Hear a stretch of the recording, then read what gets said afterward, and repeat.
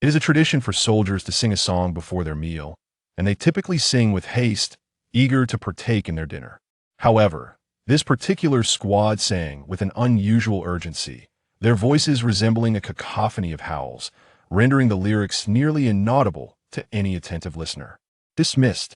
Just as the sergeant's irritation peaked, the soldiers concluded their song, and upon the squad leader's gesture, they surged toward the mess hall in a chaotic rush.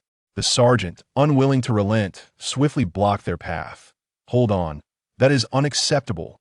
You sang far too quickly."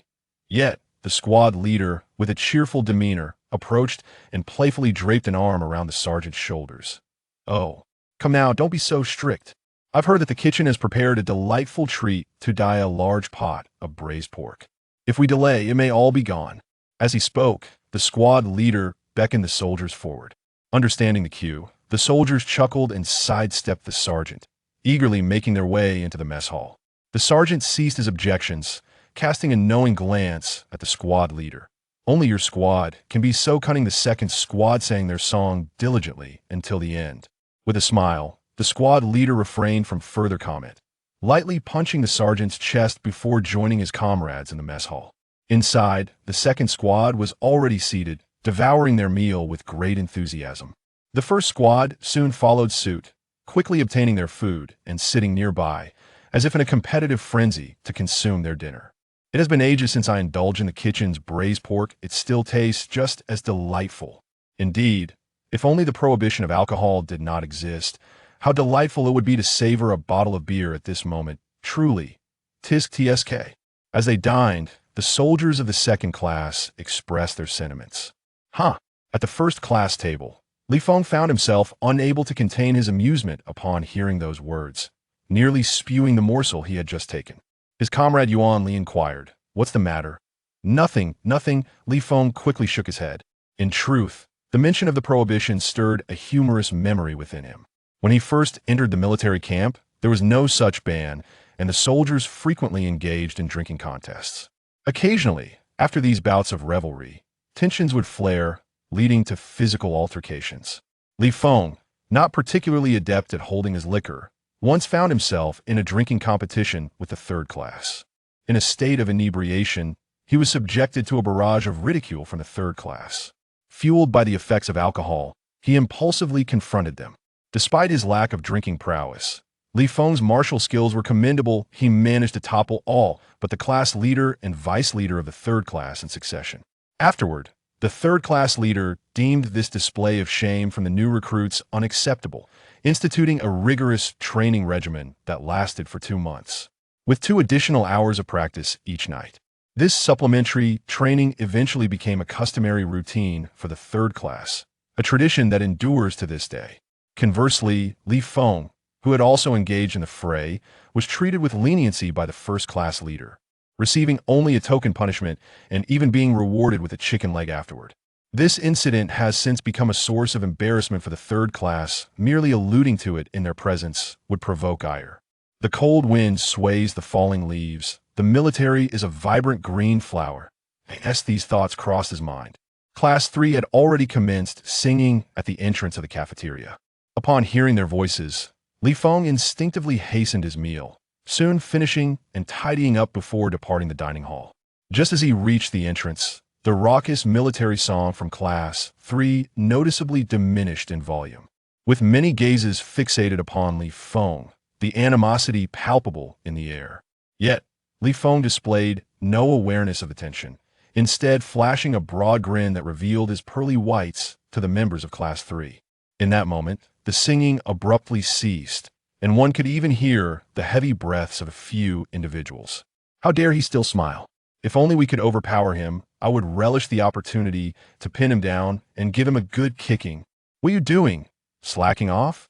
barked the sergeant on duty, his expression darkening once more. After a bout of shouting, the military song resumed, while Li Feng seized the moment to slip away, reclining by the pond and stretching languidly. "Ha ha ha! Li Feng, you should have seen the faces of those in Class 3. They looked utterly wretched, not even getting a piece of the braised pork." After his stretch, Yuan Li chuckled from behind, clearly amused that the news in Class 3 was not as well circulated as in their own class. If Class 3 was distraught, Class 4, arriving even later, would likely have even more dismal expressions. Once Yuan Li settled down, the two began tossing stones into the pond while engaging in light conversation. Li Feng, do you have any dreams? Yuan Li inquired after a short while. After a moment contemplation, Li Feng shook his head. What dreams could I possibly have? He'll soon be discharged, then he'll seek a job, perhaps find a wife. As long as the Great Tang remains peaceful, I can live my modest life in tranquility. Yuan Li scoffed. Lacking ambition, your aspirations do not align with your capabilities. Heh, then pray tell what are your dreams? I have no intention of retiring. I wish to remain in the military, with the goal of becoming one of the top 10 warriors. Top 10 warriors. That is no small feat. Each warrior has accumulated countless hours of training and numerous accolades through their exploits. In this era of peace in the Great Tang, there are hardly enough high-level missions to accommodate you. Ahem, who says otherwise? Heroes are born in times of chaos. I would prefer a bit of turmoil, as that will be my time to shine. Shoo, such words should not be uttered lightly. Hee, I understand. I am merely indulging in daydreams. After their idle chit-chat, the two rose to stretch a bit. As night descended, the soldiers of the first squad retrieved their mobile phones and gathered together to engage in a gaming session. 1, 2, 3, 4. Just as the game was underway, a resounding chant echoed from outside, indicating that the third squad was undergoing additional training. Upon hearing the sounds, several comrades cast amused glances at Li Feng, for the treatment of the third squad was undeniably linked to him. Thus, except for the soldiers on duty, the members of the third squad fervently continued their training, while the soldiers of the first, second, and fourth squads hid in their dormitories playing games, caught between the chants of 1, 2, 3, 4, and the shouts of get him. Once the third squad concluded their training, the other squads had also finished their gaming, surrendered their phones, and, after freshening up, many lay down on their bunks. A day in the barracks has come to a close. Buzz, buzz, buzz. Buzz, buzz, buzz. Uncertain of how long they had been asleep, the sudden blaring of the alarm pierced through the stillness of the barracks. Including Li Feng, the soldiers, who had been in a deep slumber, were jolted awake, their senses heightened in an instant. Level 1 Combat Readiness. After a brief moment of confusion, many began to shout in alarm, for they recognized the significance of the sound. The Great Tang Kingdom had declared a state of Level 1 Combat Readiness. In the Great Tang Kingdom, this represented the highest level of military preparedness, signaling the onset of total war. What had transpired to warrant such an unexpected declaration of readiness? All were engulfed in bewilderment. The Great Tang Kingdom had enjoyed decades of peace, yet they found themselves in a reality where the siren of Level 1 combat readiness echoed through their ranks. Amid the cries of alarm, every soldier sprang into action, swiftly donning their combat attire, grabbing medical kits, packing essential supplies, strapping on grenade pouches and daggers, and arming themselves with pistols, rifles, and even light machine guns. They also secured a substantial amount of ammunition, alongside some rocket launchers and shells, as well as various auxiliary combat equipment. In a mere 3 minutes, the once slumbering soldiers were fully equipped and charged out of their dormitories, hastening to the training ground for an emergency assembly. They were unaware of the precise circumstances unfolding, yet they understood that no one would dare to treat a Level 1 combat readiness alert lightly. This was unequivocally not a drill. Though it remained the depths of night, the barracks glowed as brightly as day under the illumination of several searchlights. Several armored personnel carriers were stationed at the training ground, where the squad leaders of the first to fourth teams awaited in front of the vehicles. Their expressions grave and tinged with a hint of anxiety. Board the vehicles. Once assembled, the 4 squad leaders offered no superfluous words with a single command. The soldiers swiftly and orderly boarded the personnel carriers. After relaying a few trivial instructions, the squad leaders climbed aboard, and the vehicles departed sequentially from the base, veering off in 4 different directions. Within the personnel carrier designated for the first squad, the atmosphere was palpably heavy. All soldiers sat rigidly, their gazes subtly fixed upon their leader, each of them in a state of uncertainty, awaiting his elucidation. The squad leader, however, maintained a furrowed brow, not due to reluctance to explain, but rather because the influx of information was overwhelming, leaving him momentarily at a loss for words. After the vehicle had traveled some distance, the squad leader finally organized his thoughts and inquired, "Who among you has watched zombie films or played zombie-themed games?" With his question, the oppressive silence within the vehicle was shattered, and the soldiers began to respond animatedly, exchanging thoughts and experiences. Zombie-themed movies were currently all the rage, and there was hardly a soul who had not indulged in them. Most had also dabbled in zombie games. Listening to the soldiers' animated responses, the squad leader fell silent once more. Upon sensing his demeanor, Li Feng, intrigued, tentatively ventured, "Squad leader, could it be that zombies are actually appearing?"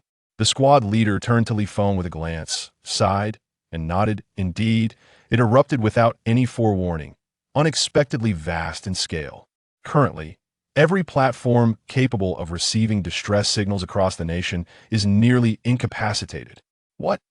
Squad leader, you must be joking? The soldiers were utterly astonished by this news, and the vehicle was momentarily filled with chaos. Once a semblance of calm was restored, the squad leader continued. Initially, I too found it hard to believe, thinking it was merely an exercise. However, the subsequent developments have far exceeded expectations. The Great Tang Kingdom has even declared a state of Level 1 combat readiness. All military forces nationwide have received rescue orders. Active duty, reserves, and veterans alike are being urgently recalled. Even local law enforcement and firefighting units are being dispatched to respond to every distress signal. Yet despite these efforts, the numbers are still woefully inadequate. Various departments are scrambling to mobilize personnel. This state of Level 1 combat readiness is less a matter of warfare than it is a calamity. As the squad leader seemed at a loss for words regarding the unfolding situation, he took out a pouch containing his phone, retrieved the device, performed a brief search, and handed it to the soldier beside him. Upon viewing the content, the soldier's expression darkened instantly, the phone filled with cries for help. After examining it, the phone was passed to the next soldier, whose brows furrowed similarly. Soon, the device found its way into Li Feng's hands, and he hastily began to scrutinize the screen. The mobile screen displayed the time as approximately 4 a.m., while the interface showcased an official news report accompanied by a brief video clip lasting several seconds. Li Feng first clicked on the video, only to witness a chaotic scene under the city lights, where pedestrians frantically raced through the streets in utter disarray, interspersed with cries of terror and screams. In hot pursuit of these individuals was a horde of zombies, their bodies marred by bite marks, their clothing stained in gruesome shades of crimson and dark green. These creatures were relentless, chasing down their prey, pouncing upon them, and sinking their teeth into flesh, all amidst a backdrop of struggle and anguished cries. The entire spectacle resembled a cinematic portrayal. Yet Li Feng was acutely aware that appearing on an official news channel, this could not possibly be a mere film.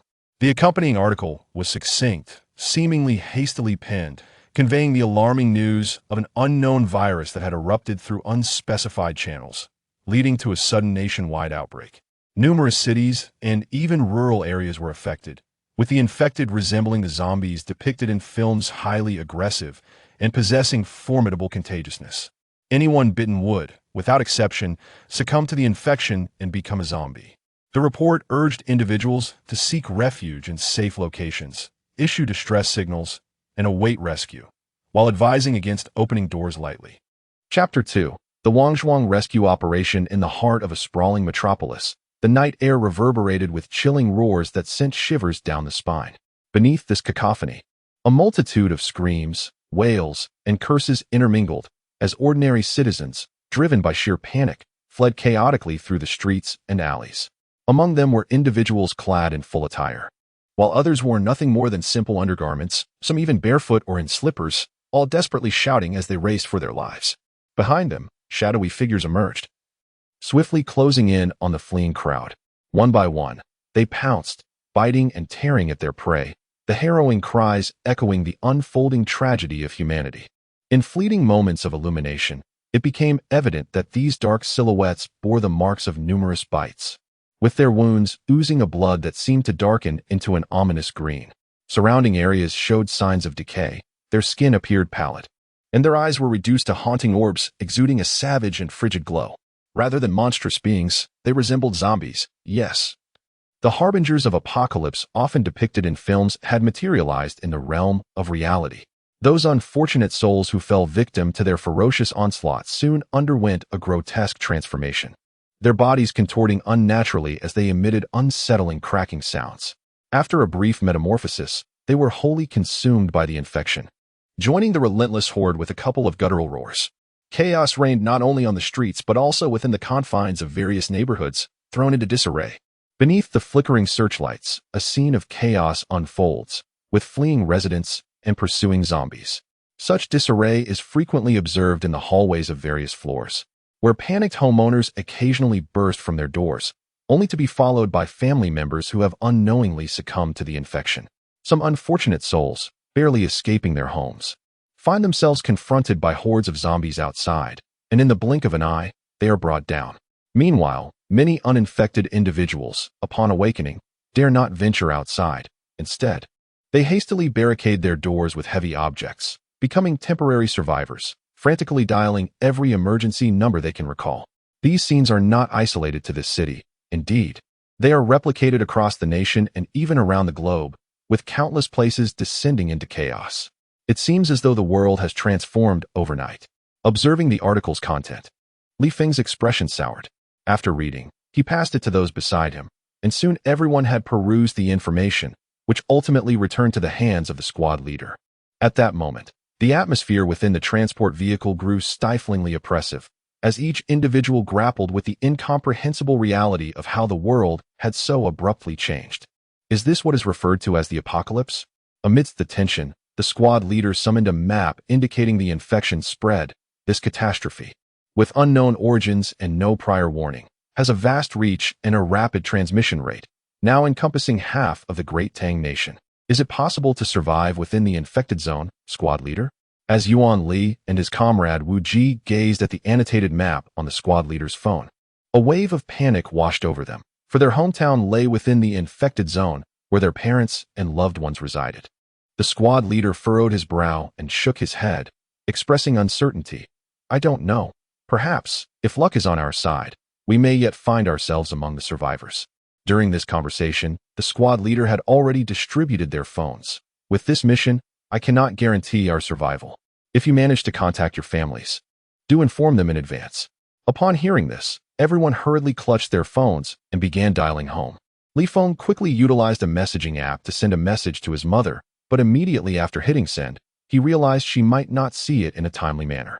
Without a second thought, disregarding the possibility of disturbing her rest, he decided to call directly.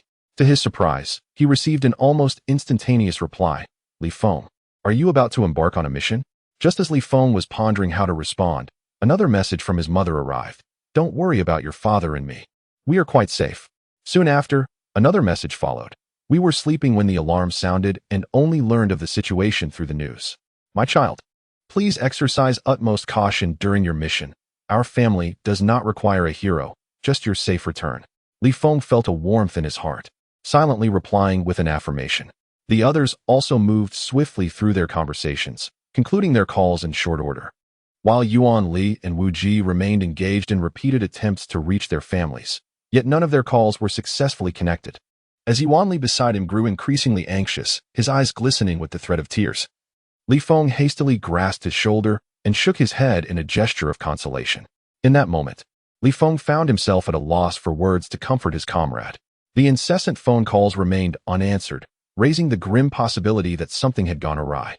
Yet, should nothing be amiss and those hiding at home be deemed survivors, the incessant ringing could well serve as a harbinger of doom.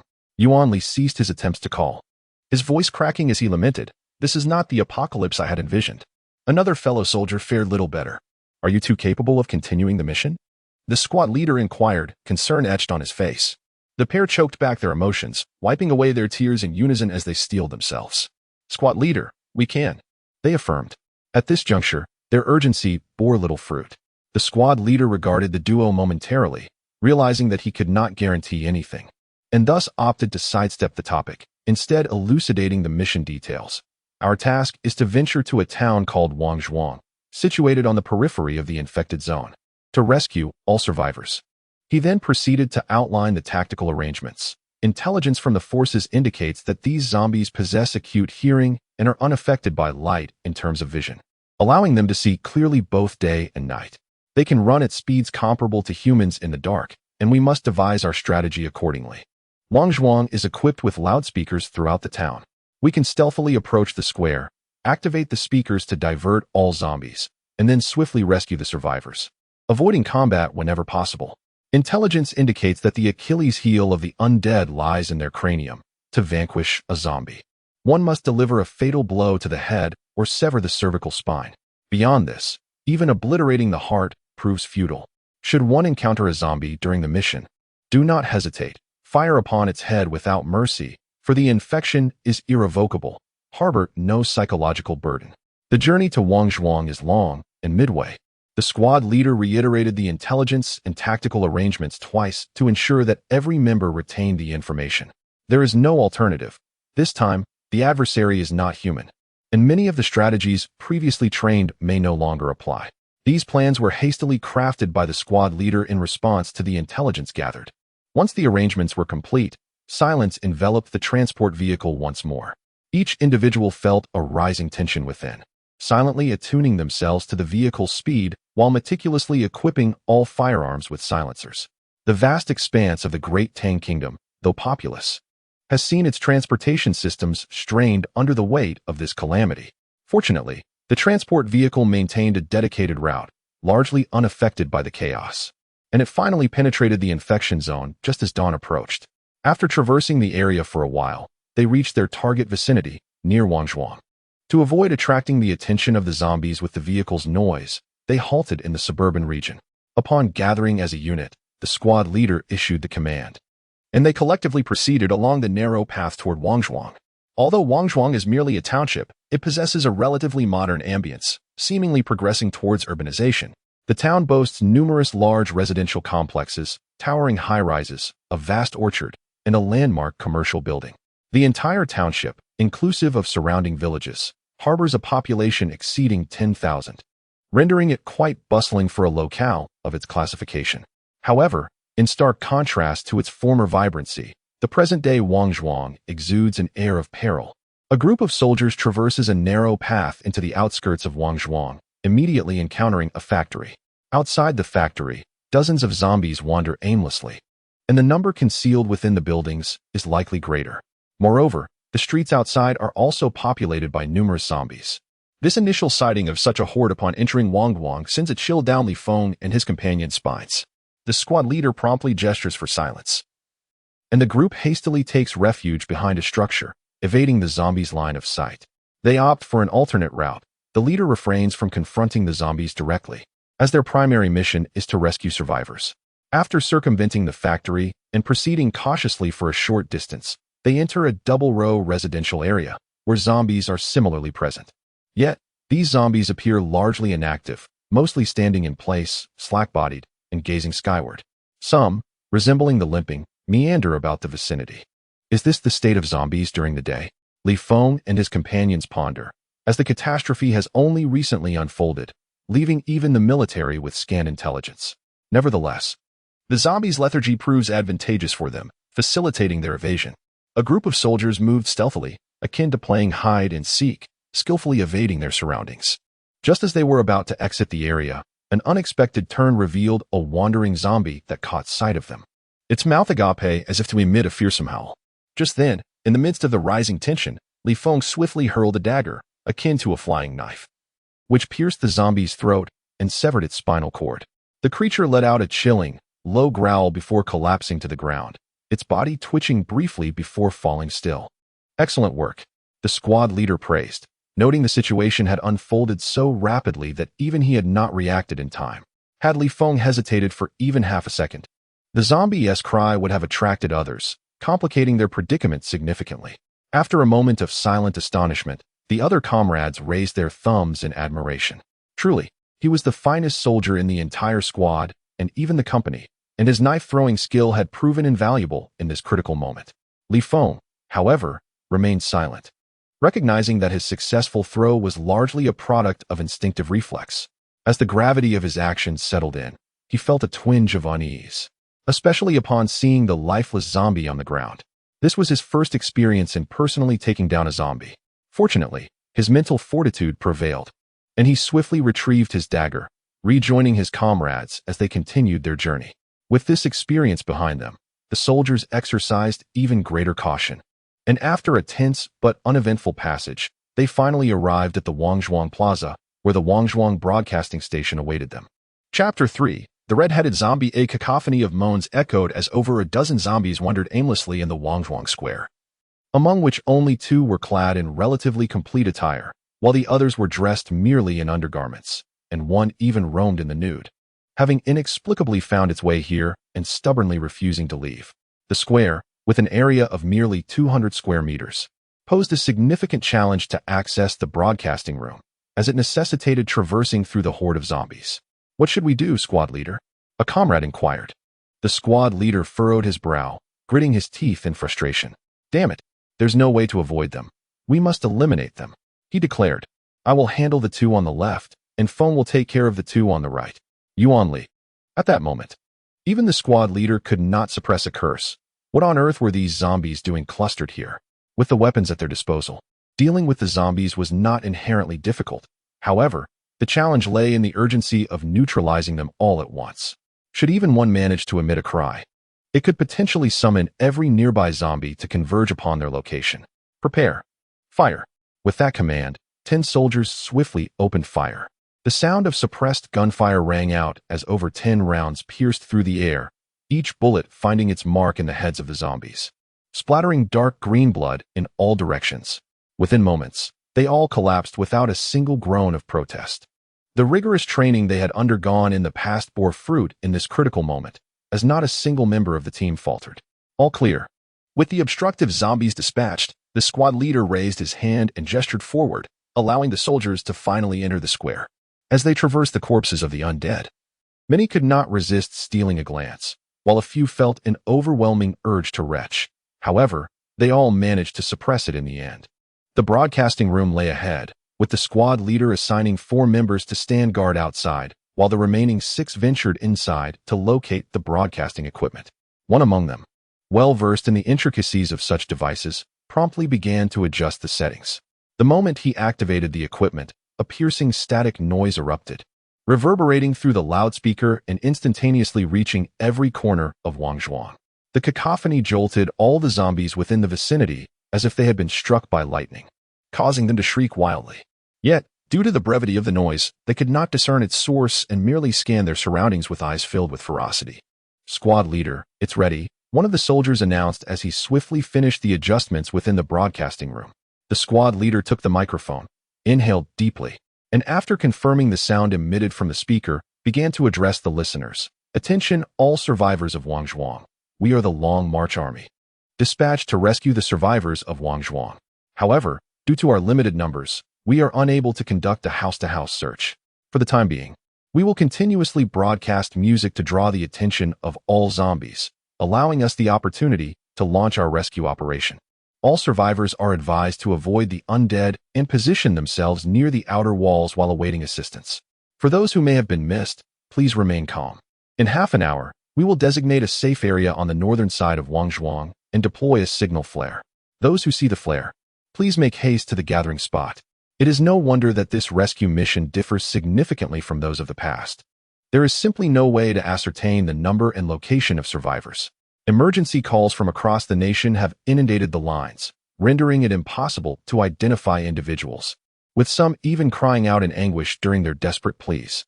The suddenness of the event has left the rescue teams woefully understaffed. Every available personnel has been dispatched, and only a solitary squad of 10 soldiers has been allocated to Wangzhuang. The rescue strategy was hastily devised by the squad leader en route. Roar! Roar! As the squad leader expounded fervently, the zombies within Wangzhuang finally discerned the source of the sound emanating from the loudspeakers. All the zombies converged towards the nearest speaker, ultimately surrounding it, reaching out in vain as if they could grasp it in their hands. The number of loudspeakers in Wangzhuang is considerable, scattered across various locations in the town, some perched upon utility poles, others atop rooftops or iron towers, none of which are accessible to the undead. The Long March Army. It is the Long March Army. Salvation has arrived. Thank heavens, and gratitude to the Long March Army. in stark contrast to the zombies' demeanor. The survivors within Wangzhuang have endured a nightmarish experience akin to hell. Terrified, they narrowly evaded the relentless pursuit of the undead and sought refuge, their hearts plagued by anxiety and fear. Yet, upon hearing the voice of the Long March army from the loudspeakers, it was as if they had glimpsed light in the darkness, hope amidst despair, causing many to weep tears of joy. At long last, they could survive. The loudspeaker continued to broadcast the leader's speech, repeating it thrice before relinquishing control to the soldiers, who then activated a deafening tune designed to captivate all the zombies within Wangzhuang. Once this task was accomplished, the soldiers departed from the square, embarking on a search operation along a route meticulously charted on their map. During their journey, they witnessed a significant congregation of zombies, who were ensnared by the blaring music, surrounding a towering iron structure. Despite the proximity of passers-by, not a single zombie took notice. Split up. Upon reaching a fork in the main thoroughfare, the soldiers divided into 3 teams, further separating when they encountered densely populated passageways, maximizing their search area. At that moment, Li Feng was traversing a narrow corridor, flanked by residences at regular intervals. As he approached each household, he scrutinized the tactical equipment, thermal imaging device, observing for a considerable time to ensure no survivors remained before proceeding to the next dwelling. The thermal imaging devices in their possession were cutting-edge technology, developed exclusively by the military, far surpassing common commercial equipment in performance, even exhibiting limited wall-penetrating capabilities. However, this capacity was significantly diminished during daylight, necessitating close proximity to exterior walls. Under the thermal imaging device, ordinary individuals appeared as moving red or orange silhouettes, whereas the zombies, with their markedly low body temperatures, manifested peculiar bluish hues, making them easily distinguishable. As the wind swept through, the majority of households had succumbed, either left barren or filled with a few trapped zombies frantically thrashing to the music's rhythm. However, there were indeed a few who had survived. Just as Li Feng was concluding his search of this corridor, he suddenly noticed a flicker of human warmth emanating from one of the homes. Upon confirming the situation, he swiftly vaulted over the wall and landed in the courtyard. The survivor of this household was a middle-aged woman, clad in nothing but a flimsy nightgown. Trembling in a corner from the cold, her face marred by deep tear stains. Upon seeing Li Feng enter, particularly his combat attire, she instantly recognized his identity and was overwhelmed with emotion, rushing to his side to lament her plight. Unfortunately, the music was too loud for Li Feng to hear her clearly. After managing to calm her down, he boldly stepped into the room. Inside, a zombie was writhing in madness, seemingly the woman's husband. Aware that this infection was irreversible, Li Feng sighed, but did not hesitate. He swiftly shot the creature in the head. After dispatching the zombie, he rummaged through the wardrobe and retrieved a warm outfit, which he promptly handed to the woman upon exiting. Once she donned the clothing, she felt a slight warmth return, her shivering subsiding. With a tearful glance back at the room, she followed Li Feng out. Such scenes unfolded repeatedly in various households along the corridor. After scouring half of Wangzhuang, the entire team reconvened, now accompanied by over 10 survivors, some with glistening tears in their eyes, others appearing utterly shaken. The class leader provided a brief reassurance, and the search mission continued. They subsequently entered the bustling area of Wangzhuang, exploring various neighborhoods. Within these communities, the number of zombies was considerably higher. Fortunately, most were drawn away by the loudspeakers within the complexes, leaving only a few trapped within the residential buildings. These were swiftly dealt with by the soldiers' gunfire. Ultimately, after meticulously following the predetermined route, they discovered over 20 survivors. Accompanied by these survivors, they journeyed northward until they reached an open area. After clearing the surrounding scattered zombies, the class leader, observing that nearly half an hour had passed, fired a conspicuous signal flare into the sky to summon any remaining individuals. The flare ascended, unmistakably visible and lingering long enough for all overlooked survivors in Wangzhuang to notice. Moments later, 3 overlooked survivors cautiously emerged from around a corner. Among them was one particularly bold individual who, during the soldiers' search, had been independently exploring the vicinity and only confirmed the location upon seeing the signal flare. The other 2 were simply fortunate to be nearby. Within a short span of 10 minutes, 2 more individuals arrived to gather. Thus far, the rescue operation had proceeded rather smoothly, with few dangers encountered. If this trend continued, they would soon be able to withdraw. Casting a glance back at the waiting villagers, the class leader offered a summary. However, could it truly be this seamless? Suddenly, a buzzing sound pierced the air. The vibrant music that had once filled Wangzhuang abruptly ceased, replaced by static noise that persisted for 2 to 3 seconds before falling silent entirely. Evidently, the equipment had aged and, after a prolonged exposure to loud music, it finally succumbed to damage. With the allure of music now absent, the peril within Wangzhuang surged dramatically. Accompanied by the populace, a retreat was ordered. At this juncture, the squad leader dared not keep everyone in this perilous location, hastily issuing commands. Before others could act on the orders, a chilling scream echoed from a distance, prompting everyone to glance over. It turned out to be a late-arriving survivor who, upon rounding a corner, was ambushed and attacked by a zombie. Damn it! Witnessing this scene sent shivers down the spines of the soldiers, while chaos erupted among the remaining survivors. Execute the orders, the squad leader bellowed, determined not to let disorder disrupt their formation. Reluctantly, a few individuals were designated to escort the civilians to a safer location. Squad leader, look at the thermal imager. However, misfortune compounded upon them as soldiers began to panic. Everyone hurriedly turned their gaze to the thermal imager, only to discover that the zombie gnawing on the survivor, which had previously emitted a faint blue heat signature, was now experiencing a dramatic rise in temperature. Removing the thermal imager, they peered through binoculars, only to see the zombie rising to its feet, swaying and struggling. Simultaneously, its skin tone underwent a rapid transformation, shifting from a lifeless gray to a shocking crimson. As if drenched in blood, an alarming sight indeed. Chapter 4. The Brutality. Had it undergone a genetic mutation? Or had it evolved? How did it turn red? Not just its head, but its entire body has transformed into a crimson hue, witnessing the complete metamorphosis into a zombie. The soldiers stood in a state of bewilderment. The outbreak of the zombie virus occurred so abruptly that their understanding of the situation was woefully limited. They were utterly oblivious to the significance of the scene before them. Roar! Before they could fully process the shock, the crimson-headed zombie emitted a terrifying howl. This chilling roar resonated powerfully, rivaling the earlier sound of a trumpet, and quickly echoed across much of the village. Upon hearing this dreadful cry, both the soldiers and the other survivors felt a prickling unease, a sense of foreboding creeping into their hearts. Chirp, chirp. The squad leader, not waiting for the zombie to finish its howl, hastily fired his weapon, aiming to eliminate this crimson-headed creature. However, due to the considerable distance and the sudden nature of his shot, his aim was slightly off, failing to strike the zombie's head directly. Instead, the bullets impacted its chest. While a normal human would have little chance of survival from such a shot to the chest, the crimson-headed zombie was an exception. The 2 bullets interrupted its roar, and it merely turned its head, casting a distant glance towards the group, its eyes reflecting an icy cruelty and ferocity. Then, astonishingly, it turned and fled, vanishing from their line of sight in an instant. What on earth is this creature? It seems unlike any other zombie. It appears to possess some semblance of thought. The soldiers exchanged confused glances, grappling with the bewildering scene unfolding before them. If it were any other type of zombie, it might have charged recklessly forward. However, this red-headed zombie unexpectedly turned and fled. The chilling roars of the undead echoed throughout the Wangzhuang compound, growing increasingly closer as throngs of zombies surged forth. Earlier, during the daylight, these creatures had moved with remarkable slowness, yet now they were sprinting at speeds comparable to that of a healthy adult.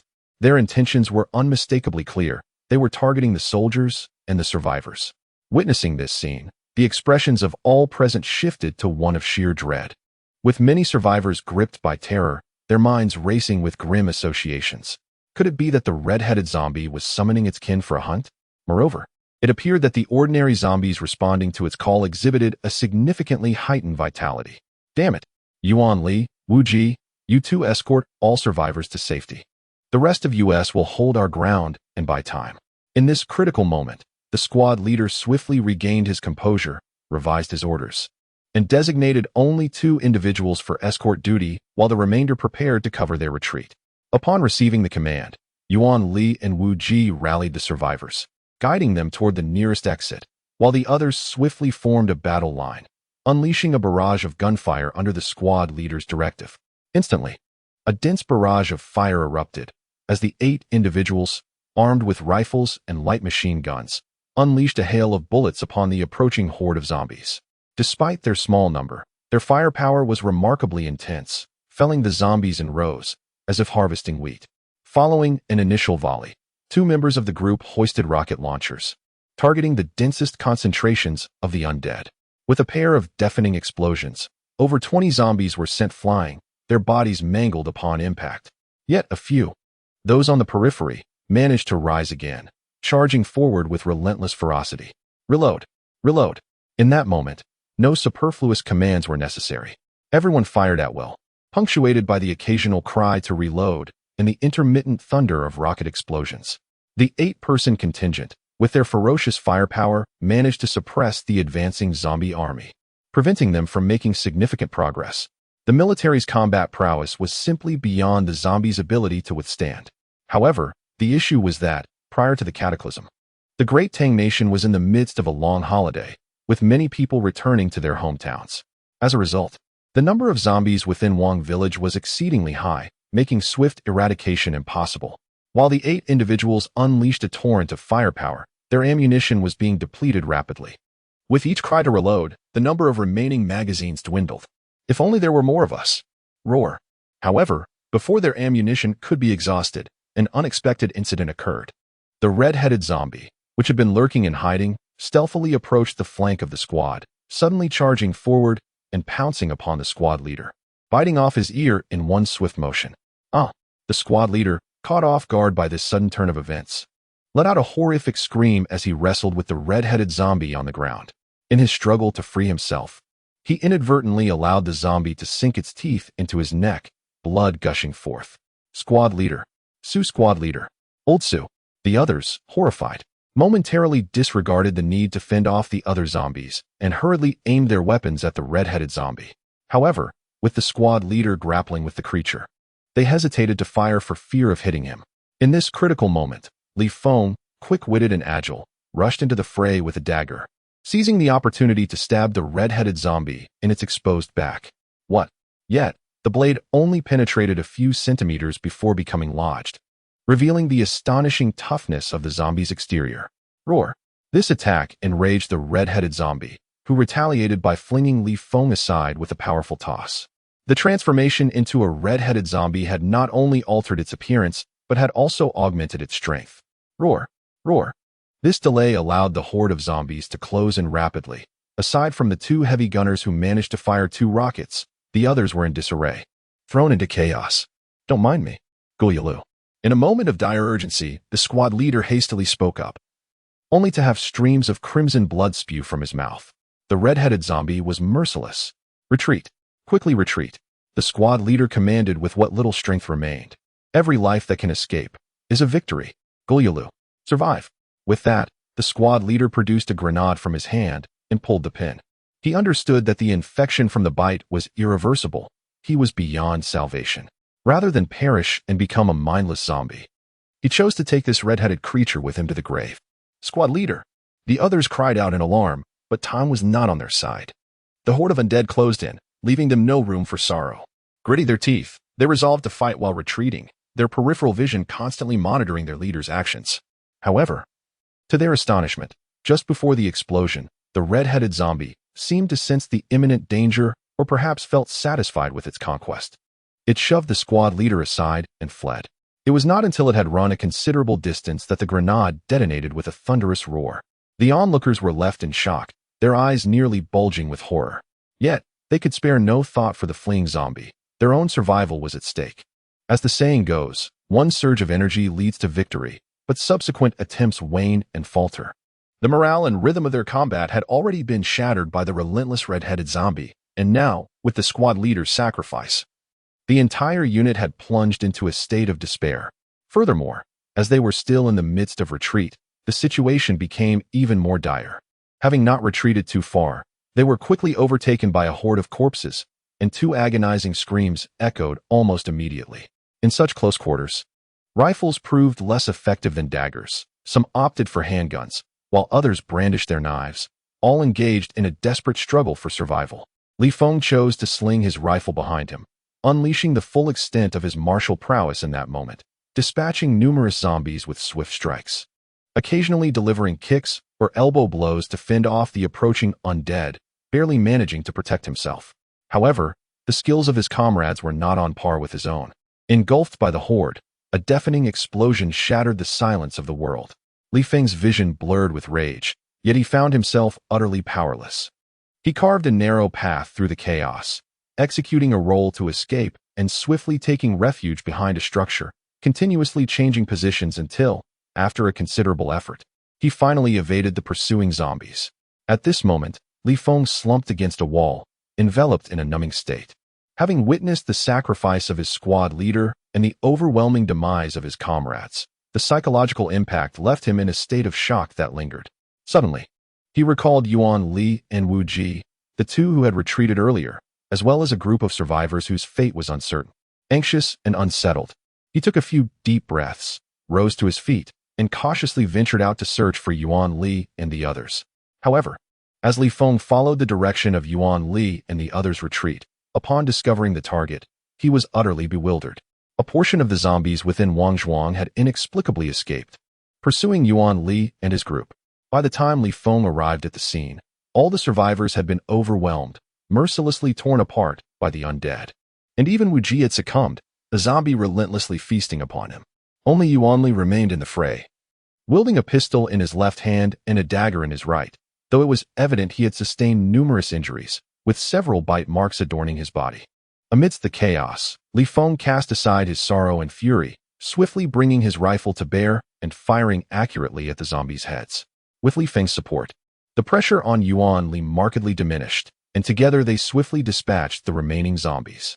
After delivering the final blow to the last undead creature, Li Feng, in a fit of frenzy, seized Yuan Li's arms, nearly shouting in despair, "Yuan Li!" His voice cracked, and tears flowed uncontrollably down his cheeks. In that moment, Yuan Li appeared dazed as well, twisting his neck, which had been bitten, as if struggling to comprehend. Am I bitten? Will I too succumb to infection? Li Feng offered no response, his eyes red and filled with anguish as he gazed at him. Why is it only you? Where are the squad leaders? At this juncture, Yuan Li began to regain his senses, yet Li Feng was choked with emotion, unable to articulate a single word in reply. Upon witnessing his current state, Yuan Li was struck with understanding, momentarily frozen in place. Then, a smile broke through his tears as he murmured, "The apocalyptic world I envisioned is not like this. I was prepared to be a hero, but... Chapter 5. The mutation of Li Feng. Is this truly real, or merely a dream? Yuan Li found it difficult to accept this reality. Listening to his words, Li Feng was on the verge of tears. A man may shed tears, yet only when sorrow truly strikes. Gurgle. Crack. Crackle. Before they could delve deeper into their sorrow, the unfortunate survivors who had been bitten were already in the throes of mutation. Many were contorted under the influence of the virus, and it appeared that soon, they would fully transform into zombies. Yuan Li gritted his teeth, broke free from Li Feng's grasp, and turned to deliver fatal shots to the transforming corpses, executing headshots one by one. After expending over 10 rounds, his pistol was out of ammunition, prompting him to draw his dagger for the finishing blow, all the while feeling his own body begin to twist and contort. Li Feng stood frozen, unable to articulate a single word. Soon, he completed the task of dispatching the undead, yet Yuan Li directed the dagger toward his own heart. Yuan Li, don't do anything foolish. Li Feng finally could contain himself no longer and shouted. Yet Yuan Li shook his head. I don't wish to, but my brother. The squad leader has said, the infection is irreversible. There is no saving me. I can no longer be a hero. The only thing I can do now is to avoid becoming a burden to you. I refuse to become a zombie. Having uttered those words, he impaled him without hesitation. At the moment of his demise, the expression on his face was one of utter despair. Li Feng was utterly bewildered, gazing at Yuan Li's corpse, speechless for a long while. Crack, crackle. However, reality compelled him to regain his senses. Yuan Li's body, which had already fallen, contorted once more, soon transforming completely into a zombie. A guttural roar emanated from the undead creature, sending shivers down Li Feng's spine. Indeed, the vulnerability of zombies lay in their brains, not their hearts. Even piercing his own heart, Yuan Li could not prevent his mutation. Roar. At this juncture, Yuan Li had clearly lost all semblance of sanity. His terrifying pupils were filled with nothing but ferocity and brutality. Upon completing his transformation, He immediately fixated on Li Feng, lunging at him without hesitation, mouth agape, intent on biting. Li Feng hastily thrust his pistol forward, lodging it into Yuan Li's mouth, rendering him unable to bite through the silencer, no matter how forcefully he gnawed. Gazing at the familiar yet alien Yuan Li before him, Li Feng's heart trembled, his fingers somewhat uncontrollable. This standoff persisted for a full half-minute before he finally pulled the trigger, blowing Yuan Li's head apart. Having witnessed his comrades perish in the zombie horde, and now personally dispatching his own brother, the cumulative impact of these events seemed to snap Li Feng's last tether, causing him to collapse powerlessly. Observing the carnage all around, with only himself remaining, Li Feng teetered on the brink of collapse. Summoning nearly all his strength, he roared skyward. The cry was imbued with a haunting sorrow, a seething rage, yet simultaneously a profound helplessness. At that moment, an array of intricate negative emotions seemed to ripple through the cosmos, enduring and unrelenting. Just as he let out his anguished shout, an inexplicable wave appeared to materialize from nowhere, sweeping across the surroundings. Upon contact with this wave, Li Feng immediately succumbed to unconsciousness, collapsing onto the ground. As he lay there, it felt as though an entire century had passed in his subconscious, during which he sensed a sharp pain coursing through his neck, followed by a torrent of warmth flooding his body, surging through his limbs and merging with his very essence. After what felt like an eternity, Li Feng finally opened his eyes. However, his gaze was vacant, unmistakably indicating that he had not fully regained consciousness, yet his body had begun to operate autonomously, rising from the ground to stand. Indeed, he was levitating. This astonishing defiance of the laws of physics manifested palpably before him. Upon closer inspection, a faint black mist enveloped his entire being, swirling around him. His eyes, devoid of life, held no spark of awareness, yet his body had awakened ahead of his mind. As he ascended, the rifle that had previously been slung across his back was thrust forward, but Li Feng seemed utterly indifferent, casually grasping the weapon's body. It was unfathomable what force propelled him. With that casual grip, he left 5 distinct grooves etched into the solid rifle. He gently descended back to the ground, moving slowly and mechanically forward. During this period, Li Feng's body swayed uncontrollably as he inadvertently passed by the ruins. The vigorous motion caused the sharp edges to tear his clothing, leaving a gruesome gash on his arm. Remarkably, Li Feng remained oblivious to this injury, continuing his mechanical advance, while the wound on his arm healed at an astonishingly visible pace, returning to its original state within merely 2 minutes. Thus, he swayed on, and after a few minutes, he unexpectedly came upon a more open area where a few zombies were aimlessly wandering. With a resounding roar, Li Feng's presence instantly provoked the ire of these zombies, who, dragging their mangled bodies, slowly approached him. It was evident that without the command of the red-headed zombie, these creatures exhibited diminished activity during the daylight hours, moving at a lethargic pace. However, Li Feng's own speed was even slower, and he remained blissfully unaware of the advancing zombies. As they drew nearer, an inexplicable and potent surge erupted from within Li Feng, reducing the approaching zombies to mere ashes in an instant. After effortlessly dispatching the zombies, Li Feng continued to wander, unaware of when he might truly awaken. Suddenly, after more than 10 minutes, static crackled through his earpiece, and as the noise dissipated, an anxious voice emerged. All personnel from Team 1, 2nd Platoon, please respond. All personnel from Team 1, 2nd Platoon, please respond. In the 2nd Platoon, 1st Squad. Upon hearing that familiar voice, the wandering Li Feng suddenly came to a halt, the dazed expression in his eyes gradually dissipating. Damn, is there no one willing to respond? 2nd Platoon, 2nd Squad, please acknowledge. Please acknowledge.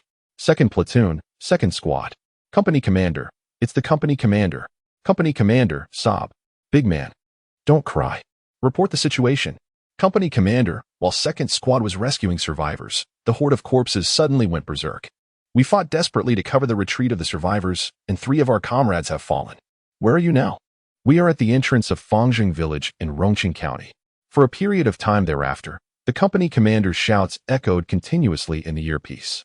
From the earpiece, it was revealed that 3 soldiers from the 2nd Platoon, 2nd Squad had sacrificed their lives, the 3rd Squad had completed their mission successfully, and the 4th Squad, like the previous one, received no response.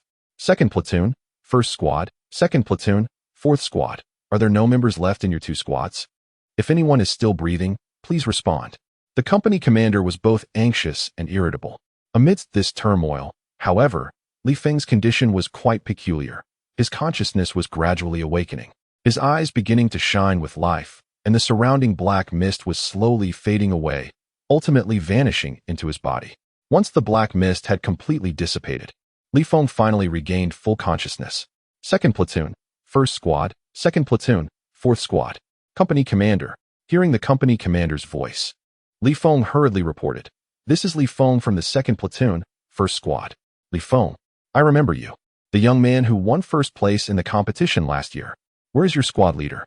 What about the others? Why has it taken so long for you to respond?" "The squad leader. Everyone else has perished." "What? What on earth happened?" "We encountered a zombie that suddenly mutated into a crimson form. It appears to possess the ability to command hordes of the undead, along with a certain level of intelligence and awareness. We suffered greatly at its hands." "Where are you now?" "On the outskirts of Wangshuang." "All right, do not act recklessly. We shall arrive shortly." "Understood." After a brief communication, the squad leader called out to the second platoon, fourth squad numerous times, and upon receiving no reply, he finally accepted the grim reality and ceased communication. At this moment, Li Feng finally had the opportunity to survey his surroundings. Prior to this, while moving, he had no awareness or memory, and upon waking, he found himself in this position, leaving him somewhat bewildered. However, that was of little consequence now. Thinking of the sacrifices made by his comrades and the surviving members, Li Feng felt a pang of sorrow and frustration, struggling to hold back tears after taking a few deep breaths. Fortunately, Wangshuang was not overly large. Li Feng quickly oriented himself and retraced his steps. During this process, he instinctively attempted to sling his rifle over his back, only to discover 5 deep impressions on it, which, upon comparison, seemed to align perfectly with his own fingerprints. What could this mean? No matter how vivid Li Feng's imagination was, at this moment, he was utterly confounded, unable to fathom that this was the result of his own unconscious actions. As Li Feng pondered in silence, he soon arrived at the site where he had previously lost consciousness, confronted by the sight of countless corpses strewn about. He stood there for an extended period, at a loss for what actions to take, for this scene was one he had never before encountered, nor could he have anticipated its occurrence. After a long pause, he resolved to take action. He meticulously arranged all the bodies, including those of Yuan Li and Wu Ji. As he searched through the remnants of their ammunition, he discovered that Yuan Li had no bullets left, while Wu Ji possessed merely 2 pistol magazines and 1 rifle magazine, insufficient supplies should they face another minor horde. The realization of inadequate firepower weighed heavily on him. With a soft murmur, Li Feng slowly raised his right hand and executed a solemn military salute before the lifeless forms, reciting, "I, Li Feng, once harbored no grand aspirations, merely wishing to lead a tranquil life. Yet, as the world teeters on the brink of collapse, I have managed to survive. I no longer have the right to speak of peaceful times. From this moment forth, I, Li Feng, shall dedicate my very essence, wagering everything, to restore clarity and order to this world. Farewell, my comrades, my dear fellow villagers." Chapter 6. The last survivor of Wang Village. Li Feng had never envisioned grand dreams. He merely yearned for a peaceful life after retirement. However, he could not have foreseen that the world would transform overnight. He could choose to embrace his identity as a survivor, seeking to reunite with his parents and striving to endure in this apocalyptic realm. However, it is not feasible. The battle attire adorning his form, the weapon grasped in his hand, and his identity as a member of the Long March Army all epitomize a responsibility that surpasses even his own life, namely, the duty to protect the populace and illuminate this world. The path is fraught with difficulties and peril. It is conceivable that he may meet his end along the way. Yet, there exists no alternative. Gradually lowering his hand, Li Feng closed his eyes, remaining in silence for a considerable time. Upon reopening them, the sorrowful gaze had been replaced by steadfast resolve. Should the heavens fall, there would be a tall figure to bear the weight. Li Feng embodies that towering presence. With his mindset adjusted, Li Feng conducted a cursory survey of his surroundings, finding them relatively safe for the moment, as the zombies were concentrated within Wangshuang. If he remained here, it would merely be a matter of time before the unit arrived for rescue, barring any unforeseen events. Yet, Li Feng was inexplicably drawn to venture into Wangshuang, yearning to see if he could retrieve the bodies of his comrades. He understood that this notion was far from realistic. Many of his fellow soldiers had activated grenades in their final moments, perishing alongside the surrounding undead, leaving not a single intact corpse. As for those who did not pull the pins, they had likely already succumbed to transformation. Despite this understanding, Li Feng struggled to overcome the emotional barrier within him. Clinging to this thought, he set forth anew, returning to Wangzhuang. Previously, a minor horde had erupted due to the presence of the red-headed zombie. But now the swarm had dissipated, with numerous zombies wandering throughout Wangzhuang. However, having gained experience from a previous infiltration, Li Feng felt no concern. As long as he did not encounter the red-headed zombie, he would remain safe. As he stealthily navigated his way, evading the gaze of numerous zombies, Li Feng drew ever closer to the site of the previous fierce battle. However, before he could reach his destination, a head suddenly emerged from a distant corner, scanning the surroundings. After confirming that a few zombies were not focused in his direction, the figure cautiously stepped out, carefully shifting his position. Was this another survivor? This was clearly a human. Although he had not noticed Li Feng had spotted him. One could only speculate whether this individual was fortunate or unfortunate. It seemed that the previous rescue operation had overlooked him, yet in doing so, he had inadvertently salvaged his own life. But what was he doing now? Where was he headed? Just as Li Feng pondered these questions, the survivor inadvertently stumbled upon a stone at his feet. The sound of it rolling was not loud, yet it resonated like a death knell, reaching the ears of several nearby zombies almost instantaneously. Suddenly, the zombies that had been facing away from him all turned their heads, their lifeless eyes now appearing startlingly alert as they began to pursue the survivor with a renewed vigor. Damn it! The scene startled the survivor, and with an expletive escaping his lips, he could no longer afford to remain hidden. He sprinted away in a frenzy, but in doing so, he attracted an even greater horde of zombies along his path, quickly amassing a dozen or more in pursuit. Fortunately, the speed at which these zombies pursue is not particularly swift, allowing the survivors a fleeting chance to evade them.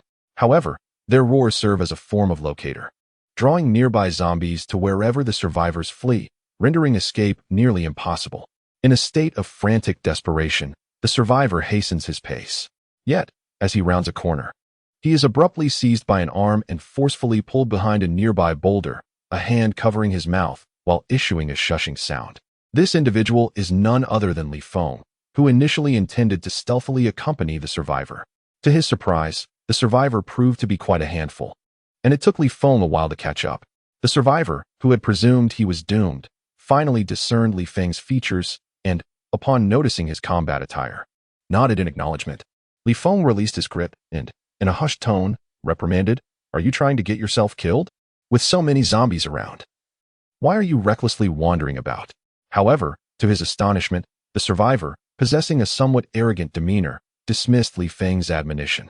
This survivor, bespectacled and slender, bore an air of refined sophistication, his gaze revealing shrewdness and cunning. He was clad in a thermal t-shirt beneath a designer jacket, presumably a leader from some esteemed company. For a moment, the two exchanged no further words, simply listening intently to the cacophony of zombie growls.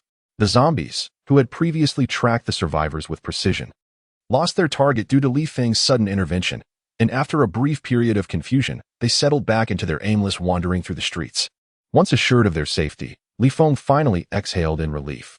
Before he could pose a question, the survivor took the initiative to speak. "I never anticipated that one of you still lived.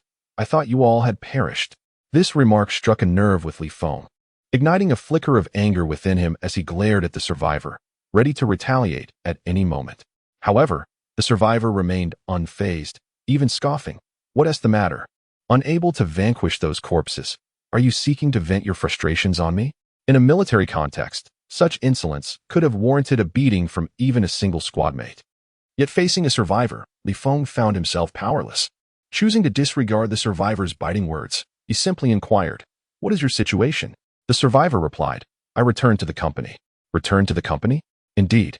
During the zombie tide, I took refuge in the company. At that time, the zombies all rushed out to join the horde, leaving the company relatively safe." Upon hearing this, Li Feng recalled his initial infiltration of Wangzhuang, where he had indeed observed a corporate building, a landmark within the area. Nevertheless, he shook his head. "Do not go to the company. There are currently no zombies outside Wangzhuang, making it relatively secure. I shall escort you there." "No. How can I trust you?" Those who placed their faith in you previously have likely met their demise. Observing Li Feng's impressive skills, the survivor declared, "It would be prudent for you to protect me as we head to the corporate building. It is only within those walls that I feel a semblance of safety." Li Feng's face darkened slightly, but there was little he could do, after all. The previously assembled survivors had indeed perished. It was hardly surprising that this survivor, having witnessed the events from a distance, now harbored such sentiments. However, the words he uttered were quite harsh. After exchanging a few remarks, the survivor had made up his mind, and Li Feng was relegated to the role of a protector, accompanying him toward the direction of the company building. Both men proceeded with utmost caution, navigating through several main streets until they arrived at the company, undetected by any wandering zombies. The company was flanked by plazas on both sides. The front primarily served as a parking area, while the rear featured a basketball court and a fitness plaza. Upon entering the building, the survivor moved with familiarity through the main structure. Li Feng followed him until the survivor took refuge in an office, poured himself a glass of water, and sat down. Only then did Li Feng descend to inspect the surrounding environment. Just as the survivor had previously indicated, the zombies within the company had largely merged into the earlier horde and were now scattered throughout Wangzhuang, rendering the interior of the company relatively safe. However, a few stragglers remained. In a corner boiler room, a boiler technician who had already undergone transformation was trapped inside, unable to escape. Li Feng swiftly dealt with him, ensuring that no other zombies roamed the premises. Yet, out of caution, Li Feng secured the main entrance with a metal rod and piled several cabinets in front of it. There was also a small door at the back, but the iron gate was rusted and inconspicuous. Li Feng casually moved a metal cabinet to block it and paid it no further mind. After completing the tasks, Li Feng ascended the stairs and found the survivor. He, too, sipped some water and produced a portion of his provisions, offering them with a gesture. "Would you care for a bite?" The survivor cast a brief glance, not bothering with pleasantries. Accepting the food, he took a hesitant bite and grimaced, "This is truly dreadful. I heard the rations you have are quite good. Why are you stuck with this?" On ordinary days, the fare was satisfactory, yet during missions, there was often no time to indulge, and one could only resort to ration supplies, as long as it sufficed to stave off hunger. While nibbling on the compressed biscuit, Li Feng inquired, "Enough about me. What is your name? Knowing the company is secure, why venture outside?" With a sardonic smile, the survivor replied, "I am Zhuo, the department manager of this company. As for why I ventured out, it is indeed due to your kind." "Us?" Li Feng echoed in disbelief. "Isn't it true?" Upon hearing that the Long March army had arrived, I was instantly electrified.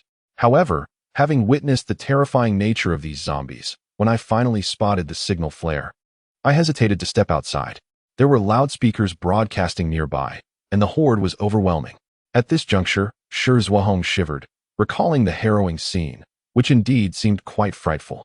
Regaining his composure, he continued, "Yet, just as I was deliberating when to venture out, the loudspeakers suddenly malfunctioned. Before long, the zombie tide erupted.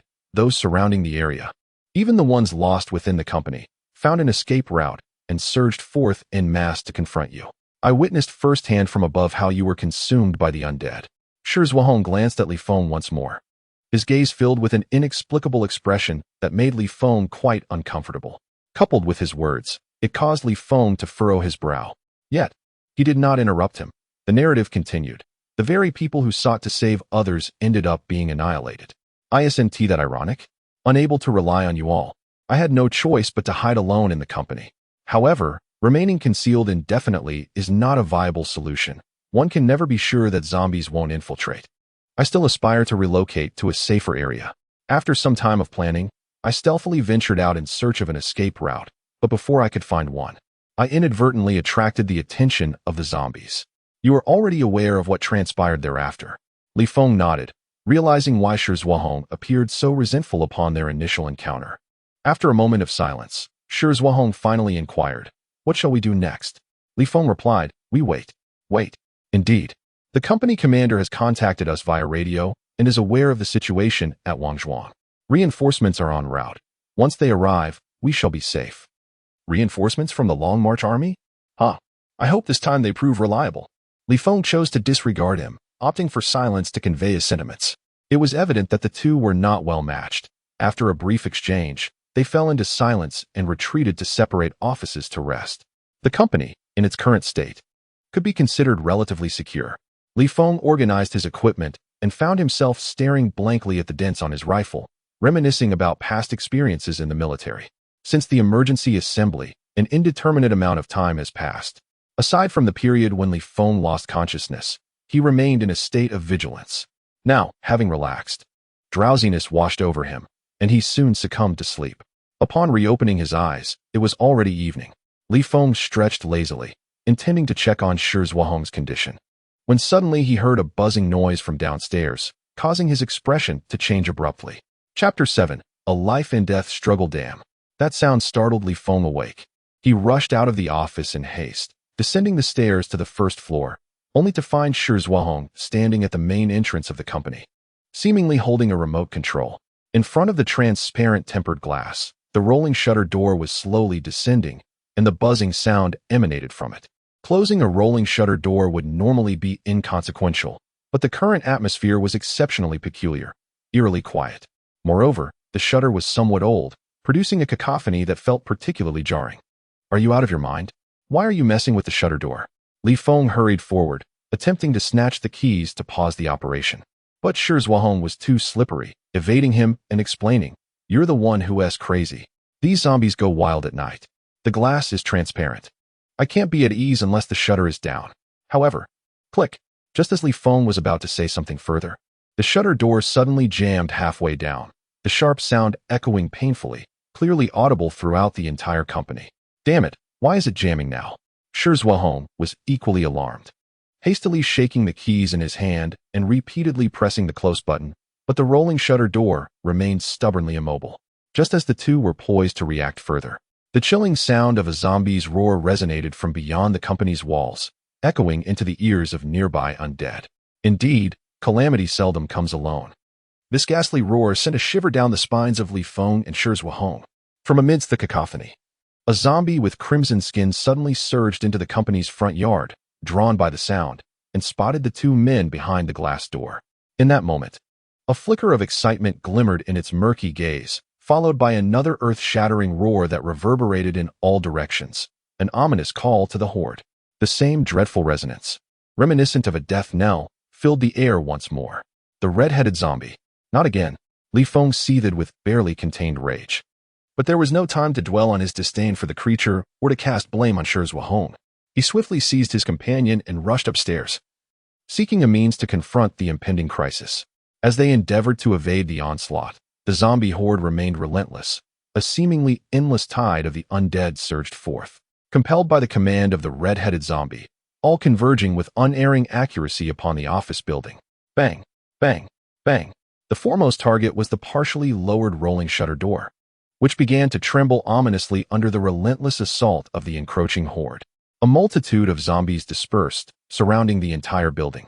Some were battling against the security bars at the first-floor windows, while others launched a ferocious assault on the back door, the cacophony of crashes creating quite a commotion. However, within the building, Li Feng and Shi Zhuahong found this uproar particularly irksome, for they could not ascertain how long the structure could withstand such a siege. What to do? What to do? Shi Zhuahong was nearly frantic, akin to an ant on a hot pan. Boom, rumble, bang. Yet, before they could devise a strategy, the horde at the rear of the building had forcibly breached the back door. This door, once inconspicuous and even rusted, had likely gone unopened for ages. But in this dire moment, it was this dilapidated entryway that succumbed first. With a roar, the zombies surged through the shattered threshold, their onslaught threatening to dismantle the entire edifice. On the third floor, Li Feng's expression shifted rapidly, and after a moment's resolve, he declared, "We must hide." Relying solely on himself seemed an insurmountable task under the current circumstances. Shi Zhuahong, without hesitation, swiftly retreated into the nearest office, locking the door before Li Feng could enter, even shifting several office cabinets to barricade the entrance. Li Feng furrowed his brow, but the urgency of the situation left him no time for words. He hurried into another office, moving sofas and cabinets to block the door. While the encirclement by the zombies was undoubtedly despairing, a flicker of hope remained. For the building housed numerous offices, perhaps allowing them to evade detection. However, fate had other plans. After the zombies found a breakthrough, a multitude surged forth, pouring through the rear entrance of the building. Even when tripped by cabinets, they felt no pain, rising to continue their relentless advance.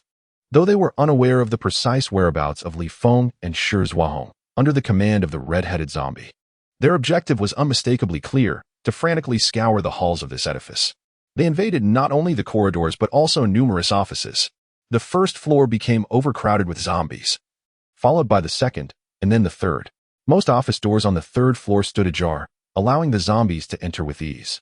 After searching and finding no one, some stubbornly lingered, yet many retreated to continue their search in other offices. Soon, a significant number of zombies pinpointed the office where Li Feng and Shi Zhuahong were located.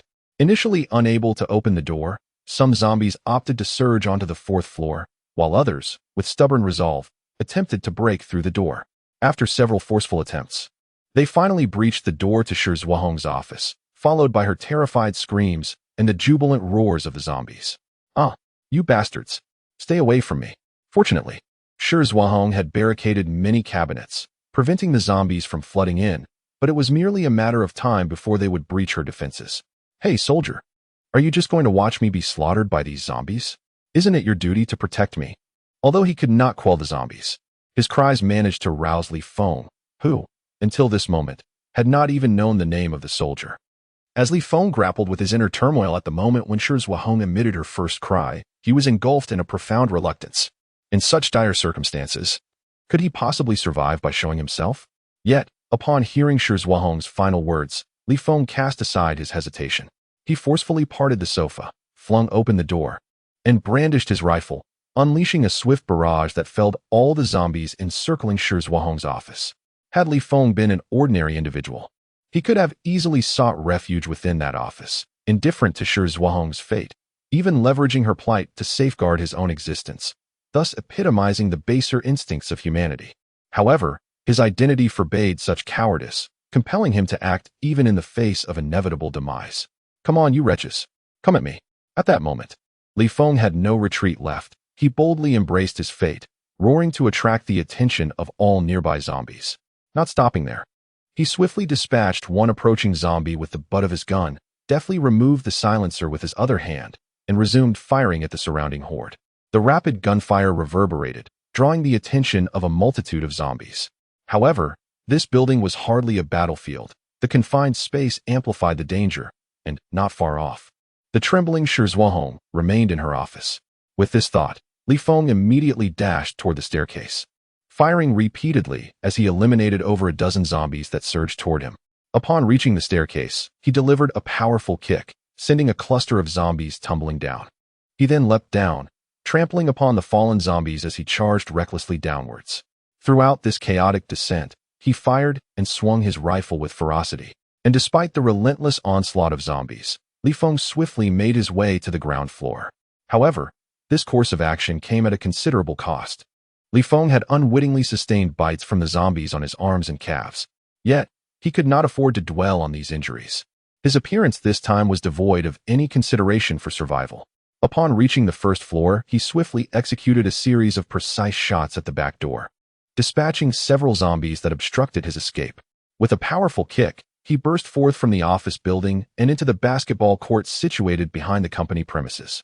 Replacing his magazine with deftness, Li Feng immediately aimed his weapon at the encroaching horde of undead, delivering accurate shots with remarkable precision. The commotion he had caused was not insignificant, drawing the attention of the zombie army, which subsequently surged forth from the office building, merging with the waves of zombies approaching from either side to form a small-scale tide of the undead, launching a fierce assault against him. Yet, Li Feng was far from defenseless. Amidst the overwhelming tide of zombies, he stood resolute like an unyielding rock, withstanding their relentless onslaught. Bathed in the slanting rays of the setting sun, his solitary figure seemed to stretch infinitely, evoking both reverence and profound sorrow. The battle raged on. The sound of gunfire echoed, as Li Feng deftly maneuvered across the basketball court, evading the zombies while continuing to deliver precise shots, each bullet finding its mark in the foreheads of the undead.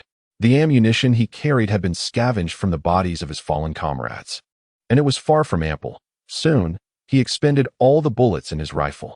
In a swift motion, he drew his handgun and resumed firing, depleting every last round in less than 2 minutes. With a swift motion, Li Feng sheathed his pistol and immediately produced 2 grenades, pulling their pins and hurling them into the densest throng of corpses. The ensuing detonations sent a multitude of zombies sprawling. However, in comparison to the relentless horde converging upon Wang Village, the number of those vanquished by Li Feng was merely a drop in the ocean, soon eclipsed by the tide of undead surging from behind. Left with no alternative, he drew his military dagger and plunged into close-quarters combat against the relentless onslaught. He still possessed 1 final grenade, yet he refrained from deploying it at this moment, intending to reserve it for a more desperate act of self-destruction once his strength waned. Perhaps, in this moment, Li Feng truly comprehended the sentiments of Yuan Li in his final moments. The roar of the horde persisted, and Li Feng continued to resist with unwavering determination. In the heat of battle, the visible wounds from bites on his body multiplied. Yet, he paid no heed to the pain, consumed by the singular desire to slay more of the undead. Each strike of his dagger found its mark with precision, targeting the throats, mouths, eye sockets, and temples of the zombies, the dark green blood splattering him, nearly staining him entirely. Under the intense demands of such close combat, one would expect Li Feng's stamina to deplete rapidly, yet, curiously, he felt an extraordinary surge of vitality coursing through him, as though he could draw upon an inexhaustible reserve of strength, only occasionally pausing to catch his breath. Li Feng was acutely aware of this anomalous phenomenon, but he had no time for contemplation. He seized the opportunity to slay as many zombies as possible while his energy held strong. The number of zombies that had been shot, assassinated, and blown to pieces had reached an exaggerated level, nearly quantifiable in the hundreds. The basketball court was almost entirely piled with the corpses of zombies slain by Li Feng, creating a striking visual impact. At that moment, if a leaderboard were to be established for zombie kills within the military, Li Feng would undoubtedly claim the top position, with a gap so immense between him and the second place that it seemed insurmountable. With a fierce determination, Li Feng continued to fight, but amidst the chaos, the red-headed zombie unexpectedly appeared behind the office building, locking eyes with him. Witnessing Li Feng's frenzied state, the red-headed zombie seemed agitated, letting out a growl as if to express its frustration over the inability to eliminate a single human amidst the relentless tide of undead. However, while the zombie was anxious, Li Feng was even more so. Upon spotting the red-headed zombie, he immediately abandoned the surrounding ordinary zombies and charged towards it with reckless abandon. Chapter 8. Slaying the red-headed zombie. Reinforcements arrived. The emergence of the zombie horde, the death of Sergeant Su, the loss of comrades, the demise of survivors, and the failure of the mission. All of these calamities could be traced back to the red-headed zombie before him. The intense hatred Li Feng felt upon seeing it was so overwhelming that it nearly eclipsed all other thoughts. Driven by a determination to fight to the death, and with his nemesis within reach, how could he possibly hold back? With a furious shout, Li Feng surged forward like an arrow released from its bow, toppling over a dozen obstructing zombies on his path until he stood before the red-headed zombie, raising his dagger to strike with precision aimed directly at its throat. The actions of Li Feng momentarily stunned the crimson-headed zombie. In its rudimentary consciousness, it could not comprehend why this human, who should have been filled with dread, was charging towards it. Before it could regain its senses, Li Feng lunged forward with his dagger. However, the toughness of the crimson-headed zombie's skin was something Li Feng had previously encountered, even with the sharpness of a military-grade dagger and his strength. Penetrating it entirely proved to be an arduous task. At that moment, despite his fury, Li Feng could only manage to embed the tip of the dagger into the zombie's throat, finding deeper penetration exceedingly difficult, akin to striking resilient tree bark. With a fierce roar, the crimson-headed zombie attempted to bite at Li Feng's neck, who swiftly tilted his head to evade the attack. As he withdrew his dagger to stab again, the zombie retaliated, throwing him to the ground. Yet, Li Feng immediately rolled back to his feet, positioning himself before the crimson-headed zombie, and relentlessly stabbed at its knee joint. Subsequently, he clamped his legs around the zombie's calf, executing a leg sweep that brought it crashing down. In a swift motion, Li Feng sprang up, straddling the crimson-headed zombie, and aimed his dagger at its eyes. However, just as he was about to strike, the zombie raised its hand to block his wrist, creating a momentary stalemate. This entire exchange unfolded in mere seconds, and it was only when Li Feng and the crimson-headed zombie were locked in this struggle that the other zombies behind them finally reacted, surging forward in a horde, with 7 or 8 of them converging to bite at Li Feng. Some bit into his shoulder, others sank their teeth into his thigh. And the most perilous of them all even clamped down on the nape of Li Feng's neck. Any ordinary person confronted with such a scene would be paralyzed by fear, let alone the threat of infection and injury. Yet, Li Feng was undaunted, his mind consumed solely by the crimson-headed zombie before him. "Damn it, perish!" he roared, gritting his teeth against the agony while the echoes of his comrades' laughter and their final moments flickered through his mind. An overwhelming surge of hatred seemed to awaken some enigmatic force within him, manifesting as a faint black mist enveloping his body. Concurrently, Li Feng's strength began to swell, the tip of his dagger plunging relentlessly downward until it penetrated the eye socket of the crimson-headed fiend. Although this creature was unique, its vital points were akin to those of ordinary zombies. Upon receiving a fatal blow, its body convulsed briefly before falling utterly still. As the black mist dissipated, Li Feng remained oblivious to the unfolding events. All that resided in his heart was a profound sense of vengeance fulfilled. Squad leader, Yuan Li, Wu Ji, comrades, I have avenged you. At that moment, a fleeting wave of relief washed over Li Feng, only for the pain he had temporarily forgotten to surge back, overwhelming him and eliciting a pained cry from his lips. After the anguished cry, Li Feng immediately tightened another string of his bow, swiftly shaking off the zombies encircling him, retreating until his back nearly pressed against the office building. The horde, relentless in their pursuit, attempted to follow, but many stumbled over the fallen corpses at their feet, granting Li Feng a fleeting moment to catch his breath. As he gasped for air, he retrieved his last grenade. The fatigue from the recent battle weighed heavily upon him, compounded by the severity of his injuries, leaving him with a sensation of dizziness from excessive blood loss.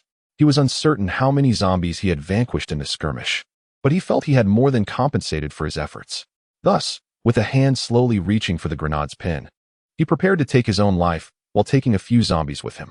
However, at that moment, boom, rat-a-tat-tat-tat-tat, the distant sound of an explosion echoed, followed by a barrage of gunfire that reached Li Feng's ears from afar. With the absence of the red-headed zombie to lead them and the sudden emergence of this commotion, the once cohesive tide of zombies was abruptly disrupted.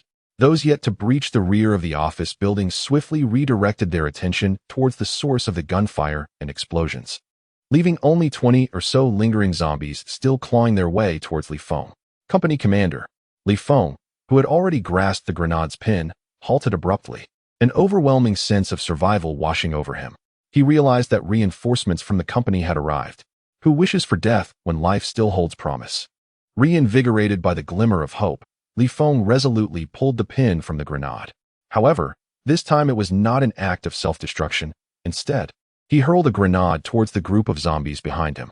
With a resounding explosion, several zombies were instantly torn to shreds, and the powerful shockwave sent nearby zombies tumbling to the ground. Seizing this opportunity, Li Feng once again brandished his dagger and charged forward, engaging in combat with the last remaining zombies. Previously, he had fought valiantly amidst the horde, and now, facing a disorganized squad of zombies, he felt little pressure. The dagger flashed repeatedly, and soon, all the zombies lay defeated at his feet. Meanwhile, the battle outside the company continued, the air filled with the din of gunfire interspersed with the occasional sound of explosions. Yet, Li Feng refrained from adding to the chaos. Instead, he sat beneath the office building, panting heavily, his expression notably relaxed. Only his trembling hands betrayed the exhaustion and turmoil within him. Earlier, the roar of the crimson-headed zombie had drawn most of the undead to this area, inadvertently facilitating the operations of the reinforcements. Under the overwhelming firepower, the battle concluded in a mere 10 minutes. Li Feng then rose, swaying slightly as he made his way towards the company entrance. However, he was acutely aware that his current state might resemble that of a zombie. He certainly did not wish for the reinforcements to mistake him for one of the undead. Thus, he paused just short of the entrance, standing at attention in a military salute, easily distinguishable as a human rather than a zombie. Indeed, the scout ahead, upon spotting Li Feng, immediately went on high alert, aiming his weapon at him but refraining from firing.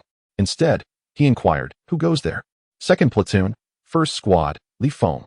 As Li Feng responded, his body swayed slightly, confirming his identity. Only then did the two lower their weapons and bow to him. One soldier gestured for safety towards the rear, while the other remarked, "First company guard platoon, your condition." As he spoke, a grin crept across his face, seemingly unsettled. It was no wonder, Given Li Feng's dire appearance, covered in the blood of zombies from the fierce battle, he resembled a small green figure, and his combat uniform was tattered, exposing gruesome wounds. Before Li Feng could reply, dozens of soldiers appeared from behind, accompanied by several armored vehicles and troop carriers. One individual leaped from the midst, and Li Feng recognized him immediately as Captain Zhang Limin of the First Company. Li Feng continued to salute, and after Captain Zhang returned the gesture, he looked at Li Feng and sighed. "You've worked hard. Your injuries." Before he could finish his sentence, a voice from an office on the third floor of the administrative building interrupted, as Shi Zhuahong poked his head out and shouted at the captain, "Quick, shoot. He has been bitten by a horde of zombies and will soon turn." Captain Zhang, Li Feng, other soldiers. The scene was somewhat ironic. They had hurried to the rescue, only to find that the individual they sought to save had already been bitten by zombies. Were they truly to open fire and end the life of their own comrade? Li Feng closed his eyes, overwhelmed by a tumult of emotions. The very person he had fought so fiercely to protect now sought to take his life without a shred of gratitude. Alas, observing the inaction of others, Shi Zhuahong grew anxious. She withdrew her head and hastily descended the stairs, clearing the debris blocking the main entrance of the building. Crouching low, she slipped under the rolling shutter door and swiftly approached Li Feng and Captain Zhang, pointing an accusatory finger at Li Feng. "He is on the brink of being devoured by a zombie, and surely he will soon transform. Why do you not fire? Are you waiting for him to turn and bite you?" Yet, the others remained unmoved. It was Li Feng who finally opened his eyes, bringing his hands together in supplication. "Mind me," he said. "He speaks the truth. I have been bitten by a zombie, and I am indeed a threat." At that moment, Li Feng had come to his senses. Although he had temporarily evaded death, he had been bitten, and the wound was severe. According to Sergeant Su, the infection was irreversible. He had not escaped this calamity after all. Shi Zhuahong seized upon this. "See? He admits it himself. What are you waiting for?" However, Captain Zhang did not issue the command to act. Instead, he let out a cold snort. "No need. Until your transformation is complete, you remain my soldier. A hero of our battalion." "Are you mad?" Shi Zhuahong exclaimed, incredulous. Li Feng, too, was taken aback, his heart brimming with gratitude. He saluted Captain Zhang once more, silently conveying his emotions through this solemn gesture. Certainly, given the circumstances of being bitten, it is unreasonable to be entirely unprepared. Within the guard unit, two individuals consistently shadowed the company commander, keeping a vigilant watch over Li Feng, wary of a sudden transformation, while inadvertently overlooking the incessant complaints of Shi Zhuahong. Subsequently, reinforcements from the company began to clear the battlefield, as Li Feng reported the details of their mission to the company commander.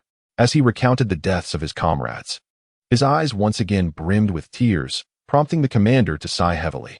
When the conversation turned to the terrifying red-headed zombie, the commander furrowed his brow. However, upon hearing that Li Feng had single-handedly vanquished a red-headed zombie amidst the throng, he was utterly astonished, a look of surprise crossing the faces of the two guards as well. "Hiss! Li Feng, did you accomplish all of this?" Before the commander could utter another word, a soldier who was clearing the battlefield turned towards the rear of the office building. Upon witnessing the scene behind, he could not help but exclaim in shock. Chapter 9. Li Feng's astonishing achievements. The soldier's exclamation drew the attention of many, who paused their tasks and approached the scene. What lay before them was nothing short of a hellish battleground, strewn with the corpses of zombies, some areas resembling towering mountains of flesh. The dark green blood stained every inch of the ground, and a nauseating stench filled the air, almost overwhelming. A conservative estimate suggested that at least 200 zombie corpses littered this confined space. Certainly, there were far more bodies outside, but those were the result of the heavy firepower exerted by the entire guard unit. Before him lay a multitude of zombies, all vanquished by Li Feng alone. Observing the wounds, nearly half were inflicted by cold weapons. One could only imagine the ferocity of the previous bloodbath. It is no wonder that Li Feng bore such terrifying bite marks upon his body. Many onlookers involuntarily immersed themselves in the scene, only to tragically conclude that had they been in Li Feng's place, not a single one would have survived. What is it? Are they all displaying such naivety? Commander Zhang was also drawn in, approaching Li Feng with an air of intrigue while nearby soldiers parted ways. As Commander Zhang reached the forefront and beheld the gruesome sight, he revealed an expression akin to those around him, his heart profoundly shaken. Nevertheless, his composure remained formidable. Swallowing hard, he remained silent. Instead, He stepped boldly into the sea of fallen bodies, ultimately halting before the striking corpse of the red-headed zombie, crouching to inspect it closely. Throughout this process, disbelief was evident upon Zhang's countenance. During his examination, he even drew his military dagger and thrust it fiercely into the lifeless form of the red-headed zombie. Despite its demise, the corpse remained remarkably resilient. The blade penetrated only halfway. An expert knows the truth upon first contact. Reflecting on Li Feng's earlier report, Commander Zhang grasped the formidable and terrifying nature of the red-headed zombie, and at that moment, his admiration for Li Feng deepened from the core of his being. He set aside his rank and expressed this admiration through a gesture of respect, saluting Li Feng from a distance. At this moment, others finally reacted, mimicking the company commander's demeanor and paying their respects to Li Feng. In that instant, Li Feng undoubtedly became the focal point of the gathering. He felt a surge of astonishment at this unexpected attention and hastily returned the gesture. The last time he was in the spotlight was when he won first prize during the company competition. Medic, gather around. Utilize every resource at your disposal to ensure his survival. Without waiting for Li Feng to lower his hands, the company commander shouted emphatically. As soon as his words echoed, 6 medics rushed onto the scene, while the surrounding soldiers quickly cleared a space. The assembly comprised entirely of men, with no sense of modesty. Li Feng's combat uniform was tattered, and the medics, prioritizing efficiency in treatment, stripped him down to his bare essentials, leaving only his shoulder insignia and number intact. Subsequently, they washed away the zombie blood that stained his body and meticulously disinfected his wounds. Although the infection had not been present for an extended period, they were aware that such infections were irreversible, rendering the commander's orders somewhat harsh. However, they had no choice but to comply and provided Li Feng with the best possible medications and care. While disinfecting, one of the medics suddenly exclaimed in surprise. "What is it?" the others asked, their curiosity piqued. "Take a closer look at this wound." With that, even Li Feng, intrigued, lifted his arm to observe his injury for a moment, and then he realized what was happening. Although the time since the battle had not been long, he distinctly felt that the wound had diminished slightly. As he gazed intently at the wound, it became strikingly apparent that flesh was gradually regenerating, healing itself.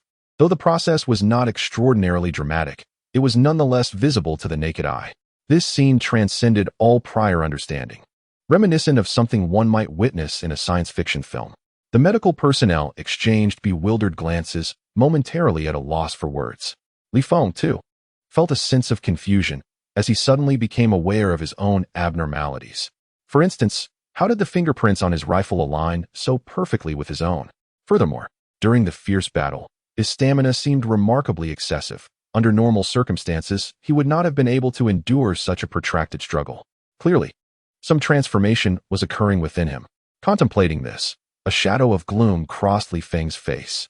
In truth, he was misinterpreting the situation, mistakenly believing it to be an early sign of infection by the zombie virus, especially since he was the only one bitten at the scene, and no one could ascertain what changes might occur post-bite.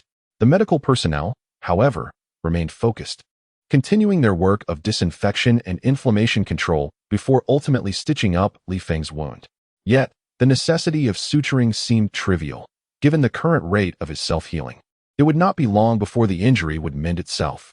Once the stitching was complete, one of the medics brought over a blood bag, intending to administer a transfusion. But Li Feng declined the offer. Oddly enough, after the battle, he had initially suffered from significant blood loss and exhibited symptoms of shock. Yet as time passed, those symptoms diminished, ultimately vanishing entirely. In the face of catastrophe, blood becomes an invaluable resource. Thus, when one no longer requires it, there is no need to squander it. The medical personnel did not insist further. Instead, they procured a brand new combat uniform for Li Feng, fastening the shoulder insignia and affixing the unit number. Aside from a few visible sutured wounds, he appeared as if reborn, radiating renewed vitality. Subsequently, the cleanup operation resumed. Following great disasters, significant epidemics often ensue. While it is true that nothing may rival the viral calamity currently at hand, the bodies that required handling still needed attention. The soldiers worked diligently, occasionally encountering still-living zombies, swiftly delivering the fatal blow before transporting the remains outside Wangzhuang. They commenced digging a large pit, casting all the zombie corpses into it. In a typical war scenario, These bodies could be buried on site. However, the concern remained. No one could ascertain whether simple burial would effectively isolate the viruses present in the cadavers. Thus, they ultimately doused the remains in gasoline and set them ablaze, reducing them to ashes before proceeding to bury the remnants. Commander Zhang did not oversee the entire process. While the soldiers were occupied, he found himself in the troop transport with the leader of the medical team. Upon hearing that Li Feng's wounds were healing at a visibly astonishing rate, Commander Zhang's expression reflected disbelief. The medical team leader nodded with certainty, stating that the speed of healing was indeed remarkable. A normal person could not recover so swiftly, indicating that some unknown mutation had undoubtedly occurred within Li Feng. Commander Zhang furrowed his brow, uncertain whether this so-called mutation signified a blessing or a curse. The head of the medical team continued to report, "There is something even more astonishing, Commander. Li Feng has shown no signs of infection from the zombies thus far." Upon the medical team leader's reminder, Commander Zhang finally took note of this detail. Although the catastrophe had only recently unfolded, they had witnessed firsthand the formidable infectiousness of this unknown virus, which exhibited no incubation period whatsoever. A mere bite from a zombie could lead to infection in as little as a few minutes, or at most, a little over 10 minutes, resulting in the complete loss of consciousness and transformation into a mindless corpse.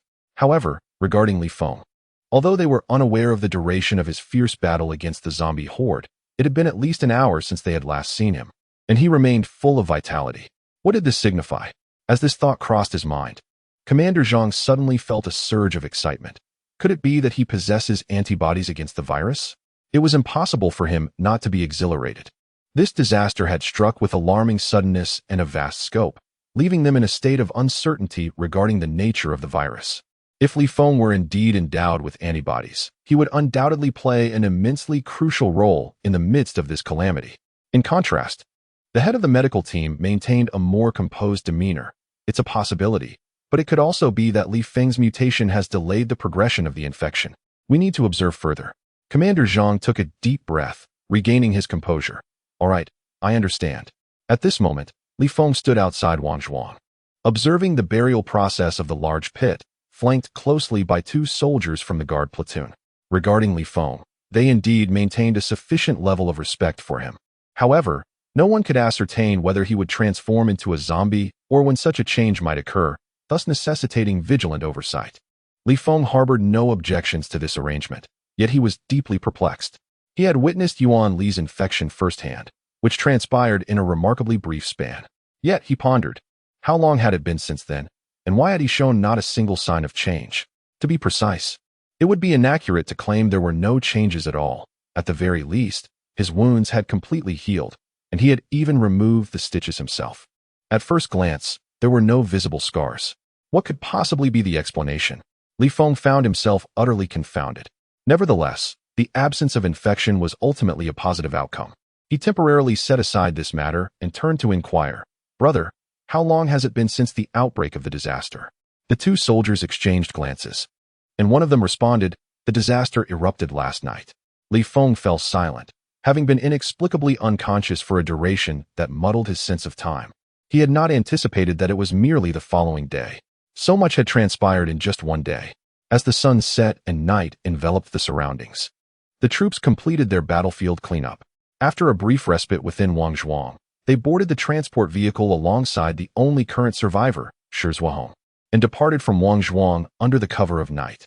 There remained a multitude of tasks to attend to, and rest was a luxury they could scarcely afford. Chapter 10. The Great Battle of Lizhuang. The mission undertaken by the brigade could be described as urgent and demanding. The recent catastrophe struck with alarming suddenness, and nearly all available law enforcement and military forces were dispatched, scattered like petals from a celestial maiden across the numerous disaster zones. Some units, fortunate in their endeavors, have successfully completed their missions and are now returning home with survivors in tow. However, others have faced dire misfortunes, encountering waves of the undead that led to their complete annihilation. There are also units in precarious situations, although they have not been entirely wiped out. They have suffered casualties and have yet to rescue survivors, finding themselves in grave danger. For instance, in the squad where Li Feng is situated, had it not been for his unforeseen mutation, they too might have met a similar fate. The mission of the command is to prioritize and strategize routes based on proximity and urgency, assisting subordinate units while also fulfilling outstanding rescue operations. Wangzhuang, where Li Feng is stationed, is merely the first stop. They must hasten to their next destination, Lizhuang, throughout the night. This area, overseen by the 4th Squad of the 2nd Platoon, has not responded to communication from Captain Zhang, suggesting that their chances of survival are exceedingly slim. Despite the encroaching night, the command's pace remains swift, encountering sporadic clusters of wandering zombies along the way, at times numbering in the dozens. Blocking the road in a frenzied manner upon hearing the approach of military transport vehicles. Unfazed, the convoy, with its headlights blazing, recognizes these creatures as the undead rather than survivors, charging through without the slightest hint of deceleration. Meanwhile, the soldiers aboard the transport vehicles keep their eyes shut, seizing the fleeting moments of rest, for once they reach their destination, even the luxury of closing their eyes may be a distant dream. Wangzhuang and Lizhuang are not situated far apart. However, the main road was congested, and it took several arduous hours for the team to finally arrive at Lizhuang. Nestled within mountainous terrain, Lizhuang exhibits a distinct steppe topography, with elevation differences exceeding 100 meters. Due to its proximity to the provincial highway and convenient transportation, the village has flourished over the years, rivaling Wangzhuang in development. Yet, following the outbreak of the disaster, the level of danger here is significantly higher than in other towns and villages. Upon reaching their destination, the squad promptly selected advantageous positions for combat. At the command of Captain Zhang, the security platoon swiftly mobilized, armed with light and heavy machine guns, mortars, and rocket launchers, effectively blocking the entrances and exits of Lizhuang. The armored vehicles displayed heavy machine guns, while snipers lay in wait atop the troop transport vehicles. Subsequently, Captain Zhang astonishingly drew his pistol and fired 3 shots into the sky. The sound reverberated, startling the zombies within Lizhuang. The terrifying chorus of their groans erupted chaotically. Initially, the groans were disorganized, but soon a powerful, penetrating roar resonated, triggering a unified uprising among the zombies of Lizhuang. In an instant, a tide of undead surged forth, cascading down from the high altitudes of the village. Li Feng did not partake in the battle. Instead, he stood beside Captain Zhang, listening to the cacophony of groans with a furrowed brow. It was evident that red-headed zombies had also manifested in Lizhuang. No wonder the comrades from Squad 4 failed to complete their mission, in a situation marked by scant information and insufficient firepower. Encountering a sudden wave of zombies left little hope for survival. Meanwhile, Li Feng cast a glance at Captain Zhang, perplexed as to why they would proactively provoke these zombies. Open fire. Yet, Captain Zhang did not take the time to address his concerns. With a single command issued, the guard unit commenced their assault. The sound of gunfire erupted, rat-tat-tat-tat-tat. Clang, clang, clang, clang, clang. Boom. At that moment, the ferocity of the guard unit's firepower was enough to catch even Li Feng's attention. Dozens of machine guns were unleashed simultaneously, their streams of bullets sweeping through the throngs of zombies, causing many to collapse lifelessly to the ground, while others were utterly obliterated by the overwhelming fire. In the aftermath of the catastrophe, the once illuminated Li village was now shrouded in darkness. Yet the soldiers of the guard unit were equipped with night vision goggles and thermal imaging devices, allowing them to discern friend from foe even in the black of night. Executing precise shots. Boom. Boom, boom, boom. The rocket launchers joined the fray, unleashing a barrage of shells that violently tore through the undead horde, causing a dozen zombies to be blown apart in an instant. Even more frenzied was the mortar fire. The gunners, seemingly possessed, unleashed round after round, the deafening explosions ringing incessantly in the air, illuminating vast areas around them as hordes of zombies were sent sprawling. Although mortars are an ancient weapon, their practicality ensures that many military units still employ them to this day. But that was not all.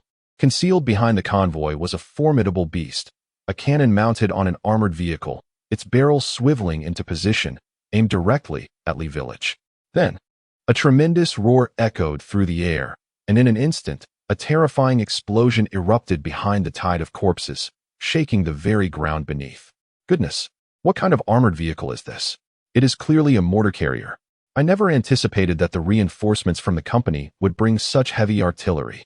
If only Brother Yunlong had possessed such a weapon in his time, how audacious he would have been. Li Feng, who had witnessed the entire scenario, was momentarily rendered speechless. finally comprehending the intentions of Captain Zhang. When resources are scarce, one resorts to tactical maneuvers. When affluent, one relies on firepower. The reinforcements were amply equipped with weaponry and ammunition, showing no fear of confronting the horde head-on. By actively provoking the undead, it was evident they aimed to lure them out of the Li village and eliminate them, thereby significantly reducing the difficulty of subsequent rescue operations. What a splendid display of firepower!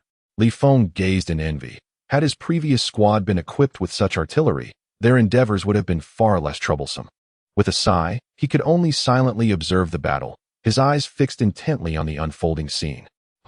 However, as he watched, Li Feng began to notice something amiss. He was not wearing night vision goggles or thermal imaging. Apart from the flashes of bullets and explosions, everything was shrouded in darkness. Yet, after a while, he realized that the surrounding landscape seemed to grow increasingly clear, and before long, everything appeared as vivid as in daylight. The perplexing part was that it was still nighttime. Turning to glance at Captain Zhang, he found him still observing the battlefield through his night vision binoculars, showing no signs of anomaly. What is happening to my eyes? How have I suddenly gained night vision? The more Li Feng pondered, the more bewildered he became. He was uncertain of the true nature of his own transformed body. Not merely through night vision, Li Feng focused intently on the battlefield and gradually realized that his eyes functioned akin to a diminutive telescope, allowing him to see nearly twice the distance of normal vision. However, before he could fully absorb this revelation, a sudden flash of red on the battlefield captured his attention, an unmistakable sight of a red-headed zombie. Bang! Yet, Li Feng was not the only one who noticed the red-headed zombie. On the rooftop of a nearby armored vehicle, a sharpshooter decisively opened fire. A searing bullet soared through the air, striking the zombie's shoulder in an instant, and the tremendous force shattered its entire arm. Nonetheless, the crux of the zombie's vulnerability did not lie in its arm. Although the shot inflicted damage, it was far from sufficient to extinguish its life. As anticipated, the red-headed zombie, upon being attacked, retreated to conceal itself behind a row of houses, followed by a guttural roar that seemed to resonate with fury, inciting the subsequent horde of zombies to charge with even greater ferocity. Rat-tat-tat-tat-tat. Boom. The soldiers of the guard unit witnessed this spectacle, and in an instant, the firepower of light and heavy machine guns, mortars, and rocket launchers redirected toward that location, quickly reducing the row of houses to rubble. Yet, the red-headed zombie was nowhere to be found. This cunning creature had vanished without a trace. Damn it! Captain Zhang had been observing the battlefield and had witnessed the entire sequence of events. At this moment, he clenched his teeth in frustration. Whoosh! Before he could utter another word, a figure darted swiftly past him, breaching the guard's fire range and entering Li village. Who else could it be but Li Feng? Having personally experienced the dire consequences brought about by the red-headed zombie, Li Feng is acutely aware of the inherent dangers it poses. Should this creature remain concealed within the confines of Lishuang, even if all other zombies were eradicated, it would still present a significant threat. One could never be certain when it might emerge from some hidden corner, as had been the unfortunate fate of the squad leader. Li Feng's actions startled Captain Zhang momentarily. He raised a hand to call out, but hesitated, ultimately choosing to place his trust in Li Feng. Meanwhile, Li Feng, undeterred by the chaos, boldly ventured alone into Lishuang. Arriving at the very spot where the red-headed zombie had once sought refuge, he surveyed his surroundings before vocally challenging, "Come out, you little brat. I'm right here." Surprisingly, this crude tactic proved effective, successfully drawing out the red-headed zombie, which peered out from behind a nearby wall. However, this provocation also caught the attention of the horde, prompting several small groups of zombies to charge toward Li Feng, accompanied by the red-headed zombie, now missing an arm. Ignoring the other zombies, Li Feng propelled himself forward with a lethal scissor kick that incapacitated the red-headed zombie. Just as it began to rise, he found himself besieged by 5 or 6 more zombies, 2 of which sank their teeth into his arm and thigh. Yet, Li Feng remained unfazed, gritting his teeth to endure the excruciating pain. Seizing one of the zombies, he executed a rapid spin that sent the surrounding undead sprawling, hurling 2 of them aside like sandbags and causing a chain reaction that toppled the approaching horde.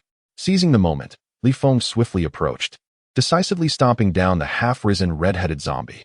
With a flick of his wrist, he drew his handgun, chambering a round with practiced ease. He then aimed at the creature's head, unleashing 4 shots in rapid succession. The first bullet struck squarely between its eyes, while the next two pierced through its eye sockets, and the final shot penetrated its mouth. In an instant, the red-headed zombie was dispatched, offering no chance for struggle. Chapter 11. The Fury against Shizhua Hong during the previous bloodbath at Wangzhuang. Amidst the horde of zombies, Li Feng had exhausted all his ammunition, yet emerged as a hero of the battalion. The commander, recognizing his valor, generously supplied him with a substantial cache of bullets. Indeed, the potency of firearms far surpasses that of melee weapons. Even the simplest handgun effortlessly dispatched the red-headed zombie. A stark contrast to the perilous encounters he had faced with a dagger, which nearly cost him his life. However, it would be remiss to claim that Li Feng emerged unscathed, for he had endured 2 bites. For others, those bites would have signified a death sentence, inevitably leading to transformation into a zombie. Yet, Li Feng remained unfazed, embodying the adage that an abundance of debt breeds indifference to lice. If infection were his fate, it would have claimed him long ago. He had no need to linger in anticipation. With a roar, having eliminated the red-headed zombie, the remaining undead finally began to rise, surging towards Li Feng like a swarm. However, lacking any shortage of ammunition and undeterred by the threat of bites, he stood resolute, refusing to retreat even a single step. He unleashed a barrage of gunfire, rapidly depleting several magazines from his handguns before switching to a rifle. With quick, precise shots, he kept the zombies at bay, none managing to close the distance. The firepower of the guard unit below remained relentless, yet they intentionally avoided the area where Li Feng was located, in order to prevent any accidental injuries, as if allowing him to establish a second battlefield.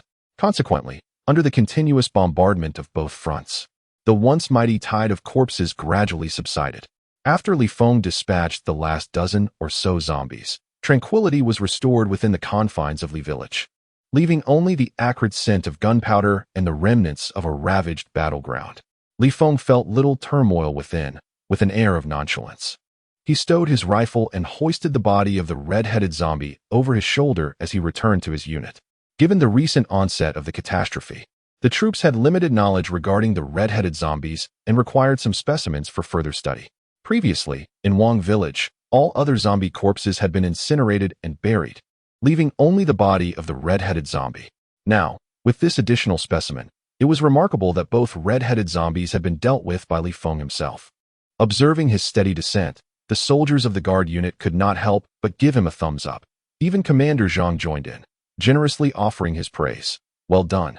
Li Feng flashed a grin, refraining from further words, simply handing over the red-headed zombie's body to 2 guards before sitting aside to tend to his wounds. Now, the zombies within Li Village had mostly been lured out and eradicated, with only a few remaining that posed no threat to the guard unit. The guard unit stowed away their heavy and light machine guns, equipping themselves instead with handguns, rifles, and loudspeakers, assisted by night vision and thermal imaging devices. They confidently entered Lishuang, calling out as they conducted their search and rescue operations. Indeed, the efficiency of the rescue mission significantly improved after luring the threat out, and the safety of the operation was remarkably high. In less than half an hour, the guard unit successfully extricated over 30 survivors. However, a particular incident occurred among the survivors. One individual had recently been bitten by a zombie and initially concealed the injury, deliberately hiding the wound. Yet, he was not impervious to the zombie virus. During a moment of respite within the unit, he suddenly succumbed to his infection and transformed into a zombie. Fortunately, the guard unit maintained a high level of vigilance. Before he could harm anyone, 2 members swiftly subdued him. Upon confirming his infection, they shot him down. This scene, though inherently shocking, elicited little reaction from either the guard unit or the survivors. Having witnessed numerous tragedies in this cataclysmic event, many had gradually become desensitized. After a brief pause to regroup, the unit gathered all the survivors and set off towards their next objective. Thankfully, the reinforcements had brought an ample number of transport vehicles, sufficient to accommodate the 30-plus survivors. However, after a series of arduous engagements, the number of survivors continued to rise, gradually exceeding the capacity of the transport vehicles. Consequently, Li Feng and the guard unit voluntarily disembarked, opting to proceed on foot while allowing the survivors to take the vehicles. In response, the guard platoon expressed no grievances. Yet the initial survivor, Shizhua Hong, lamented vociferously. He first complained about the cramped conditions and criticized the guard platoon for not deploying additional troop transport vehicles or helicopters. Subsequently, he grumbled about the quality of the provisions. Such remarks not only irked the wind but also drew frowns from many in the guard platoon, though none chose to respond. However, later on, Shi Zhuahong seemed emboldened and, during a nighttime respite, began to voice his discontent once more. Can't you soldiers prioritize getting us to a safe zone? Why must we endure this jostling, jeopardizing our safety? This time, the fellow survivors could no longer remain silent. They nudged him and counseled, "Enough, my friend. Our lives were saved by the Long March Army. Being with them is our safest option." This remark, rather than soothing him, incited Shi Zhuahong to fury. What nonsense is this? You think being with the Long March Army is safe? Have you lost your senses? Don't you remember that back at Wangzhuang, many survivors were well hidden, but when the Long March Army arrived, they gathered us all, leading to our near annihilation by zombies. Had I arrived later, I too would have perished. It's these soldiers who are to blame. The comforting survivor fell silent, and many soldiers from the guard platoon, along with those survivors who later rejoined, clenched their jaws, some even trembling with rifles in hand. His words, sharp as daggers, pierced the heart. Such remarks were truly egregious. They were enduring, yet one person could no longer contain himself. Li Feng, who had been cleaning his firearm, abruptly cast it aside and, panting heavily, advanced towards Shi Zhuahong. The fierce demeanor did not escape Shi Zhuahong's notice, yet he remained unperturbed, retorting, "What? Do you still wish to strike me? It was you who led those people to their demise. Hey, what are you doing? Put me down." Shi Zhuahong attempted to continue his mockery, but before he could finish, Li Feng closed the distance and seized his collar, lifting him effortlessly off the ground. A soldier indeed. Yes, I am a soldier. Back at Wangzhuang, you called for help, and I could have stood by and watched you perish. Yet, in the end, I risked my own safety to save your life. All because I am a soldier. Did you think only the survivors perished in the tide of corpses? My comrades also fell in battle, fighting to delay the onslaught, each willing to save even one more life. But what have we salvaged in the end? Li Feng, summoning his last ounce of reason, restrained the urge to strike him, instead unleashing a torrent of reprimands. Shi Zhuahong was rendered speechless, not from a lack of desire to respond, but because Li Feng's grip was so firm it left him breathless. "Li Feng, release me." At that critical moment, Commander Zhang intervened hastily. However, Li Feng, consumed by emotion, trembled and momentarily failed to loosen his hold. Even if he is a pig, a donkey, or a despicable scoundrel, he is not yours to manhandle. "Let him go," commanded Commander Zhang sternly. Upon hearing these words, Li Feng, who had initially been filled with anger, was momentarily taken aback, involuntarily loosening his grip, his expression growing somewhat peculiar. Meanwhile, after landing, Shi Zhuahong plopped down onto the ground, clutching his throat and coughing for quite some time, before finally shooting an indignant glance at Li Feng and Captain Zhang. "Very well, you are called Li Feng, are you? And what is your name?" Captain Zhang, crossing his arms, replied, "Zhang Liman." "Excellent, Li Feng and Zhang Liman. Just wait and see if I will file a complaint against you." Despite his vehement words, Shi Zhuahong's demeanor softened considerably after this exchange. After a few moments of silence from Shi Zhuahong, Captain Zhang addressed the many survivors. "I understand what you are all thinking. We can designate a few individuals to escort you to the safe zone, but our main force must continue the fight. We cannot afford to take too many. The journey may present unforeseen dangers, and your safest option is to remain with us." Many survivors, who had previously entertained thoughts of leaving, quietly lowered their heads. Captain Zhang continued, "In the first round of rescue operations, a group has successfully returned. All agencies are in the process of recovery, and a protection zone is being established. Soon, dedicated rescue helicopters will arrive to transport you to safety." The survivors who had bowed their heads once again lifted them, their eyes now filled with renewed hope. Captain Zhang offered no further details and returned to the armored vehicle. It appeared that the prolonged wait for the rescue helicopter was the reason for the extended period of respite. After Captain Zhang's announcement, a full 2 hours elapsed before the distant, yet increasingly audible, hum of helicopters reached their ears. The armored vehicle promptly illuminated its lights to capture the attention of the helicopters, and soon enough, 2 aircraft descended not far away. One of these helicopters was a dedicated transport model, capable of accommodating nearly 90 individuals, sufficient to evacuate all survivors in one trip. The other was an armed helicopter, seemingly tasked with ensuring the security of the transport aircraft. Upon sighting the helicopters, many survivors beamed with joy and rose to their feet. A few soldiers arrived to facilitate the handover as the helicopters landed, and after a brief exchange with Captain Zhang, the survivors began to board, escorted by 2 pilots.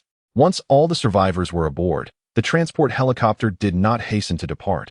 Instead, an officer, a captain, disembarked from the armed helicopter and approached Captain Zhang to exchange military salutes. Captain Zhang, already aware of the situation, turned and called out, "Li Feng, to me. Step forward." Li Feng jogged over to join them. Captain Zhang placed a reassuring hand on Li Feng's shoulder and explained, "Your mutation, I'm uncertain whether it is a blessing or a curse. I have reported it to the higher-ups, who regard this matter with utmost seriousness. It has been escalated through the ranks. And now a biologist from the military wishes to meet you. You are to leave the unit and accompany him." While being directed to advance to the protected zone and not engage in frontline combat might seem fortuitous, Li Feng's expression paled at the implication. Are they going to conduct tissue samples on me? Chapter 12, General Bai Fei and Academician Jia. A slice of research? What are you thinking? Commander Zhang shot a glare at Li Feng. The lieutenant, however, responded with a sly smile. "If you desire, you may do so." Li Feng hurriedly shook his head. Although his skin was thick enough to mask any embarrassment, he was not inclined to pursue that idea. "Bring the corpses of the red-headed zombies and follow me," the lieutenant beckoned, leading the way onto the armed helicopter. After receiving a nod from the commander, Li Feng picked up the 2 corpses of the red-headed zombies and trailed closely behind. Yet, just before boarding, he paused to salute Commander Zhang. Although he was uncertain of the higher-ups' arrangements, Li Feng had an inkling that this departure would be his last. Where he would be assigned and what tasks awaited him were mysteries only time would reveal. Once aboard, the helicopter's blades whirred to life. And soon the entire craft ascended into the sky, with escorting helicopters paving the way ahead. Inside the armed helicopter, the space was quite ample. Li Feng surveyed his surroundings, eventually fixing his gaze upon the lieutenant, who appeared to be resting with his eyes closed. The lieutenant opened one eye, seemingly aware of Li Feng's scrutiny, only to hastily close it again, as if concealing some secret. In truth, Li Feng could surmise the lieutenant's mission, aside from guiding him. It was likely that he was also there to keep an eye on him. Given the uncertainty of Li Feng's condition, there was no telling whether he might suddenly succumb to infection and become a zombie, necessitating vigilant oversight. However, Li Feng remained unfazed. After a brief silence, he could no longer contain his curiosity. "Sir, what is the current situation within the Great Tang Kingdom?" The question is not easily answered. The captain opened his eyes and looked up, dazed for a moment before replying. The outlook is not optimistic. In the first round of rescue operations, many individuals have succumbed to the depths, and the soldiers who successfully returned are already collaborating with the engineering corps and civilian construction teams to erect a wall. A wall. Indeed.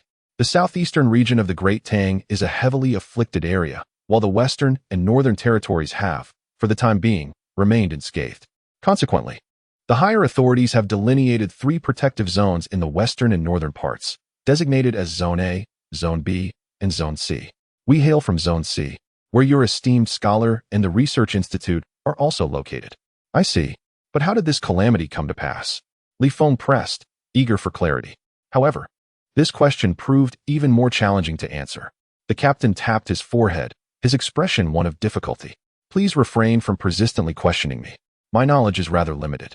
Once you arrive at your destination, there will be individuals who can elucidate all your inquiries." Li Feng fell silent. In the pitch-black night sky, only a crescent moon hung high, casting its silvery light upon 2 rows of glaring warning lights that sped by. The helicopter moved with remarkable swiftness. However, given the vast expanse of the Great Tang, even at such speed, it was dawn by the time they approached Zone C. As they neared the periphery of Zone C, Li Feng, who had been resting his eyes, opened them with curiosity, observing below to find numerous soldiers and construction teams hurriedly working to construct the wall. The wall could aptly be described as a barrier of life, a wall of separation. Within its confines, life proceeds as usual, with soldiers readily visible, shielding the inhabitants from all calamities. Beyond the wall lies a world drenched in blood and fire, where countless lives have perished overnight. Contemplating these thoughts, Li Feng could not help but sigh, choosing not to linger any longer. After the armed helicopters escorted the transport helicopter to a secure area, they did not come to an immediate halt. Instead, they altered their course, racing towards the northeastern section of the protection zone, finally landing at a military base nearly half an hour later. Upon disembarking, Li Feng, carrying the corpses of 2 red-headed zombies, followed the lieutenant into a military vehicle. After another half hour of rapid travel, they arrived at the entrance of a biological research institute. As they entered the institute, 2 guards conducted thorough checks on both individuals, disarming them before granting passage. Inside the research facility, an array of instruments was scattered about, some of which even Li Feng could not name, creating an ambience steeped in science fiction. Numerous researchers were engaged with the apparatus, immersed in operations that remained a mystery. The atmosphere was palpably busy. Additionally, the institute housed numerous petri dishes and some enclosures containing peculiar species requiring observation. However strange these creatures may be, they seemed almost mundane compared to the 2 red-headed zombies perched on Li Feng's shoulders. Just as he was examining these oddities, a distant roar of a zombie echoed through the air. Previously, Li Feng was acutely sensitive to the howls of zombies during fierce battles outside. Upon hearing such sounds again within the research facility, his nerves instantly tensed, and he instinctively reached for his firearm. However, he suddenly remembered that all weapons had been surrendered upon entry. Do not be alarmed. The captain discerned Li Feng's thoughts and explained, the captured zombies are for research purposes. Li Feng paused, but noticing that the surrounding researchers remained unfazed, he reluctantly relaxed his grip. The laboratory where the doctor resided was located at the very heart of the facility. Following the captain, Li Feng traversed numerous areas before finally arriving at their destination, only to be granted entry after undergoing a secondary inspection. Ultimately, only Li Feng and the bodies of 2 red-headed zombies were permitted inside. As the captain bid him farewell at the entrance, Li Feng felt puzzled. Was he truly so trusted that they feared not a sudden transformation into a zombie? Upon entering the laboratory, he soon understood the situation. Inside, there were 2 other individuals clad in military uniforms. One stood upright, arms crossed, his head slightly bowed, presenting a resolute and handsome profile. Li Feng could immediately discern that this individual was also a formidable fighter, and more importantly, his insignia indicated he was a colonel. Yet, even this colonel was merely assisting, as there was another figure facing away from Li Feng. This person had slightly graying hair, but still possessed a robust physique, exuding an aura of lethal prowess merely by his silhouette. Is this the doctor I am to meet? Li Feng pondered inwardly. Ah, Li Feng, you have arrived. As Li Feng observed the man, he unexpectedly rotated his chair 180 degrees and greeted him. Upon seeing his visage, Li Feng was taken aback. General Bai Fei. Indeed, the individual before him was none other than General Bai Fei, one of the 10 foremost generals of the Great Tang Empire. In that moment, Li Feng experienced a sense of unreality. He was merely an ordinary soldier, holding the rank of private first class. Yet here he stood face to face with the highest-ranking commander of his unit, who even initiated a conversation with him. Just as he was about to respond, an abrupt sneeze interrupted the moment. Li Feng furrowed his brow, pondering who possessed such audacity. Following the sound, he beheld an elderly gentleman accompanied by a young assistant emerging from the inner chamber. The elder exhibited a peculiar demeanor, being of medium build and slightly portly, standing around 1.7 meters tall, with a slight stoop, hands clasped behind his back, a bulbous nose, a disheveled hairstyle, and thick glasses. Although Li Feng had never encountered this man before, he was astute enough to surmise that this must be the doctor he was meant to meet. Ah, so it's you. Young man, bitten by a zombie yet remained uninfected? Just as Li Feng continued his scrutiny, the doctor took the initiative to speak, his words leaving Li Feng momentarily stunned. This doctor certainly had a distinctive personality. However, the eccentricity did not end there. As the doctor approached Li Feng with a smile, he was abruptly intercepted by General Bai Fei, who blocked half of his path. Without hesitation, the doctor delivered an unexpected slap to General Bai Fei's face, sending both the general and his chair careening a meter away. The colonel beside him merely rubbed his forehead, seemingly at a loss for words, yet he refrained from intervening. General Bai Fei nearly toppled from his chair, and upon regaining his composure, his gaze reflected a hint of melancholy. Li Feng stood there, momentarily stunned, glancing between the doctor and the general, a myriad of questions swirling in his mind, yet no words escaped his lips. General Bai Fei, undeterred by the awkwardness, swiftly regained his demeanor and cleared his throat. Allow me to introduce this individual, the foremost biological expert currently within the Sea Protection Zone Military District, Academician Jia. Academician Jiao? Where is he really? Li Feng, quick to speak and slow to process, blurted out before realizing his blunder. The moment the words escaped him, he understood he had misspoken. This remark seemed to strike a nerve with Academician Jia, whose smile faltered, footsteps halting momentarily before he approached Li Feng with hurried strides, nearly invading his personal space. Jia's broad, ruddy nose was almost touching Li Feng's, resembling a belligerent monkey ready to fight. Li Feng did not flinch, but the overwhelming scent of disinfectant and the scrutinizing glare from Academician Jia made him feel a wave of distaste. Can I hit him? Do you find yourself amusing? Academician Jia fixed Li Feng with an intense stare for a good half-minute before retracting, his expression one of utter disdain. General Bai Fei chuckled heartily, as though reveling in the amusement brought upon by Li Feng's misstep, showing no concern for appearances. Once his laughter subsided, he clarified, "It's not a false title. It's a play on words, Jia as in Jia's goods. Academician Jia's full name is Jia Jiaha, but we all affectionately refer to him as Academician Jia. Regarding your inquiry, we convened a special meeting to deliberate, and ultimately, it was Academician Jia who expressed a desire to meet with you." Li Feng remained silent, his demeanor one of wariness as he fixed a vigilant gaze upon Academician Jia, as if oblivious to this scrutiny. Academician Jia circled around Li Feng twice before finally patting the red-headed zombie carcass slung over Li Feng's shoulder, remarking, "Isn't it exhausting to carry this thing? Set it aside. You are now the primary subject of study." Without uttering a word, Li Feng placed the zombie carcass aside, only to be led by Academician Jia to a nearby experimental table. The array of surgical instruments, including scalpels and even a chainsaw, sent a shiver down Li Feng's spine. "What do you intend to do?" he inquired, his voice laced with apprehension. Academician Jia, displaying impatience, retorted, "Stop the chatter and extend your arm." Li Feng shook his head vigorously, even taking a step back, clearly contemplating an escape. However, it was General Bai Fei who intervened with a calming assurance, "Do not worry. This is not about slicing you for research. We merely require a sample of your blood and flesh to ascertain whether your body has indeed developed viral antibodies." Chapter 13. Half human, half zombie, is that so? With this reassurance, Li Feng's doubts dissipated, and he willingly stepped forward to extend his arm. Little did he know how many films he had seen depicting slice research, leaving him with an extensive psychological shadow. Nevertheless, Academician Jia did not wield a scalpel against him. Instead, he retrieved a large syringe from a drawer and instructed his assistant to draw a vial of blood from Li Feng, which he then inspected under a microscope. As Li Feng pressed against the puncture on his arm, he observed Academician Jia with a tinge of nervousness.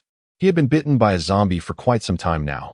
A normal person would have succumbed to the infection long ago. Yet, astonishingly, he exhibited not a single sign of contagion, leading him to ponder whether he might possess antibodies. The others remained silent, observing from a distance with eyes brimming with anticipation. Meanwhile, Academician Jia remained composed, scrutinizing the specimen through the microscope for over a minute before slightly furrowing his brow, causing a ripple of unease among the onlookers. Nevertheless, he persisted in his examination, which continued for a full 5 minutes before he finally rose, lost in contemplation. "Old Jia, what are the results? Are there antibodies?" General Bai Fei pressed. After a moment of reflection, Academician Jia shook his head, saying, "Regrettably, there are none." This outcome left everyone present momentarily stunned, followed swiftly by expressions of disappointment. Academician Jia elaborated, "The findings are quite peculiar. Within Li Feng's body, the virus does indeed exist. Yet these viruses have not fully infected Li Feng's cells. Instead, they have formed a symbiotic relationship with him." "What does that mean?" Li Feng asked, bewildered. After a brief pause, Academician Jia sought a more comprehensible analogy. "It means that you can no longer be classified as a normal human being. You are not a zombie either, but rather something akin to a half-human, half-corpse." "Half-human, half-corpse?" This revelation left not only Li Feng astounded, but also caused General Bai Fei, the colonel, and even Academician Jia's assistant to widen their eyes in disbelief. Academician Jia nodded in affirmation. "Indeed, the vitality of semi-infected cells is remarkably robust and exceedingly stable. This is primarily the reason why you have not succumbed to infection and can recover swiftly. What on earth have you experienced to transform into this half-human, half-corpse state?" Li Feng replied without hesitation, "I battled through a horde of zombies, and I was bitten by numerous of them." However, Academician Jia slowly shook his head, his gaze towards Li Feng tinged with peculiarity. The viruses present in those zombies are ones I have been observing and researching. They lack such capabilities and merely devour normal cells indiscriminately. They are not comparable to the virus within you. Think again. Besides being bitten by zombies, have you encountered any other unusual experiences? Now, it was Li Feng's turn to feel perplexed. After much contemplation, he cautiously responded, I believe I was unconscious for a period. Does that count? Academician Jia rested his chin upon his hand. Unconscious, you say? It is quite possible that something transpired during your unconsciousness that triggered your mutation. Do you have no recollection of what it might have been? If you have a recollection, can it still be deemed unconsciousness? Li Feng was reluctant to answer even a single word. Observing Li Feng's expression, Academician Jia chose not to press further, instead exclaiming, well, you have turned misfortune into fortune this time. Li Feng inquired, what do you mean? Academician Jia continued, I have just meticulously examined the cells within your body and discovered that they harbor a potent energy. General Bai Fei interjected, how potent? Academician Jia shot him a glare. If it hasn't erupted, how can I articulate it? Do not interrupt, you old rascal. This energy appears to be in a dormant state, unactivated. Hence you cannot perceive it. As for how to activate it, I have no clue. Moreover, judging by the current condition of your cells, there is potential for further enhancement. However, again, I am at a loss regarding how to strengthen it. Academician Jia shrugged, then with keen interest, turned to Li Feng. Have you experienced any peculiar sensations before? Peculiar sensations? Not really. I just feel more energetic than usual, and my wounds heal faster than normal. Li Feng scratched his head. Previously, when the mere fluctuation of my aura obliterated several nearby zombies, Li Feng was in a state of unconsciousness, merely acting on instinct as his body awakened. Later, while dispatching the red-headed zombie with a dagger, a trace of black mist emanated from his body, momentarily bolstering his strength. Yet at that time, all his focus was on the red-headed zombie, leaving him oblivious to his own transformation. Thus, he had indeed experienced two extraordinary episodes, yet remained entirely unaware. Academician Jia tilted his head. That makes sense. After all, it has yet to be activated. Your stamina and recovery abilities are merely ancillary functions. Speaking of which, at this juncture, Academician Jia casually seized a nearby saw, grinning mischievously. Let me see how fast your recovery ability is. Li Feng's expression shifted immediately upon seeing the saw. Noticing the tool in his hands, Academician Jia's face flushed with embarrassment, and he hastily discarded the saw. Opting instead for a small surgical knife, I grabbed the wrong tool.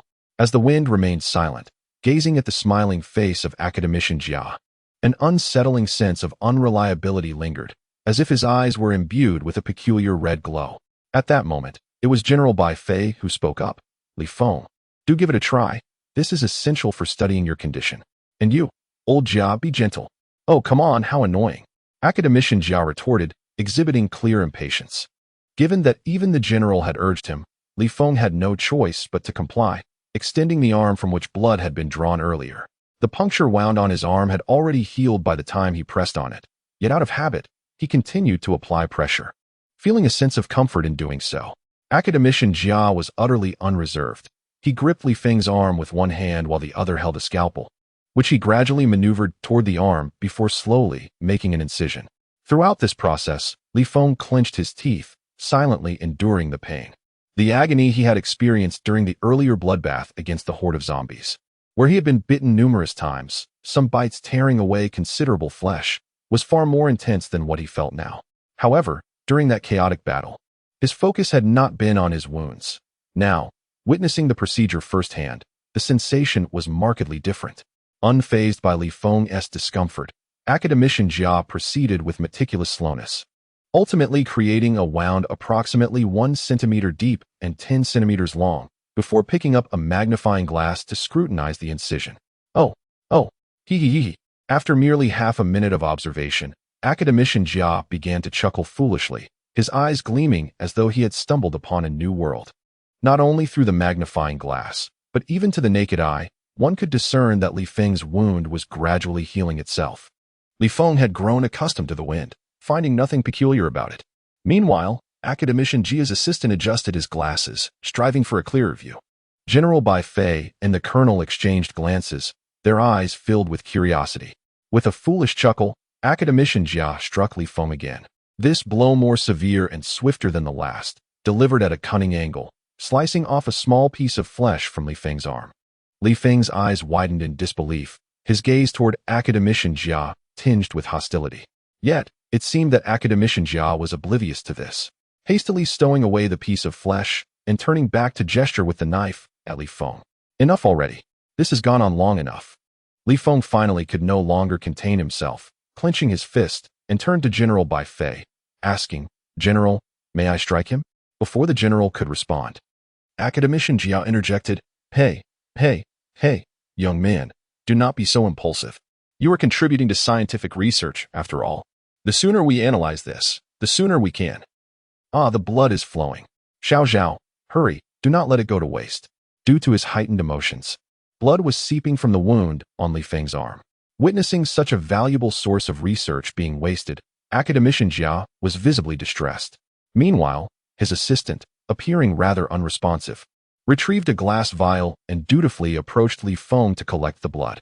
Li Feng, feeling a surge of frustration with no outlet, chose to close his eyes, adopting an expression of utter despondency. I am bleeding profusely. Should I not be bandaged instead? Fortunately, this process did not last long. Under the influence of its remarkable healing abilities, Li Feng's wound had already ceased bleeding, allowing assistant Xiao Zhao to set aside the glass vial and proceed to disinfect and bandage the injury. Glancing at the vial filled with blood and then at the lively strips of flesh nearby, Academician Jia felt an overwhelming sense of satisfaction. With the sample secured, he was not in a hurry to study Li Feng. Instead, his attention shifted to the corpse of the red-headed zombie beside him. Bending down, he grasped the clothing of the red-headed zombie, intending to lift it. While Li Feng effortlessly carried two with one hand, Academician Jia struggled to even raise one, ultimately exclaiming in frustration, "Someone help me out here." The colonel, momentarily taken aback and twitching at the corner of his mouth, complied and stepped forward to hoist the bodies of the two red-headed zombies onto the research table. This was his first encounter with a red-headed zombie, and Academician Jia appeared somewhat exhilarated. He donned a pair of white gloves and brandished a scalpel, ready to make incisions on the zombie's body. However, the once keen blade met the skin of the red-headed zombie, as if it were attempting to slice through resilient wood, eliciting a grimace from Jia as he struggled to make any significant marks. After a bout of fruitless effort, he sighed in defeat, setting the scalpel down and panting heavily, exclaiming in rare astonishment, "Why does this thing feel like a block of wood? The scalpel can't even cut through it. I've heard it can command zombies and generate a horde." At this moment, the wound on Li Feng's arm had been bandaged. He moved slightly and continued the conversation. "Indeed, we witnessed a common zombie transform into a red-headed zombie. After the mutation, its roar commanded the entire horde and even augmented the vitality of ordinary zombies, allowing them to run during the day. Quite perilous, isn't it? Did you kill both of these zombies?" asked Academician Jia, stroking his chin. Li Feng nodded slightly. Academician Jia responded, "Next time, capture a live one." Li Feng exclaimed, "Huh?" Chapter 14. The source of the cataclysm. Li Feng appeared bewildered. "Are you serious? Capturing a common zombie is one thing, but a red-headed zombie, is it truly so easy to catch? It wouldn't bite me, would it?" Academician Jia nodded with unwavering certainty. "Absolutely serious. You refer to this creature as a red-headed zombie, correct? I have reviewed your reports and am particularly intrigued by its ability to command the horde. If we can decipher the communication between them and understand how it issues commands to the zombie tide, it would be immensely beneficial to us." "For instance?" inquired the old man beside him. General Bai Fei, who had been quietly listening, found himself unexpectedly drawn into the conversation. He paused momentarily, but did not shy away from the question. With a slight smile, he replied, "For instance, we could develop a device that mimics this communication, allowing us to manipulate the horde, whether to lure them away for a rescue or to gather them for a targeted sweep. It would be an invaluable asset." After listening to Li Feng, his eyes narrowed slightly. As a soldier who had fought valiantly on the front lines, he understood the practicality of the two methods mentioned by General Bai. He promptly responded, "Very well, no matter how challenging it may be, I shall endeavor to try my utmost." Only then did Academician Jia appear satisfied, turning his gaze towards the corpse of the red-headed zombie beside him. His glasses glinted with reflections as he mused, "Since there are no living specimens, studying the deceased will suffice. Let me see what peculiarities this creature's body possesses." Observing Academician Jia's demeanor, Li Feng couldn't help but glance sideways. This old scholar, Do not take offense. Old Jia's temperament is rather eccentric, and prolonged exposure may lead to one being influenced by him. At that moment, General Bai beckoned Li Feng closer. He is preoccupied with his research. Let us discuss our own matters. Yes, General. There is no need for such formality. Look at Zhang Yong. He dares to lounge even in my presence, General Bai chuckled, gesturing towards the colonel beside him. The colonel's face flushed slightly, and he hastily lowered his arms, appearing somewhat embarrassed. After teasing him, General Bai turned to Li Feng and lifted his chin slightly. I know you have many questions. While old Jia is busy, allow me to clarify a few things for you. As long as it does not pertain to core secrets, feel free to inquire about anything. Bang! Just as he finished speaking, a loud crash erupted from the research table, startling the three of them. Turning to look, they discovered Academician Jia vigorously hammering the arm of the red-headed zombie with an iron mallet, muttering, "Oh, what a tough specimen." Li Feng did not approach him, pondering briefly before posing the question that had long troubled him. How did this calamity come to be? This disaster appeared with no forewarning, as if it erupted suddenly. And by the time one regained their senses, it had already spread across half of the Tang dynasty. Amidst such chaos, where did it originate? General Bai Fei seemed to have anticipated Li Feng's inquiry. He did not rush to respond, but instead cast a glance at Colonel Zhang Yong. Understanding the cue, Colonel Zhang retrieved a bottle of yellow beverage from the side and handed it to Li Feng. Upon receiving the drink, Li Feng glanced at General Bai Fei, unable to decipher his intent, and proceeded to twist off the cap, ready to take a sip. Stop! General Bai Fei, who had maintained a neutral expression, was startled by Li Feng's action and quickly stood up to snatch the drink away. You child, how can you be so straightforward? Li Feng, bewildered, thought. But you told me to take it. Wasn't it for me to drink? Colonel Zhang Yong, caught between laughter and tears, stepped in to clarify on behalf of General Bai Fei. He merely wanted you to take a look. He didn't intend for you to drink it. This beverage is the source of the calamity. Li Feng's face flushed with embarrassment, quickly replaced by astonishment. The source of the calamity? The beverage? Indeed. The testing agency had received reports from citizens, collected samples for examination, and discovered an unknown virus within. Upon comparison, it was found to be identical to the virus present in zombies. Since the drink was named E-Madness, we have designated this virus as the E-Virus. General Bai spoke with calmness. Yet a flicker of hatred involuntarily glimmered in his eyes when the topic of the E-Virus arose. Li Feng, puzzled, queried, I still do not comprehend how a beverage containing the virus could circulate in the market. With a sigh, General Bai replied, that is indeed the most perplexing aspect. According to the inspectors, when they initially reviewed this beverage, it contained no such virus. It merely had a synthetic probiotic. At the time, tests indicated it posed no harm to the human body and even aided digestion, thereby promoting weight loss. Nowadays, when people hear terms like weight loss or enhancement, their minds become easily inflamed, which is why this beverage skyrocketed in popularity in such a short time. However, the E-virus predominantly circulated in the southeastern region of the Great Tang Nation, without fully spreading nationwide. Otherwise, it is difficult to fathom the current state of affairs. Li Feng furrowed his brow, struggling to accept this grim reality upon first encountering it. General Bai continued, as for how this so-called probiotic transformed into a virus and erupted simultaneously, it is simply impossible through natural mutation. The only explanation is that someone, or some organization, is secretly orchestrating all of this. This catastrophe is fundamentally a man-made disaster. As he spoke these final words, General Bai clenched his fists, suppressing the fury within. It is hard to imagine what kind of person could commit such an atrocity. Li Feng also posed a question. Who was responsible for this? General Bai Fei shook his head, expressing uncertainty. Even military means were unable to uncover the truth. Upon discovering the source of the catastrophe, the Great Tang Kingdom promptly confiscated all E-Madness from the unaffected areas, concentrating them for destruction. Those who had already consumed the beverage were detained, and information was disseminated globally. At this point, General Bai Fei sighed again, lamenting that now, the nations around the world were shrouded in disaster. With only a little over 30 countries responding to the information, Li Feng was taken aback, pondering whether those nations that remained silent had succumbed to the calamity. It had only been a few days since the onset of the disaster. Just then, there was a cacophony emanating from Academician Jia's vicinity, where the saw that had nearly been used against Li Feng was now employed on the corpse of a red-headed zombie. The elderly gentleman was laboriously sawing away. However, The three of them were too burdened by their thoughts to pay him any heed. After a brief silence, Li Feng inquired further. One more question remains. Within the infected zones, there are also battlefields. Given the military's firepower, why was it unable to suppress the tide of zombies? This had been a persistent query for Li Feng. It is worth noting that merely a security detachment led by Officer Zhang had managed to suppress thousands of zombies in Lizhuang, rendering them unable to approach at all, ultimately leading to their annihilation. The weapons employed by that security detachment consisted of only a few dozen machine guns and several artillery pieces. Yet, how could the formidable firepower of the battlefields possibly be compared to that of a mere security detachment? In moments of leisure, Li Feng and his companions had previously speculated about the next apocalypse.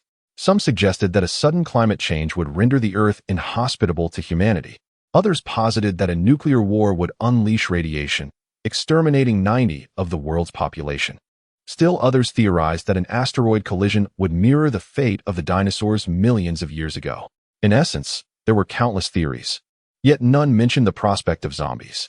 Although zombie-themed films were frequently viewed during that period, they were merely regarded as entertainment, for it was well understood that the current military capabilities were far beyond any imagined zombie threat.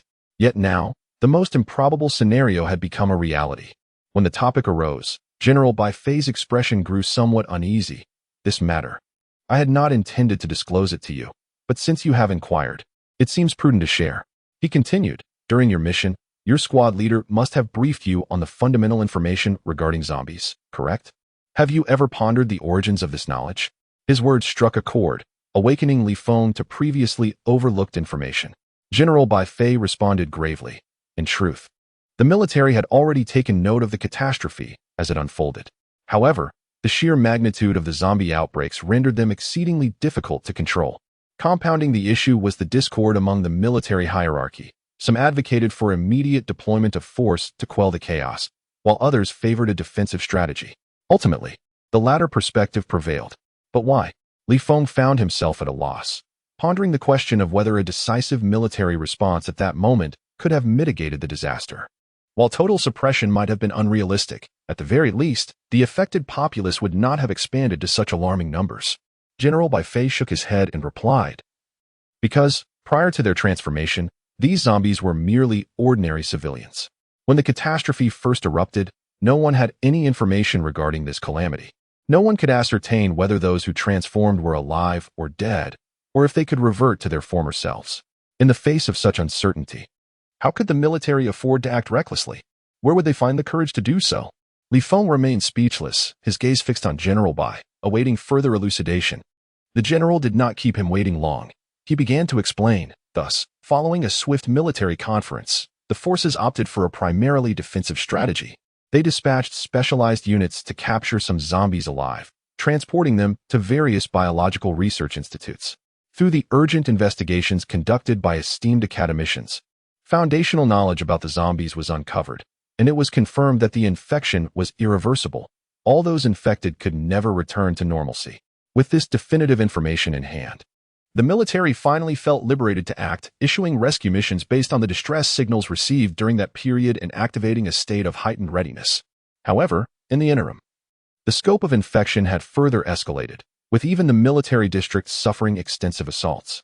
Upon hearing this, Li Feng found himself rendered speechless, astounded by the multitude of events that had transpired that fateful night. Buzz, buzz.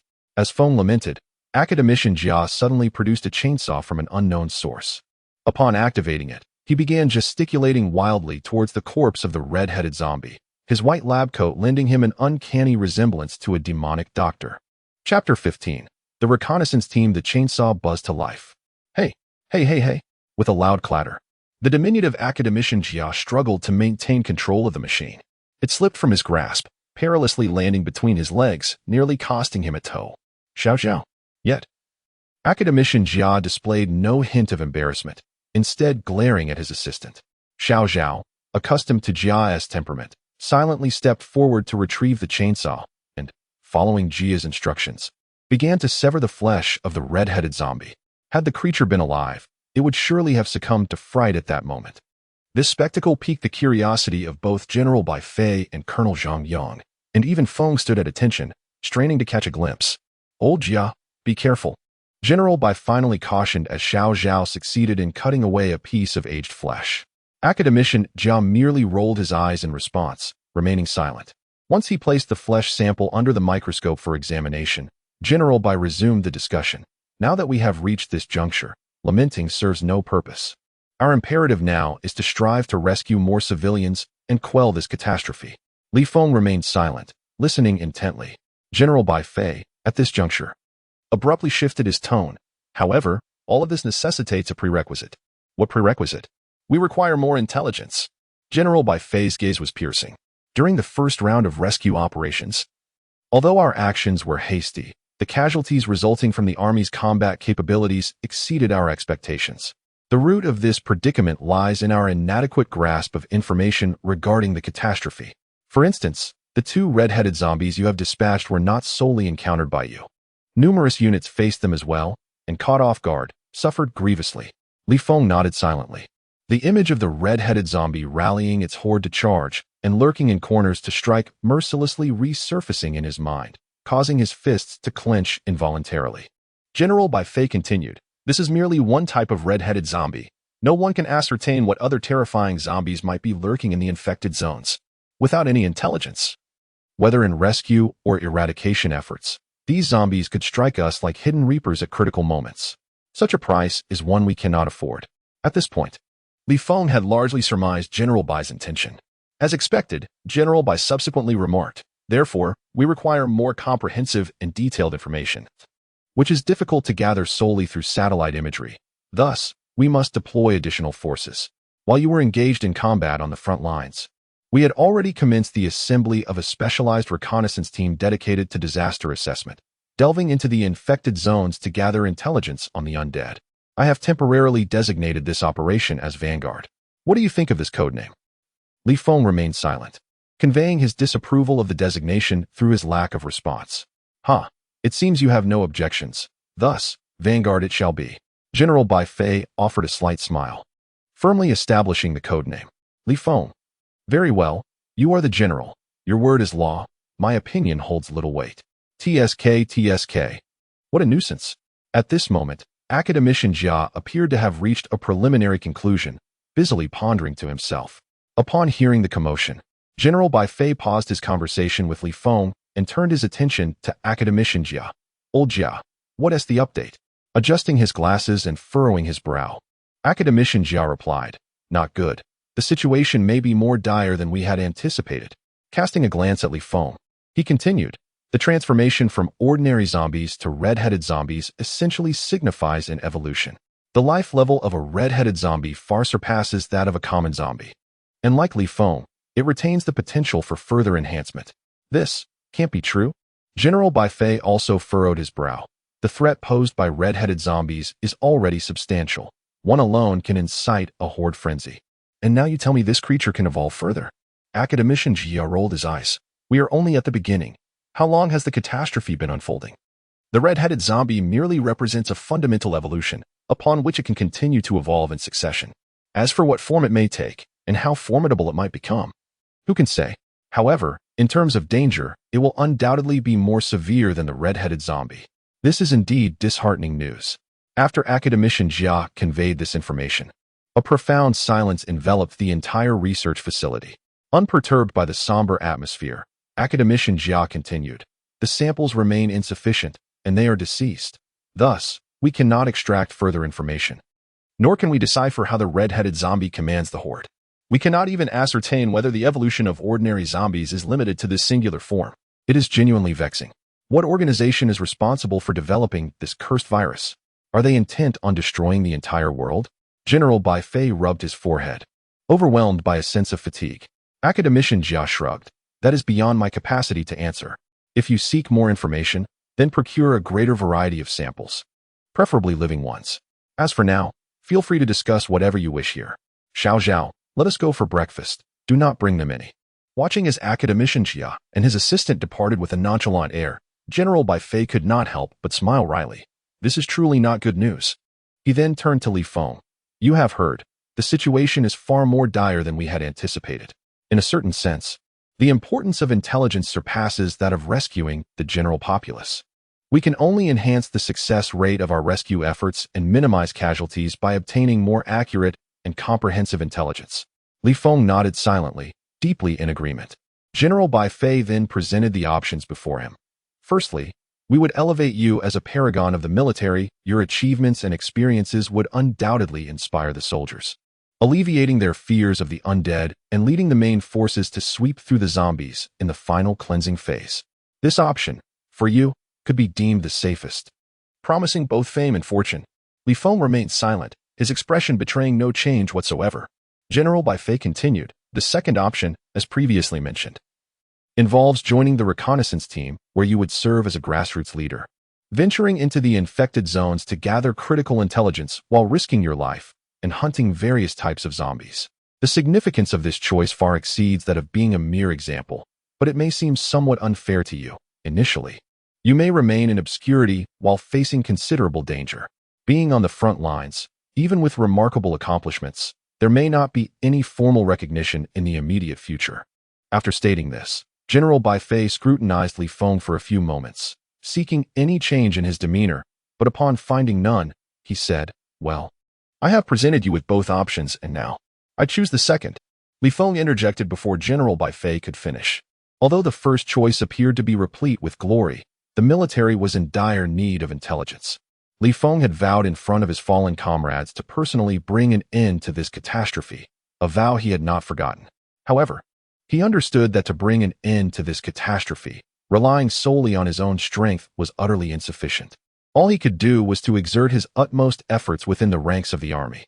Whenever he recalled the harrowing scenes of his comrades falling in battle, as well as the moment he pulled the trigger to eliminate the transformed Yuan Li, an indescribable fury ignited within Li Feng's heart. Beneath this seething flame, Li Feng found no solace.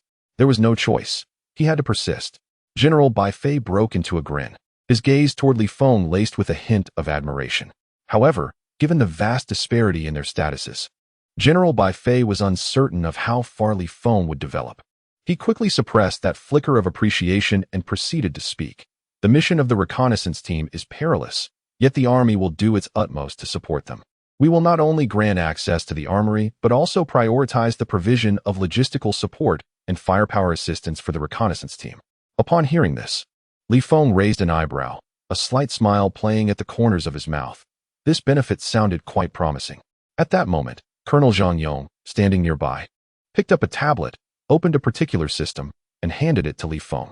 As Li Feng took it and glanced at the screen, he discovered a wealth of detailed information regarding numerous soldiers. What is this? The reconnaissance team is organized primarily by regional divisions, with assignments made randomly within each area. However, since you are already here, I shall bestow upon you the privilege of selection. Many soldiers from the first round of rescue missions have completed their tasks and returned to the unit. Upon hearing news of the reconnaissance team, they have eagerly volunteered. This is the current roster of personnel in this region. You may choose some to form your own reconnaissance squad, General Bai Fei elucidated. Choosing personnel? Li Feng was not particularly adept at this task, yet he diligently observed the tablet before him, scrutinizing the personal details of various soldiers, mentally comparing them. The soldiers represented a myriad of specialties: information warfare troops, medics, logistics personnel, artillerymen, machine gunners, snipers, and many others, including several cooks from the mess hall. The array was dazzling, almost overwhelming to Li Feng. Upon flipping to a particular page, Li Feng's interest was piqued. It was filled with familiar faces. Wasn't he at the trio from the 3rd Squad? In the past, when the unit had not yet imposed a ban on alcohol, Li Feng had once engaged in a brawl with this group due to drinking, resulting in the 3rd Squad undergoing rigorous training every night. Consequently, the mere sight of Li Feng would often make them clench their teeth in irritation. To his surprise, the 3rd Squad had completed their rescue mission and, upon returning, had volunteered for the reconnaissance team. Reflecting on those memories, a smile crept across Li Feng's lips. General, it shall be them. Chapter 16. Strike him. Engage him. Circle and kick him. The animosity between Li Feng and the 3rd Squad was profound. Had they possessed the strength to confront him, many would have relished the opportunity to deliver a thorough beating. However, Li Feng, being nostalgic, found himself more familiar with this group compared to others, having shared many intimate experiences with them. General Bai Fei glanced at the list and quickly noted the unit number, instantly grasping the situation. Yet, he did not oppose this choice, nodding in agreement. Colonel Zhang Yong took the tablet, swiftly maneuvering through its functions. Taking advantage of this brief interlude, Li Feng pressed on with his inquiries. General, how many members are there in the reconnaissance team? Which unit am I assigned to? This was hardly a secret.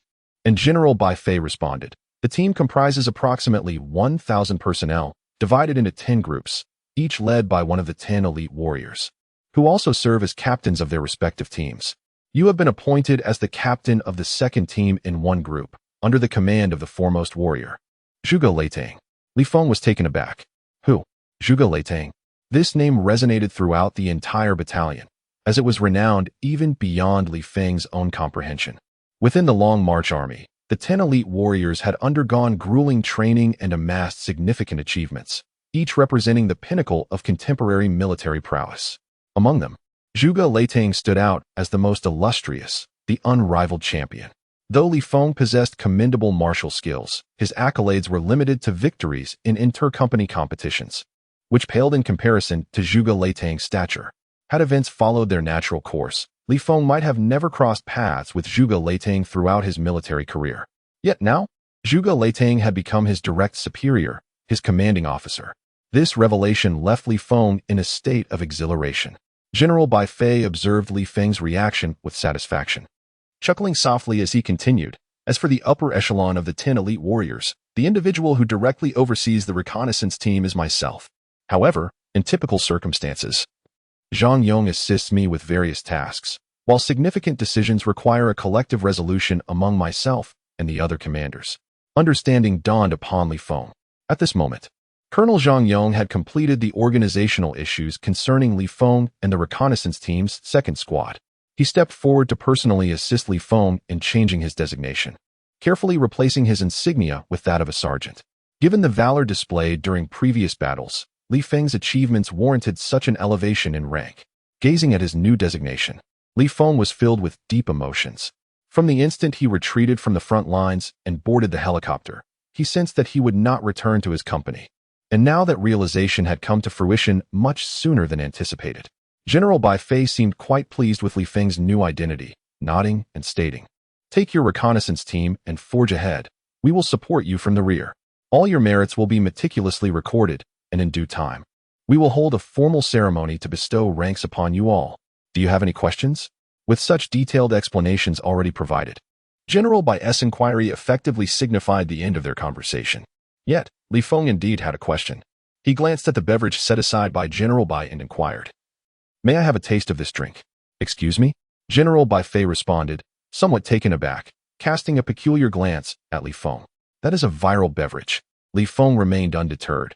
"But I cannot be infected, so it should not affect me, right?" General Bai Fei was momentarily speechless. Colonel Zhang Yong was equally at a loss. With utmost seriousness, Li Feng reiterated, "Is it permissible?" General Bai Fei retorted, "Get lost." "Yes," Li Feng thought to himself, if only that had been stated earlier. He executed a standard turn and departed with measured steps. Li Feng's desire for a beverage was not merely a matter of craving. Rather, it was prompted by a recollection of what Academician Jia had previously mentioned, that he could continue to evolve. Yet, the precise method of this evolution eluded him, though he suspected it was intrinsically linked to the virus. At present, the only virus he could access seemed to be contained within that bottle of viral drink.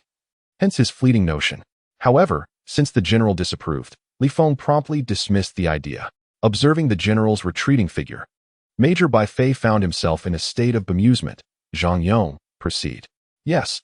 Zhang Yong swiftly departed, soon overtaking Li Feng. After leaving the research institute, the two boarded a military vehicle and sped away. "Commander." On the troop transport, Li Feng gazed at Zhang Yong for a few moments, contemplating a query. Zhang Yong chuckled, interjecting, "The general is not present, so there is no need for formality. Just call me Brother Yong." Li Feng, eschewing pretense, replied, "Brother Yong." "Where are we headed?" Zhang Yong responded, "I'm taking you to meet your squad. I've just sent them a notification. They should have received their new designations and are likely en route to the designated assembly point." The efficiency was indeed commendable, yet this time, Li Feng was unprepared psychologically. While he could manage the others, the real concern lay with the members of Team 3, those who would be more than eager to confront him. However, upon further reflection, It struck him that the very individuals who loathed him the most were now under his command, and the ensuing encounter promised to be quite entertaining. With this thought in mind, Li Feng chose to divert the conversation, inquiring about other matters. When shall I have the opportunity to meet Zhuge Leitang? For the time being, it is not possible to meet. Although you belong to the investigation team led by Zhuge Leitang, your operations are conducted in small units, and it is uncommon for a group to convene easily. Is that so? What is the relationship between the general and academician Jia? Alumni. Zhang Yong urged Li Feng not to stand on ceremony, and Li Feng, eager to ingratiate himself, began to broach topics he had previously hesitated to discuss in front of General Bai Fei, overwhelming Zhang Yong with the sheer breadth of his inquiries. The topics were so whimsical that they left Zhang Yong somewhat flustered. Fortunately, Zhang Yong exhibited remarkable patience, methodically addressing each question until there were no further inquiries to be made, at which point Li Feng fell silent, closing his eyes to recuperate. The military zone within the sea protection area is also divided into many sections. Li Feng and his companions needed to traverse a residential area, during which Li Feng witnessed a multitude of supply transport convoys, attended a mobilization rally in the square, and observed citizens queuing to donate blood, with the supply donation station teeming with people. Although the arrival of the Great Catastrophe severely wounded the vitality of the Great Tang Empire, the sense of patriotism among the populace surged under the state of heightened military alertness. The Great Wall stands guard, with millions of youth ready to serve. These scenes deeply moved Li Feng. Before long, the troop carrier finally entered the designated military zone and swiftly reached the assigned barracks. On a training ground, the group from Squad 3 had already assembled, eagerly anticipating the arrival of their captain. While these individuals appeared resolute, the curiosity in their eyes could not be concealed upon seeing the troop carrier. Once the vehicle came to a halt, Colonel Zhang Yang took the lead and leapt down with determination. Upon noticing the colonel's insignia, the members of the 3rd Squad immediately recognized that he could not possibly be their captain, as the rank disparity was too great. In unison, they shifted their gaze back to the troop transport. When they beheld the figure of Li Feng disembarking, they were rendered momentarily speechless, each one seemingly grappling with existential doubts. However, as they regained their composure, their expressions sharpened, fixing their intense stares upon Li Feng. Had Colonel Zhang Yong not been present, it was quite conceivable that they would have rushed to confront him. Ah, my old comrades have all gathered, I see. Hee, splendid indeed. Li Feng, undeterred by the tension, flashed a broad grin, revealing his gleaming white teeth as he greeted them. His words only intensified the charged atmosphere, with every pair of eyes directed at him, seemingly ablaze with ire. Once Li Feng came to a standstill, Colonel Zhang cleared his throat and addressed the group. I trust you have surmised that Li Feng will henceforth serve as the captain of your reconnaissance team, Squad 2. You were all part of the same company, and many of you were even comrades in the same platoon. Surely you are quite familiar with one another? Familiar? That would be an understatement. Lu Guochun replied through gritted teeth. Once the squad leader of the 3rd team, he had not been among those who were previously punished. Yet he had been the subject of ridicule from several other squad leaders, leaving him feeling utterly humiliated. Following the restructuring, although his rank remained unchanged, his position had been demoted, placing him on par with those he once commanded. Now, witnessing Li Feng ascend to the role of his captain, how could he possibly contain his frustration? Zhang Yong touched his nose, feeling somewhat embarrassed. I believe I am still not sufficiently familiar with the situation. There is no need to mind me. I shall make way for you all to acclimate yourselves, he stated, without paying heed to Li Feng's wide-eyed astonishment. He turned and re-entered the troop transport vehicle. How could he possibly remain oblivious to the subtle atmosphere on site? After a brief blink and a swallow, Li Feng finally averted his gaze, forcing a smile as he addressed Lu Guochun and the others. How do you wish to familiarize yourselves? Lu Guochun snorted.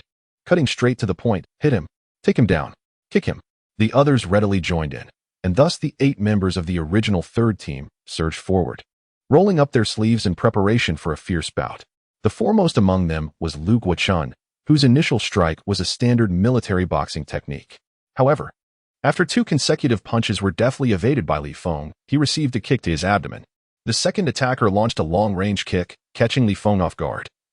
He hurriedly raised his arm to block it, but was still forced to stumble back 2 steps from the impact before he could regain his balance. The 3rd assailant charged in, brutally striking Li Feng's fist with his face. This was swiftly followed by the 4th and 5th attackers. In this chaotic fray, Evasion was impossible. To refrain from fighting would leave the conflict unresolved. Naturally, Li Feng could not simply absorb the blows without retaliating. He engaged in a spirited exchange, facing off against 8 opponents. The scene was far removed from the choreographed elegance of cinematic fight sequences, lacking any semblance of beauty. Aside from a fleeting resemblance to military boxing at the outset, the remainder devolved into a frenzied melee. Although the relationship between both parties is delicate, their actions are surprisingly restrained. Neither side resorts to weapons or lethal moves, nor do they employ any underhanded tactics. It is purely a brawl, creating a lively scene. On the troop transport, Colonel Zhang Yong, listening to the sounds of combat outside, feels no sense of unease. Instead, a smile creeps across his lips as he closes his eyes, contemplating the appropriate moment to intervene as a peacemaker. Chapter 17. Armory Number 1. You. Huff. You. Huff. You damn. Huff. Freak. On the training ground, the 8 members of Team 2 lie sprawled across the ground, gasping for breath. Some have slight swelling on one side of their faces, others exhibit faint bruising around their eyes, and a few have bloodstains at the corners of their mouths. Even while lying on the ground, team leader Lu Guochun insists on raising his hand to point at Li Feng, berating him. Lu was absent when Li Feng clashed with Team 2, and although he was aware of Li Feng's martial prowess, he never anticipated that one individual could subdue all 8 of them. Li Feng, however, is not faring much better. One eye is swollen while the other remains normal, one is bruised blue while the other is purple. His face is marked with 2 significant lumps, and numerous large footprints mar his body, rendering him a most disheveled and comical sight. After all, no matter how skilled he is in hand-to-hand combat, facing 8 opponents single-handedly is no trivial feat, and he has certainly endured his fair share of blows. Had it been in the past, Li Feng would surely have collapsed on the ground, panting heavily like the rest of the group. However, following an inexplicable transformation, his stamina now far exceeds that of his former self. After an intense battle, he remained unflustered, not even breaking a sweat. Upon hearing Lu Guochun's words, Li Feng approached him and squatted down, playfully inquiring, "Shall we continue?" Lu Guochun replied, "Yes." "Huff. Let us go?" Raising an eyebrow, Li Feng readied his fist. Lu Guochun retorted, "What are you swinging your fist for?" Embarrassed, Li Feng withdrew his fist and complained, "Could you refrain from panting while speaking?" Lu Guochun shot back, "You damn it." At that moment, Lu Guochun was filled with an urge to leap up and engage Li Feng in a fierce duel for several more rounds. Yet, after uttering that exclamation, he found himself unable to muster the energy. He took a few deep breaths and then burst into a silly laugh, leaving Li Feng bewildered. Once the laughter subsided, Lu Guochun finally caught his breath and said, "I told you. How could my soldiers possibly fail to defeat even one person? The champions of our battalion are not to be underestimated. Now I concede. I have kicked you a few times, and others have certainly given you a thorough thrashing. Consider our previous grievances settled." Li Feng scratched his chin, sensing something amiss in Lu Guochun's words. Nevertheless, since everything was being wiped clean, he chose not to dwell on it. "Haha, class leader, you are no longer the leader. We are now equals." Not far away, the sharpshooter Chen Long chimed in with unwelcome comments. Lu Guochun did not glare at him, but instead reflected, "Indeed, the structure has changed. It is no longer the same. To assert that other soldiers have directly become my immediate superiors would leave me utterly indignant. However, you, Li Feng, can be considered as such, albeit reluctantly." "Oh, is it merely due to this skirmish?" Li Feng, intrigued, spoke while the wounds on his body gradually healed, his face swelling subsiding, and the dark circles under his eyes returning to their normal hue. Lu Guochun, oblivious to this, lay on the ground, gazing at the azure sky and white clouds, candidly stating, "What significance does this skirmish hold?" It was merely an outlet for frustration. "We have all heard of Class 1's plight, and your achievements have also reached our ears. If I were in your position, I would not have survived." Li Feng, initially jesting, saw his smile vanish instantaneously upon the mention of Class 1's fate, replaced by a trace of sorrow. Another soldier, Sun Gaoqiang, sat up, wiping the blood from the corner of his mouth, and directed his gaze at Li Feng. "During our rescue mission, we encountered little resistance. We hardly disturbed any zombies and did not encounter any of the red-headed ones. Are these creatures truly that perilous?" Li Feng nodded, his tone grave. "Indeed, they are perilous. They are swift, strong, and can command hordes of zombies to riot. They may even lurk in shadows to launch sudden attacks." "Damn, I had presumed these zombies to be rather dull. How could there be such extraordinary red-headed zombies? If we were to confront such a creature without any intelligence, we would surely be in dire straits. After receiving Li Feng's confirmation, the others began to voice their grievances, each contributing to the discourse. Li Feng let out a bitter laugh and rose to his feet. The crimson-headed zombies may not be the sole variants, nor the most advanced among them. This calamity is far more perilous and ruthless than we can fathom. Our reconnaissance team's mission is to delve into the infected zones, engage directly with all variants, and gather the most crucial intelligence for the military, while procuring diverse samples of variants for the research institute. At this juncture, Li Feng cast a downward glance, indicating that the task ahead is fraught with danger and the mortality rate could be significant. Are you certain you wish to become members of the reconnaissance team? In response, the members of the original third squad remained silent, instead rising in unison. Led by Lu Guochun, they formed a line and rendered a precise military salute to Li Feng, demonstrating their resolve through action. In that moment, the second team of the reconnaissance group was officially established. Clap, clap, clap at this moment. Colonel Zhang Yong could no longer contain himself, emerging from the transport vehicle and slowly applauding. This encounter is indeed remarkable. In my years of service, I have never witnessed such a sight. Li Feng's lips curled into a slight smile, yet he offered no reply. Colonel Zhang then lowered his hands behind his back and glanced at the members of the second team. The mission is indeed perilous, but the military will provide you with the utmost protection, including prioritizing the supply of various weapons and ammunition. Follow me. Having spoken, Colonel Zhang turned and exited the training ground, with Li Feng and Lu Guochun trailing closely behind. Their meeting place was not arranged haphazardly, rather, it was due to the proximity of the primary armory of this military district. Shortly thereafter, the group arrived at the front of the armory. As Colonel Zhang Yong verified their identities and unlocked the doors, the sight of the armaments within left everyone, including Li Feng, utterly astonished. Rows of various models of handguns, submachine guns, rifles, sniper rifles, and machine guns were neatly arranged, while mountains of ammunition were stacked in crates. Additionally, an array of rocket launchers, main battle tanks, armored vehicles, and troop carriers were lined up. Over a dozen types of fighter jets and helicopters were stationed, and in the distance stood imposing missiles, an array of sophisticated drones, and various advanced equipment. This was merely the primary armory of the current military district, yet it sprawled across an area reminiscent of a grand plaza, with a dazzling array of weaponry that overwhelmed the senses. Although Li Feng and his comrades had served for several years, this was their first time witnessing such a bountiful arsenal. Goodness gracious! In previous years, during exercises, we never encountered such treasures. The group marveled, and Li Feng could not help but swallow hard before turning to Zhang Yong. Brother Yong, are all these weapons truly ours? Zhang Yong replied with a smile, indeed. Then what are we waiting for, comrades? Let us choose our equipment. Onward. Let us go. If you are not eager to select your weapons, there is something amiss with your mindset. The crowd's eyes sparkled with excitement, akin to impoverished souls stumbling into a treasure trove of gold. Observing their exhilaration, Zhang Yong felt a swell of pride. Yet, mere minutes later, his smile faded, replaced by a look of astonishment. Although Li Feng had yet to complete his selection, Lu Guochun and his 7 companions had already amassed an impressive array of weaponry, standing in formation outside the armory. Each individual was adorned with an assortment of machine guns and rocket launchers, accompanied by heavy bundles of ammunition. Sun Gaoqiang trailed a 1-meter-long belt of bullets, while the sniper Chen Long clutched no fewer than 10 hefty rifles, seemingly unfazed by their weight. Zhang Yong's lips twitched in disbelief. Have you all truly been so impoverished that you now find yourselves in such dire need of firepower? Lu Guochun asserted with conviction, Commander.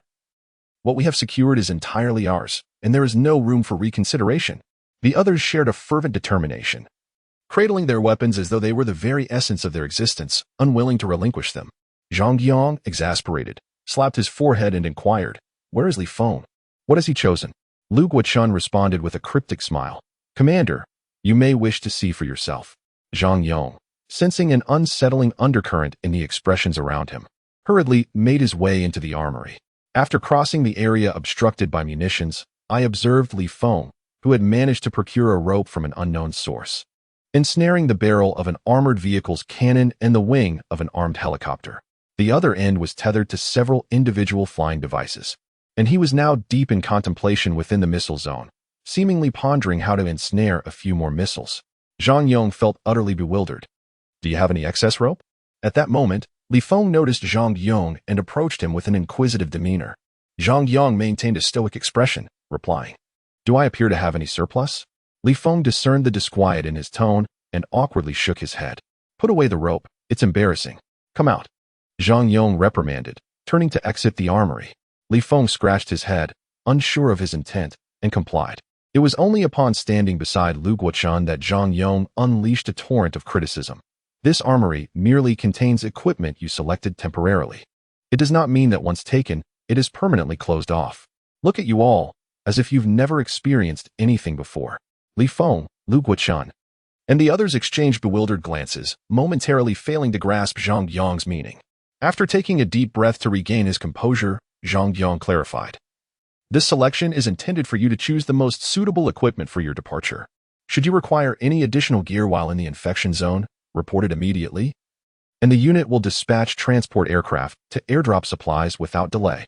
If our inventory runs low, military enterprises will be instructed to work overtime to produce more. There is no need to attempt to consume everything at once. Do you understand? Understood. Understood. Li Feng and others responded in unison, some inwardly grumbling that it would have been better to state things plainly from the outset rather than resorting to riddles. Zhang Yong finally calmed down. Commander. At that moment, a soldier approached, carrying a knapsack, and saluted Zhang Yong. This caught the attention of Li Feng and the others, who glanced over, only to find that none of them recognized him. You're here? Zhang Yong smiled upon seeing the newcomer and introduced him to Li Feng and the others. With Li Feng included, our group consists of only 9 members. I've arranged for an additional recruit to temporarily join Team 2. This is Yang Bo, a drone operator. His skills will undoubtedly prove invaluable for your forthcoming missions. Please take a moment to get acquainted. Chapter 18. The silkworm zombie Yang Bo, the drone operator, was proficient in controlling reconnaissance drones, combat drones, and various other types. Capable of expertly filling out drone operation codes. He respectfully saluted Li Feng and the others, offering a brief self-introduction. Afterward, he observed their battered appearances with a hint of confusion. Li Feng quickly noticed Yang Bo's shoulder insignia. Corporal. Goodness, he's ranked higher than I am. Silently acknowledging this, Li Feng returned the salute with an air of formality. I am Li Feng, the leader of Team 2. He then turned to introduce the individual beside him. Lu Guochuan. This is Lu Guochuan, the machine gunner for Team 2. Lu Guochuan was taken aback, questioning in his mind, since when had he become the machine gunner? Before he could voice his doubts, Li Feng proceeded to introduce others. Sniper Qianlong from Team 2, Machine Gunner Sun Gaoqiang from Team 2, Machine Gunner Wang Qi from Team 2, Machine Gunner Zhang Dongyun from Team 2, Machine Gunner Zhang Bin from Team 2, Machine Gunner Zhang Bing from Team 2, and Machine Gunner Gao Feng from Team 2. Although they were not originally members of the same squad, Li Feng was quite familiar with this group and introduced them in his capacity as captain. However, as he introduced them, the members of Team 2 appeared somewhat bewildered. Yang Bo stared blankly, while Zhang Yong's expression darkened. Why is everyone a machine gunner? Indeed, aside from Qianlong, who retained his identity as a sniper, the others were all designated as machine gunners. Li Feng replied earnestly, Report, Brother Yong, for reconnaissance in the infected zone, we require greater firepower. Since we can select our own weapons, why not opt for those with superior firepower? Zhang Yong remained expressionless. Then why not choose artillery? Suddenly, Li Feng's eyes lit up. Brother Yong, may I reintroduce them? Enough. Are you aiming to obliterate the horde? Zhang Yong shot back. You, with your seemingly innocent demeanor, have a remarkably thick skin. Li Feng blinked his innocent eyes, silently conveying that regardless of what was said, he would choose as he deemed fit. Zhang Yong, with no retort, covered his face. Fine, fine. Do as you wish. You are the captain. With that settled, they naturally proceeded to select their weaponry anew. Having heeded Zhang Yong's previous counsel, Li Feng's selection of equipment indeed underwent a transformation. He set aside all ordinary rifles and opted for 9 grenade rifles, 8 machine guns, and several launchers. Qianlong chose a high-caliber sniper rifle and picked up an even more powerful grenade sniper. Yang Bo selected a batch of drones, along with a complete drone system. As for ammunition and fuel, they acquired them in bulk, resulting in several tons in total after multiple trips. In addition, Li Feng paused in front of a small transport aircraft, seemingly captivated. However, after much contemplation, he ultimately decided on a troop transport vehicle, followed by an armored vehicle. and concluded with several individual aircraft. It was evident that this second selection of weaponry surpassed the first in abundance. After all, one cannot argue with the decision-maker. Thus, Lu Guochun and the others dutifully complied with Li Feng's requests, finding enjoyment in the process. Zhang Yong observed the entire scene, rendered speechless. Thus far, the reconnaissance team had formed over 40 squads, each embarking in their designated direction, with Li Feng's squad carrying the most extravagant amount of equipment. Yet, remembering Li Feng's near-fatal encounter amidst the tide of corpses, Zhang Yong found some understanding and refrained from intervening. Once all equipment was packed into the armored vehicle, Li Feng did not hasten to set off. They had been so busy that they had not even had a chance for breakfast. Fortunately, a nearby breakfast shop provided a reprieve, where Li Feng and his 10 companions ordered some tofu pudding and fried dough sticks, devouring them ravenously. During a meal, Li Feng and Lu Guochun found themselves seated across from one another. As they dined, Lu Guochun suddenly fixed an indignant gaze upon Li Feng, his stare unwavering. Perceptive to this scrutiny, Li Feng refused to back down and returned the glare. After a brief standoff, Li Feng broke the silence with a question. "What are you staring at?" Lu Guochun, incensed, began to curse. "You damn." Yet midway through his tirade, he recalled that Li Feng was, after all, his captain, prompting him to abruptly halt and recalibrate his demeanor. Li Feng, momentarily taken aback, pondered why he had become the target of such vitriol. By this time, Lu Guochun had regained his composure and inquired, "We just gave you a black eye. How come you bear no wounds now?" Indeed, it was no small feat to have marked Li Feng's visage, yet remarkably, only a fleeting time had passed. And aside from a few large footprints on his body, he bore no traces of injury. Lu Guochun felt a profound sense of injustice within. Li Feng scratched his chin, momentarily at a loss for words. Just then, Yang Bo seized the opportunity to interject. "I've been meaning to ask, why does everyone look like they've been in a brawl?" How ironic that he would broach such a topic. Aside from Li Feng, the others glared at him with indignation, while Chen Long ominously threatened. "This is a tradition for joining our squad. Would you care to experience it as well?" Yang Bo quickly fell silent, inwardly lamenting the nascent formation of the reconnaissance team. It seemed as though these individuals were afflicted with some peculiar malady. Was it truly safe to accompany them on missions? The breakfast period was brief. After partaking in their morning meal, everyone retrieved their mobile phones, taking a moment to bid farewell to their families before departing, while also preparing their wills. Before leaving Wangzhuang, Li Feng made sure to collect his phone, promptly dialing his parents' number. Indeed, his parents were quite anxious about his safety. Upon learning that he had safely returned to the protected area, they all breathed a sigh of relief. Regarding Li Feng's mention of an impending mission with a low degree of danger, his parents expressed understanding, albeit with repeated admonitions to prioritize his safety. After successfully calming his parents, Li Feng adhered to tradition and began to pen his will. "Dad, Mom, when you read this letter, I may have already passed away." At this point, Li Feng furrowed his brow, feeling an uncomfortable sensation, and decided to strike it out, starting anew.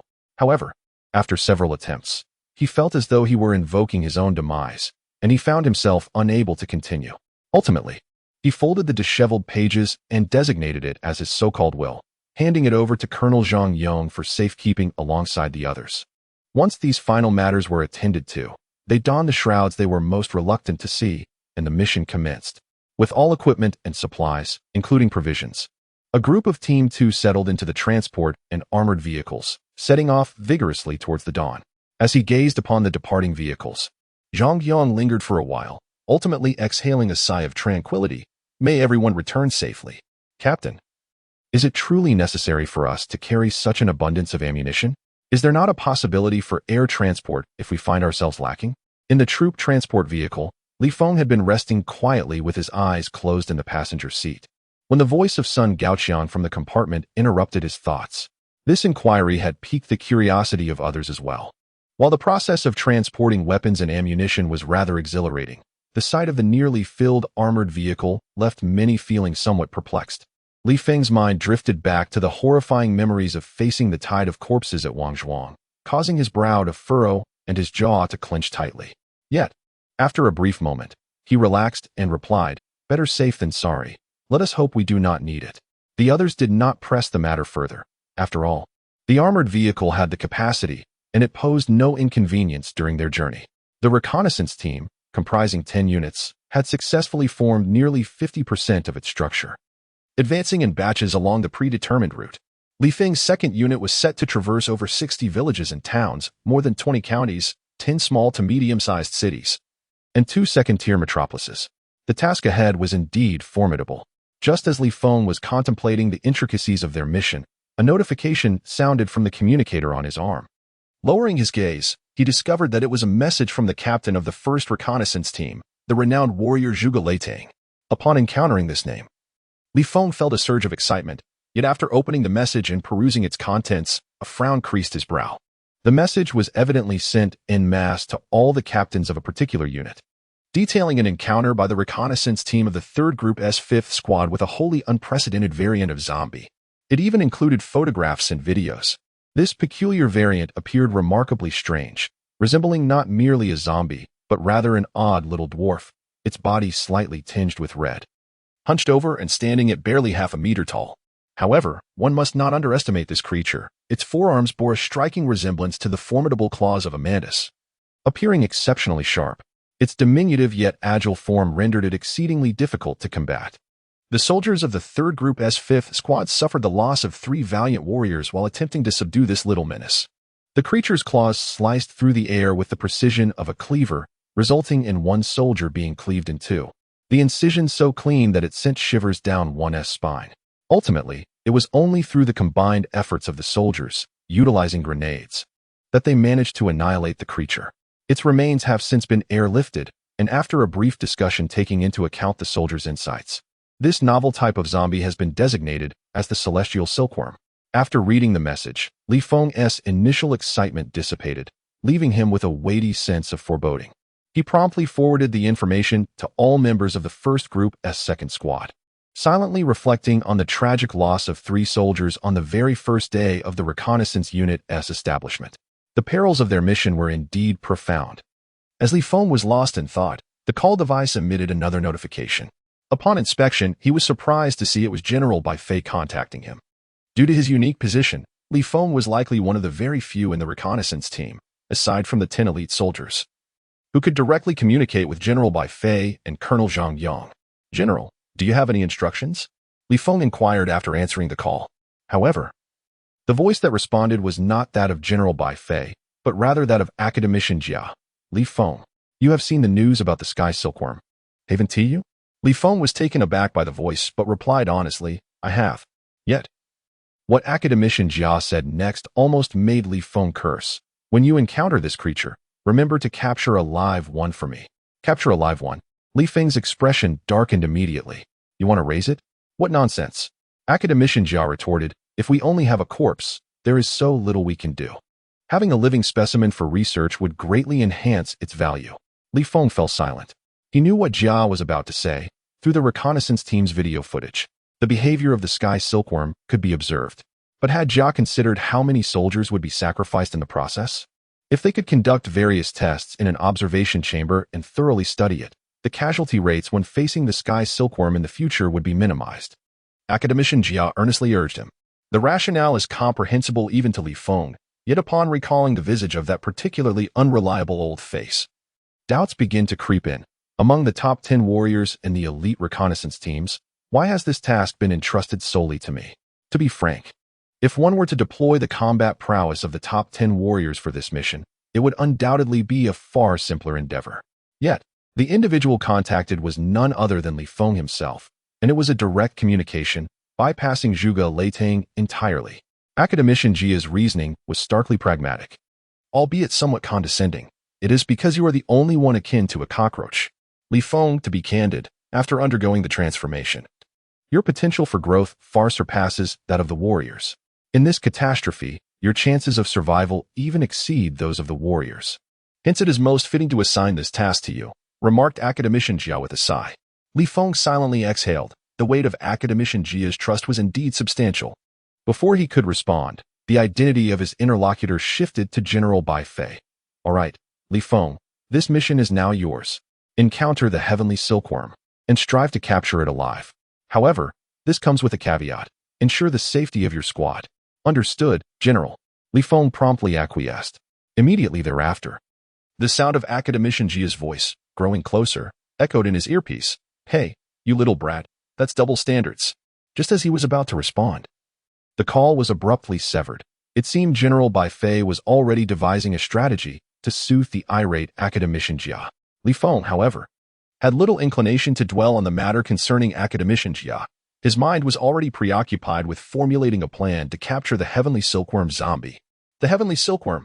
Alas, yet another new species has emerged. This diminutive creature may appear small, but it exudes an air of ferocity. At this moment, voices echoed through the headsets as the team members had already viewed the video of the celestial silkworm and expressed their astonishment. Although the squad traveled together, some remained in the shed, others in the front seats of the vehicle. While two individuals occupied the armored car, collective discussions were still conducted via radio. Such a tiny creature has claimed the lives of 3 comrades. Surely, this casualty rate is alarmingly high. Its forelimbs resemble massive cleavers. Who could survive a blow from this beast? How foolish. This creature is evidently a close combat type. Why engage in hand-to-hand combat when we can simply incapacitate it from a distance upon discovery? The squad leader is indeed correct. No, it is time to start addressing him as Brother Chan. Titles are inconsequential. You may continue to call me squad leader if you wish. Listening to the members exchanging remarks, Li Feng couldn't help but sigh and interject. Let us pause for a moment. Brother Chan, I have no objections to continuing to call you squad leader. However, upon encountering the celestial silkworm zombie, we may find ourselves unable to avoid close combat, for our mission is to capture it alive. Are you mocking us? Can you not see how dangerous this creature is? Capture it alive? Who can withstand a swipe from this thing? Isn't that tantamount to sending us to our doom? Lu Guochun nearly burst out through the headset in frustration, while Li Feng offered a wry smile. There's no alternative. The order from above is explicit. Capture a live specimen, as it holds greater research value. After all, we are the reconnaissance team. No one responded, and Li Feng continued, let us not be too pessimistic. We may not encounter the celestial silkworm. If we do happen to come across it. After a brief pause, Li Feng gritted his teeth and declared, I will take the lead. Oh, so you fancy yourself a hero, do you? On what grounds do you take the lead? I am the captain. Came the retort from Lu Guochun, who fell silent thereafter. However, Li Feng sensed an unspoken retort lingering in the air. The journey proceeded in relative quiet, with only the hum of the motorcycle engines breaking the stillness. The path inevitably led them over a few dusty stretches, where the vehicles stirred up clouds of yellow dust as they passed. Occasionally, stray zombies appeared on the periphery, but the team merely crushed them underfoot, as clearing them was not their objective. After several hours of relentless travel, they finally entered the infection zone. The number of zombies in the vicinity began to rise. To avoid triggering a large-scale gathering of the undead, the convoy slowed down, opting for more secluded routes. After winding through for nearly half an hour, they finally reached their first target area, the twin towns of Hedong and Hishi. These two towns are divided by a river, surrounded by over a dozen villages, each named after the surnames of their inhabitants, such as Lu Village and Zheng Village. The vehicles came to a halt in front of Lu Village, and the team disembarked. Taking a moment to observe the settlement before Li Feng commanded, Yangbo, it's your turn. Understood, came the reply. Upon hearing Yangbo's response, he swiftly retrieved a box of drones from the transport vehicle, along with a briefcase. Upon opening the briefcase, he revealed a sophisticated operating system. With fingers flying across the controls, he quickly completed the setup. Under his command, over a dozen drones ascended rapidly, dispersing evenly over the skies above Lu Village. Before long, the communicators on Li Feng and his companion's arms emitted sounds. They leaned down to take a look, their brows furrowing in surprise. The entire topographical map of Lu Village, including the layout of buildings and thermal maps indicating the locations of survivors and zombies, was clearly marked. It was remarkably evident. This tool significantly simplified their mission. How was this possible? The group was astonished. Initially, they had paid little heed to Colonel Zhang Yang's assertion that Yangbo's drone technology would be immensely beneficial for future missions. However, witnessing it firsthand left them filled with profound admiration. Yangbo, maintaining a stoic expression, explained, the code and programming were written by me. Once the drones are deployed, they operate autonomously, monitoring while emitting waveband scans, which possess certain penetrative and mobile capabilities truly omnipresent. Ultimately, the drones will relay everything they scan back to me, and I will synchronize the information with you in real time. However, I must control the drones and receive information, so I cannot accompany you in the field. Li Feng nodded in agreement. With the assistance of the drone's information, having one less person in the field was negligible. He glanced at the communicator and inquired, "Can the exploration range of the drones be expanded further? Is it possible to encompass an entire city of 5 lines?" Yang Bo responded, "The scope can continue to expand. I have only deployed 12 drones. If we wish to broaden the search area, we can release additional drones. However, even with a larger area, it remains limited. Drones are not satellites, and given our carrying capacity, we cannot cover the entire city, only a portion. While it is possible to force an expansion, it would inevitably reduce accuracy." Li Feng smirked, "That will suffice." He then turned to Lu Village, stating, "The thermal imaging does not reveal any unusual heat signatures. There should be no red-headed zombies or silkworm zombies among us. However, we must remain vigilant. The red-headed zombie we encountered in Wangzhuang mutated unexpectedly. If we encounter any peculiar zombie species, do not act recklessly. Inform everyone, and do your utmost to capture them alive." The last part of Li Feng's statement lacked conviction as thoughts of academician Jia's rhinophema crept into his mind. Shaking his head to dispel these distractions, Li Feng reiterated, "I will repeat, our primary mission is to explore new zombie species and gather information. Unless absolutely necessary, do not engage in combat with these zombies. The thermal imaging indicates there are still 6 survivors. We must ensure that all are brought out safely to a secure location during our exploration. Is that understood?" "Understood." No one contested the critical mission, and after everyone acknowledged, Li Feng waved his hand, and the team swiftly dispersed, infiltrating Lu Village. They say technology changes lives. And this adage holds true without exception. Previously, during the search for survivors, it was necessary to utilize thermal imaging for close-range searches in the bustling streets and narrow alleys. However, this time, with the assistance of drones, the efficiency of the operation has significantly improved. Not only can they avoid the scattered hordes of zombies in advance, but they can also accurately locate all survivors, facilitating a swift rescue. Occasionally, they can monitor the movements of the zombie masses to ensure that no mutations occur among them. In just over 10 minutes, the team successfully located all survivors while evading the zombies, safely extracting them from Lu Village. Only 2 individuals engaged with the zombies during this period, one wielding a dagger and the other using a silenced pistol. Both actions went unnoticed by the undead. Fortunately, they did not encounter any mutated zombies.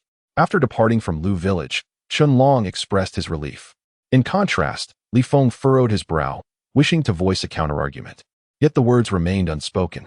Li Feng harbored some internal conflict regarding the reconnaissance team's mission. On one hand, he sincerely hoped to avoid encountering mutated zombies, as such encounters would undoubtedly pose various dangers and could even lead to casualties. However, their mission was precisely to gather information on these mutations. And if they continually failed to do so, what purpose did the reconnaissance team serve? Ultimately, he resigned himself to whatever fate awaited them. The overall area of the 2 towns, Hedong and Heshi, was not particularly vast. The team did not separate to drop off the survivors individually. Instead, they transported all of them through several villages, planning to rescue every survivor from both towns before contacting headquarters to dispatch a helicopter for concentrated escort to the safe zone.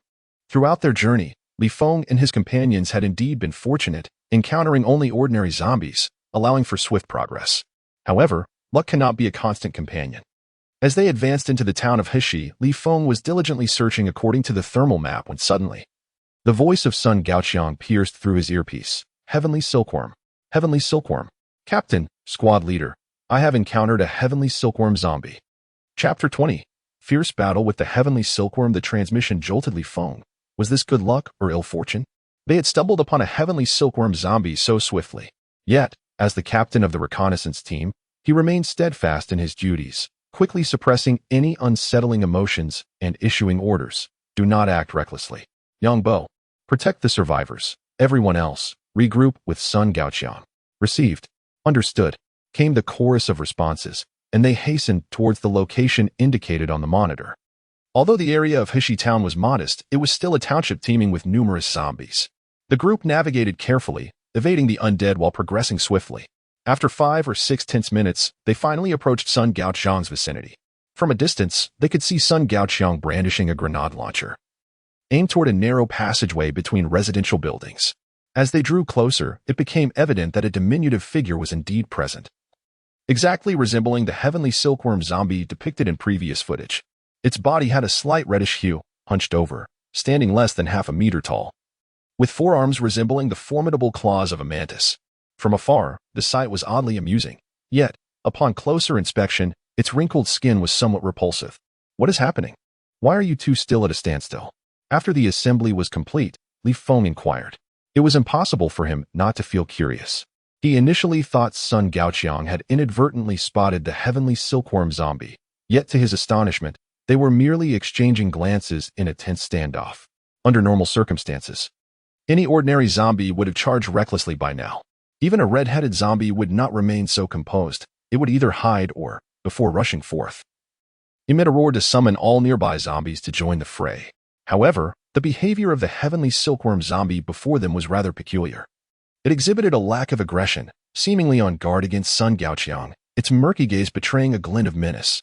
Upon their arrival, the heavenly silkworm zombie appeared increasingly agitated, baring its sharp fangs and slowly swaying its menacing forelimbs. Sun Gaoqiang let out a deep breath of relief. Finally, you have arrived. I certainly lacked the confidence to confront this creature alone.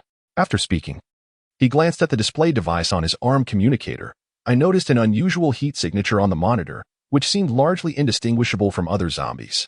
I thought it prudent to investigate, only to discover it was a heavenly silkworm. Knowing it was a heavenly silkworm, I would never dare to stand here so carelessly.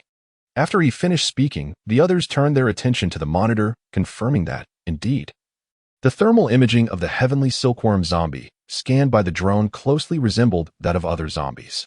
Upon closer inspection, one can discern that the thermal signature of the celestial silkworm is somewhat more profound than that of ordinary zombies, though its depth is limited.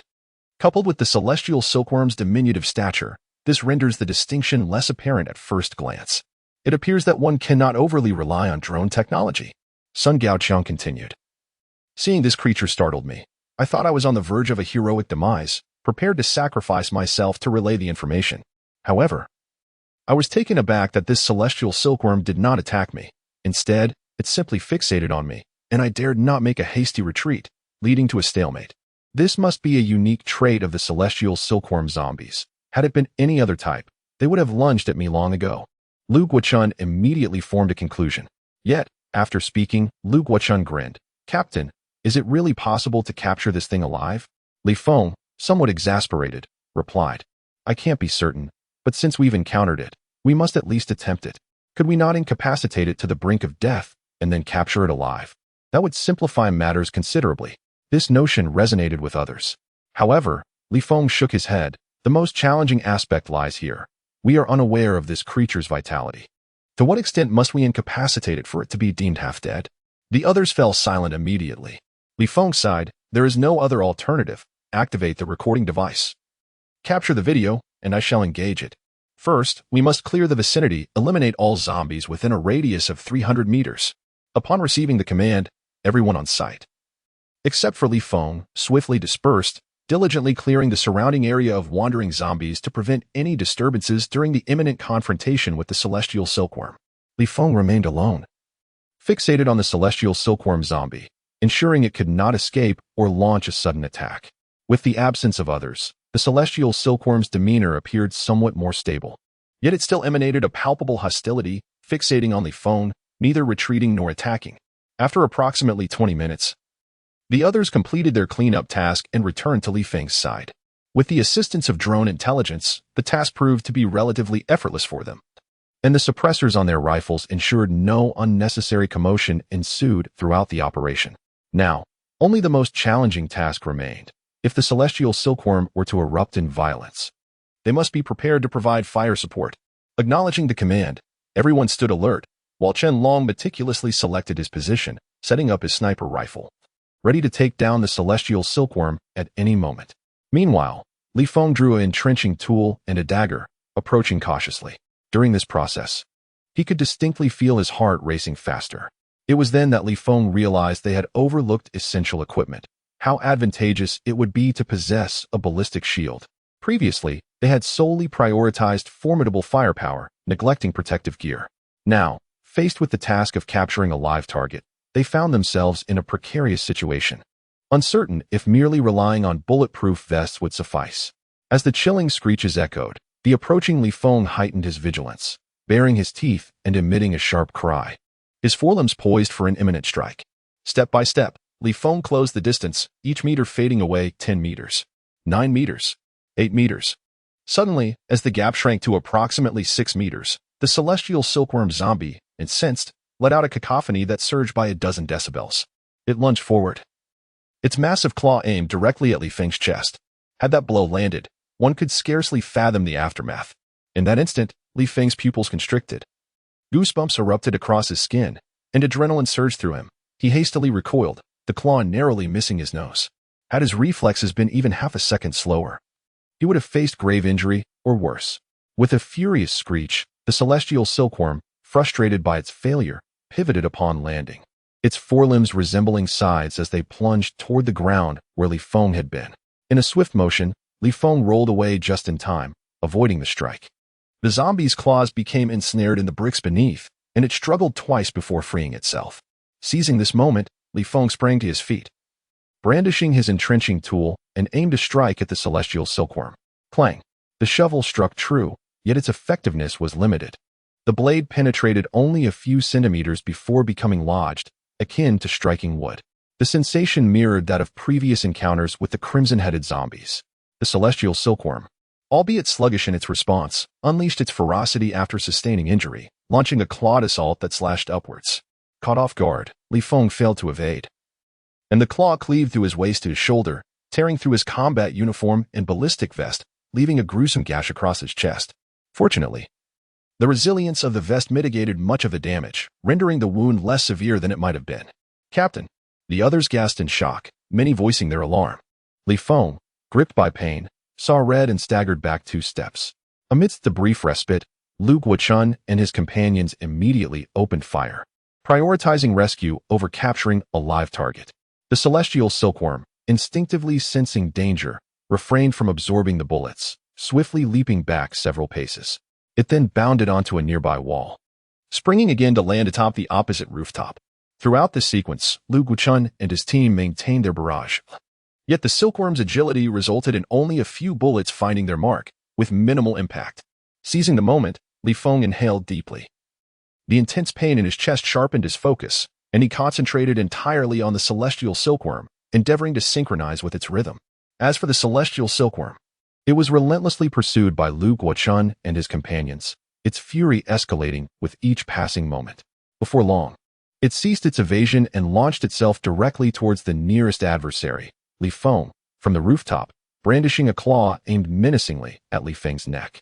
In that fleeting instant, Li Feng sensed an unprecedented peril, yet he found himself momentarily incapacitated, unable to evade the impending strike. Just then, a gunshot rang out, shattering the tension of the moment. And simultaneously, the momentum of the celestial silkworm was abruptly halted, its extending forelimb shattering into fragments. Behind, Chun Long, the marksman, calmly reloaded, ejecting a bullet casing that was thicker and longer than an adult's middle finger. A job well done. Li Feng quickly grasped the situation, shouting in exhilaration as he seized the once-in-a-lifetime opportunity. He swung his entrenching tool as though playing baseball, delivering a powerful blow to the celestial silkworm's crown, sending its entire body crashing against the adjacent wall. Having personally experienced the formidable nature of the celestial silkworm, Li Feng came to a realization: if it could be captured alive, he would do so. If not, he would ensure its demise. However, it was evident that a single strike would not suffice to vanquish the celestial silkworm. Although a deep gash opened on its head, it did not perish. Rather, its body swayed unsteadily as it attempted to rise, only to falter and collapse forward once more. Before it could make another attempt, Li Feng swiftly leapt forward, driving his dagger forcefully into its back, pressing down with all his might until the blade was buried halfway within. The creature emitted a series of eerie shrieks. The excruciating pain caused the silkworm to emit a series of anguished cries, yet its injuries seemed grievous enough to drain its energy, rendering its clawed flails weak. Hold it down. At that moment, Lu Guochun and the others sprang into action, rushing forward en masse to collectively restrain the silkworm. Chapter 21. The contradictory silkworm, keep it still. Don't let it thrash about. Goodness, for such a diminutive creature, it possessed astonishing strength, despite being nearly beaten to death. It was a struggle to restrain even one of its legs. They had only just discovered that this little being had 6 legs, accompanied by a pair of additional appendages. What is this? It clearly has 4 legs, with the front ones acting as claws, akin to hands. Enough with the idle chatter, Wang Qi. Just hold it down. You're about to be kicked away by this nearly lifeless silkworm. Gao Feng, shift a bit to the side. You're making it impossible for me to exert any strength here. The members of Team 1 and Team 2 united their efforts, engaging in a cacophony of chaotic commands, and finally managed to gain control over the silkworm. However, the resilience of this creature was astonishing.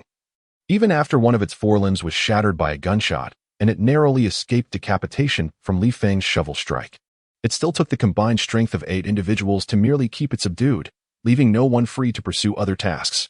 Fortunately, a sniper named Qianlong, recognizing that he could not contribute directly, hastened away to gather several bundles of steel wire. With everyone collaborating, they swiftly bound the silkworm tightly, ensuring that no matter how immense its strength or destructive potential, it could not break free. At that moment, they finally found the leisure to rise and clap their hands, gazing at the incessantly shrieking silkworm zombie, letting out a chuckle. They had indeed managed to capture a silkworm zombie so effortlessly. However, before they could utter words of celebration, Li Feng gasped sharply. Having been preoccupied with the battle, he had not fully registered the pain until now, with the fight concluded. He was immediately struck by a searing ache emanating from the wound on his chest, causing beads of cold sweat to form on his brow. Captain, how are you faring? The others soon noticed Li Feng's expression, their gazes drawn to his injury, and they grimaced in sympathy, feeling the pain vicariously. Li Feng waved his hand dismissively. I won't die. It will just hurt for a while. Although his wound healed at a considerably faster rate than that of an ordinary person, the sheer size of the injury meant that full recovery would still require time. Gritting his teeth against the pain, he nodded at Qianlong. That shot was splendid. Qianlong grinned sheepishly, scratching his head. Oh, it was nothing much. I was mainly providing support. The real force was still you, Captain. Oh dear, are you two engaging in mutual flattery? Lu Guochun interjected with a hint of annoyance. What about our contributions? Qianlong quickly responded. Everyone played a part. We captured it together. Now that sounds more reasonable. A small flicker of vanity was satisfied, and the group promptly shut off their recording devices, hoisting the silkworm and dashing off, indifferent to its frantic cries. The original plan was to explore all the villages in both towns before calling for a helicopter. However, with the emergence of a living celestial silkworm, further delays were no longer feasible. After rendezvousing with Yang Bo, Li Feng promptly reported the situation and summoned the helicopter, specifically requesting the inclusion of 10 military-grade blast shields, along with a set of combat attire and bulletproof vests. While awaiting the arrival of the helicopter, which would require some time, the team remained industrious, continuing their exploration tasks, albeit with Li Feng being forcibly retained. Despite Li Feng's repeated assurances that his injuries would heal swiftly, enabling him to resume his duties, none of his comrades acquiesced, and the captain's dignity was thoroughly trampled. Reluctantly, Li Feng complied and remained with Yang Bo, tending to his wounds while also overseeing the celestial silkworm and soothing the survivors who had been terrified by it. The subsequent exploration tasks proved considerably simpler, as there were no further encounters with the celestial silkworm or the red-headed zombies. With the assistance of drones, the others swiftly completed their explorations and brought back several survivors. Not long after regrouping, a distant buzzing sound heralded the arrival of the helicopter. Upon sighting the aircraft, the survivors exhibited clear signs of excitement. Previously, upon spotting the Long March troops, they had sensed their salvation, yet, being situated within an infected zone had left them somewhat uneasy. Only upon boarding the helicopter did they truly feel at ease. Meanwhile, the escort personnel gazed in astonishment at the celestial silkworm zombie, tightly bound and emitting frantic squeaks.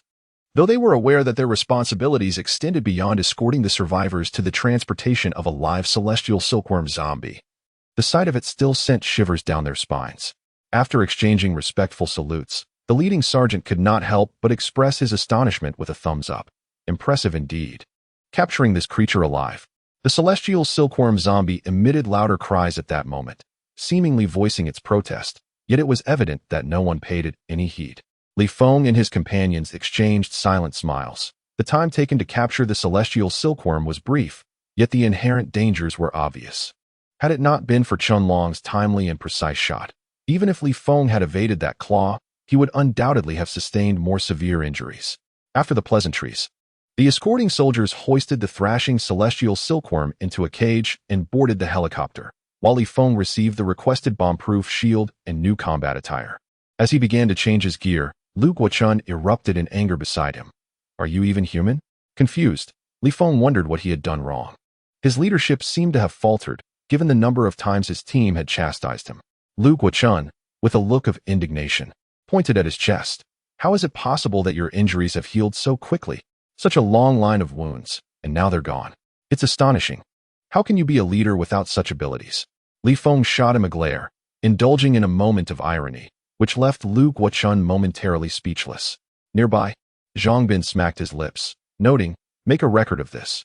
All the leaders we will be tested on are not human." As the team known as Li Feng completed their preparations, the group took a brief moment to rest and partake in some sustenance before hastily proceeding towards their next destination. Meanwhile, aboard the returning armed helicopter, the soldiers tasked with protection and escort remained on high alert, their eyes fixed on the incessantly writhing celestial silkworm zombie. Not daring to relax their vigilance for even a moment, they had undertaken similar escort missions more than once. Due to research requirements, the front lines frequently captured numerous live zombies for study. However, those zombies posed significantly less danger, securely bound and with their mouths effectively sealed, rendering them largely incapable of resistance. Yet, transporting a live celestial silkworm was a first for them. Despite being ensnared by steel cables and contained within a specially prepared alloy cage, the vigorous thrashing of the creature still instilled a sense of unease regarding its potential escape. Such scenarios often unfold in movies, do they not? If it were to break free within the confines of the helicopter, would they alone be able to subdue it? Reckless use of heavy firepower could jeopardize the helicopter itself. Contemplating this, the escorting soldiers could not help but admire the audacity of Li Feng and his team for successfully capturing a celestial silkworm. As the tension stretched on for nearly 2 hours, they finally arrived at the protected zone. Escorting the survivors to their designated location, they hastened directly to the research facility, wary of lingering with this hot potato in their possession. Within the research institute, not only General Bai Fei and Colonel Zhang Yong are present, but also Academician Jia and numerous researchers from various military units. They are all aware of the news and are eagerly anticipating the arrival of the specimen. Even the reinforced observation cage has been prepared. As the escort soldiers transport the Tianjin zombie, a group of academicians and researchers hastily urge to confine the Tianjin into the observation cage. Soon, a throng gathers around, vying to observe the creature, making one wonder if they were witnessing a monkey exhibit. Indeed, they have successfully captured it. This marks the first variant specimen we have acquired. Which reconnaissance team was responsible for this? It was Team 1, 2nd Division, led by Li Feng. Li Feng? I don't recall hearing that name. I had assumed it was captured by one of the elite soldiers. Regardless of who captured it, what matters is that we have a live specimen now. The amount of valuable information we can extract depends solely on our efforts. We cannot allow the frontline soldiers to fight valiantly while we falter. Yes, that is indeed the case. After a moment of reflection, a researcher began operating the alloy mechanical arm to open the cage and untie the entangled steel wires. With a screech, once freed from its restraints, the Tianjin zombie seemed to channel all its accumulated rage into its remaining claw, fiercely slashing at the mechanical arm. A resounding clang echoed, causing the arm to tremble thrice. Fortunately, the mechanical arm proved sufficiently robust to withstand the impact without damage. Yet the sheer force of the strike left everyone present visibly shaken. The video of the Wind team capturing the silkworm zombie had long been transmitted back to the military district, and everyone present had witnessed it. However, viewing the footage was a stark contrast to experiencing the silkworm zombie firsthand. Having encountered the terrifying creature in person, the researchers truly grasped the remarkable significance of the Wind team's achievements. The relentless rampage of the silkworm zombie continued, with its mechanical arm retracting momentarily before it fixated on the tempered glass wall, repeatedly leaping to strike. Yet, the tempered glass boasted formidable resilience, impervious even to bullets. The creature's slashes merely produced chilling sounds of impact, leaving no trace whatsoever. After a barrage of over 10 strikes, the silkworm zombie's fury seemed to wane, revealing a flicker of trepidation upon its face. It began to retreat unsteadily, halting only when it collided with the wall behind it. Witnessing such a pitiable sight, one might have been deceived had they not been aware of its vicious nature. All present, including General Bai Fei and Colonel Zhang Yong, exchanged bewildered glances. Was the behavior of the silkworm zombie not somewhat peculiar? Its ferocity was terrifying, and the destructive force of its strikes was enough to send shivers down one's spine. Yet now, it presented a seemingly pitiful demeanor, leaving one to ponder the contradictions in its conduct. Chapter 22. Intelligence on the Silkworm and the Massive Zombie Tide Buzzing. On a narrow asphalt road, two military vehicles sped past, one after the other. Li Feng sat in the passenger seat of the transport vehicle, glancing at the next search point, adjusting the route, and then reclining in his seat, reflecting on the events of the past 2 days. It had been 2 days since the successful capture of the Tianquan zombie, and during this time, all units of the top 10 reconnaissance teams had been deployed and commenced their exploratory missions. The second team, led by Li Feng, had not been idle either. Since the capture of the Tianquan zombie, they had diligently completed explorations of 2 search points, one being a town concentration area and the other an entire county city. In the county city, Li Feng and his team encountered more than one red-headed zombie. With the previous experience of capturing the Tianquan, the morale of the second team was notably high, and Li Feng remained focused on Academician Jia's task of capturing a red-headed zombie. However, this time, the second team faced considerable setbacks. Not only did they fail to capture a red-headed zombie, but they also nearly fell prey to a horde of undead. Individually, red-headed zombies possess less combat capability than the Tianquan, yet they have the ability to control other ordinary zombies and are exceedingly cunning, avoiding direct confrontation when isolated. Upon sighting them, a single zombie's roar would reverberate in all directions, inciting nearby zombies into a frenzy and swiftly forming a horde that charged forward, leaving no opportunity for capture. Li Feng's team faltered due to that very roar. As they witnessed the horde stirring, they realized they were soon to be encircled.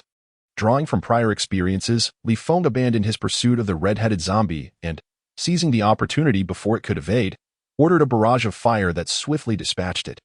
He then hurriedly led his team to flee and seek refuge.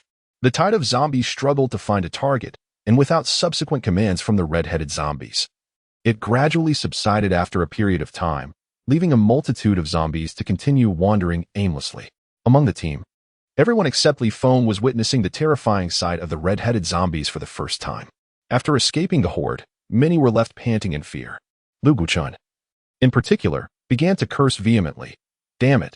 No wonder so many comrades fell during the first round of rescue. Just look at this horde. Who among us could survive in this chaos? Li Feng's expression darkened. The others, reveling in the commotion, chimed in. Captain, he is insulting you. Captain, you can't let that slide. Lu Guochun quickly covered his mouth, glancing at Li Feng with a guilty conscience. It slipped out. It slipped out. I didn't mean to insult you. But hadn't he insulted him nonetheless? Can you just hold your tongue for once? Reflecting on this, Li Feng couldn't help but smile slightly. Just then, a sound emanated from the communicator. Raising his arm, he saw a message from team leader Zhuge Leitang. Upon opening it, he discovered it was intelligence regarding infected animals. According to the report, members of a reconnaissance team had captured several infected beasts and called for a helicopter to transport them back to the research facility in the protected area. After a series of tests and analyses, the conclusion was reached. Infected animals, aside from being more ferocious than usual, exhibited no special abilities and posed no risk of mutation, rendering them devoid of research value. However, the infected animals possessed the same infectious nature as ordinary zombies, necessitating caution when encountering them. Moreover, the report adds that, under normal circumstances, zombies exhibit little inclination to attack small creatures such as mice, cats, and small dogs. Nevertheless, one cannot entirely dismiss the sporadic aberration of certain zombies. Additionally, large predators typically engage zombies actively, and such encounters often result in the zombies retaliating, thereby infecting the beasts.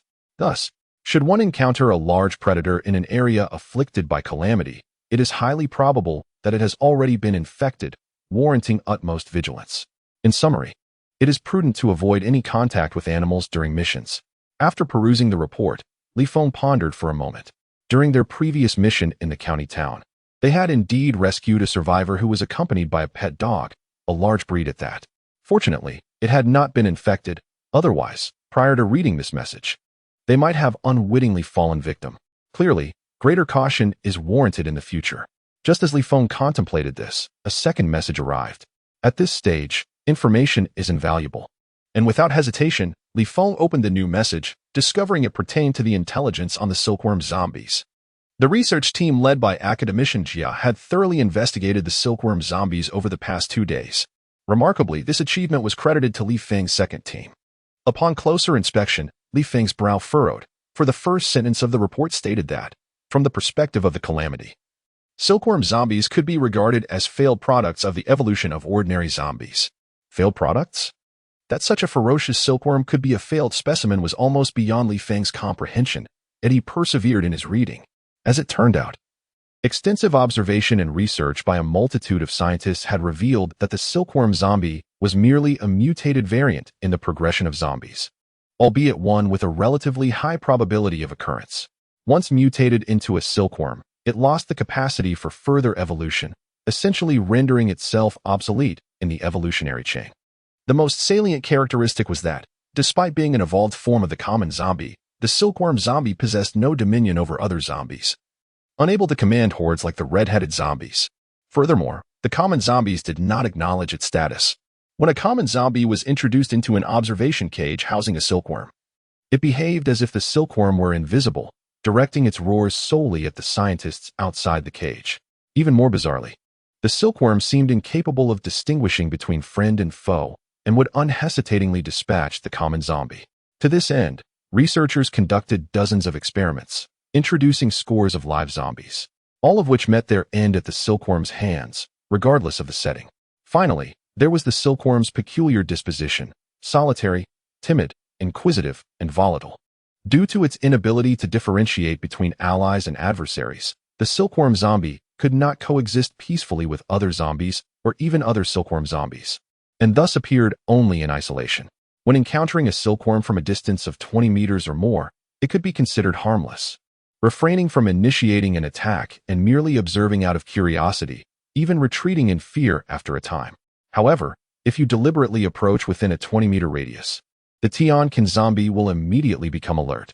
Continuing to draw closer, within a mere 10 meters, the Tianqin zombie will gradually become irritable, poised to unleash its fury, only reverting to its timid demeanor once it has vanquished the intruder or exhausted its rage.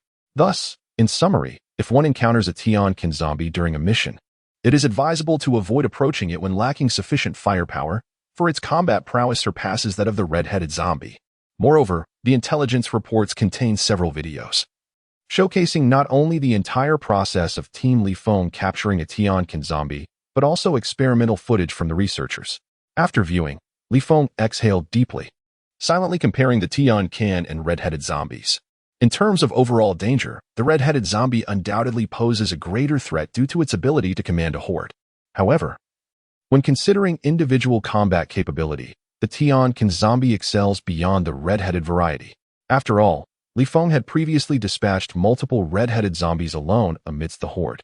Yet capturing the Tianqin necessitated a coordinated effort from the entire team after clearing the area. Following this comparison, Li Feng promptly relayed both pieces of intelligence to all members of Team 2. Once they had reviewed the information, the comms buzzed with excitement. "Hey, did you see that? Our figures appeared in the video. Indeed, it was us who captured it. Without our efforts in capturing this Tianqin, how could the research facility have so swiftly compiled data on the Tianqin zombie? This time, we can confidently say we have made a significant contribution. With this information at our disposal, how many casualties can we potentially avert? There is no need for contention on this matter." The observation post near the Long March Army base is abuzz with focused attention as the observer meticulously scans the satellite thermal imagery before him. In this era of catastrophic upheaval, mass movements of corpses are commonplace, with many migrating towards the protective zone. The main forces of the Long March Army are currently stationed near the protective barrier, ever ready to intercept any approaching hordes. The observer's primary responsibility is to monitor the movements of zombies around the 3 major protective zones, reporting any anomalies without delay. Additionally, there exists a comprehensive thermal map of the Tang Empire, providing a broader perspective on the situation. However, given the vast expanse of Tang territory and the small scale of this thermal map, it lacks the precision of low-altitude drones. Today, the observer has assessed the vicinity of the protective zone and found no significant abnormalities apart from a few scattered zombies wandering about. Yet, when his gaze shifted to the thermal map of the disaster area, he noticed an anomalous concentration of heat in a particular region, which appeared to be in motion. While many urban centers displayed closely packed points of light, such a widespread movement had never been observed before. Instinctively sensing something amiss, the observer quickly focused on this area, activating satellite video and magnifying the image. As he scrutinized the situation in this region through the satellite feed, the expression on his face transformed drastically. In the video, a vast horde of relentless zombies has inexplicably amassed, charging forward like an unending tide, stirring up clouds of dust that nearly obscure the sky. On one side of the screen, satellites are monitoring the extraordinary number of this undead swarm, revealing a staggering count of over 800,000. This figure is fluctuating intermittently, clearly indicating that additional zombies are continuously joining the fray.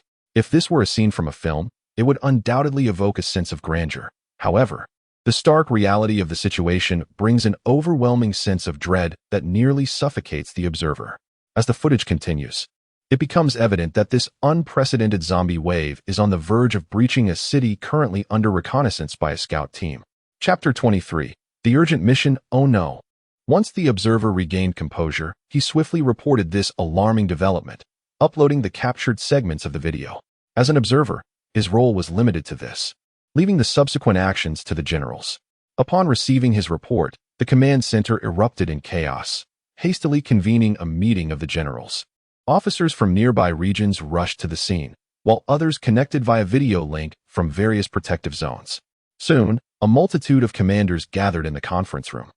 Among them General Baifei, with Colonel Zhang Yong standing resolutely behind him. Once everyone had gathered, a general promptly projected a video. Upon witnessing the densely packed horde of corpses, an overwhelming sense of dread enveloped the assembly. After the brief footage concluded, the general began to elucidate. This is the situation. Observers have detected a massive tide of corpses advancing towards Fengqing, with countless zombies merging into the horde along the way. To date, the scale of this wave is conservatively estimated to be nearing 1 million. A collective gasp filled the room as the gravity of the number sank in. Whether during previous rescue missions or the ongoing reconnaissance efforts, reports of zombie hordes had surfaced intermittently. Yet, those past incidents paled in comparison to the threat currently at hand. What does a horde of over 1 million signify? After the initial shock, General Baifei zeroed in on a crucial piece of information. Fengqing? You mean the horde is heading towards Fengqing? Damn it. I recall that Reconnaissance Team 3 is currently on a mission in Fengqing. According to reports, they have barely completed half of their tasks, and countless survivors remain unrescued. This was the pressing dilemma, a multitude of survivors in Fengqing. If this horde were to sweep through unchecked, no one could guarantee the survival of those individuals. A general inquired further, how long until the horde reaches Fengqing? If these zombies continued their relentless sprint without pause, it would be a little over an hour. Damn, is the time frame really that short? We cannot allow this tide to proceed. How can we possibly intercept a horde of millions of corpses? What formidable firepower would be required to halt such a force? If there happened to be a large contingent nearby, we might attempt an interception. However, at present, the main forces are either stationed to protect the safe zone or engaged in their respective missions, leaving us with insufficient personnel.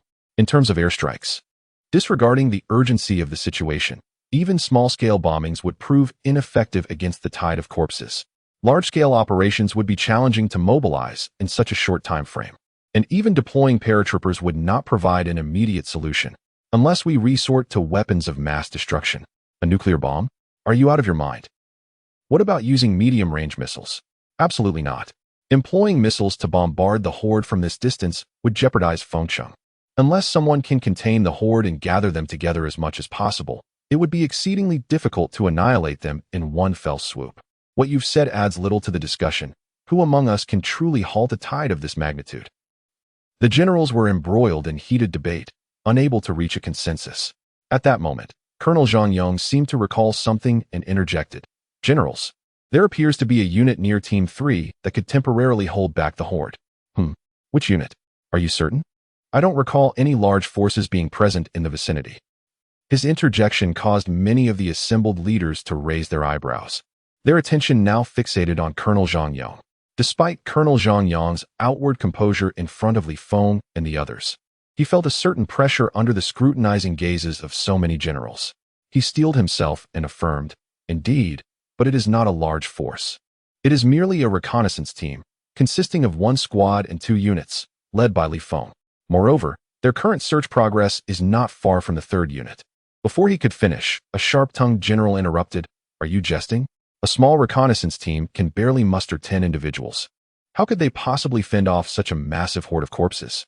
Colonel Zhang Yong quickly replied, General, Li Feng has personally experienced the terror of being surrounded by a horde, which is why he has taken a considerable supply of weapons and ammunition for this mission.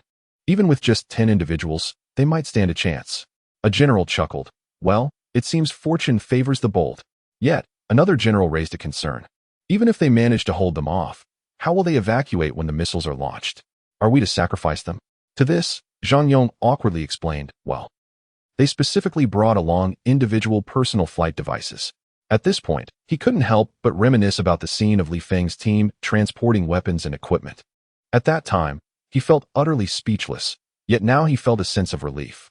The generals exchanged peculiar glances at General Bai Fei, as the reconnaissance team fell under his direct command. He usually exuded dignity and authority, yet his subordinates had formed such an amusing unit, creating a rather intriguing contrast. General Bai Fei's face flushed with embarrassment as he cleared his throat and promptly issued orders. There is no time to lose. We must urgently instruct Li Feng to proceed, and simultaneously notify Teams 1 and 3 to hasten their progress. The rescue helicopter shall depart immediately. Understood. And please remember to have him activate the recording device and establish a connection with the command center. Affirmative. Beep. Li Feng, who was en route, was contemplating how best to execute the next search point and whether to attempt capturing the red-headed zombie when the communicator on his arm suddenly emitted a sound. Looking down, he saw it was Colonel Zhang Yong. He swiftly tapped the screen, and Zhang's voice resonated through his earpiece. Li Feng, I shall be brief. Time is of the essence. You must immediately order Team 2 to head to Fengcheng. Fengcheng. Li Feng momentarily felt perplexed and quickly checked the map, discovering that Fengcheng was not far from their current location. Given the urgency in Colonel Zhang's tone, he had no time to inquire further. Without hesitation, he designated Fengcheng as the new destination and relayed the information to the 2 vehicles assigned to drive. Switching his earpiece, he commanded, the mission has changed. Alter course and proceed to Fengcheng with utmost speed. Received. Understood. The drivers offered no further commentary, and the leading transport vehicle swiftly departed from its original route, the armored vehicle closely following. The other soldiers inside the vehicle sensed the change in direction and were filled with questions, yet they wisely refrained from asking, awaiting Li Feng's explanation. However, Li Feng himself was equally bewildered. After the convoy adjusted its course, he quickly inquired, what is the matter, Brother Yong? Colonel Zhang Yong hurriedly responded, beyond Fengcheng, a massive horde of corpses is converging, advancing towards the city. The 3 teams are still engaged in their missions within Fengcheng, and numerous survivors remain unrescued. Your task is to exert every effort to intercept this horde, buying as much time as possible for the members of the 3rd team to rescue all survivors. A massive horde of corpses? What scale are we talking about? Approximately. At the level of 1 million. Hiss.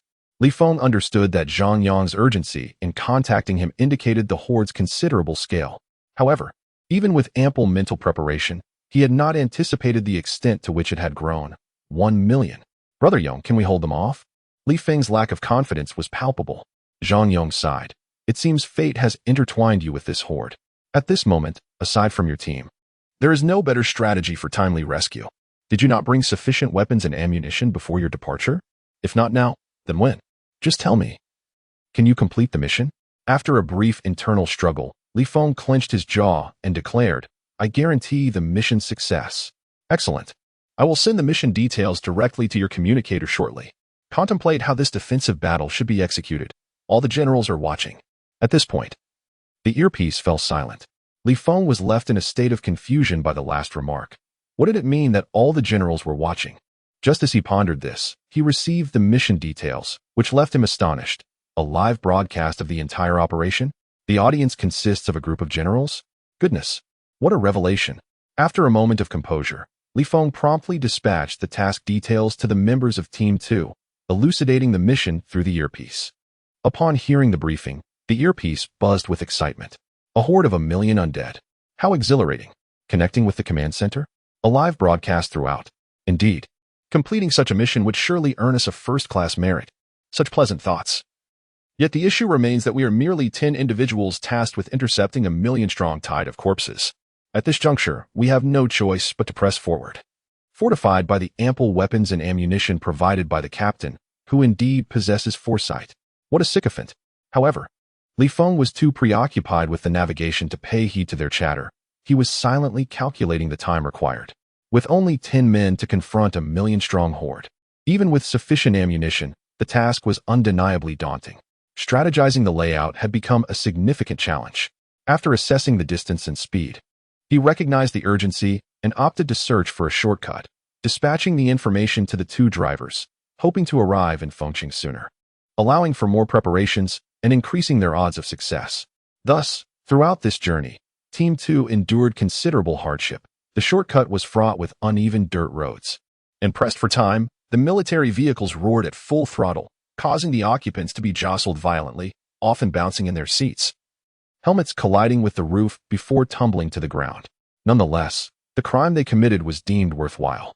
They set forth on a narrow path and astonishingly reached Fengqing in a mere 40 minutes, a journey that would typically take nearly an hour. Chapter 24, The Blood Battle Against the Zombie Tide, Part 1. Fengqing is a fifth-tier city, encompassing an area of over 800 square kilometers, with a resident population nearing 800,000. In ancient times, Fengqing served as a stronghold, surrounded by formidable city walls, with ample entrances on all sides. Though the city gates have long since vanished, Li Feng and his companions parked their vehicle at one of the entrances, disembarking to swiftly eliminate a dozen wandering zombies in the vicinity. Observing the imposing fortifications before them, Lu Guochun smacked his lips and turned to inquire, "Captain, what are the arrangements?" Having thoroughly studied the map of Fengqing, Li Feng possessed a semblance of understanding and promptly ordered, "The comrades from Team 3 are currently rescuing survivors on the opposite side. We must ensure the zombie tide is contained to this half. Leave the troop transport here. Activate the recording device, and everyone, board the armored vehicles. Activate it now. Just do as instructed without further ado." At the command center, in the conference room, "We are connected. We have finally arrived." The soldier responsible for establishing the connection hastily projected the video upon receiving the link, and the assembled generals immediately beheld 10 distinct perspectives. Although there were 10 feeds, the visuals were largely similar, as the members of Team 2 were all crowded together, advancing into the city alongside the armored vehicles. The noise of the armored vehicle was not particularly loud, yet the road they traversed was the main thoroughfare of Fengqing, where a considerable number of wandering zombies lurked nearby. Naturally, there were also the remains of some zombies, those which had been dispatched by the trio of comrades during their rescue mission. Upon sighting the armored vehicle, these zombies exhibited a curious excitement, eager to charge forward. However, atop the vehicle, Zhang Bin and Zhang Bing worked in tandem, eliminating all the approaching undead with precision. After a journey of over 10 minutes, the armored vehicle came to a halt beside a 5-story round shopping center. Upon disembarking, they unloaded half a truckload of weaponry, which was entrusted to Lu Guochun, who then led 3 other soldiers into the building. Meanwhile, the remaining personnel continued onward for several hundred meters before pausing in front of another large structure, where they offloaded the remaining half of the munitions. Within the command center's conference room, a video feed displayed the 2 batches of ammunition. Despite the somewhat inappropriate nature of the scene, several generals could not help but exhibit bemusement, finally comprehending the veracity of Zhang Yang's prior remarks. There was indeed no exaggeration. However, they quickly regained their composure and continued to monitor the footage. In front of the Fengqing building, Li Feng turned to Chen Long and inquired, "Is there no observer? Is that acceptable?" Chen Long confidently patted his sniper grenade launcher, asserting, "No problem. The adversary is not human. I have no qualms." Li Feng nodded in agreement, instructing, "Find a tall building that can cover all 3 strongholds, prioritizing an attack on the red-headed zombies." "Understood. Off you go." Chen Long swiftly donned his individual flight apparatus, gathered all his weapons and ammunition, and ascended into the air. Due to his infrequent encounters with such equipment, Chen Long initially wobbled while carrying a batch of gear. However, he soon acclimatized and stabilized, landing atop a towering building in no time. "All right, let us proceed," he declared. "Received." The remaining 5 individuals split into 2 teams. Yang Bo left behind several reconnaissance drones, meticulously surveying the 2 adjacent skyscrapers and marking the distribution of all the zombies within. He then maneuvered the armored vehicle backward, eventually halting at the center of a large intersection, adjusting the cannon's barrel and rotating the gun's mouth. He proceeded to load all remaining combat drones with ammunition and equip them with several assault rifles. Meanwhile, at the forefront, Li Feng led Sun Gaoqiang, Wang Qi, and Gao Feng into the building, sealing the entrance completely. They swiftly utilized thermal imaging to eliminate all zombies inside. Subsequently, they ascended to the 4th floor, carefully selecting their angle before drawing a pistol and firing a bullet at the glass wall before them. To their astonishment, the bullet merely left a white dent on the surface, failing to shatter it completely. Is it truly that resilient? Wang Qi marveled. Li Feng then raised a grenade launcher, remarking, "The tougher, the better. Otherwise, how could it withstand the onslaught of zombies?" With that, he unleashed a barrage of gunfire, and after a brief flurry, the glass finally shattered. The other 3 followed suit, each breaking a pane of glass and subsequently transporting weapons and ammunition to set up a machine gun. The choice of the 4th floor was deliberate. If they ascended too high, they risked attracting the attention of the horde, thereby undermining their capacity to impede its advance. Choosing the 2nd floor may lead to a rapid accumulation of zombies, who could swiftly surge through the shattered glass, endangering our safety. Once all tasks were completed, and after Li Feng conducted a thorough inspection to ensure nothing was overlooked, he reported via radio, "Li Feng, ready." Immediately responding, Lu Guochun echoed, "Lu Guochun, ready." The 4th floor of the building, where Lu Guochun, Zhang Dongyun, Zhang Bin, and Zhang Bing were stationed, was equally prepared, with all weapons drawn. Shortly thereafter, another report came through the earpiece. Chen Long, ready. At the pinnacle of the building, Chen Long had meticulously set up his sniper rifle and grenade launcher, with a substantial supply of ammunition at hand for swift replacements, as he gazed through the scope. Following Chen Long, another voice chimed in through the earpiece. Yang Bo, ready. Inside the armored vehicle, Yang Bo had finalized the programming for the combat drones, which were currently charging to ensure ample power, while he himself stood poised to operate the vehicle's weaponry. The suppressors were removed, as the louder the commotion, the better. Acknowledged. Acknowledged. Now, everything is in place. We are merely awaiting the tide of zombies. Squad leader, such a beautiful moment, and you ruined it with a single remark. What beauty can there be? Steady yourselves. This battle will not be easy. In the command center's conference room, as the 10 meticulously organized videos unfolded before them, the gathered generals found themselves immersed in a palpable tension. Some clenched their fists, their eyes fixed intently on the screens. After approximately 6 minutes of this anxious anticipation, Chen Long's voice suddenly echoed through the headsets. "They're coming. Approximately 2 kilometers away, and they are moving swiftly." Understood. All personnel, brace yourselves and prepare for battle. The ground rumbled ominously. Shortly after Li Feng's words fell, a subtle tremor was felt, signaling the concentrated movement of a horde numbering in the millions. Although the figures remained out of sight, the overwhelming presence was already sensed. Moments later, the forefront of the horde finally came into view. Even Li Feng, who had faced such hordes in the past, felt a deep-seated shiver of dread wash over him, a visceral fear that surged within. Sun Gaoqiang, Wang Qi, and Gao Feng's faces turned ashen. It is said that when a multitude exceeds 10,000, it becomes an unfathomable expanse. Merely witnessing 10,000 is already overwhelming. So what magnitude would a million present? The sight alone was an oppressive sea of darkness, akin to an endless wave rolling forth, while the distant echoes of the undead's roars sent chills down their spines. In the command center, the staff surrounding Li Feng and his companions, as they beheld this scene through the video feeds, were visibly pale, and the expressions of the assembled generals reflected profound unease. The general clenched his fists so tightly that his knuckles turned white, murmuring to himself, "Can a handful of us truly withstand a tide of this magnitude?" Without witnessing it firsthand, it is challenging to envision such a scene. Even a charge of 1,000,000 soldiers pales in comparison to the terror evoked by this horde of 1,000,000 undead. To expect 10 individuals to halt such an onslaught is no simple feat. Other generals expressed their sentiments, many nodding in agreement, clearly lacking confidence in Li Feng's team. However, General Bai Fei was not pleased. With a cold snort, he cast a disdainful glance at the other generals and retorted, "What purpose does it serve to utter such defeatist rhetoric now? Given the situation, do we have any better options than to place our trust in Li Feng's team?" No one could refute these words. Feng City. Roar. Roar. Boom. The horde of undead drew closer to the fore of Li Feng. When the distance shrank to less than 200 meters, Li Feng gritted his teeth and shouted into his headset, "Brothers, we are rich in resources for this battle. Let us give it our all. Bang. Boom. After his rallying cry, Li Feng unleashed a grenade from his grenade launcher, which landed amidst the throng of corpses, instantly blasting apart more than 10 zombies. The tremendous force of the explosion shattered at least half of the undead present. This single grenade heralded the commencement of battle. In that fleeting moment, Sun Gaoqiang, Wang Qi, and Gao Feng cast aside their fears, letting out battle cries as they fired off grenades one after another. Within a mere 3 seconds, over 100 zombies lay lifeless on the ground.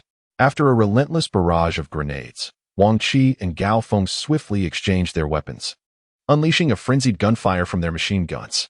Shell casings cascaded down like a waterfall, while Li Feng and Sun Gaoqiang continued their assault with rifles. In an instant, the four of them unleashed an overwhelming torrent of firepower, causing the zombies in front of them to collapse in rows. Such a formidable display of aggression was bound to reveal their location. It was not long before the air was filled with a cacophony of zombie roars, piercing through the din of gunfire and the relentless tide of the undead. Upon hearing the sound, Li Feng immediately discerned that it was the roar of the red-headed zombies, and the numbers seemed significant, as if they were rallying the entire horde. As anticipated, under the command of the red-headed zombies, nearly half of the horde immediately diverted towards Li Feng's building for encirclement. The zombies behind them followed suit, heedless of their brethren's plight, surging forward and climbing atop one another, quickly reaching the second floor in mere seconds. Witnessing this scene, a faint smile tugged at the corners of Li Feng's lips, just as planned. Chapter 25, Blood Battle Against the Zombie Tide, Part 2. Though the current situation was fraught with danger and terror, it was precisely the outcome Li Feng had sought. To intercept a horde of over 1 million zombies with merely 10 individuals was, under normal circumstances, virtually impossible, regardless of the firepower at their disposal. Li Feng understood this principle, and after much contemplation, he resolved to adopt a singular approach, a desperate fight to delay. This method relies solely on oneself as bait, drawing the attention of the horde from an elevated position, utilizing firepower to delay time, while concurrently attempting to concentrate the mass of undead for subsequent bombardment. From the current perspective, Li Feng's strategy appears to be quite successful. The horde has only identified this singular point of fire, leading to the diversion of nearly half its numbers to encircle him. If this situation persists, it is not impossible to hold back a 1 million-strong horde. Naturally, the inherent dangers are apparent. Without formidable firepower to suppress them, even from the 4th floor, one cannot prolong the standoff for long. Just as Li Feng was distractedly analyzing the situation, a significant number of zombies had already stacked up to nearly the 3rd floor. Despite the presence of 2 machine guns and 2 grenade rifles providing suppression, the situation was becoming increasingly difficult to control. Observing this, Li Feng swiftly grasped 2 grenades, pulled the pins, and hurled them towards the rear of the zombie pile. With a resounding explosion, the stacked horde was shattered, scattering the undead in disarray. Li Feng quickly reloaded his magazine and commanded through his earpiece, "If the horde piles up, blow it apart immediately. Do not let them ascend. Pay attention to the angle when detonating. We cannot afford to shatter the glass of the floors, or we will be in peril." "Understood." "Received," came the immediate responses through the earpiece. "Kill." After the initial cluster of cadaverous figures was dispersed by the explosion, Li Feng and Sun Gaoqiang promptly brandished their machine guns. The quartet unleashed a torrent of gunfire upon the advancing horde, for incandescent streams traversed the expanse, and under the formidable suppression of their firepower, swathes of the undead were mercilessly perforated before they could even react, leaving behind a desolate expanse of lifeless bodies. However, the sheer magnitude of the throng of undead was insurmountable. The rear guard of the horde surged forward with reckless abandon, undeterred by the hail of bullets raining down from above, and resumed their macabre formation.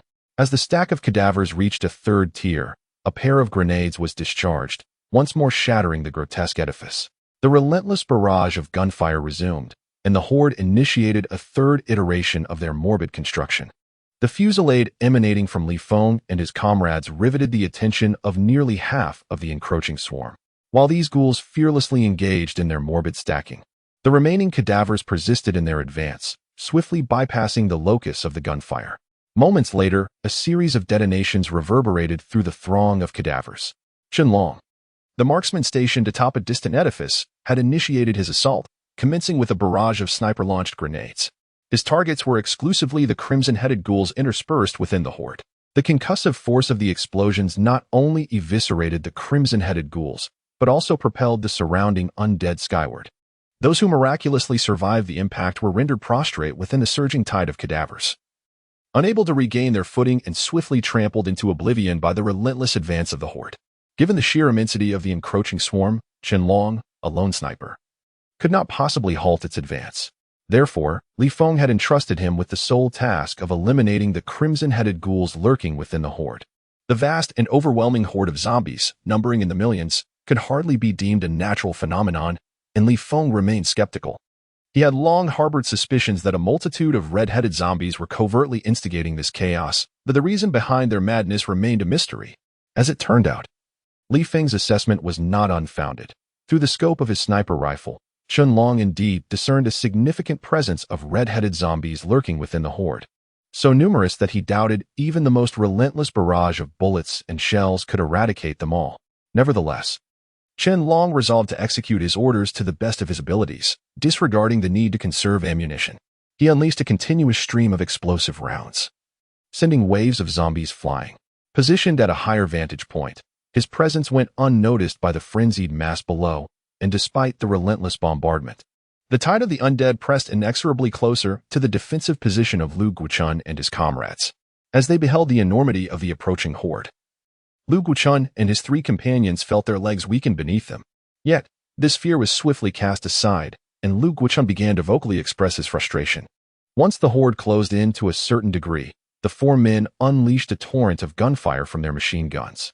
The leading wave of zombies was met with a devastating onslaught, causing rows of them to collapse and topple the masses behind them.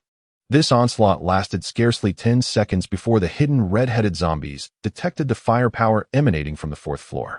Following a series of echoing roars from the undead, half of the remaining horde diverted their course, encircling the defensive position of Lu Guchun and his team. With Li Feng's firepower serving as a model, Lu Guchun and his companions endeavored to replicate this strategy, employing their own firepower to suppress and delay the advancing horde. The remaining quarter of the horde relentlessly advanced, soon reaching the vicinity of the intersection guarded by Yang Bo.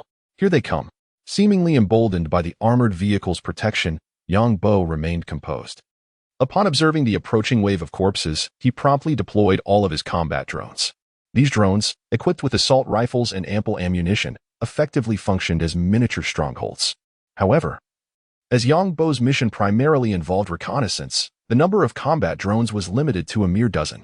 As the horde entered their range, the drones unleashed a devastating barrage. Like a cluster of war bastions, they spewed forth torrents of fire, managing to halt the advancing horde for a precious few seconds. However, this intense firepower came at a cost. The drones rapidly depleted their ammunition, forcing them to cease fire and reload after a mere handful of seconds. During this lull, Yang Bo seized the opportunity, targeting the densest part of the horde with a rocket. Whoosh! The rocket soared from its chamber, resembling a playful fire sprite before plunging into the mass of corpses. A deafening explosion erupted, sending hundreds of zombies flying in all directions. The ensuing shockwave tore through the horde, leaving a 100-meter radius utterly devoid of life. Yet, the sheer number of zombies in the horde meant that the void was quickly filled by those surging from behind, continuing their relentless advance. Yang Bo refrained from launching a second rocket. Instead, he engaged the armored vehicle's rotating autocannon. The formidable power of this large-caliber rotary cannon is nothing short of astounding, capable of unleashing a barrage of thousands of rounds within a single minute. Each projectile possesses remarkable penetrating and destructive capabilities, effortlessly piercing through buildings and thick steel plates, rendering it a formidable instrument of warfare. Yang Bo deftly maneuvers the rotary cannon, firing while swaying rhythmically from side to side, discharging hundreds of bullets within a mere second, each accompanied by flames reaching nearly 2 meters in length. The vast expanse of corpses before him seems to vanish as if erased by an unseen eraser, almost instantaneously cleared away.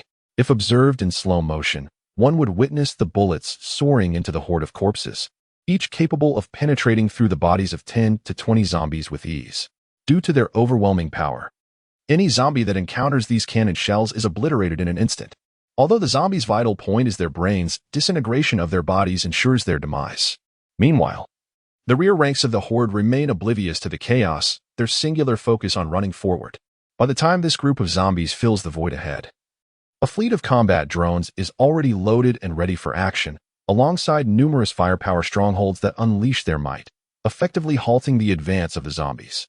Indeed, it is a case of one man holding back the tide of thousands. A colossal horde of millions has been effectively segmented into 3 parts by a mere 10-member team led by Li Feng, who valiantly holds the line. While a portion of the zombies occasionally breaks away from the main horde and rushes into the rescue zone, these stragglers no longer pose a significant threat, their numbers insufficient to be deemed a horde. As Li Feng's team desperately intercepts the advancing zombies, the situation is equally dire for the third team. Although the tide of corpses was ultimately halted, its magnitude was overwhelming, and the other half of the city, as zombies were inevitably affected, exhibiting signs of unrest. Many began to scatter chaotically, with some even launching attacks on the members of Team 3. The captain of Team 3 had no choice but to allocate 5 warriors specifically to eliminate these troublesome zombies, which consequently slowed the pace of rescue efforts by nearly half. Fortunately, safety remained somewhat assured. The weaponry and ammunition carried by Team 3, though not as extravagant as that of the Li Feng team, were adequate for handling an unexpected outbreak of zombie activity. In the command center's conference room, a group of generals observed the entirety of the Li Feng team's operations via video link, their previously anxious hearts finding some relief. One general exhaled deeply, lamenting, "The younger generation truly pushes the older waves aside. A horde of 1,000,000 zombies has indeed been held back by these young warriors. The strategic layout, weaponry and ammunition, a heart that embraces life amidst death, and a profound sense of responsibility, each of these 4 elements is indispensable in intercepting a horde of such magnitude." Fortunately, Reconnaissance Team 2 possesses all these qualities. Is the captain Li Feng? That young man is impressive. General Bai Fei remained silent. Yet he could not help but notice the shift in tone among the gathered officers, a faint smile tugging at the corners of his mouth. Feng Cheng. Direct fire from Li Feng. Obliterate them. Boom. Boom. Although Li Feng had temporarily stalled the million-strong horde through strategic positioning, the pressure upon them had not diminished in the slightest. Rather, it grew increasingly burdensome. The relentless tide of corpses surged from behind, overwhelming in number, each one fearless in the face of death. Just as one wave of the undead was scattered, another quickly amassed, an unending onslaught that seemed to multiply in speed. The accumulation of bodies below facilitated the zombies' ascent, and Li Feng and his companions remained on high alert, unable to relax even for a fleeting moment. Chapter 26. Preparation for Medium-Range Missiles. Roar. The red-headed zombies possessed a modicum of intelligence, enough to command the horde, yet it was limited. Li Feng's 3 fire points were clearly established to delay the enemy, yet the red-headed zombies could not discern this strategy, continuing to split their assault across 3 fronts. Amidst the horde, a red-headed zombie let out a chilling roar, relaying the order to advance to the throngs behind it as it too charged forward. Climbing the heap of undead with its icy gaze fixed upon Li Feng and his comrades on the 4th floor, as if poised to rend them apart at any moment. However, it only managed to ascend halfway before the concentrated fire from the 4 below pierced through it, 2 bullets striking its skull, ending its life in an instant. The advancing horde paid no heed to whether one of their own had fallen. They continued to surge upward, soon burying the red-headed zombie beneath their masses, bringing the heap alarmingly close to the 4th floor once more. Thud. Thud. Li Feng and Wang Qi hastily launched grenades downward, obliterating the pile of corpses, and then resumed their barrage. It has become an indeterminate number of times that the pile of corpses, resembling a monk's mound, has been obliterated. Gazing downward, one is met with a ghastly sight of densely packed zombie bodies, which have accumulated into a small hill beneath the building. After relentless bombardment, the scene is starkly brutal. How much longer must we endure this? Gao Feng lamented, his machine gun barrel glowing red from prolonged use. Yet, in the current state of affairs, there is simply no time to allow for cooling.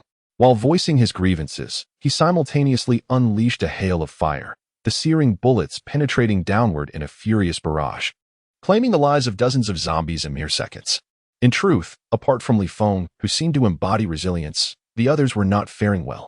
Under the threat of the horde, everyone was on high alert, and many found themselves seeing double when gazing at the mass of corpses. Li Feng, not daring to pause, replaced the ammunition belt of his machine gun while asserting, "We must hold on a little longer. Aerial support will arrive shortly." He refrained from mentioning the progress of the rescue efforts, for saving the survivors of a city is no small task, coupled with the disturbances posed by the zombies. Accomplishing this in a brief time frame was utterly unattainable. According to Colonel Zhang Yan's radio transmission, it was estimated that completing all rescue operations would require at least an additional half-hour of delay. However, there was a glimmer of hope, as the command center had dispatched pilots on short notice, and dozens of aviators were now at the helm of several bombers, en route to Fengcheng in successive waves. The others remained silent, merely engaged in a mechanical barrage. After more than 40 minutes of relentless combat, the initial fervor had dissipated. Many had even lost their voices from shouting. Boom, boom, boom. From atop the high-rise, Chun Long continued to unleash grenades. As a sniper, his vision remained exceptional. Yet the prolonged aiming had led beads of sweat to form on his forehead. After expending his last round of grenades, Chun Long reached for more, only to grasp at emptiness. Turning around, he realized that all the grenades had been depleted. Cursing under his breath, he reluctantly set aside his sniper rifle and picked up the large-caliber rifle, methodically targeting the crimson-headed zombies within the horde. The number of crimson-headed zombies he had dispatched was now incalculable. He began to comprehend the principle that a quantitative increase could lead to a qualitative change. Solitary crimson-headed zombies could incite chaos only within a limited area, but as their numbers swelled, they managed to unite, triggering the vast tide of corpses before him. At other firing points, Lu Guchun and his companions, along with Yang Bo, had also lost their initial vigor, fatigue washing over them. Suddenly, a distant sound of bombers approached, gradually growing louder. Although not overwhelming, it penetrated the roar of the horde, reaching the ears of the 10 individuals, instantly invigorating them. Lu Guchun even laughed heartily into his earpiece. Huh? Finally, it's here. At last, we can catch our breath. I'm utterly exhausted. However, Li Feng promptly cautioned, do not relax. The bombers are mindful of us, and the area of destruction will not be extensive. Hey, Lu Guchun exclaimed, having just caught his breath. He swiftly re-engaged in the intense battle. The drone of the bombers grew increasingly audible, nearly overshadowing the wails of the undead. As the lead bomber entered the designated airspace, it released a multitude of aerial bombs, descending in a calculated sequence. Shortly thereafter, a cacophony of thunderous explosions erupted, accompanied by plumes of brilliant flames soaring into the sky. The tremors from this momentous event were palpable, even to Li Feng and his comrades, who were entrenched in their defense against the horde within the city. Once the flames subsided and the smoke cleared, the ground outside the city revealed a multitude of vast craters, and a significant area had been temporarily cleared. This initial bombardment effectively disrupted the tide of the undead outside the city, resulting in the instantaneous demise of thousands of zombies. Such an impact is uncommon in typical bombings. But the density of the horde was simply overwhelming. While the number of eliminated zombies constituted less than 1% of the total, the vacuum created was swiftly filled by subsequent waves of the undead. Nevertheless, the temporary reprieve afforded by this void allowed Li Feng and his team to catch their breath and momentarily relax their taut nerves. Soon after, the second wave of bombers approached Fengcheng, comprising merely 3 aircraft that dropped a total of 3 bombs. These are 3 cluster bombs, which, for various reasons, were originally prohibited internationally. However, the current bombardment is not aimed at humanity, thus devoid of such concerns. As the 3 massive cluster bombs descended from the sky, they suddenly opened their casings, revealing hundreds of smaller bombs that dispersed like a miniature meteor shower, raining down in a matter of seconds. The explosions reverberated in a frequency reminiscent of firecrackers, yet the magnitude and ferocity far surpassed mere fireworks. An expansive area traversed by the horde was instantaneously engulfed in flames, with tens of thousands of zombies meeting their demise in an instant, rendering the entire region devastated. Due to the sheer number of submunitions, some fell upon Fengcheng, obliterating dozens of large structures. The shockwaves from the explosions sent the zombies within the city reeling in disarray, while a fierce heat wave struck the firing position of Li Feng and his companions, shattering the sturdy glass in large swathes. The intense heat compelled them to shield their faces. Fortunately, only 3 cluster bombs were deployed. Had there been one more, the area would have likely enveloped their position as well. Coughing, Sun Gaochang expressed his discontent. The aerial assault was rather intense. It almost felt as though we would be obliterated alongside them. Li Feng chuckled. This was a restrained effort. Were it not for the consideration of us and the survivors still in the city, the entire place could have been annihilated. Before Sun Gaoqiang could continue his banter, the zombies had already regained their momentum, their roars echoing as they continued to encircle. The relentless bombardment, despite its intensity, merely alleviated some of the pressure on the Li Feng squad to truly quell the tide of the undead. They would have to await the completion of the third team's rescue efforts and the subsequent grand bombardment after everyone had evacuated. For now, they could only persist in their resistance, desperately buying time. Fortunately, additional bombardments were gradually arriving, complementing the firepower of the Li Feng squad, thus maintaining the situation for the moment. Yet, this respite was only temporary, although the Li Feng squad had a considerable supply of ammunition, even that was finite. After an extended period of continuous fire, the visible depletion of their ammunition became apparent. After approximately 20 more minutes of resistance, several firing positions were nearing exhaustion, and both machine guns and rifles were severely overheated, showing signs of distortion. However, they had no alternative. The tide of zombies continued to surge, and any reduction in firepower would result in their swift engulfment by the horde. In the command center's meeting room, impatience was palpable. Is it not ready yet? Their ammunition is running low, and our personnel are on the brink.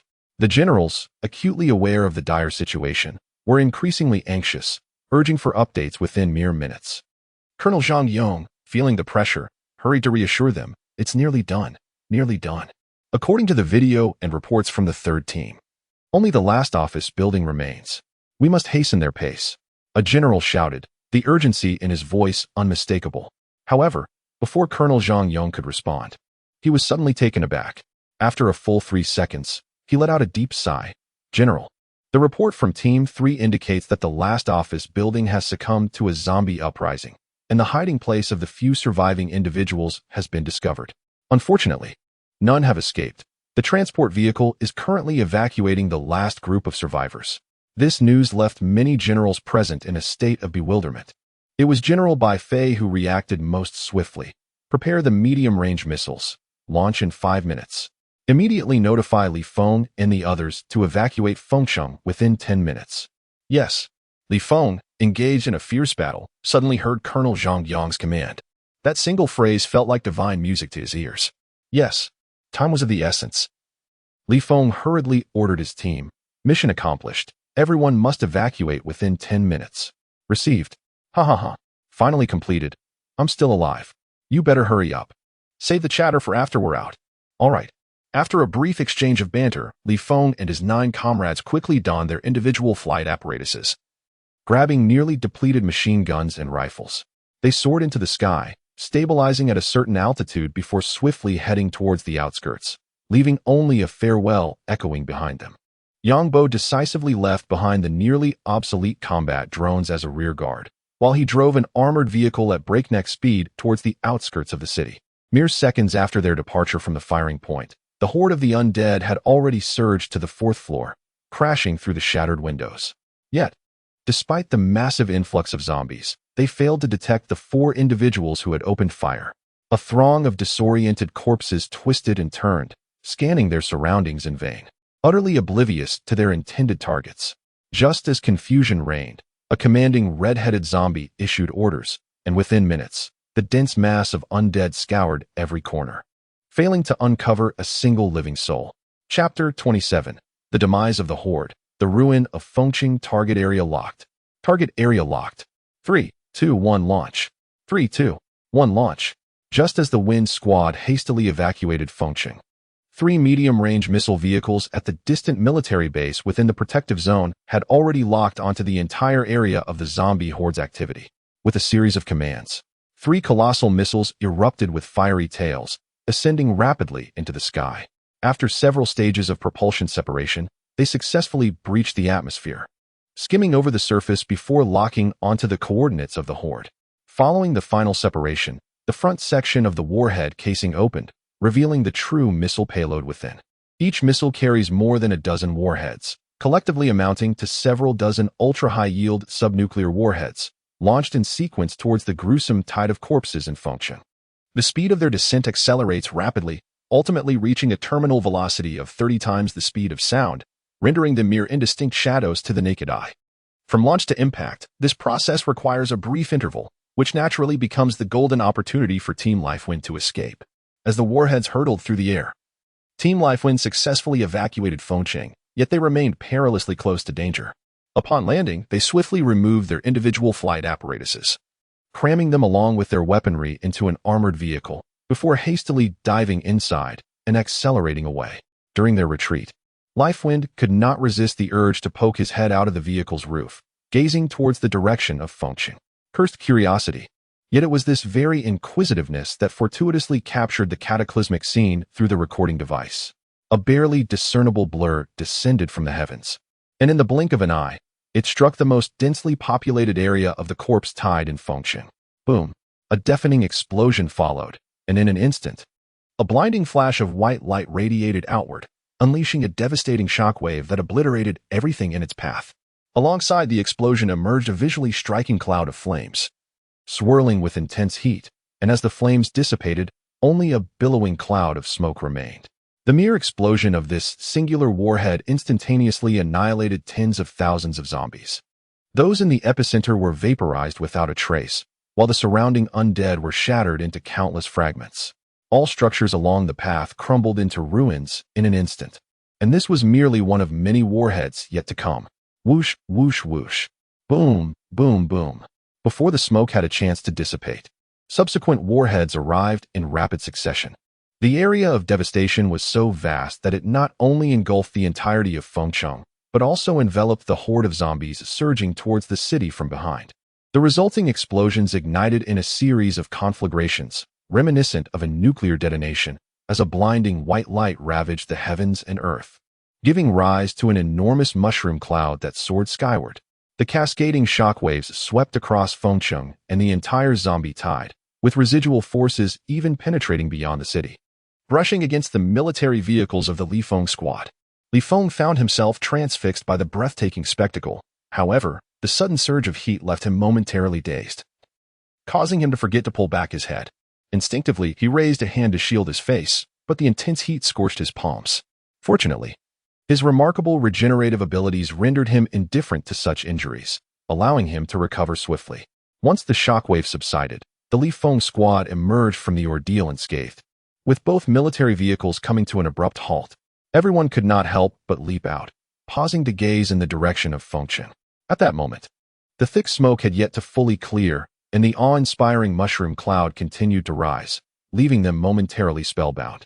After a considerable passage of time, the mushroom cloud gradually dissipated. At this moment, someone in the team finally exclaimed, "What tremendous power!" Lu Guochun chuckled and explained, "This is merely the beginning. If we were not concerned about nuclear radiation and replaced all warheads with nuclear ones, a single missile could obliterate a small nation. What we have witnessed is merely a subnuclear explosion, the potency of which pales in comparison to that of a true nuclear weapon." Qianlong echoed this sentiment, lamenting, "We barely managed to fend off a million-strong tide of corpses, exhausting nearly all our ammunition to gain just a brief reprieve. Yet, with just a few of these missiles, the entire horde was annihilated. In truth, had they not fought valiantly to buy time, allowing Team 3 to rescue all survivors, the medium-range missiles could not have been launched. They were laden with concerns and restrictions."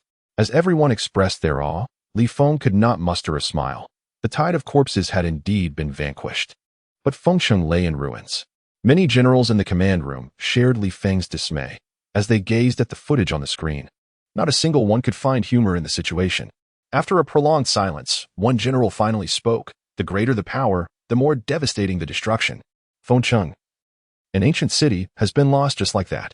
Another general offered solace, stating, "It is an unavoidable circumstance. Who could have foreseen this catastrophe?" There was no time for a response. Regardless of the city's historical significance, the priority must be the preservation of human life. As long as we ensure the safety of the survivors, even great destruction can be deemed worthwhile. This sentiment resonated with many of the assembled generals. Soon after, General Bai Fei, with arms crossed and a serious expression, declared, "In this defensive battle, Team 2 has made an outstanding contribution, and their achievements should not be overlooked. This is universally acknowledged. The collective first-class merit has already been tacitly accepted. Do you harbor any contrary thoughts? Were we not previously discussing the conscription video under the cataclysm? Now we have it at hand. Oh, are you suggesting?" As a fervent discussion ensued among the generals, the members of the Li Feng squad had already turned off their recording devices. The tension that had been taut since before the onset of war finally dissipated. In an instant, apart from Li Feng, who remained standing, the rest of the squad collapsed. Some fell straight to the ground, lying flat with eyes closed, gasping for air. While others managed to recline gradually, Lu Guochun was fortunate enough to only have sat down. After a considerable pause for rest, someone in the squad suddenly erupted into laughter, and soon the mirth became infectious. In retrospect, it felt surreal. When we first witnessed the horde of corpses, my legs turned to jelly. Who would have imagined we would ultimately survive? Not only did we survive, but we also accomplished our mission. Bravo, comrades, truly remarkable. Ha ha ha, if anyone deserves the most credit, it must be the captain. His foresight in bringing such an abundance of ammunition was truly commendable. Indeed. I had my doubts at first about the necessity of carrying so much ammunition. Oh, are we beginning to flatter now? Who were those individuals that gritted their teeth in resentment during our nightly training sessions, wishing to kick him out? You. Why bring up irrelevant matters? Ha ha. The members of the second team exchanged banter, and the tension of battle gradually dissipated amidst their laughter. However, just as they were reveling in their camaraderie, Li Feng dampened the mood. Enough of the laughter, everyone stand up. What? Captain, we just finished fighting, can't we relax for a moment? Someone complained. Yet Li Feng, with a sense of resignation, replied, someone is coming. If you all wish to embarrass yourselves, I have no objections. But don't blame me when you can no longer call me your captain. Upon hearing this, the team members sprang to their feet as if invigorated by a surge of adrenaline, even taking a moment to adjust their attire. Although they still appeared somewhat disheveled, they complied. Following Li Feng's pointed direction, 2 troop transport vehicles indeed approached. Once they came to a halt, 10 soldiers leapt down, revealing themselves as members of the third team. Additionally, from another transport vehicle, 7 individuals emerged, ranging from youthful teenagers to those in their 60s or 70s. After exchanging salutes, the captain of the third team stepped forward and enveloped Li Feng in a hearty embrace. Upon parting, the captain generously expressed his admiration. I've already heard about the situation from Colonel Zhang Yong. To be honest, when I first caught wind of the corpse tide, I thought we were doomed. I never imagined that you all would manage to hold them off. With a proud gesture, he raised his thumb in commendation, declaring, no doubt about it, brothers, you are formidable. The members of the Li Feng team grinned and graciously accepted the praise. After lowering his thumb, the captain of the third team elaborated, it is not just us, it is also them. The rescue helicopter has indeed arrived. But these villagers are eager to express their gratitude in person, so they selected 7 individuals to accompany us. The captain stepped aside, and promptly, the 7 survivors hurriedly approached, grasping the hands of Li Feng and his companions, overflowing with heartfelt thanks. While the 10 members of Li Feng accepted the captain's commendation with composure, they felt somewhat flustered in the face of the survivors' gratitude, repeatedly insisting it was their duty to serve the people. Young man, do you have a partner? After managing to calm the others, an elderly gentleman grasped Li Feng's hand and inquired. Li Feng's expression faltered, feeling awkward. Sir, you. Ha ha. Old man, why bring that up now? Someone chimed in. The elder chuckled, at your age, you ought to find someone. I could introduce you to someone later. No, really. That is unnecessary. Li Feng hastily declined, as he had no time to concern himself with romantic matters at the moment. The captain of the third team quickly supported him, saying, indeed, sir, he doesn't need that. Just introduce someone to me instead. Right? Huh? Initially, the crowd was caught off guard, echoing in agreement. But as realization dawned upon them, they exchanged peculiar glances at the captain, and before long, many could not help but burst into laughter. The elderly man could discern the gravity of the situation. The young men before him, who risked their lives to ensure the safety of others, were still grappling with their own significant life events. He sighed, lamenting, if it weren't for the fact that most of my relatives have perished in this calamity, I would gladly introduce someone to you. But alas. Chapter 28. The recruitment video goes viral. His words immediately extinguished the previously cheerful atmosphere, plunging it into a profound silence. In the wake of such a grand disaster, all merriment was but a fade. Once this thin veil was torn away, who could still muster a smile?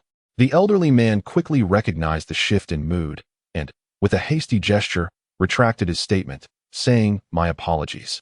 It was inappropriate to mention that at this moment. Yet, could silence erase the reality? The attendees, rather than feeling comforted by the old man's remarks, found their hearts heavy with bitterness. Li Feng fixed his gaze on the elder for a moment before taking a deep breath and saluting earnestly. Sir, what has transpired is beyond our control, but we shall dedicate ourselves to mitigating the impact of this disaster and strive to restore order. The others, in perfect unison, followed suit. Not only the 9 from Lu Guochun's group, but also the 10 from Team 3, all saluted the few survivors, creating an atmosphere that was both solemn and reverent. The rest appeared somewhat at a loss, while the elderly man, overcome with emotion, felt tears welling in his eyes, his body trembling slightly. Well, with your Long March army in the Great Tang, we have no cause for concern. As they watched the departure of the 3 teams and the survivors, Li Feng and his companions were filled with a profound sense of reflection. Initially, they had reveled in their success at repelling the horde, but now it became evident that their journey was far from over. Following the conclusion of their mission, they did not hastily embark on their intended exploratory tasks. Their weaponry had sustained considerable damage in the recent skirmish, and their ammunition was nearly depleted, necessitating urgent replenishment. Li Feng submitted their request, which was promptly approved by Colonel Zhang Yong without the slightest hesitation. Prior to the conflict, Colonel Zhang had harbored some reservations about Li Feng's substantial stockpile of arms and munitions, but those concerns had vanished entirely.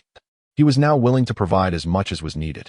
While they awaited the arrival of the helicopter, which would take some time, Li Feng and his team decided to pitch tents on site, recognizing the necessity of recuperation after the fierce battle. Meanwhile, the command center was far from idle. Numerous technicians diligently archived the entirety of Li Feng's squad's combat footage, working overtime to edit and produce it. Given the length of the footage, some generals suggested adopting a cinematic format, while others argued for a substantial reduction in duration. There were also voices advocating for visual enhancements to improve the aesthetics of the scenes. Ultimately, however, General Bai Fei resolutely upheld the decision to retain all combat footage, instructing the technicians to incorporate music and subtitles during the editing process, ensuring that all scenes were shown in their entirety without any concealment. Thus, the complexity of the editing process was significantly diminished. After several hours of meticulous effort, a team of technicians successfully integrated and edited the footage of the 10 members of the Li Feng squad, culminating in the production of the latest recruitment promotional video, which was promptly uploaded. For an extended period thereafter, this video was incessantly broadcast not only on the online video platforms within the 3 major protected areas but also on television and public screens and squares, making it virtually impossible to avoid.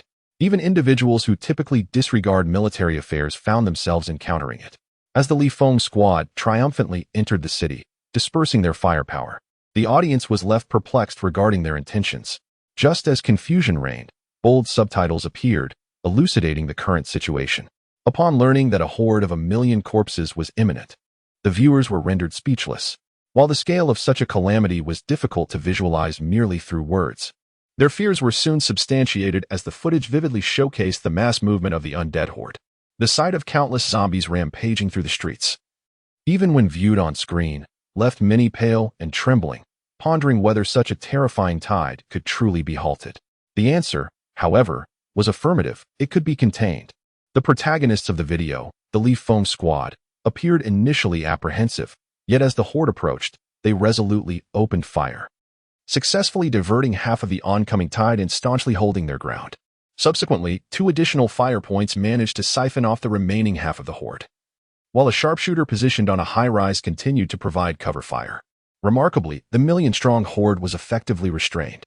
The immense pressure of holding back such a horde of corpses is beyond imagination. The undead army, braving a hail of gunfire, surged forward with a speed that sent shivers down one's spine. The Wind Squad had no room for distraction. Any moment of inattention could allow the zombies to breach their defenses, leaving them no respite whatsoever. The editing by the technical team was masterfully executed, showcasing the perspectives of 10 individuals in succession. As viewers grew weary of one soldier's video, the next perspective instantly captivated them, resulting in an exhilarating promotional video that maintained a relentless pace, devoid of any dull moments. Witnessing the desperate struggle of those 10 warriors brought many audience members to tears, while others were left in shock, and some felt a fervent fire igniting within them. The visual onslaught shattered the deepest defenses of their hearts. Amidst the disaster, numerous regions had succumbed, yet the 3 major protective zones remained steadfastly defended by the Long March army. Many individuals lacked a clear understanding of the peril posed by the horde of corpses. However, through this video, they gained a profound awareness of the horror of the calamity. As the video progressed, bombers became involved in the combat. Although they primarily targeted the undead outside of Feng City, there were instances when their strikes inadvertently reached within the city, impacting the frontline positions of the Wind Squad. All of this was meticulously captured on film. When the visible shockwaves surged toward them in the video, many viewers instinctively raised their arms to shield themselves, while some, overwhelmed by the intensity, even fell from their seats in fright, though they had not personally experienced the battle in Feng City. The brutality of the conflict and the terrifying scenes of bombardment had indelibly etched themselves into their minds, impossible to forget. Upon hearing the order for retreat following the completion of their mission, the audience collectively exhaled in relief, soon witnessing the remarkable utility of individual flying devices. At the conclusion of the video, they were once again confronted with the terrifying destructive power of medium-range missiles from a distant perspective. The colossal tide of corpses could not withstand the onslaught of these missiles, resulting in the complete obliteration of Fengcheng. The magnitude of this shock was even more intense than the horde itself. As the video came to an end, 2 lines of closing text appeared: billions of youth, billions of soldiers, thousands of miles of rivers and mountains, thousands of miles of camps. We need you. Thus, the recruitment promotional video came to a close. Yet the stir it created was only just beginning. Have you seen the latest recruitment video? Yes, indeed. You cannot imagine the scale of that horde. It left me trembling, barely able to stand while watching. I truly admire those soldiers from the Long March Army, who persevered for so long in such a terrifying scenario. Is it really that exaggerated? It seems a bit implausible to me. It's a recruitment video. Could it be that they intentionally hired extras for it? Nonsense. Go ahead and try to gather hundreds of thousands of extras. Have you not noticed that nearly all the footage is from a first-person perspective?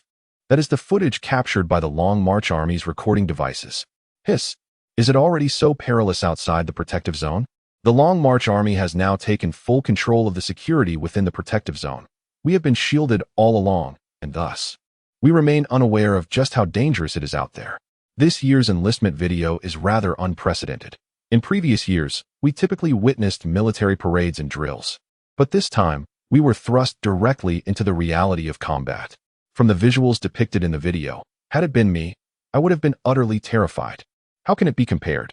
In years past, we lived in a time of peace, yet now the circumstances have shifted.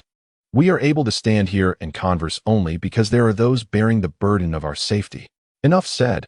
After watching the enlistment video, my son has been fervently preparing to enlist in the military these past few days. My daughter feels the same. I told her, as a young lady, what business does she have in the military? It is far too perilous to serve now, yet she remains resolute in her decision to enlist. Do not think it is merely about my son and daughter. I visited the recruitment office myself yesterday.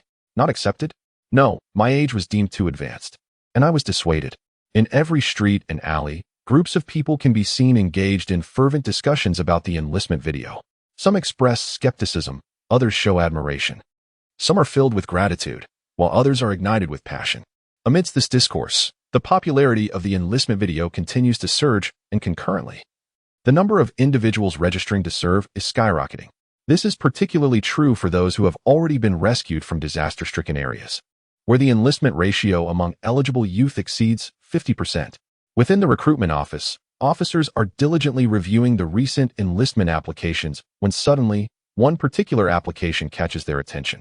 In the section for reasons, it states, "The captain in the enlistment video, I know him.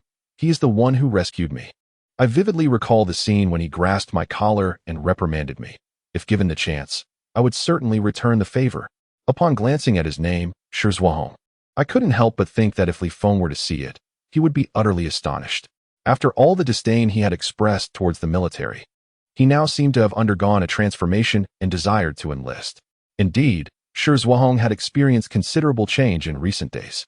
After being chastised by Li Feng, he found himself on a rescue helicopter heading to the protection zone, where the other survivors deliberately distanced themselves from him, both consciously and unconsciously.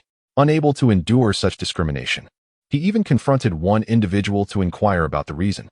The person's response was rather pragmatic. "We are alive and fortunate enough to take a flight to safety, thanks to the valiant efforts of the Long March Army protecting us.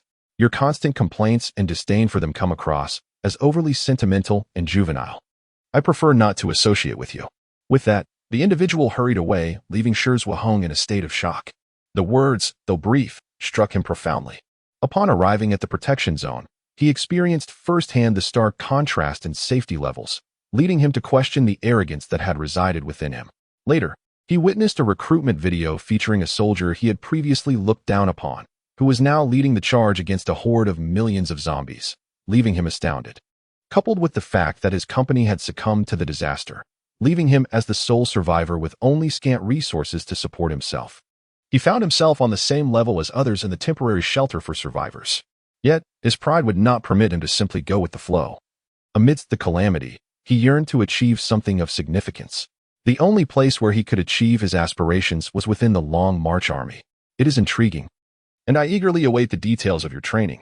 The reviewing officer, unaware of the intricacies involved, merely smiled faintly and affixed his approving seal. Chapter 29. Capturing the Red-Headed Zombie. In truth, prior to the onset of calamity, the entry requirements for the Long March Army were quite rigorous, resulting in the exclusion of numerous candidates. However, during this exceptional period, the standards have been significantly relaxed, allowing many individuals who would typically not qualify to seize this opportunity and join the ranks of the Long March Army. Through this recruitment video, the Long March Army swiftly replenished its manpower, laying a solid foundation for future counteroffensive operations. Nonetheless, it takes time for new recruits to transition from enlistment to effective combat readiness. The influx of new soldiers quickly immersed themselves in rigorous training, which encompassed not only physical and military drills, but also ideological education. Given that many of the recruits were somewhat rebellious, it was essential that they understood the importance of obedience. Pride should not overshadow the clarity of their purpose for enlisting, their responsibilities, and the individuals they were sworn to protect. Time waits for no one, and the uncertainty surrounding when these new soldiers would be called to bear arms loomed large.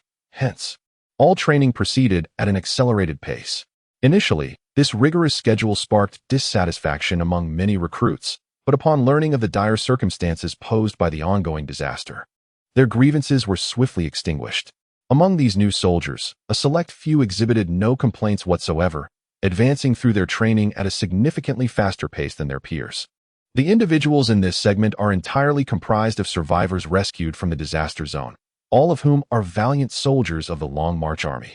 Having personally endured the terrifying experience of calamity, they possess a profound understanding of their responsibilities. Within the military district of the protection zone, the training of new recruits is fervently underway.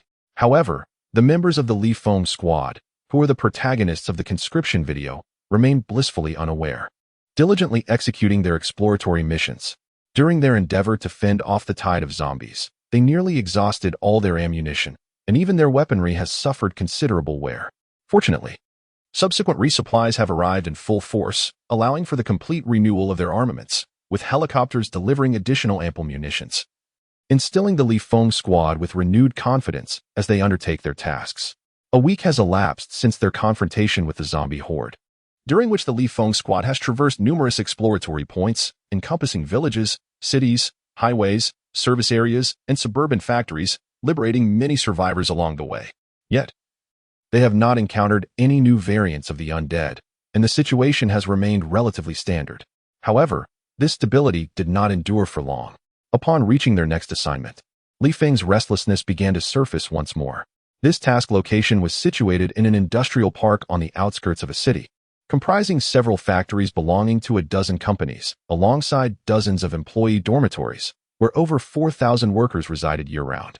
Upon the Li Feng squad's arrival in this area, after conducting reconnaissance with drones from a distance, a profound silence enveloped the group. Astonishingly, since the onset of the disaster, this entire industrial park harbored not a single survivor.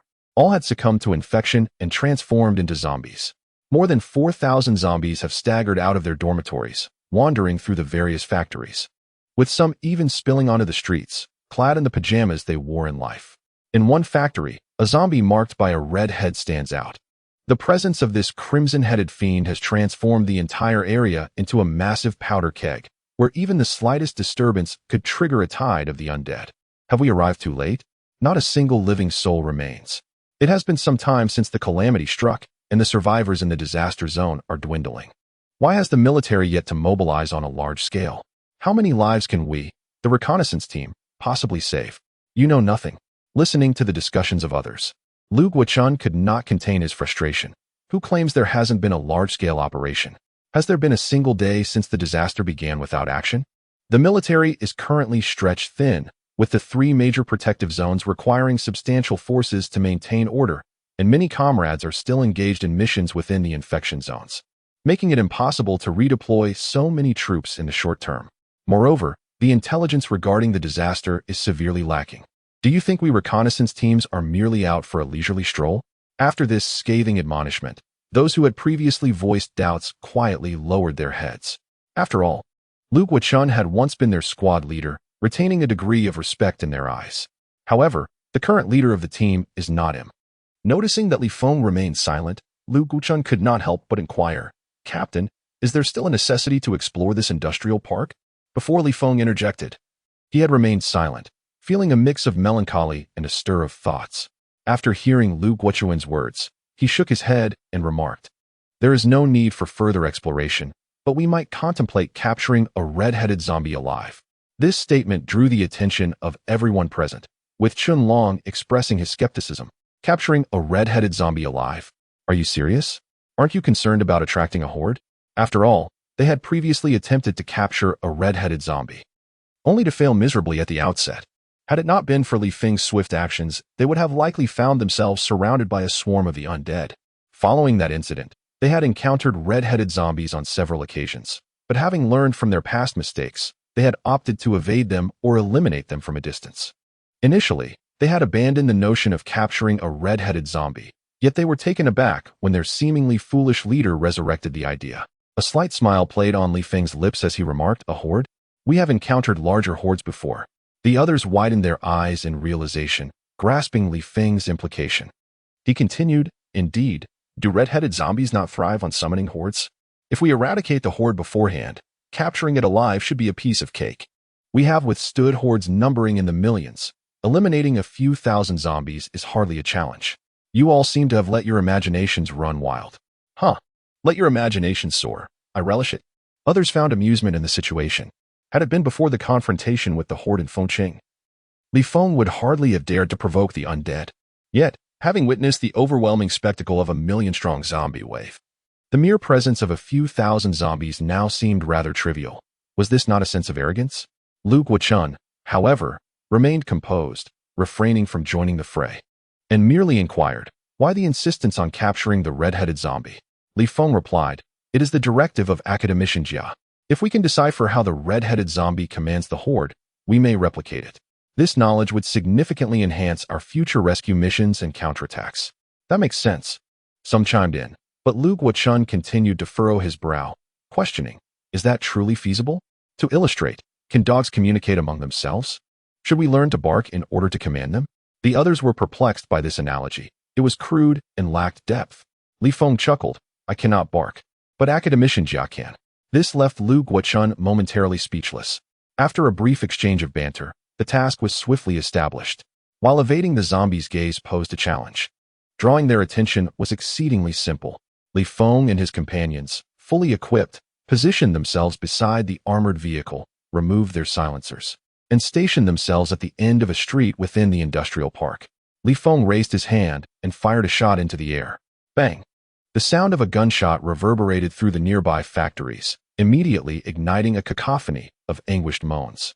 The zombies wandering the streets transformed into grotesque figures, swiftly discerning the direction of the gunfire, and soon fixated on the location of Team Li Feng, moving with deliberate intent.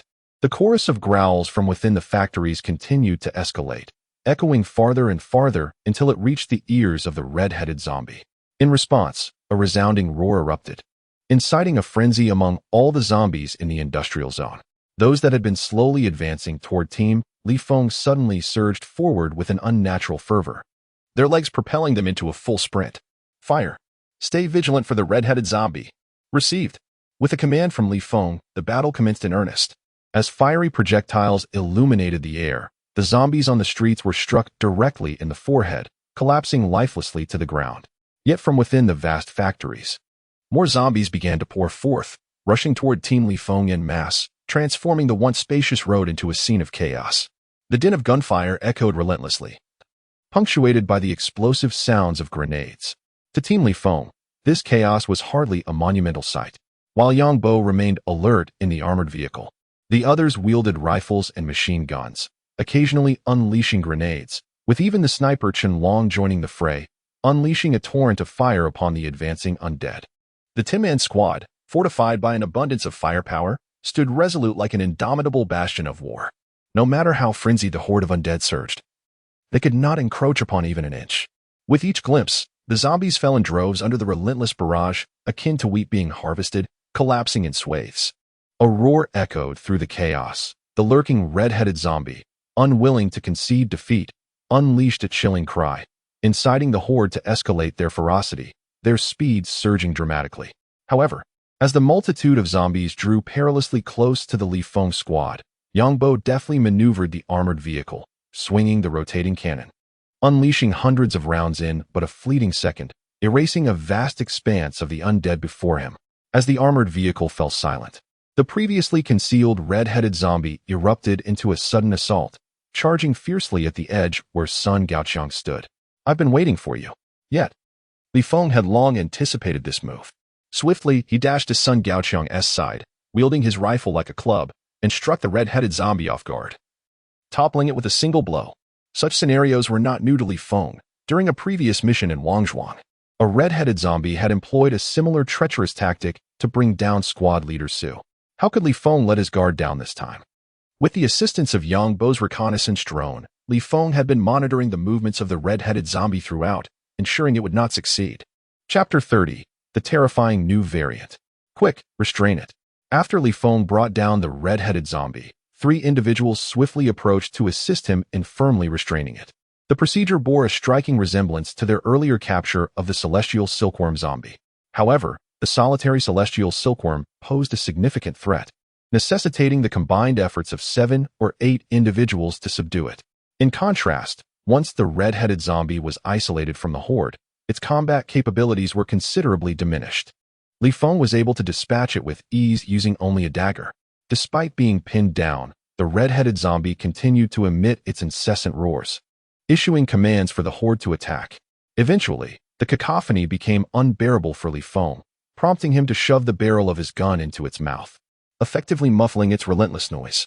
The ensuing task was to eradicate all remaining zombies. Although the firepower was somewhat diminished with fewer individuals, the presence of an armored vehicle ensured that the entire horde could not advance even a fraction. Any zombie daring to traverse even a few meters through the hail of bullets was swiftly obliterated by the rotating cannon. Were it not for the substantial scale of the horde, these mere flesh-and-blood zombies would hardly stand a chance against a well-equipped battalion. After a sustained period of resistance, the size of the horde dwindled until they all succumbed beneath the barrage of gunfire, effectively cleansing the entire industrial area of zombies. "Bring the ropes." Li Feng, undeterred by the gruesome scene, focused all attention on the red-headed zombie. Soon, someone produced sturdy steel cables, binding the red-headed zombie tightly, even stuffing its mouth with several foul socks. The treatment was such that the red-headed zombie's eyes nearly popped out of its sockets. Yet no matter how it struggled, it could not break free. Observing their achievements, the members of the team felt a flicker of solace in their hearts. "Did you record it?" Lu Guochun suddenly inquired. The others exchanged bewildered glances, and after an awkward pause, someone finally responded. "The decision was made so abruptly that we forgot to turn on the recording device." "For heaven's sake, you all truly remarkable," Lu Guochun exclaimed, completely oblivious to the fact that he too had neglected to activate his recorder. Li Feng chuckled and said, "It's all right, the red-headed zombie is right here. Our accomplishment is secure." Indeed, Captain, hurry and take credit for it." "Ugh, can we not be so blunt? It's called a report." Yes, a report." Listening to their banter, Li Feng felt a mix of amusement and exasperation. Yet he still managed to establish radio contact with Colonel Zhang Yong.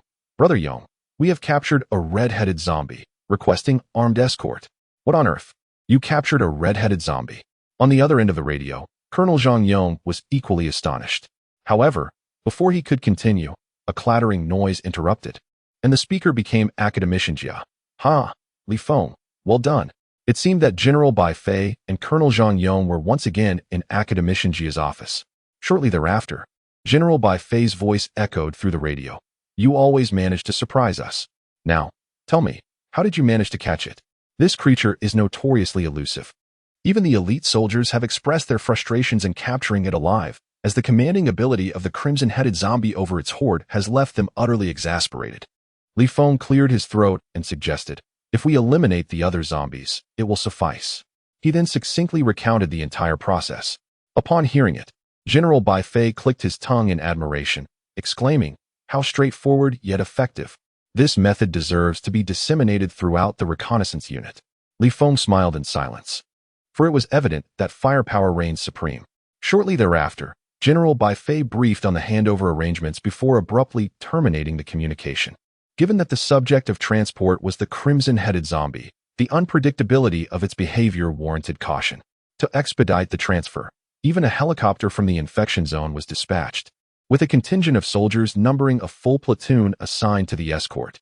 Once the handover was completed, the helicopter departed swiftly, and after a brief rest, Li Feng's team resumed their mission. As for the multitude of zombie corpses scattered about, the military would send personnel to clear them away in due course. Upon the live crimson-headed zombie's arrival at the protected zone, it immediately garnered the attention of numerous researchers, with some military officials also drawn to the spectacle. Observing the variant zombie that had inflicted heavy losses on their forces from afar through an observation cage. Following this, the researchers embarked on a series of experiments, confining it with other live zombies to study the crimson-headed zombie's dominion over the ordinary ones. They even meticulously recorded the commands issued by the crimson-headed zombie, analyzing its vocalizations in an effort to unravel its mysteries. It can be said that the capture of the red-headed zombie by the Li Feng squad has injected a potent dose of enthusiasm into all military research institutions. Upon learning of this event, the esteemed leader Zhuge Liang even took the time, amidst his duties, to commend the Li Feng team, elevating their status to great heights. However, even with a living specimen of the red-headed zombie available for study, unraveling the intricacies of its control over the zombie horde is no simple task. The level of difficulty far surpasses that of observing the sky silkworm zombies. Numerous researchers have gathered around the red-headed zombie, while the military has remained proactive. In light of the firepower configuration of the Li Feng squad, General Bai Fei issued a directive mandating that all reconnaissance teams be equipped with enhanced firepower. Previously, many reconnaissance groups had opted for a lightweight approach to facilitate their missions, refraining from carrying excessive weaponry. Now, however, the 10 reconnaissance groups, comprising 100 teams, have transformed into 100 heavily armed subunits. Indeed, with the addition of this new arsenal, the reconnaissance teams have gained a newfound confidence.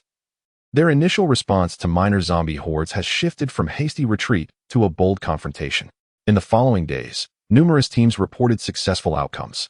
Furthermore, some squads even emulated the Li Feng team's strategy, capturing additional red-headed zombies, all of which were securely escorted back to the protected zone. Witnessing the increasing number of experimental subjects, the researchers were overjoyed. If this trend continues, successfully deciphering the red-headed zombie's ability to command the horde would merely be a matter of time. The situation appears to be gradually shifting in their favor. Regrettably, fate does not always align with human desires.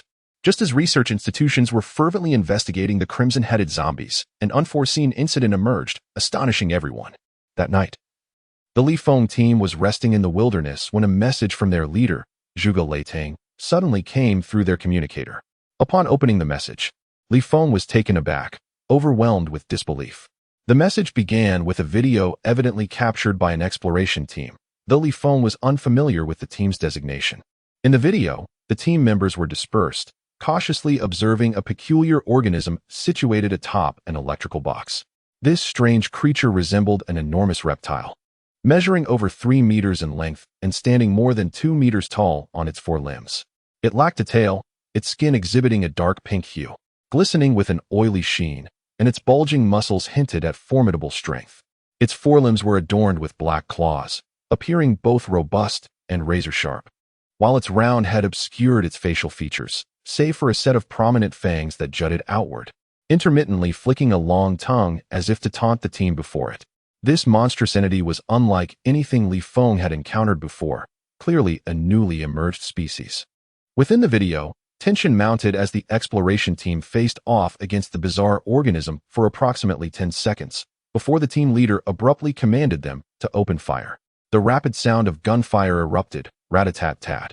Rat-a-tat-tat. As 7 assault rifles and 3 machine guns unleashed a torrent of firepower, potent enough to temporarily halt a small horde of zombies.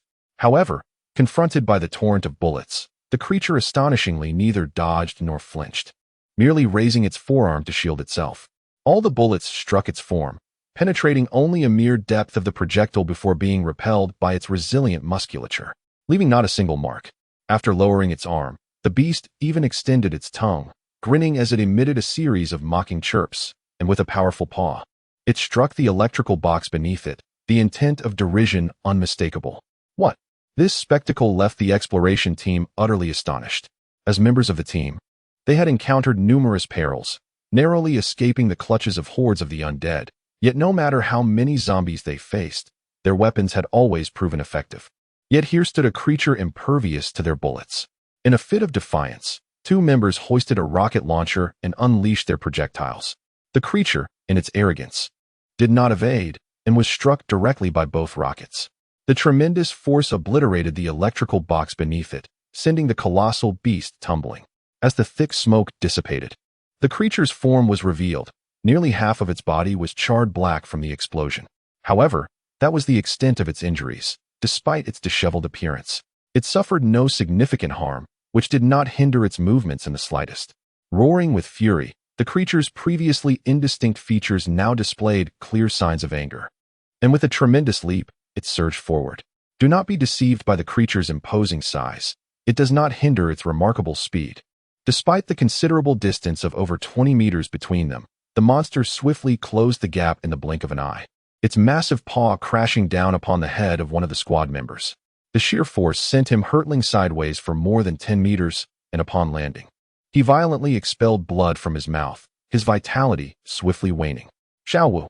the squad leader shouted in desperation, and the others were instantly filled with rage, firing their weapons frantically at the beast. Yet, the creature displayed an utter disregard for evasion, advancing through a hail of bullets as its razor-sharp claws pierced the squad leader's chest. This gruesome sight incited further fury among the remaining members, yet they were equally paralyzed by fear.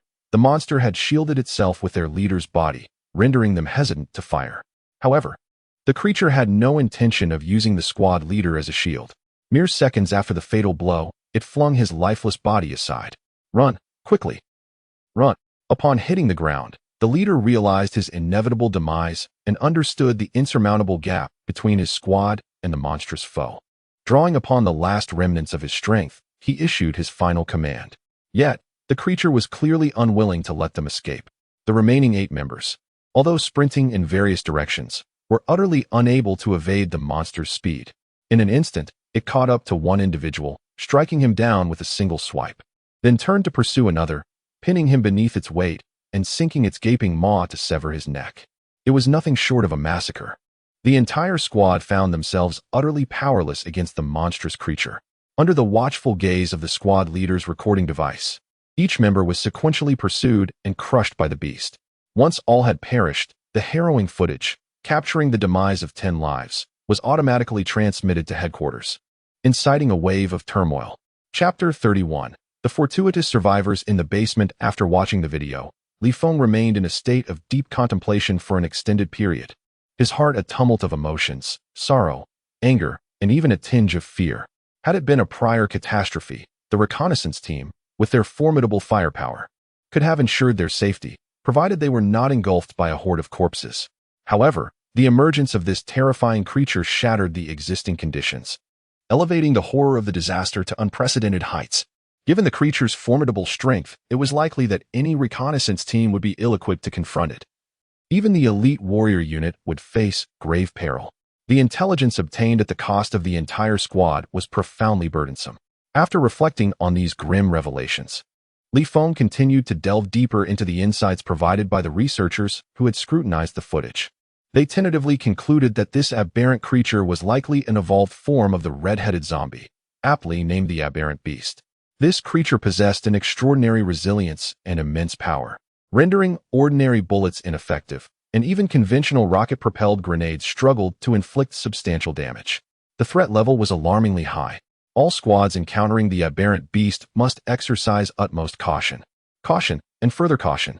The three warnings clearly revealed that even the formidable Zhuge Bingwang harbored a deep-seated apprehension towards the aberrant beasts. The information concluded here, and Li Feng, murmuring about the aberrant creatures, felt a weight settling heavily in his heart. He let out a long sigh and relayed the message to his team members. Upon receiving the news, the earpieces erupted with frantic chatter. "Good heavens! Aberrant beasts! This is a disaster escalating!" exclaimed one, a 10-member team. Not a soul survived. How can these aberrant beasts be so powerful? Are they still carbon-based life forms? This is madness. The reconnaissance team's mission was already perilous, and now we have to contend with this new threat. Will we even survive an encounter with them? At that moment, the entire military felt a tremor of anxiety, and every member of the reconnaissance team was engulfed in dread. They had ventured deep into the infected zone, and the probability of encountering the aberrant beasts was alarmingly high. After listening for a while, although Li Feng felt equally burdened, he knew he had to offer some encouragement. "Everyone, please remain calm. If you examine the video closely, you'll see that while these aberrant beasts are formidable, they are not invincible. Rocket artillery remains effective against them. If we bolster our firepower or employ more potent weaponry, we can certainly inflict substantial damage. Within our ranks, Chunlong's sniper rifle and Yang Bo's armored vehicle possess considerable firepower. Yet, despite his reassurances, Li Feng himself harbored uncertainties about their ability to vanquish the aberrant beasts, as their knowledge on the matter was woefully scant, with only a single video available for reference. However, these words instilled considerable confidence in the rest of the squad, and the comms soon erupted with lively banter. Indeed, while the alien beasts may be ferocious, we are not to be underestimated. I cannot speak for Chunlong's sniping skills, but the rotating cannon of the armored vehicle is undoubtedly formidable. This weapon is akin to that of a destroyer-esque close-in weapon system, capable of unleashing tens of thousands of rounds per minute, easily penetrating steel plates. I refuse to believe that those alien beasts possess greater resilience than steel. What? Do you look down upon my marksmanship? Dare to take a shot and see for yourself? Huh. A mouse brandishing a firearm is audacious only in its own den. If you have the courage, try taking a shot at an alien beast. Ha. After a burst of laughter, the previously oppressive atmosphere within the team was finally alleviated, though only superficially. Li Feng sat in the passenger seat of the troop transport, observing the armored vehicle in the rearview mirror, scrutinizing the rotating cannon atop it, silently hoping that the alien beasts were not formidable to such an extent. The convoy continued its relentless advance. It had been over half a month since departing from the refuge, and although Li Feng's squad had been intermittently moving and pausing to carry out missions at various reconnaissance points, they had delved deeper into the infected zone over this protracted period. The mission sites they encountered grew increasingly harrowing, with the number of survivors dwindling. There were even instances where an entire city was devoid of any survivors, leaving Li Feng's squad both alarmed and powerless. In silence, the convoy soon arrived at the next mission point, Beishan Village. Beishan Village is nestled at the foot of Beishan Mountain. With the mountain's resources, the village has vigorously developed its tourism industry, boasting a permanent population of over 1,000. However, during peak tourist seasons, the daily influx of visitors can easily exceed 10,000. Coincidentally, when the disaster struck, the Great Tang Kingdom was on holiday, resulting in a conservative estimate of over 3,000 individuals, including both residents and tourists, present in Beishan Village. The fate of these individuals remains uncertain, with an unknown number of survivors. As the Feng team traversed their journey, they had witnessed an abundance of tragedies. Yet, they held on to a flicker of hope for Beishan Village, albeit with the understanding that such hope was rather tenuous. Nevertheless, exploration was imperative.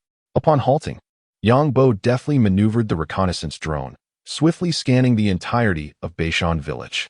When the information was relayed back to the team's communication devices, a sense of astonishment enveloped them. Within the confines of a large underground facility in a corner of the village, over 40 survivors were congregated. While the number may seem modest, considering the deep incursion into the infection zone, the survival rate of such a group in a village is notably significant. Thankfully, there were still survivors. They surmised that the circumstances were likely dire. The village harbored 2 red-headed zombies, and the 40-plus survivors would have scant opportunities to escape, all confined within a single underground chamber. The consumption of food and water was certainly substantial. Without further ado, they resolved to gather additional provisions, food, water, and medical supplies, and prepare to enter the village. Yongbo, stand by for fire support. Acknowledged. Acknowledged. Once the plan was established, the group swiftly sprang into action, each person laden with copious amounts of food and drinking water, stealthily making their way into the village. Due to their prolonged mission, they maneuvered through the current operation with practiced ease. Li Feng and Lu Guochun led the way, armed with assault rifles, while Chun Long brought up the rear. The other 6 members flanked them on either side, advancing cautiously towards the basement in a defensive formation. With the real-time thermal imaging provided by the drone, they effortlessly evaded the majority of the zombies, dispatching the unavoidable ones from a distance with gunfire. The firearms were equipped with silencers, alleviating concerns that the sound would attract additional undead. Their journey was uneventful, and the 9-member squad quickly penetrated deep into the village, locating the factory near the northern mountain. The entrance to the basement was situated at the inner edge of the factory, where 2 zombies happened to be wandering nearby. At Li Feng's signal, the team swiftly concealed themselves behind the wall, observing the movements of the zombies. Seizing the opportune moment, Li Feng threw a dagger from a distance, skillfully dispatching one zombie, then rolled forward to retrieve his dagger and eliminate another. Stay vigilant. Received. The rest of the team acknowledged the command, each on guard in their assigned sectors. While Li Feng employed a spade to pry open the basement cover, the instant the cover shifted, the panicked screams of the survivors within echoed clearly from the basement. Li Feng was determined not to let them remain in such a state of alarm. Should their voices carry too far, it could attract unwanted attention from the zombies. He hurriedly lifted the lid and shone a flashlight inside, lowering his voice to exclaim, "Do not panic, do not shout. We are the Long March Army." After he spoke, the noises within gradually subsided.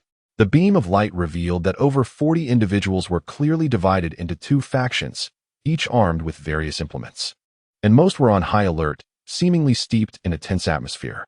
Li Feng had long grown accustomed to such scenes. During previous rescue missions, he had encountered many survivors who, before assistance arrived, often fought over food and water, and some even revealed the darker facets of human nature in their desperation to survive.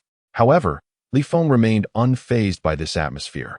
Regardless of one's intentions, be they benevolent or malevolent, all must comply and proceed to the safe zone. After surveying the surroundings, Li Feng leapt down, and upon standing, he felt a slight constriction in his chest. After all, the cramped quarters of the basement were filled with so many people that the oxygen levels were quite depleted, and a foul odor lingered in the air. Once he adjusted, Li Feng began to observe silently. Among the survivors, men and women of all ages were present. A dozen or so lay on the ground, their faces pale, while the others appeared emaciated, clearly suffering from severe malnutrition. It was uncertain how many days they had gone without adequate sustenance. The basement had seemingly stored a considerable quantity of vegetables in the past, and near the factions lay 3 heads of cabbage. It was likely these meager provisions had sustained them thus far. Long March Army uncles, why have you only just arrived? My mother is ill. Her forehead is burning hot. At last, you young men have arrived. Salvation has come. Little brother, is there anything to eat? My father is so famished that he can hardly speak, and they are preventing him from tasting even a morsel of food. It appears that having spent an extended period in the basement, these individuals have grown accustomed to the enveloping darkness.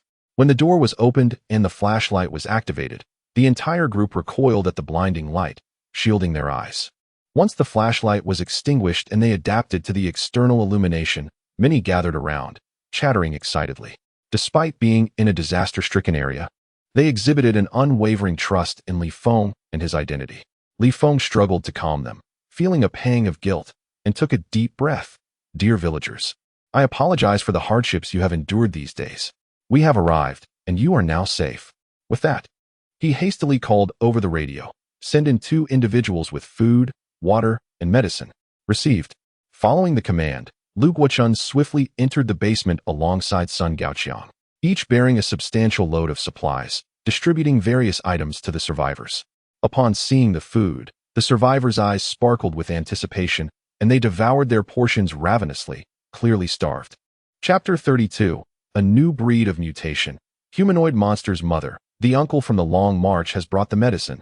Please take it quickly. While others gorged themselves on food, a young girl suppressed her own hunger to deliver antipyretic medicine to her mother, watching intently as she swallowed the medication. then offering her some food before finally attending to her own meal. The Li Feng team has long been engaged in missions outside, primarily subsisting on compressed food, which, though not particularly palatable, has become a delicacy for those who have been accustomed to a diet of mere lettuce. Moreover, they have long since forgotten the taste of a hearty meal. Observing the survivors before him, their faces illuminated by the satisfaction of receiving even a morsel of food, Li Feng felt a pang of bittersweet emotion. However, reflecting on the hope their arrival has bestowed upon these people, he found some solace within his heart. After enjoying a fulfilling meal and a brief respite, an elderly gentleman in his 60s approached and grasped Li Feng's hand, expressing profound gratitude. "Young man, we cannot thank you enough. Had you not arrived in time, we would have been at a loss for survival after consuming our last few vegetables." Li Feng quickly reassured him, "Rest assured, sir, the Long March army will not abandon a single soul." Tears welled in the old man's eyes as he patted Li Feng's hand, his gaze filled with appreciation and trust. Once their hands relaxed, the elder inquired, "What is the current situation outside?" At this mention, Li Feng's expression dimmed slightly, not optimistic. These simple 4 words carried immense weight.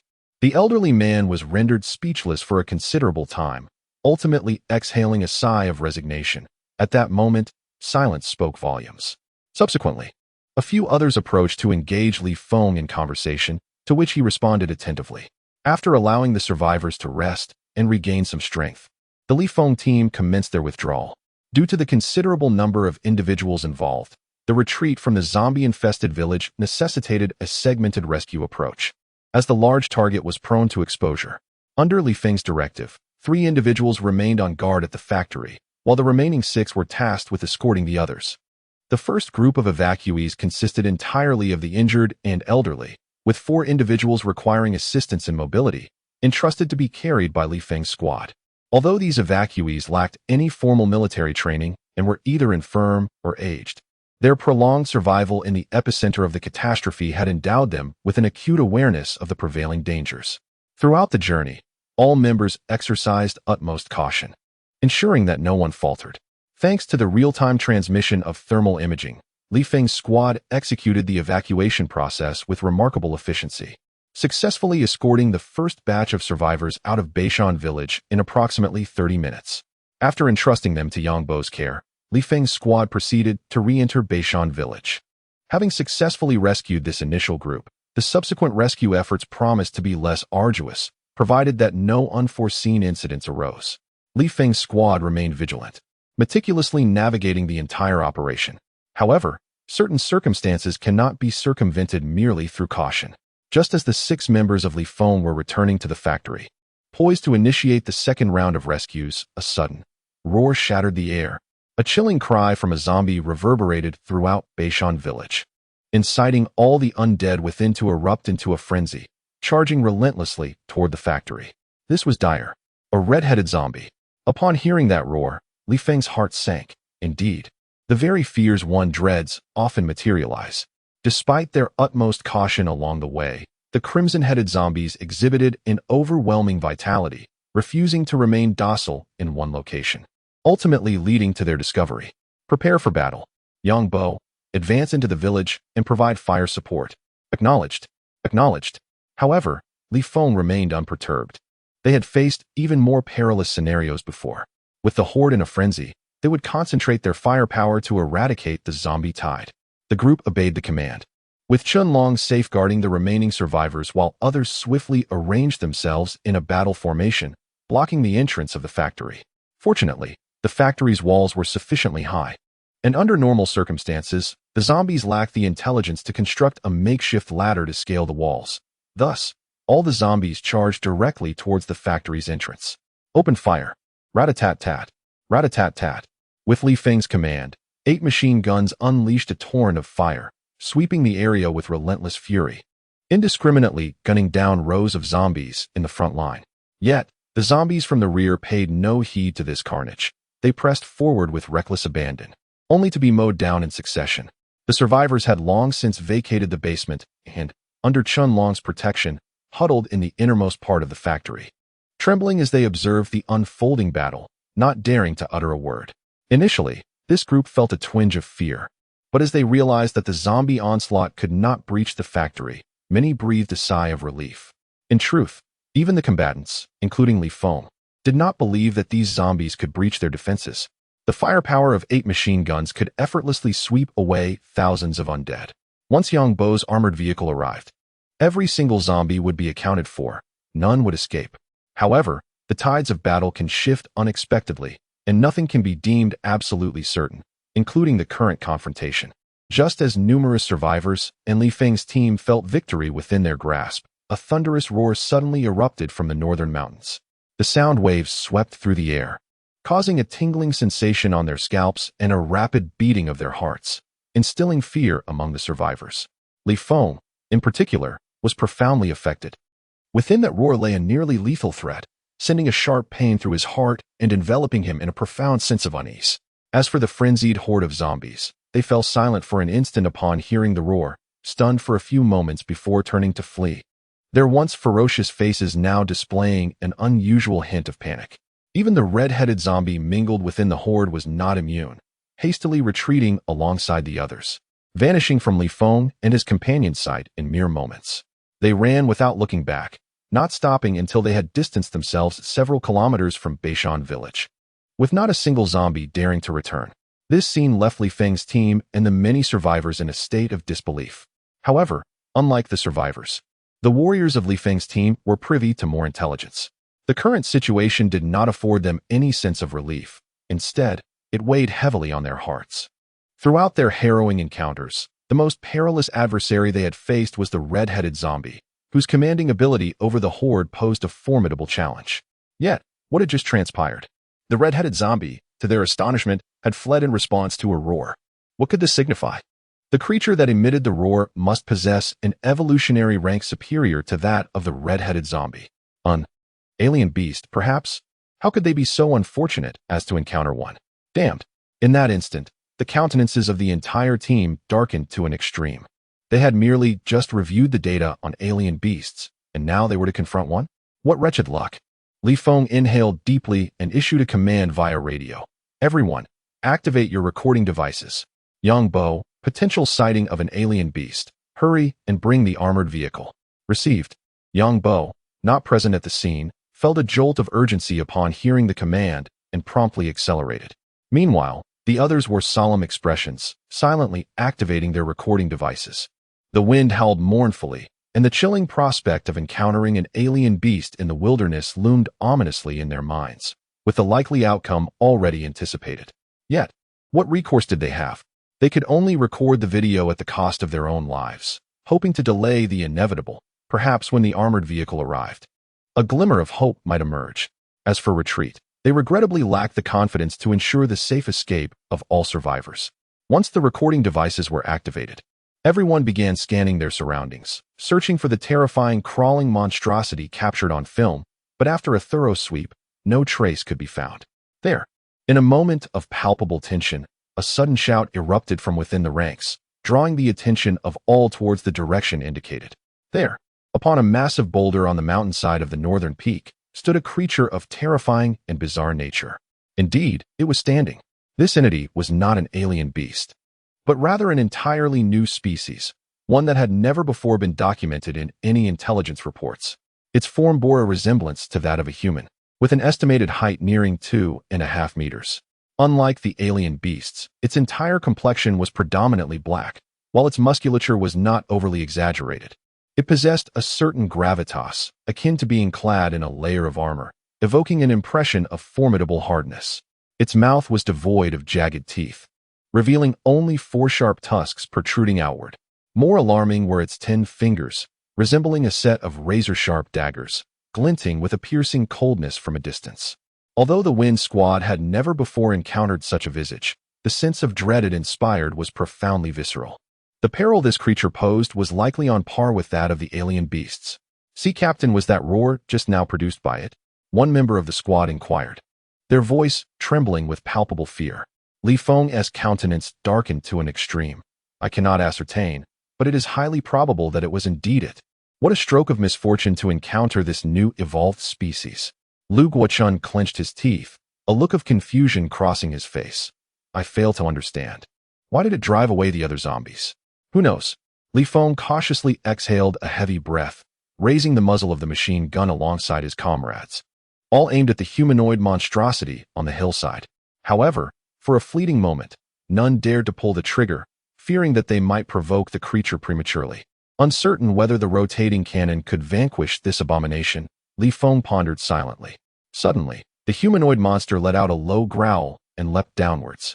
Fire! The creature broke the stalemate, prompting Li Feng's squad to unleash a barrage of gunfire. 8 streams of bullets soared through the air, striking the monstrous figure. Yet none inflicted any meaningful damage. All were deflected by its formidable physique. With a resounding crash, the creature landed, stirring up a cloud of dust. The squad remained undeterred, their 8 lines of fire piercing through the haze, concentrating their assault on the humanoid beast. The scene of battle was fiercely intense, yet it became evident that mere ammunition was insufficient to subdue this fiend. As the gunfire raged, the creature boldly charged through the smoky veil, covering the distance of several dozen meters in the blink of an eye. Before Li Feng could react, 5 sharp fingers pierced through his chest. Chapter 33. The Downfall of Li Feng's Squad Captain. Captain.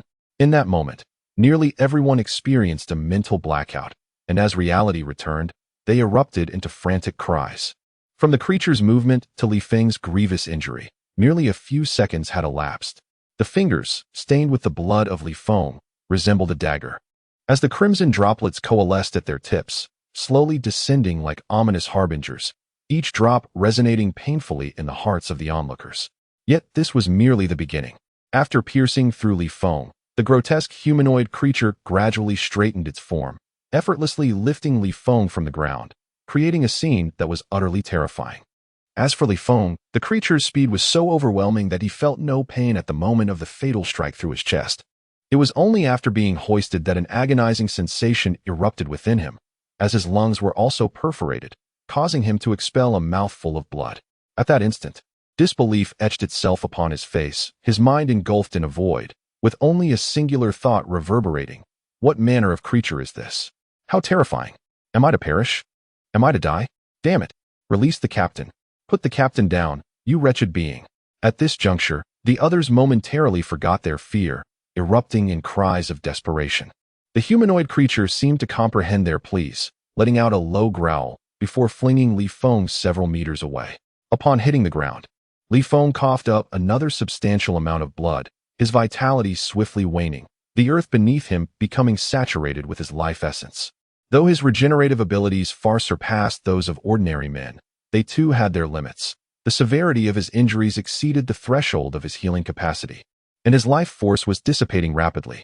Yet this fall jolted him back to consciousness.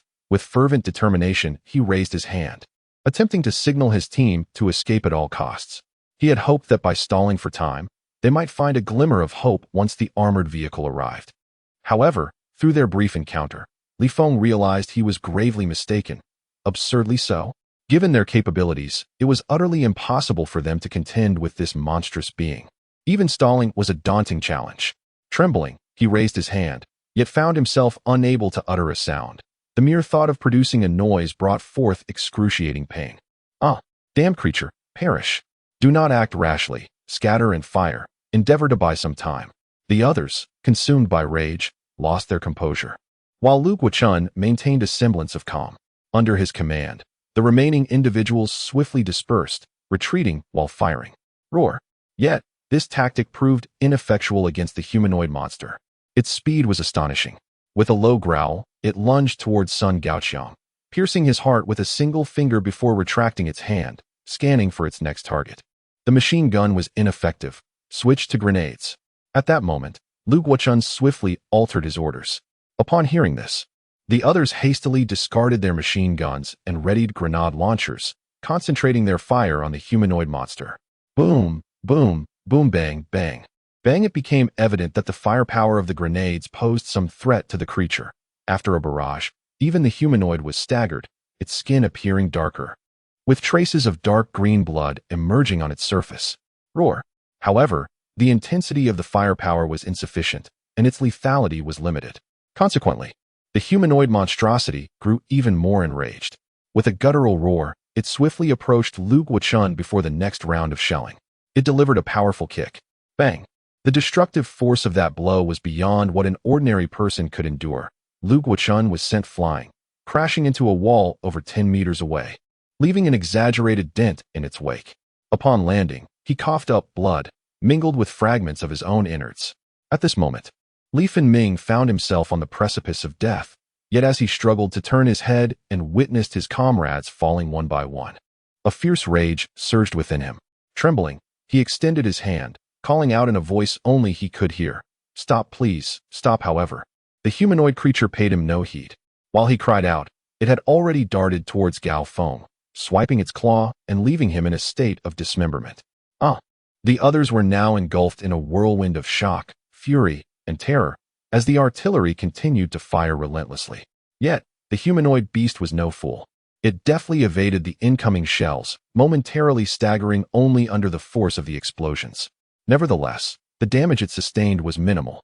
Once it regained its balance, it blinked forward, appearing before Zhang Dongyan. With a sweeping motion of its arm, accompanied by the chilling sound of cracking bones, Zhang Dongyun was sent tumbling, lifeless upon impact with the ground. Moreover, the humanoid monstrosity appeared resolute in its intent to annihilate every individual within its sight. It swiftly darted towards Zhang Bin, unleashing its fury, resulting in Zhang Bin's demise. Meanwhile, the sharpshooter Qianlong remained undeterred, seizing the opportunity to relocate the remaining individuals into the basement while others valiantly sacrificed themselves to delay the creature.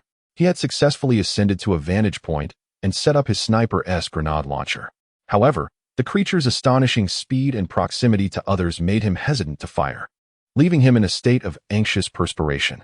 At that moment, the tardy Yongbo finally arrived in an armored vehicle, crashing through the factory's perimeter wall. Upon witnessing the chaotic scene, he promptly launched a rocket. With the explosion, a towering inferno erupted, and the remaining Wang Qi and Zhang Bing were hurled by the shockwave, landing with blood trickling from their lips. The humanoid creature at the epicenter of the blast fared little better, being thrown back violently and rolling several times before coming to a halt. "Captain, everyone!" Yang Bo finally found the moment to shout, the horrific scene profoundly impacting his vision. After voicing his concern, a surge of fury ignited within him, prompting him to maneuver the armored vehicle and unleash a barrage of fire from the rotating cannon aimed at the creature. However, the monstrosity, akin to an elusive eel, had become wary after the explosion, refusing to confront the cannon's firepower head-on. It swiftly rose, dodging the bullets from the rotating cannon with agile movements. As it passed by Zhang Bing, it delivered a crushing blow, creating a gruesome hole in Zhang Bing's chest. Continuing its relentless advance, it struck Wang Qi with a sudden knee thrust, shattering his skull. "Stop, please, stop." These horrifying scenes were witnessed by Li Feng, whose tears streamed down his face. Though his voice grew fainter, he stubbornly continued to speak.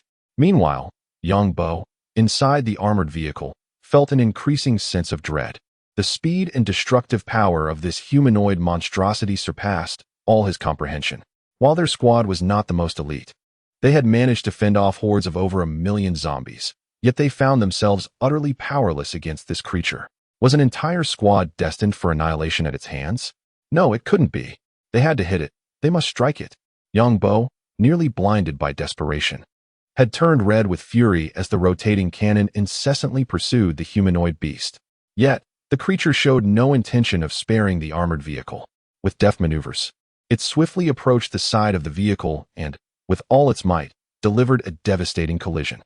The resounding crash echoed as the heavy armored vehicle tilted over by more than 40 degrees. The sheer force of the impact was truly astonishing. However, it did not completely overturn. After a brief suspension in midair, the armored vehicle plummeted back down, leaving behind a gruesome mark from the collision. At this moment, Yang Bo in the armored vehicle was utterly bewildered. He had presumed that sheltering within the armored confines would ensure his absolute safety. However, it appeared that this was far from the truth. If no one came to his rescue, it seemed that this humanoid monstrosity could indeed dismantle the armored vehicle entirely. What on earth was this creature? As it roared, the being appeared puzzled that its previous assault had not shattered the vehicle. With a low growl, it thrust a claw forward, its 4 sharp fingers piercing through the armor's exterior. Yet that was not all, as it continued to claw downwards. The side of the armored vehicle was slashed with 4 terrifying gashes, the iron shavings curling outward, glimmering with an unsettling light. With a resounding clang, after the vertical slash, the creature made a horizontal swipe with its claw, leaving several cross-shaped marks along the vehicle's side, just as the creature let out another growl. Intent on demolishing the entire armored vehicle in one fell swoop, a grenade suddenly hurtled through the air, striking the creature squarely in the head. The violent explosion sent the monstrosity tumbling backward. In that fleeting moment, Chunlong seized the opportunity to strike, unleashing a lethal blow with his sniper grenade, aiming directly for its face. "Monster, let us see if you survive this."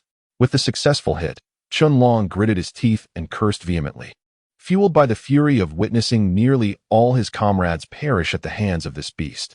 However, as a sniper, he was compelled to harness an extraordinary willpower to maintain his composure, refusing to let chaos ensue. Yet, the more he clung to his rationality, the deeper the embers of rage smoldered within him, his eyes nearly bloodshot with fury. Fortunately, his prolonged forbearance bore fruit, delivering a devastating blow to the humanoid creature. However, before he could fully unleash his pent-up fury, the creature began to stir once more, its claws propelling it upright. This strike indeed inflicted some damage, leaving a sizable gash upon its head from which a viscous, dark green blood oozed forth. Yet, this was far from a fatal wound. What? Chunlong could hardly believe it. Despite the explosive rounds striking its face, the creature remained unscathed. Frustrated, Chunlong fired again, unleashing 2 more grenades that struck the creature's form, causing it to sway violently. Yet, this level of firepower not only failed to vanquish the humanoid monster, but also ignited its wrath. Before Chunlong could unleash a 4th grenade, the creature suddenly sprang into action. In mere seconds, it could close the dozens of meters between them and eliminate him. However, just as it had traversed halfway, a deafening roar resonated through the air. "I command you to cease." Chapter 34. Rampaging Li Hong, I command you to cease. With that thunderous declaration, a powerful shockwave erupted, instantly shattering the factory's walls. Chunlong, hiding at a distance, was thrown into the air, landing amidst the rubble.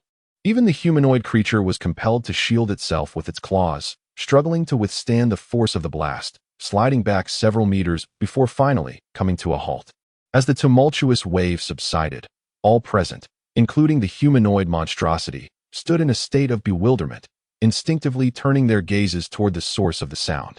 To their astonishment, the seemingly lifeless Li Feng began to rise slowly, akin to a straightened stick, eventually levitating approximately half a meter above the ground. Indeed, he was floating. Moreover, a faint black mist enveloped his form, imbuing him with an air of both mystery and terror. The 5 transparent wounds on his chest, which had once threatened his very existence, astonishingly healed within mere seconds under the watchful eyes of the crowd, leaving behind only his bloodied and tattered battle attire to bear witness to the recent calamity. This extraordinary state was not an unprecedented occurrence. On the very day the catastrophe erupted, Li Feng had already transitioned into a half-human, half-corpse condition while in a state of unconsciousness, inadvertently entering this same phase. However, back then, he had merely awakened physically, his consciousness still shrouded in oblivion, with everything merely a manifestation of his body's primal instincts. Now, though, he was fully awake, yet consumed by a tempest of rage, his eyes radiating a chilling ferocity. He was dimly aware that he had become a hybrid of man and corpse, yet he remained largely ignorant of his newfound capabilities. Initially resigned to his impending demise, the sight of his comrades falling one after another ignited a seething fury within him, seemingly shattering some internal shackles and unleashing a power that far exceeded his comprehension. In that moment, Li Feng felt an overwhelming sense of dominion over everything. Yet, he had no inclination to savor this newfound sensation. His heart was saturated with wrath and hatred, and his focus was solely fixed upon the humanoid monster before him. The humanoid monster dared not act recklessly, despite its ferocity. It sensed an overwhelming threat emanating from Li Feng. The scene fell into an eerie silence for over 20 seconds, before Li Feng tilted his head, gazing at the creature, and enunciated with deliberate precision, "You, wretched beast, I shall end your existence." Seemingly provoked by Li Feng's taunt, the humanoid monster erupted in fury, letting out a low growl as it lunged forward, its sharp fingers aimed at Li Feng's chest, intent on piercing him as it had done before. However, these fingers, capable of penetrating even armored vehicles, were halted by the swirling black mist surrounding Li Feng, coming to a standstill mere inches from his chest, unable to advance further. It appeared that for the first time since its evolution, the humanoid monster was taken aback, disbelief etched across its grotesque visage. Before it could regain its composure, Li Feng had already extended his hand, reaching for its shoulder. With a roar, the humanoid monster instinctively recoiled, making several leaps to distance itself by over 10 meters. Yet, just as it steadied itself, a hand enveloped in dark mist suddenly descended upon its shoulder from behind. At that moment, Li Feng floated behind it, his hand resting ominously on its shoulder, his gaze colder than ever before. Though the humanoid monster was swift, it was evident that in this state, Li Feng was swifter, too fast for the creature to react. At this moment, the humanoid monster's body quivered, daring not to turn around. It simply swung an elbow towards the approaching Li Feng. With a resounding smack, just as it made its move, Li Feng's hand suddenly struck its face, causing its head to jerk sideways. The tremendous force propelled its body to the side, crashing to the ground and carving a trench over 10 meters long. This shocking scene was witnessed by Yang Bo and Chen Long, their mouths agape in exaggerated astonishment, unable to conceal their disbelief. How had their captain suddenly become so fearsome? Was he even human? As for Li Feng, his focus was solely on the humanoid monster. Having already engaged, he showed no mercy. As soon as the monster regained its footing, he suddenly floated above it and delivered a powerful stomp. Boom! In a moment of urgency, the humanoid monster swiftly evaded, leaping to the side, causing Li Feng's foot to miss its target and create a crater over 5 meters in diameter upon impact with the ground. Without waiting for the dust to settle, Li Feng surged forward once more, akin to a relentless parasite, and delivered a swift side kick. The humanoid monster was sent flying, finally coming to a halt at the foot of the northern mountain, where the immense force shattered a boulder over 2 meters high into fragments. Roar! After enduring a series of brutal assaults, the humanoid monster, now enraged, charged at Li Feng with a furious roar, slashing downward with its claws, only to be effortlessly dodged by Li Feng. Unwilling to relent, the monster unleashed another kick, yet Li Feng merely extended his arm to block it with ease, even gripping the monster's ankle and swinging it repeatedly against the ground. Boom, boom, boom. With a relentless fervor, he struck thrice, rendering the humanoid monster utterly disoriented, while the ground beneath lay shattered. Subsequently, Li Feng suspended the creature in midair, grasping it as one would a lifeless dog, mirroring the earlier treatment he had received from the monster. He uttered not a single word, yet the derision in his cold gaze was unmistakably evident. The creature could do little more than roar, its vocalizations the only semblance of language it possessed, as it writhed helplessly in the air. However, Li Feng's grip was as unyielding as a vice, rendering escape impossible. Before the monster could muster any further resistance, Li Feng unleashed a powerful kick to its chest, shattering its ribs and sending its body hurtling backward to collide once more with the northern mountain. Determined to afford the creature no opportunity for reprieve, Li Feng appeared before it in an instant, delivering a flurry of punches. Boom, boom, boom. The initial strikes were deliberate, each taking a couple of seconds to land. But soon his tempo quickened, 1 punch per second, then 2, 3, until the speed became a blur to the naked eye, his fists descending like a torrential downpour, filling the air with a cacophony of thunderous sound. Each blow carried formidable force, and it was not long before the humanoid monster was stripped of life. Yet, Li Feng's relentless barrage continued unabated, the resounding echoes reverberating through the air, causing the northern mountain to tremble under the weight of his fury. At the foot of the mountain, the formidable force of Li Feng's strike penetrated the humanoid monster, crashing into the northern mountain as if a colossal cavern had been carved out at its base, with debris flying in all directions. Li Feng was acutely aware that the creature had perished, yet his fury remained unabated, memories of his fallen comrades replaying in his mind like sparks igniting a raging inferno. The earth trembled violently, sending shockwaves throughout the northern mountain and the surrounding village, with the tremors felt most profoundly at the site of the old factory. Chen Long struggled to maintain his footing, while Yang Bo in the armored vehicle felt his hands tingle around the controls. Meanwhile, the survivors in the basement scrambled to escape, the structure seeming on the verge of collapse as dust and debris cascaded down upon them. Upon reaching the surface and witnessing the devastation, the pallor of fear washed over the faces of nearly all present as they turned to the source of the tumult. After a prolonged onslaught, the cacophony finally subsided, leaving the once menacing humanoid monster's upper half reduced to a grotesque pulp. Following this cathartic release, the rage within Li Feng dissipated, the black mist enveloping his form receding alongside the once terrifying power he wielded. Devoid of this strength, he felt utterly drained, collapsing to the cave floor, indifferent to the dust surrounding him as he gasped for breath. It was only at this moment that he regained his composure, a tumult of emotions swirling within his heart. Amidst the sorrow of fallen comrades, there lies an anger directed at the humanoid monsters, and indeed, a profound confusion regarding his own transformation. After lingering alone in the cave for a moment, Li Feng finally mustered the strength to rise, leaning against the rocky walls as he slowly made his way outside.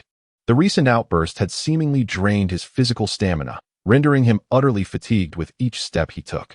Yet, just as he ventured a few paces beyond the cave's entrance, a surge of dark green liquid erupted from the corpse of the humanoid monster, swiftly lunging towards him as if an invisible force tethered them together. This sudden emergence startled Li Feng, but after a fleeting moment of panic, he realized that the liquid posed no harm. Instead, it permeated his skin and swiftly infiltrated his body. As the enigmatic liquid coursed through him, Li Feng felt his previously depleted energy reserves replenishing instantaneously. Moreover, the substance was enhancing his physique. He could distinctly sense his physical attributes rapidly improving. During this transformation, he experienced a tingling sensation, occasionally accompanied by intense pangs of pressure. Yet aside from that, he felt no discomfort. This enhancement persisted for a while before it ceased, leaving Li Feng with the impression that he had undergone a profound metamorphosis in that brief interval. The extent of his improvement remained unclear to him, necessitating further testing, though he found himself devoid of both the means and the inclination to conduct such assessments at that moment. As he treaded carefully over the rocky debris of the cave, it was not long before he emerged into the open. When Chunlong and Yang Bo beheld the reappearance of Li Feng, their expressions were tinged with a complexity of emotions. The survivors, upon witnessing the approach of Li Feng, instantly comprehended the source of the recent tremor, their faces marked by a flicker of trepidation. Li Feng, however, was indifferent to their feelings.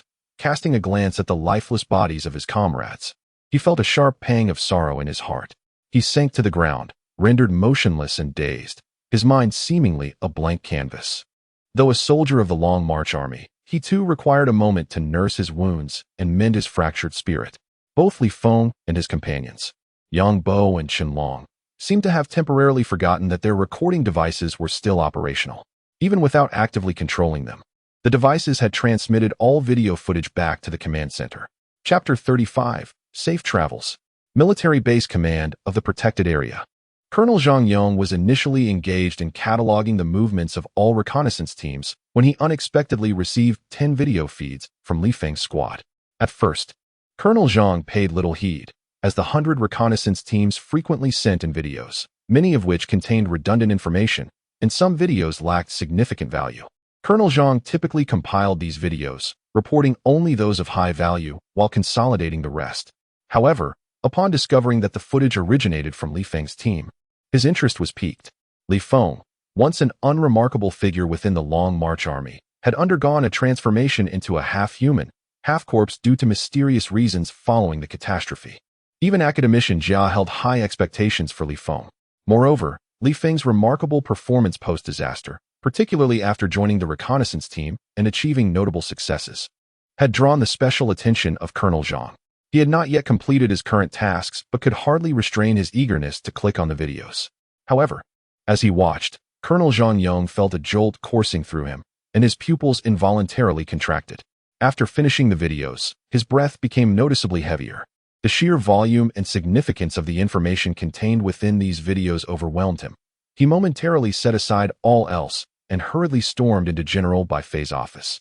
Forgetting even the customary pleasantries, General Bai Fei, well acquainted with Colonel Zhang, recognized that such an outburst could only signal a matter of grave importance. Without a hint of reproach, he promptly inquired, "What is it?" "General, we have a serious situation," Colonel Zhang Yong exclaimed, hastily placing his laptop before General Bai Fei and playing the footage transmitted by the Li Feng team. The video commenced with the Li Feng team searching for aberrant beasts in all directions, only to ultimately discover a humanoid creature on the mountainside. Upon seeing the creature S-form, General Baifei furrowed his brow immediately. Has a new mutant species emerged? How does its evolutionary level compare to that of the aberrant beasts? Colonel Zhang Yong refrained from responding as the video continued to unfold. When the humanoid creature suddenly charged down the mountain and pierced Li Feng's chest with a single thrust, General Baifei stood up in shock, muttering to himself. How could this be? How could this be? Li Feng is dead? He had a close relationship with Academician Jia and was well aware of the esteem in which Academician Jia held Li Feng, harboring high hopes for him, even believing that Li Feng's potential surpassed that of the elite warriors. Yet now, before the wind has even had the chance to flourish, it has already succumbed to catastrophe? General, do not be hasty. There are even more shocking revelations to come. Colonel Zhang Yong aptly interjected. General Baifei was puzzled. What could possibly be more shocking than the news of the humanoid monsters and the demise of the wind? However, he refrained from probing further, forcing himself to remain composed as he continued to watch the video. As he witnessed the grotesque creatures systematically annihilating the members of the Wind Squad, General Baifei's clenched fists began to tremble. What manner of beast is this? Bullets cannot penetrate, and the damage from grenades is limited. It moves with astonishing speed and possesses a lethality that is utterly appalling. Conservatively speaking, its evolutionary tier likely surpasses that of the aberrant beasts. With this thought, General Baifei persisted in watching. As he observed the humanoid monstrosity nearly overturning the vehicle and tearing apart an armored car with its bare hands, his countenance darkened considerably.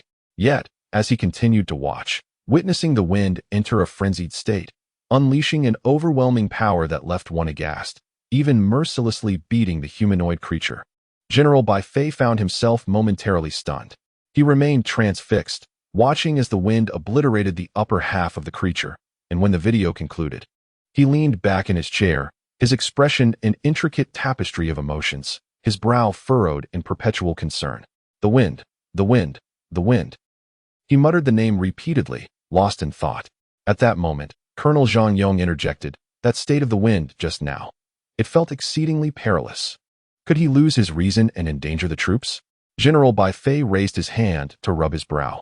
Speaking as he did so, I share your concerns about this matter. However, upon a closer examination of the footage, it is evident that Li Feng's outburst was triggered by the sight of his comrade's sacrifice. Throughout the ordeal, his focus remained on the humanoid monstrosities, illustrating that even in his rage, he harbored the memory of his fallen allies. Colonel Zhang Yong nodded thoughtfully, his chin resting on his hand. It seems that way. Furthermore, after eliminating the humanoid creatures, Li Feng appeared to regain his composure. A brief silence enveloped the room before General Baifei made a resolute decision. Regardless of how Li Feng may change in the future, he is undeniably a soldier of our Long March army, and that is sufficient. 7 members of Li Feng's team have perished, and his emotional state is quite unstable. Let us allow him and the survivors to return to the safe zone for a period of recuperation. Understood, General. I will attend to it immediately. At the foot of Beishan village, Li Feng had remained motionless on the gravel since leaving the cave. Chen Long and Yang Bo were equally still, while the other survivors exchanged uncertain glances, unsure of how to proceed. The atmosphere was heavy with an eerie silence. This state of affairs persisted for a while until the voice of Colonel Zhang Yong crackled through Li Feng's earpiece. Li Feng, we have reviewed the footage. Upon hearing the familiar voice, Li Feng felt a sudden pang of emotion. Brother Yong. I am so sorry. Colonel Zhang sighed. You have nothing to apologize for. On the contrary, your outburst has saved many lives. The current circumstances render your continuation of the mission rather unfeasible. I have dispatched the nearest rescue helicopter, which should arrive in approximately half an hour. You and the other survivors should return to the safe zone. Oh. And do remember to bring back the bodies of the others. Understood, Yong. Li Feng wiped his nose, his words tinged with a sense of helplessness. Zhang Yong discerned the emotion underlying Li Feng's tone, but found it difficult to offer solace in that moment, letting out a sigh before terminating the call. It was only then that Li Feng realized the recording device had remained operational. He promptly informed through the earpiece to turn it off. Subsequently, he reclined upon the rubble, staring blankly at the sky, his mind a void. After a period of time, Li Feng finally rose and ambled toward the site of the factory. Yang Bo had disembarked from the armored vehicle and stood alongside Chen Long. Upon noticing Li Feng's approach, they hesitated momentarily before inquiring, Captain, are you all right? Li Feng wore a faintly bitter expression. I am fine, Yangbo. Is the armored vehicle still operational? Yangbo nodded yes. Escort the others out of the village. Qianlong will fetch the body bags shortly. Understood. The mention of body bags cast a shadow over both their faces. Yet they dutifully executed the orders. Under their organization, all remaining survivors who had yet to evacuate followed closely behind the armored vehicle as they departed from the site. As these individuals passed near Li Feng, many displayed unmistakable signs of trepidation. The scene, though chaotic, bore witness not only to the remains of the members of the Li Feng team and the evidence of the factory's collapse, but also to the scratches upon the armored vehicle's exterior. Nonetheless, these details paled in comparison to the sheer horror of Li Feng's experience. Oblivious to the gazes of others, he sat silently on the ground after issuing his commands, staring at the bodies of his fallen comrades, his expression heavy with sorrow. There was no immediate cause for concern regarding the safety of the survivors. The firepower of the armored vehicle was sufficient to maintain control, and the monstrous entity's roar had driven all the zombies, including the red-headed ones, out of Beishan village, rendering it relatively secure. Once the others departed, leaving him without an audience, Li Feng could no longer restrain his emotions. He burst into tears, collapsing to the ground, his cries echoing with such profound anguish that they moved any listener to sorrow. Despite having entered a frenzied state to exact vengeance upon the creature, the comrades who had perished could never be brought back. From the moment he joined the reconnaissance team, Li Feng had anticipated the possibility of such a moment. Although he had mentally prepared himself, the reality of it shattered him utterly. The pain was unbearable. He wept for an interminable time, so long that he failed to notice when Qianlong arrived with a pile of body bags. Within Qianlong's heart lay a profound bitterness, which deepened upon witnessing Li Feng's demeanor, causing his eyes to redden in an instant. He approached Li Feng, gently setting down the body bag, and softly patted him on the shoulder, rendered speechless by the weight of the moment. In silence, his presence spoke volumes. Feeling the comforting touch on his shoulder, Li Feng managed to stifle his sobs, though he still choked back tears.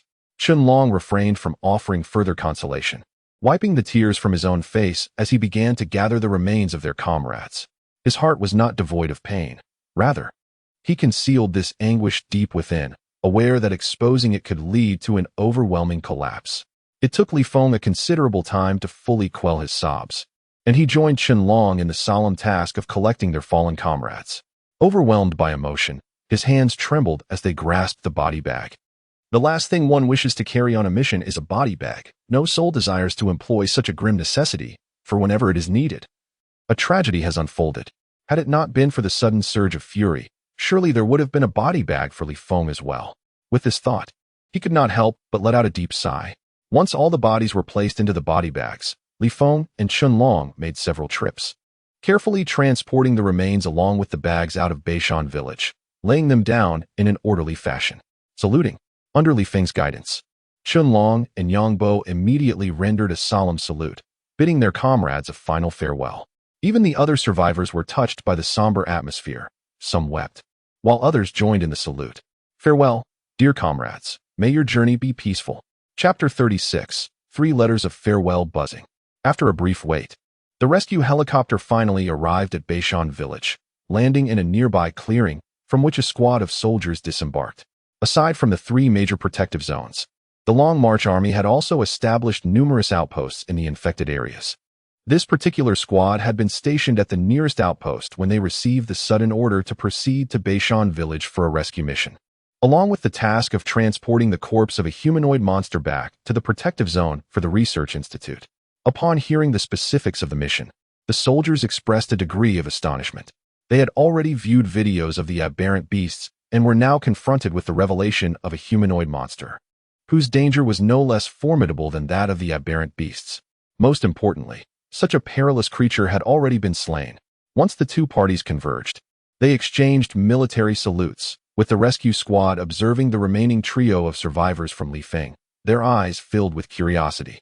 However, upon sighting the body bags of Lu Guochun and his 7 companions, their expressions immediately turned solemn, paying their respects with a moment of silence and a salute. Subsequently, the rescue team carefully loaded the 7 bodies onto the helicopter, leaving a few members to maintain order while escorting all survivors aboard. The others, following instructions, entered Beishan village to locate the original factory site. As they surveyed the surrounding signs of devastation, the rescue team exchanged glances, struggling to fathom the scale of the battle that had just unfolded here. While this was somewhat acceptable, their expressions changed dramatically upon entering the cave, where they beheld the shattered upper half of the humanoid monster, each face reflecting a profound sense of astonishment. They received the news that the humanoid monster had been slaughtered, yet the report did not specify that it had been brutally smashed to pieces. Gazing at the gruesome remnants of the scene, they were all struck with horror. Just as they were grappling with their shock, one of them suddenly pointed out an unsettling observation. "Class leader, doesn't this cave appear to have been smashed open by someone?" Once he uttered those words, the others became acutely aware of the anomaly. Indeed, although the shape resembled a cave, it bore no resemblance to a naturally formed structure, nor did it seem to have been excavated by human tools. Rather, it appeared to be a hole created through sheer violent destruction. For a moment, they struggled to fathom what horrors had transpired here to reach such a catastrophic state. Setting aside their thoughts, they resolved to complete their mission swiftly. Ultimately, it was the class leader who first regained composure, giving the command for them to work together to carry the humanoid monster out of the cave and transport it quickly from Beishan village, placing it into a large iron box that had been prepared in advance, which was then loaded onto a helicopter. As Li Feng took one last look at Beishan village, the place that shattered his heart, he boarded the helicopter alongside Chen Long and Yang Bo, departing together. Inside the helicopter, a somber atmosphere prevailed. Li Feng remained seated near the 7 body bags, silent and withdrawn. This was not the first time he had encountered such a scene since the onset of the disaster. He had witnessed his comrades perish beneath the tide of corpses, and now he found himself reliving that torment.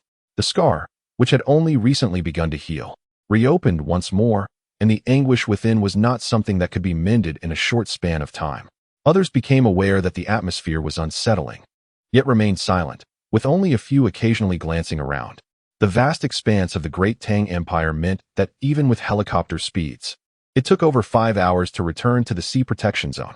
The rescue team placed the survivors in the designated area before escorting the 3 individuals, Feng, to the military district, where they subsequently set off to transport the remains of the humanoid creature to the research institute. A dedicated honor guard had been arranged at the military district to receive the remains of Lu Guochun and his companions. They had sacrificed their lives for the Long March Army and for the exploration of catastrophic intelligence on behalf of the Great Tang Empire. Having achieved numerous military feats in life, they now returned as heroes, each posthumously awarded a first-class merit medal and inscribed on the monument for martyrs of the catastrophe, while their families would receive plaques honoring their sacrifice, safeguarded for life by the military. During the handover ceremony, the rescue team had already delivered the remains of the humanoid creature to the research institute. Anticipating the situation, numerous researchers were present, eagerly awaiting developments, alongside several military leaders. Upon witnessing the remains of the humanoid creature, nearly all present gasped in shock. One researcher questioned, how could it have been reduced to this state? Others inquired. The intelligence reports indicated that its level of evolution might not be inferior to that of the aberrant beasts, which can withstand rocket fire. Surely, this creature would not be any less resilient. What weapon could have caused such devastation? The discussions among researchers continued, with academician Jia adjusting his glasses, harboring a tentative hypothesis that he dared not confirm just yet. With the deliberations yielding no conclusions, the multitude of researchers turned their attention to the nearby military leaders. The general understood and nodded slightly, prompting a nearby guard to swiftly produce a computer and play the video of the Li Feng team. Since its return to the command center, this footage had been viewed by numerous commanders in a remarkably short span of time, eliciting widespread astonishment. However, concerns lingered regarding whether Li Feng might spiral out of control and pose a threat to his own soldiers, placing him under careful observation. Additionally, the question of whether to publicly disclose the video of Li Feng's rampage had sparked dedicated discussions among the commanders.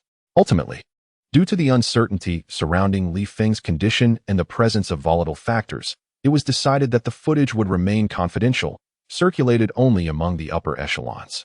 In stark contrast, the researchers were an exception, as their mission to analyze the monstrous aberrations necessitated their involvement.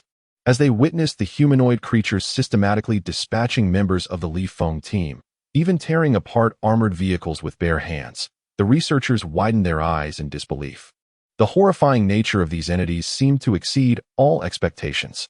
However, when the video showcased Li Feng's subsequent rampage, ruthlessly overpowering the humanoid monsters and ultimately obliterating their upper bodies, excitement surged among the researchers.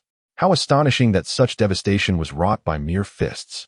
Truly, this young man surpassed even the monsters themselves. Can I dissect him? The researchers engaged in fervent discussion, their fascination with Li Feng evidently surpassing their interest in the corpses of the humanoid creatures. Among this group, only academician Jia maintained a quiet demeanor, adjusting his glasses to reveal a gaze of profound insight. Indeed, it was confirmed, this incident was undeniably the work of Li Feng. He had once studied the flesh and blood of Li Feng, concluding that Li Feng possessed ample potential for growth. Little did he anticipate that so soon, Li Feng would present him with such a remarkable gift. Now, having just returned to the protected zone and burdened with a heavy heart, despite the eagerness of numerous researchers to dissect him, the moment was ill-suited for such endeavors. They could only divert their attention to the corpse of the humanoid monster. However, during the dissection, the researchers found themselves in an awkward predicament. Despite their persistent efforts with surgical knives, they could barely inflict any significant wounds. It was important to note that this was merely a corpse, yet it proved to be such a formidable challenge. In stark contrast, Li Feng had obliterated it with his bare fists. With this comparison in mind, they truly grasped the terrifying nature of Li Feng during his rampages. Ultimately, it was a few security personnel who lent their assistance, allowing them to finally dissect the humanoid monster's body and extract some flesh and blood for examination. Li Feng was a rough man. Despite possessing a chivalrous spirit, he was oblivious to the intricacies of scientific research. After returning to the protected zone, he ceased to concern himself with the matter of the humanoid monster's corpse. During the day, he attended the memorial service for Lu Guochun and his 6 companions. And that night, he returned alone to his temporary quarters, lying on the single bed in a daze, lost in thought. Suddenly, there was a knock at the door. Hearing the sound, Li Feng rose to open it, only to find Colonel Zhang Yong standing before him. Brother Yong. Li Feng's sentence remained unfinished as Colonel Zhang Yong promptly extended 3 envelopes toward him. What is this? He inquired. The last letters of Lu Guochun, Gao Feng, and Wang Qi. Were their letters of farewell not delivered to their families? Others had sent theirs to their relatives, but these 3 hailed from the disaster-stricken area, where all their kin had perished, leaving no one to convey their final words.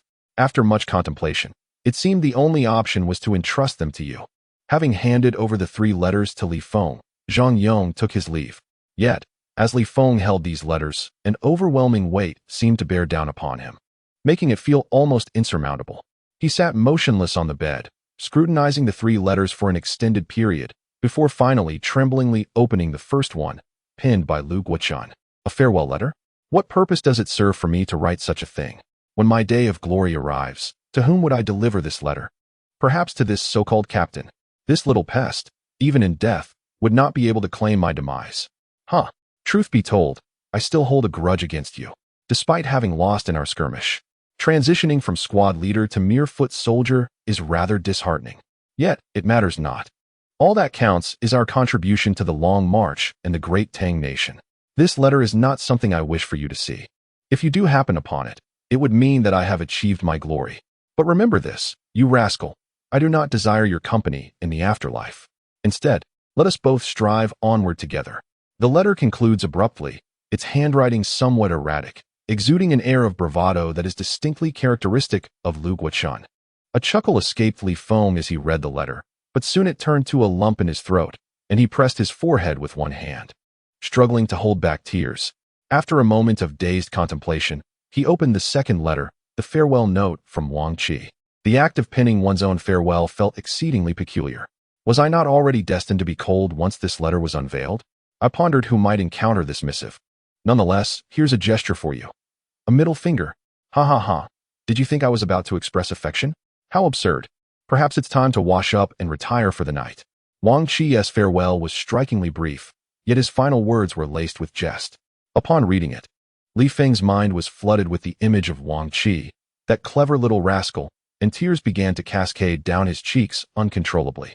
After silently shedding tears for a while, he refrained from wiping them away and proceeded to open the third letter, the farewell from Gao Feng. I do not wish to die. I do not wish to die. I do not wish to die. Yet, I find myself helpless in comparison to a mundane existence.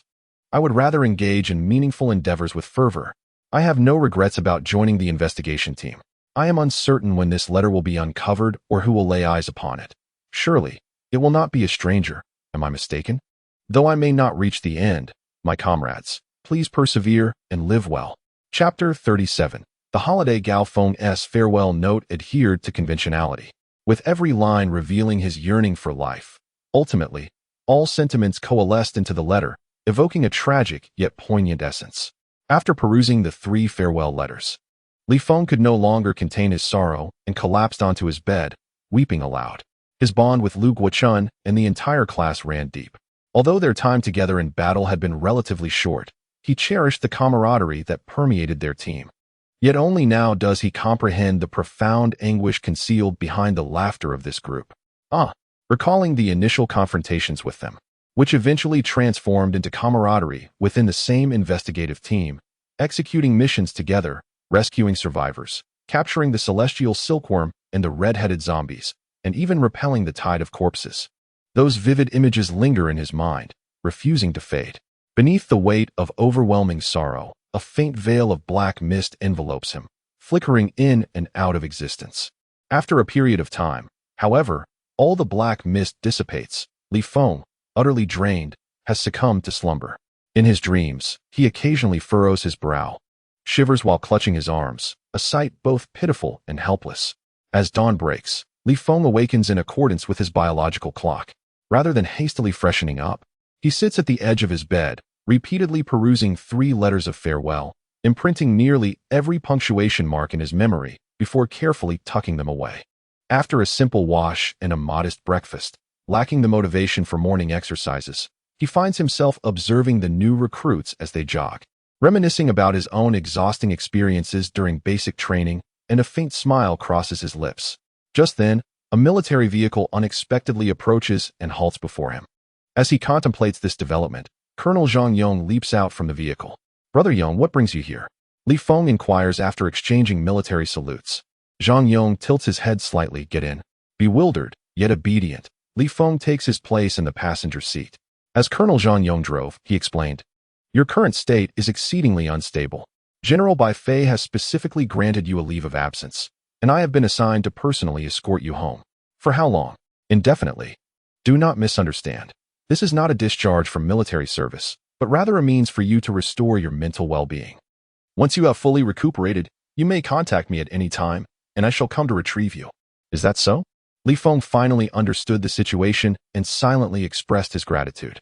His home was not too distant from the military district. Colonel Zhang navigated the military routes, and they arrived at their destination in just over 4 hours. Li Feng's family operated a small shop, selling various goods. While the business was not particularly prosperous, the house was theirs, alleviating that expense and allowing them to save a little each month. Additionally, Li Feng regularly sent money home, enabling his parents to live comfortably. When Li Feng and Colonel Zhang arrived at the shop, his parents were enjoying their lunch. Upon seeing the military vehicle parked outside their home, they appeared momentarily stunned. It was only after Li Feng alighted from the car that they sprang to their feet, their expressions transforming into excitement. "Xiao Feng," his mother, Niu Wenxin, exclaimed, hastily approaching to grasp Li Feng's sleeve, her face beaming as she surveyed him from head to toe. "What brings you back so suddenly?" Li Feng's father, Li Fan, playfully scolded, "You rascal, you could have at least given us a heads up before returning." Li Feng scratched his head sheepishly. "I didn't have time. I received an unexpected leave to rest for a few days, and I'll be back to the unit shortly." "Oh dear, have you lost weight again?" "During these recent days, the sustenance in the military has been rather unsatisfactory." Upon returning home after a long separation, Li Feng was overwhelmed with emotion and failed to notice Colonel Zhang Yong standing beside him. As he pulled Li Feng along, he inquired about his well-being and ushered him into the house. Meanwhile, Li Fu, thinking of Zhang Yong, cheerfully remarked, "Young man, thank you for bringing him back. Are you here for dinner? Why not join us?" Zhang Yong, feeling a bit awkward, replied, "No, thank you. You're busy, and I should head back now." In that moment, he finally understood from whom Li Feng had inherited his temperament. After bidding farewell to Li Feng's family, Zhang Yong drove away and soon stopped at a small eatery, where he had a quick bite before returning to the military district. Back at Li Feng's home, his mother, in light of his unexpected visit, prepared 2 additional dishes, while his father went out to purchase some delicacies and a bit of wine, creating a warm and joyful family atmosphere. However, Li Feng did not notice the subtle worry reflected in his parents' eyes as they secretly observed him. After a rare afternoon nap, Li Feng accompanied his father fishing and later assisted his mother in her shop. He appeared to be just an amiable young man from the neighborhood, innocent and harmless. Yet, upon closer examination, one could discern a potent aura of lethal determination, forged in the crucible of violence and bloodshed emanating from him. This idyllic lifestyle continued for a day and a half. That night, as Li Feng was about to close the shop and return home, he noticed his mother had sent him a notification about a young lady's account on his phone. "Mom, who is this?" he inquired. "A potential match for you. Make sure to chat with her properly." Subject: Mother, right now. Enough with the nonsense. Quickly add her. Li Feng noticed that his mother had been acting mysteriously these past few days, seemingly engaged in conversations with someone, likely arranging a blind date for him.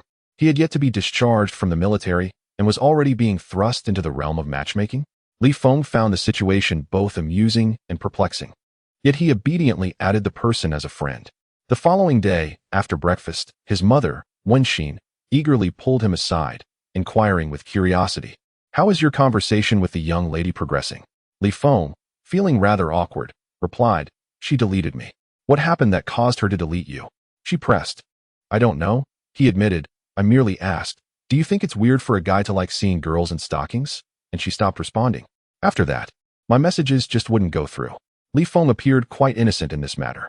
Upon hearing this, his mother paused for a moment, then erupted in fury, seizing his ear and reprimanding him. You mischievous boy.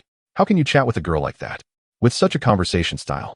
Do you wish to remain single for life?"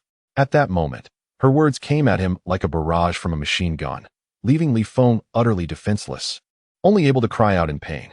If his comrades were to learn that this once formidable figure had been reduced to such a state, he would undoubtedly become a subject of ridicule. After delivering a thorough scolding, his mother finally relented, angrily insisting that he add the girl back. However, Li Feng, now stubborn, resolutely refused to do so. At this moment, Li's father stepped out, curious, and asked, "Did they delete you so soon? Didn't you send her your photo?" "It wasn't the right time." Li Feng shrugged his shoulders, adding, "Besides, I'm not a celebrity. What use would my photo be?" "You foolish child. Who says you're not a star?" Li's father appeared exasperated, leaving Li Feng somewhat baffled. Just as Li's mother was preparing to launch another round of inquiries, Li Feng hastily exclaimed, "Mom and Dad, I'm going out for a stroll." With that, he dashed out, leaving behind the frustrated shouts of his mother. Having finally escaped the clutches of matchmaking, Li Feng took a deep breath of relief as he walked down the street, momentarily deciding against returning home. Seizing the opportunity, he intended to explore the scenic beauty of the reserve. To his surprise, this exploration stirred profound reflections within him. He turned away from the bustling main street, captivated by the myriad voices of vendors hawking their goods. Navigating past numerous office buildings, he observed the busy silhouettes of countless office workers. He even witnessed some injustices, people protesting for unpaid wages, blocking factory entrances with banners, others engaged in endless arguments over trivial matters, and some held up at intersections due to minor vehicle scrapes, among various other incidents. During occasional breaks, he pulled out his phone to browse videos, encountering streamers in revealing attire performing lively dances, bloggers sharply criticizing societal injustices, and a plethora of humorous and bizarre clips. There are countless instances of such occurrences in daily life.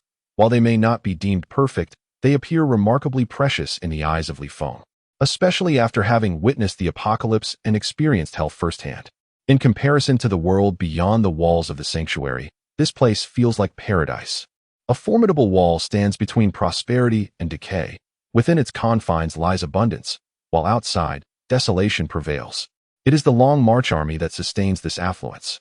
Reflecting on this, Li Feng smiled, as the fruits of his long-standing efforts seemed to materialize at this moment. He rose and stretched, intending to return home, when he suddenly noticed a soldier at the intersection gazing intently at him, his expression one of astonishment. Since the onset of the catastrophe, the Great Tang Kingdom had entered a state of heightened military readiness, and now the Long March Army had taken control of law and order within the three major sanctuaries. The presence of the Long March Army is evident throughout the streets and alleys, comprising both seasoned veterans and fresh recruits. The soldier observing him bore no insignia on his shoulders, clearly indicating he was a newcomer, likely engaged in basic training and currently assigned to a new recruit task. Just as Li Feng pondered why he was under scrutiny, the soldier's face transformed into one of surprise. "Li Feng, you are Captain Li Feng." Taken aback, Li Feng wondered how he could be recognized today when he was not even in uniform. He had never encountered this recruit before. How could he possibly know him? Indeed, the soldier exclaimed, "Captain Li Feng, I can't believe I'm seeing a living person today, ha ha," reminded by the new recruit. Several soldiers nearby also noticed Li Feng and hastily gathered around him. One of them, rather impolitely, grasped Li Feng's sleeve, fearful that he might escape. Confused, Li Feng inquired, "How do you know me?" The recruits exchanged glances before responding. "Aren't you the one who led a small squad to fend off the million-strong horde in the recruitment video?" Indeed, that was him. But what was this recruitment video they spoke of? Li Feng remained perplexed, oblivious to the events surrounding the video. One of the recruits, quick-witted, elaborated, "It seems you are unaware. The footage of you leading your squad against the million-strong horde was compiled by the Long March Army into a recruitment video. We enlisted after watching it. Not just us, many in the new recruit camp were inspired by the same video." Ah, so that was the case. Li Feng suddenly realized that he had unwittingly gained fame. Another soldier exclaimed excitedly, "Captain Li Feng, I've longed to meet you. You know, you have become my idol." Li Feng blinked in astonishment. Is it really that exaggerated? Absolutely. We were rescued from the disaster zone and are acutely aware of the dangers and brutal realities of the outside world. Yet, you had the courage to intercept the horde with just 10 men. The stability of the protected area is largely due to countless heroes like you. Why are you all slacking off instead of patrolling properly? As several new recruits were conversing, their instructor suddenly caught sight of them, causing the recruits to startle and promptly return to their posts for patrol. The instructor, from a distance, saluted Li Feng, a hint of a smile playing at the corners of his mouth. Li Feng returned the salute and, after the exchange of pleasantries, began his journey back. However, during his return, he retrieved his phone and contacted Colonel Zhang Yong. "Sir, Li Feng requests to rejoin the unit." Chapter 38. Return to the military district. "Ah, so soon? I thought it would take you at least a week to recover," said the colonel. "I took a stroll and encountered some new recruits who showered me with compliments, satisfying a bit of my vanity." Well done. Your request for rejoining is approved. I will come to pick you up, aiming to arrive before noon." Received. After hanging up the phone, Li Feng stretched, feeling a newfound clarity wash over him. His mention of vanity was merely a jest, for everyone harbors a sense of vanity, including Li Feng. Yet, such trivial concerns were not worth risking his life. What truly motivated his swift decision to return was the prosperity within the protective zone.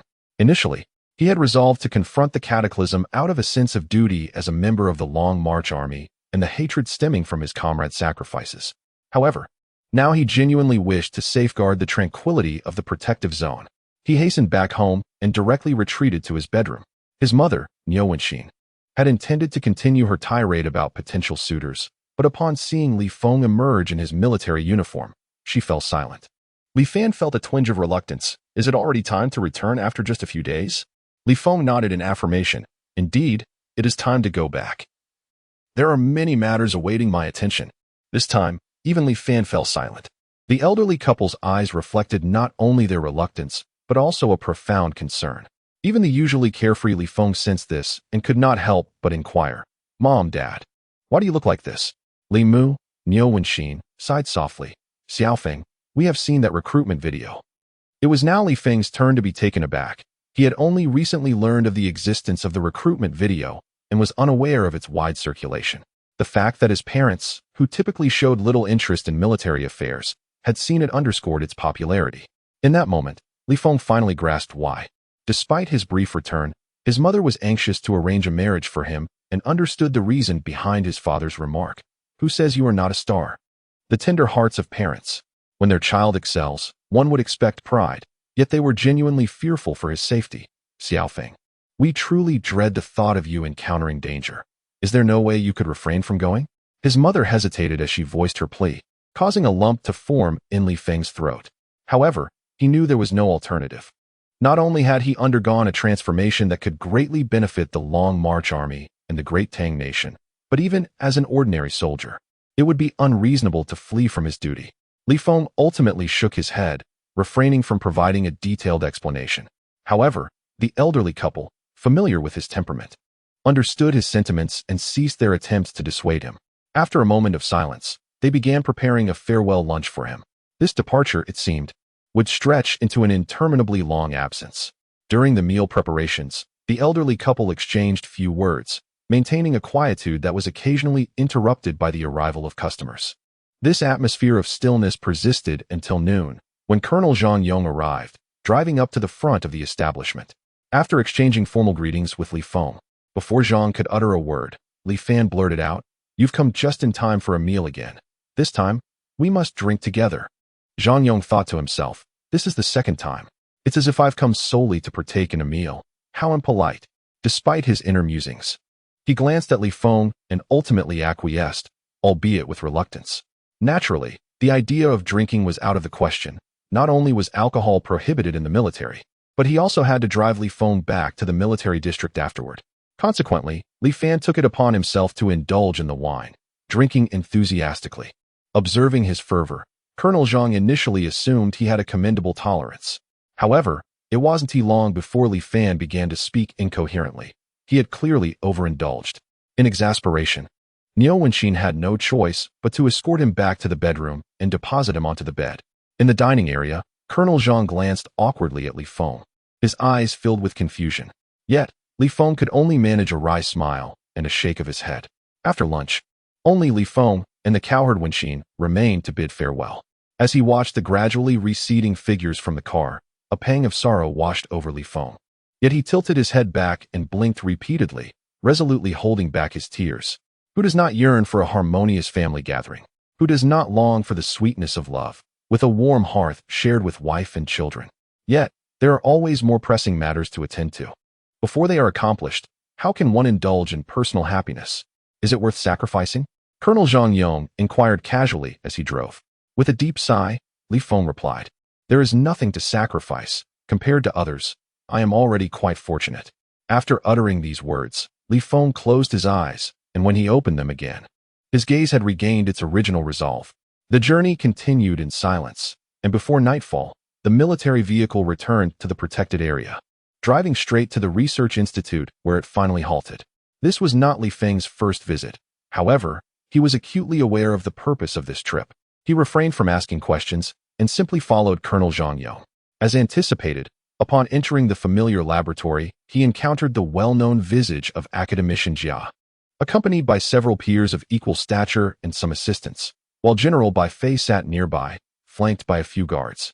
Upon seeing Li Feng arrive, before he could react, Academician Jia smiled and instinctively grasped a scalpel. As Li Feng beheld the scene before him, a twitch of his lips betrayed his emotions. Although he understood that Academician Jia was engaged in research, which could ultimately aid in countering this impending catastrophe, the expression on the old scholar's face incited an inexplicable urge to strike him. However, Li Feng could not afford to dwell on such thoughts at the moment. He first saluted General Bai Fei. The general acknowledged him with a subtle nod.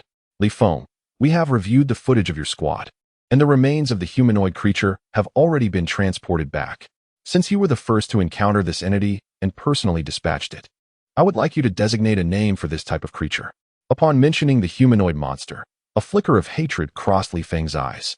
He exhaled deeply to suppress his emotions before articulating.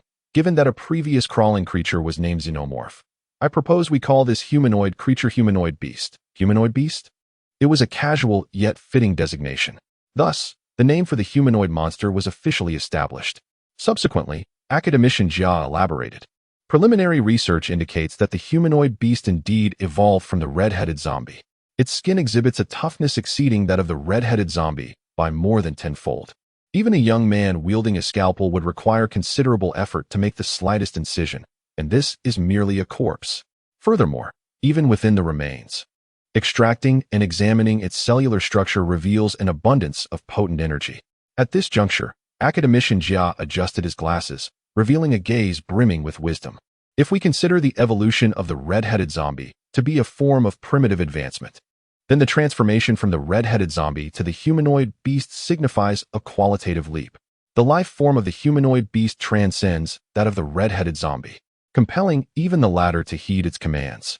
As for the reason behind its desire to expel the horde of corpses, we remain in the dark. To gain a deeper understanding, additional data is required, ideally involving the capture of a living humanoid beast. Li Feng. Here we go again. He is at it once more. Following the celestial silkworm and the red-headed zombie, this old professor has now set his sights on the humanoid beast. However, this time, Li Feng refrained from objecting, merely nodding with determination. Once my strength is sufficient, I shall endeavor to capture a few living specimens. Were these words uttered by anyone else, they would likely be dismissed as mere bravado, yet coming from Li Feng, no one present found anything amiss. Subsequently, another elderly academic spoke. We are currently deciphering the genetics of the humanoid beast, yet its genetic structure is peculiar, making rapid analysis exceedingly challenging. Research on the red-headed zombie is also ongoing, albeit with considerable difficulty. We have even recorded the howls of the red-headed zombie commanding the other corpses. Yet the recordings exert no control over them. Today, Li Feng himself is the subject of research, granting him access to these developments. However, upon hearing this, he could not help but sigh inwardly, acknowledging the arduous journey ahead. Let us set those matters aside for now. We are far more intrigued by you at this moment. After a brief discussion, Academician Jia brandished the scalpel in his hand, his intentions unmistakable. Despite his inner resistance, Li Feng dutifully extended his arm, a scene he had encountered before. The other academicians felt somewhat awkward, yet Academician Jia was already in action, carving a significant gash into Li Feng's arm. The pain made Li Feng grimace, but he gritted his teeth and endured it. Aware of Li Feng's formidable self-healing abilities, Academician Jia wielded the knife without restraint. However, the senior scholar exhibited some restraint. After making the incision, he promptly urged the others, "Hurry up. If you dawdle, the wound will heal, and I'll have to cut again." The other academicians were momentarily baffled, yet they complied and stepped forward to collect a significant amount of blood. During this process, Academician Jia even excised a piece of flesh, causing Li Feng to widen his eyes in agony. Once the collection was complete, Li Feng raised his arm, and the wound was visibly mending. The over 10-centimeter long gash healed astonishingly within just over a minute, leaving no trace of injury. The other academicians exchanged curious glances at this spectacle, while Academician Jia remained remarkably composed. "It appears you've indeed evolved. Your healing speed has significantly improved since the last observation. However, compared to your battle with the humanoid beast, there is still a noticeable disparity. What could be the reason?" Li Feng was at a loss for an answer, and the academicians could only observe his flesh and blood in real time.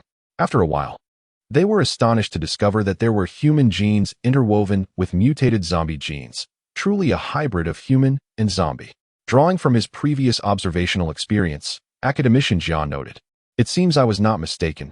Your genes have indeed evolved since the last time, containing a more concentrated energy than before. Apart from the experiences depicted in the video, do you have any extraordinary encounters to share? Do not conceal anything." Li Feng, after a moment of reflection and slight hesitation, recounted the incident of absorbing a dark green liquid following the annihilation of a humanoid beast. The audience listened in astonishment. And General Bai Fei interjected, "Are you saying that this enhancement is a result of absorbing that liquid? To what extent have you been enhanced? Let us conduct a test."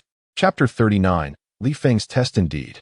After undergoing an enhancement, Li Feng distinctly perceived a transformation in his physical capabilities, surpassing those of an ordinary individual. However, he had never found the time or inclination to assess the extent of this enhancement, until now, as the opportunity presented itself. The group followed General Bai Fei as they departed the research facility and arrived at the training grounds. Let us begin by testing strength. The responsibility for the test fell to Colonel Zhang Yong, who guided Li Feng to the punch strength machine and explained, "This is a specialized machine designed for our troops, capable of measuring exceptionally high limits. Currently, the highest known score is 990, while the renowned Zhuge, the war god, has achieved an astonishing 1499. Zhuge can attain such a high score?" Li Feng exclaimed, astonished, for such a figure could easily shatter world records. Colonel Zhang Yong smiled confidently. "Indeed, do not underestimate our war god team. Among the millions of soldiers in the army, only 10 have attained the status of war god. This is not merely due to their vast military accomplishments, but also because they have transcended the capabilities of ordinary humans, reaching a level that can only be described as monstrous. Not only did Zhuge, the king of soldiers, achieve impressive scores, but the other 9 kings of soldiers also registered remarkably close numbers. Although the top 10 kings are ranked according to their military achievements and prowess, the disparities in their strengths are not excessively pronounced. Of course, today's gathering of the kings serves merely as a point of reference, with the true focus remaining on Li Feng. Give it a try, unleash your full power, and see how high you can score. Can you surpass Zhuge, the king of soldiers? Colonel Zhang Yong declared, stepping aside to allow Li Feng to demonstrate his abilities. Positioned before the punching strength machine, Li Feng assumed a stance, focusing his energy. With a sudden and forceful punch, a resounding thud echoed through the air, and the machine's display began to fluctuate rapidly, ultimately settling at an astonishing 1866. A score of 1866, nearly 400 points higher than Zhuge Lightning. A collective gasp filled the room. Even Colonel Zhang Yong was taken aback. His earlier comment about surpassing Zhuge was made in jest, without any genuine expectation that Li Feng could achieve such a feat. Yet reality delivered a resounding slap to his face. Li Feng himself was momentarily stunned. His intention was simply to attain the highest score possible, never once considering the prospect of eclipsing Zhuge. However, not only did he surpass him, but he did so by a considerable margin. In the outside world, this score is nearly double the highest recorded. What does this imply? It suggests that with Li Feng's current physical prowess, he could easily overpower the individual who previously achieved that so-called highest score. Ultimately, he had underestimated the extraordinary strength he possessed. Indeed, this has granted us a remarkable surprise. General Bai Fei gasped in admiration, while the others regarded Li Feng with an expression akin to that reserved for a mythical creature. It was Colonel Zhang Yong who first regained his composure. One strike may be a fluke. Let us conduct 2 more tests. Very well. Bang. 1899 points. Bang. 1900 points. Li Feng consecutively struck twice, and each score surpassed the last. The atmosphere fell into a hushed silence, and Colonel Zhang Yong cast a penetrating glance at Li Feng, meticulously noting down the results of these 3 attempts. Then, tilting his head slightly, he declared, "Let us proceed with a speed test."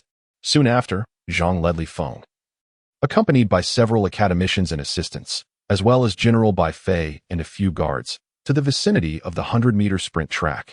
Once Li Feng was positioned, Colonel Zhang Yong announced, "The world record for the 100-meter dash is 9:58 seconds, while the legendary Zhuge Liang holds a time of 7:89 seconds. Let us see how fast you can run."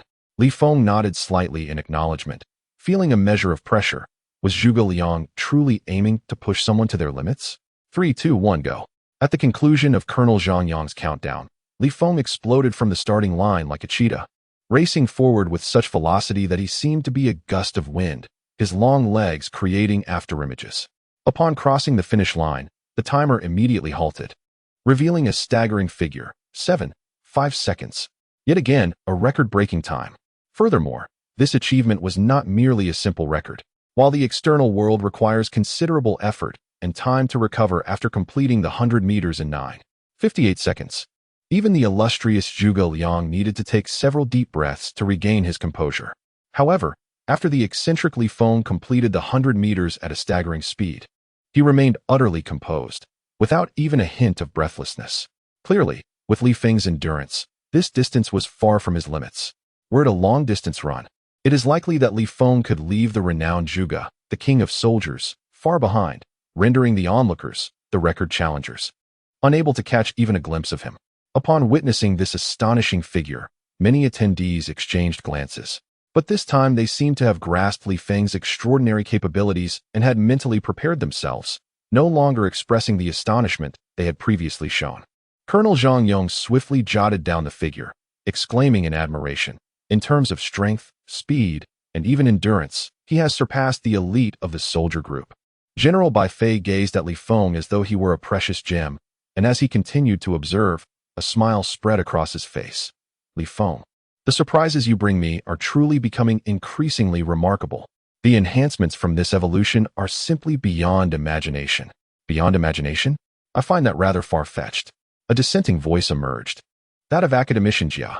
The elderly scholar adjusted his glasses and reasoned, "At present, It appears that Li Feng's evolution may necessitate the annihilation of formidable mutated beings, absorbing their essence.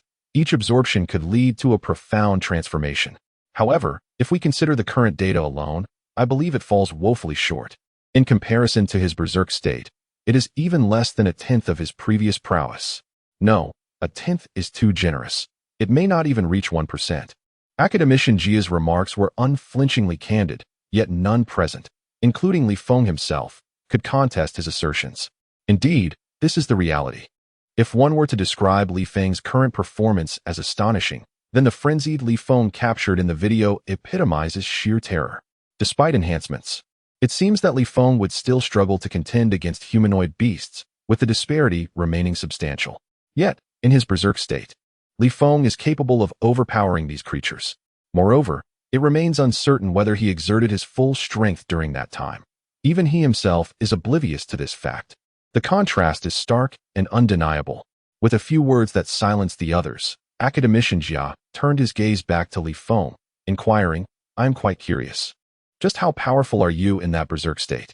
Is it possible for you to enter that condition once more? Can you control it at will?" This question piqued the interest of those present, who eagerly awaited Li Feng's response. Should Li Feng be able to freely enter that state of frenzy, it would undoubtedly provide the Long March army with a formidable weapon, instilling greater confidence in facing this cataclysmic event. However, confronted with the eager gazes of the crowd, Li Feng appeared troubled, scratching his head. "In that state, my consciousness is quite clear, and I experience an illusion of being able to command the heavens and the earth. Yet, I cannot accurately gauge my strength. I have attempted to consciously enter that state afterward, but I have never succeeded." "Is that so?" Many in attendance displayed expressions of disappointment, yet Academician Jia remained resolute. "Before us, try once more." Li Feng cast a silent glance at Academician Jia, pondering how he might succeed in entering the berserk state so easily when he had failed repeatedly in his attempts. However, he did not refuse, though he harbored little hope. He closed his eyes, his body tensing involuntarily as he sought to forcibly extract his latent potential. Yet, despite the tension reaching a near-cramping intensity, no results materialized. Just as he contemplated surrendering, Academician Jia suddenly spoke. "The direction is incorrect. It is not a matter of brute force. Otherwise, you would have gone berserk during your usual training. Reflect on how you felt during your previous rampage. Consider the reasons that drove you to that state. What was your emotional state then? Take a moment to truly contemplate."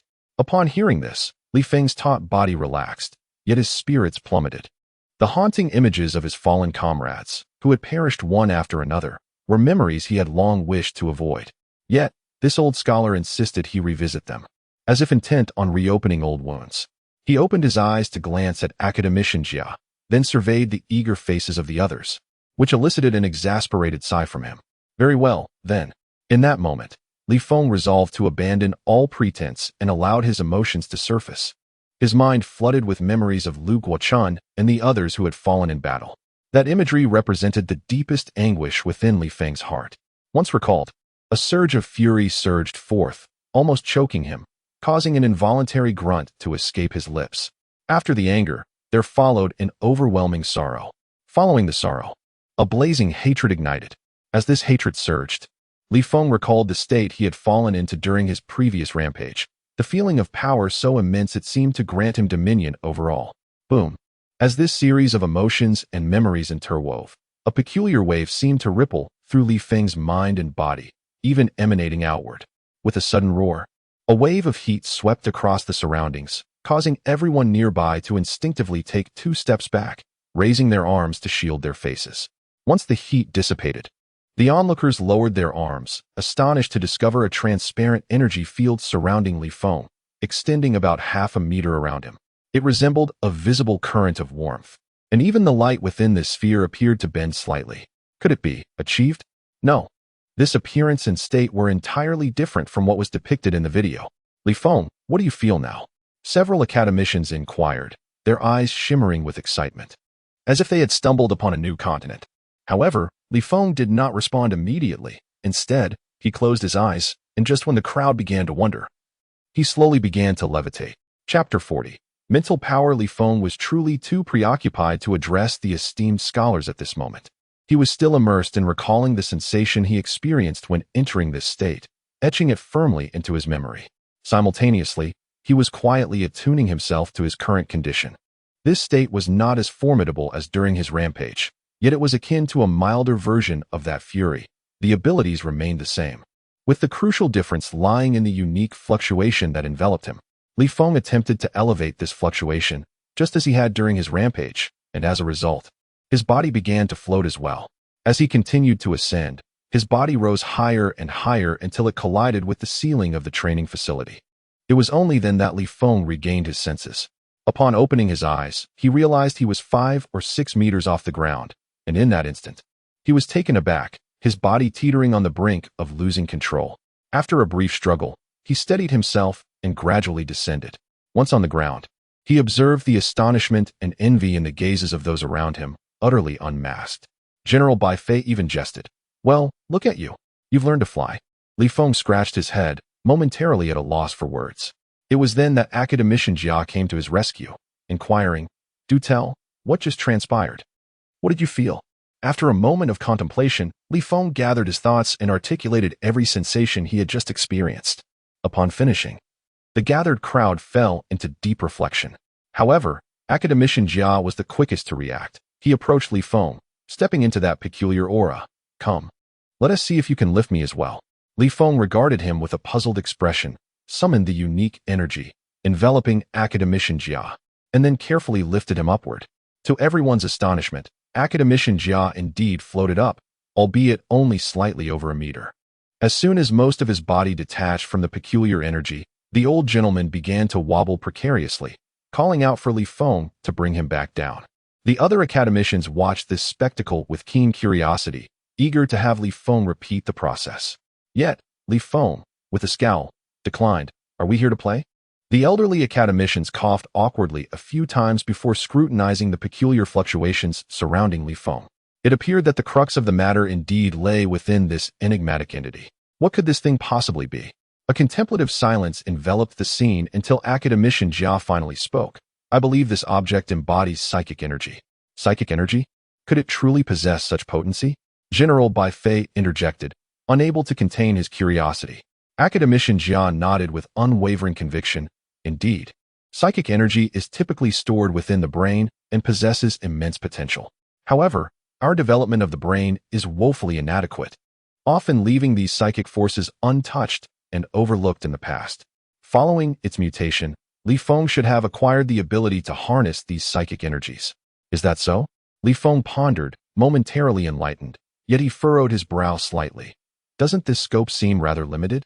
At this point, Academician Jia rolled his eyes. "You have only undergone one enhancement. What strength can you realistically expect? I surmise that you must absorb more essence from formidable mutated beings to continually evolve, enhancing both your physical capabilities and psychic power. It is entirely possible that you may surpass your current berserk state in the future. As for now, you still have a long way to go."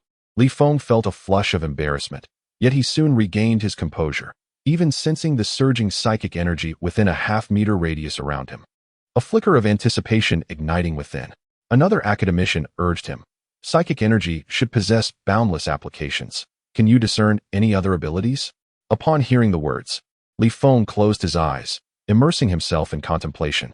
Moments later, he opened his eyes, a subtle smile gracing his lips. "Yonggu, shoot me, if you dare." "Fire? Are you jesting?" Zhang Yong was taken aback, then grew somewhat impatient. "Do you think you can evade a bullet with your flesh? Such a feat is unattainable. Even the esteemed Zhuge, the military master, cannot achieve this. One can only rely on experience to dodge the trajectory of the bullet at the instant the trigger is pulled. While you may possess considerable strength, your experience pales in comparison to that of a true military king. Do not be so arrogant."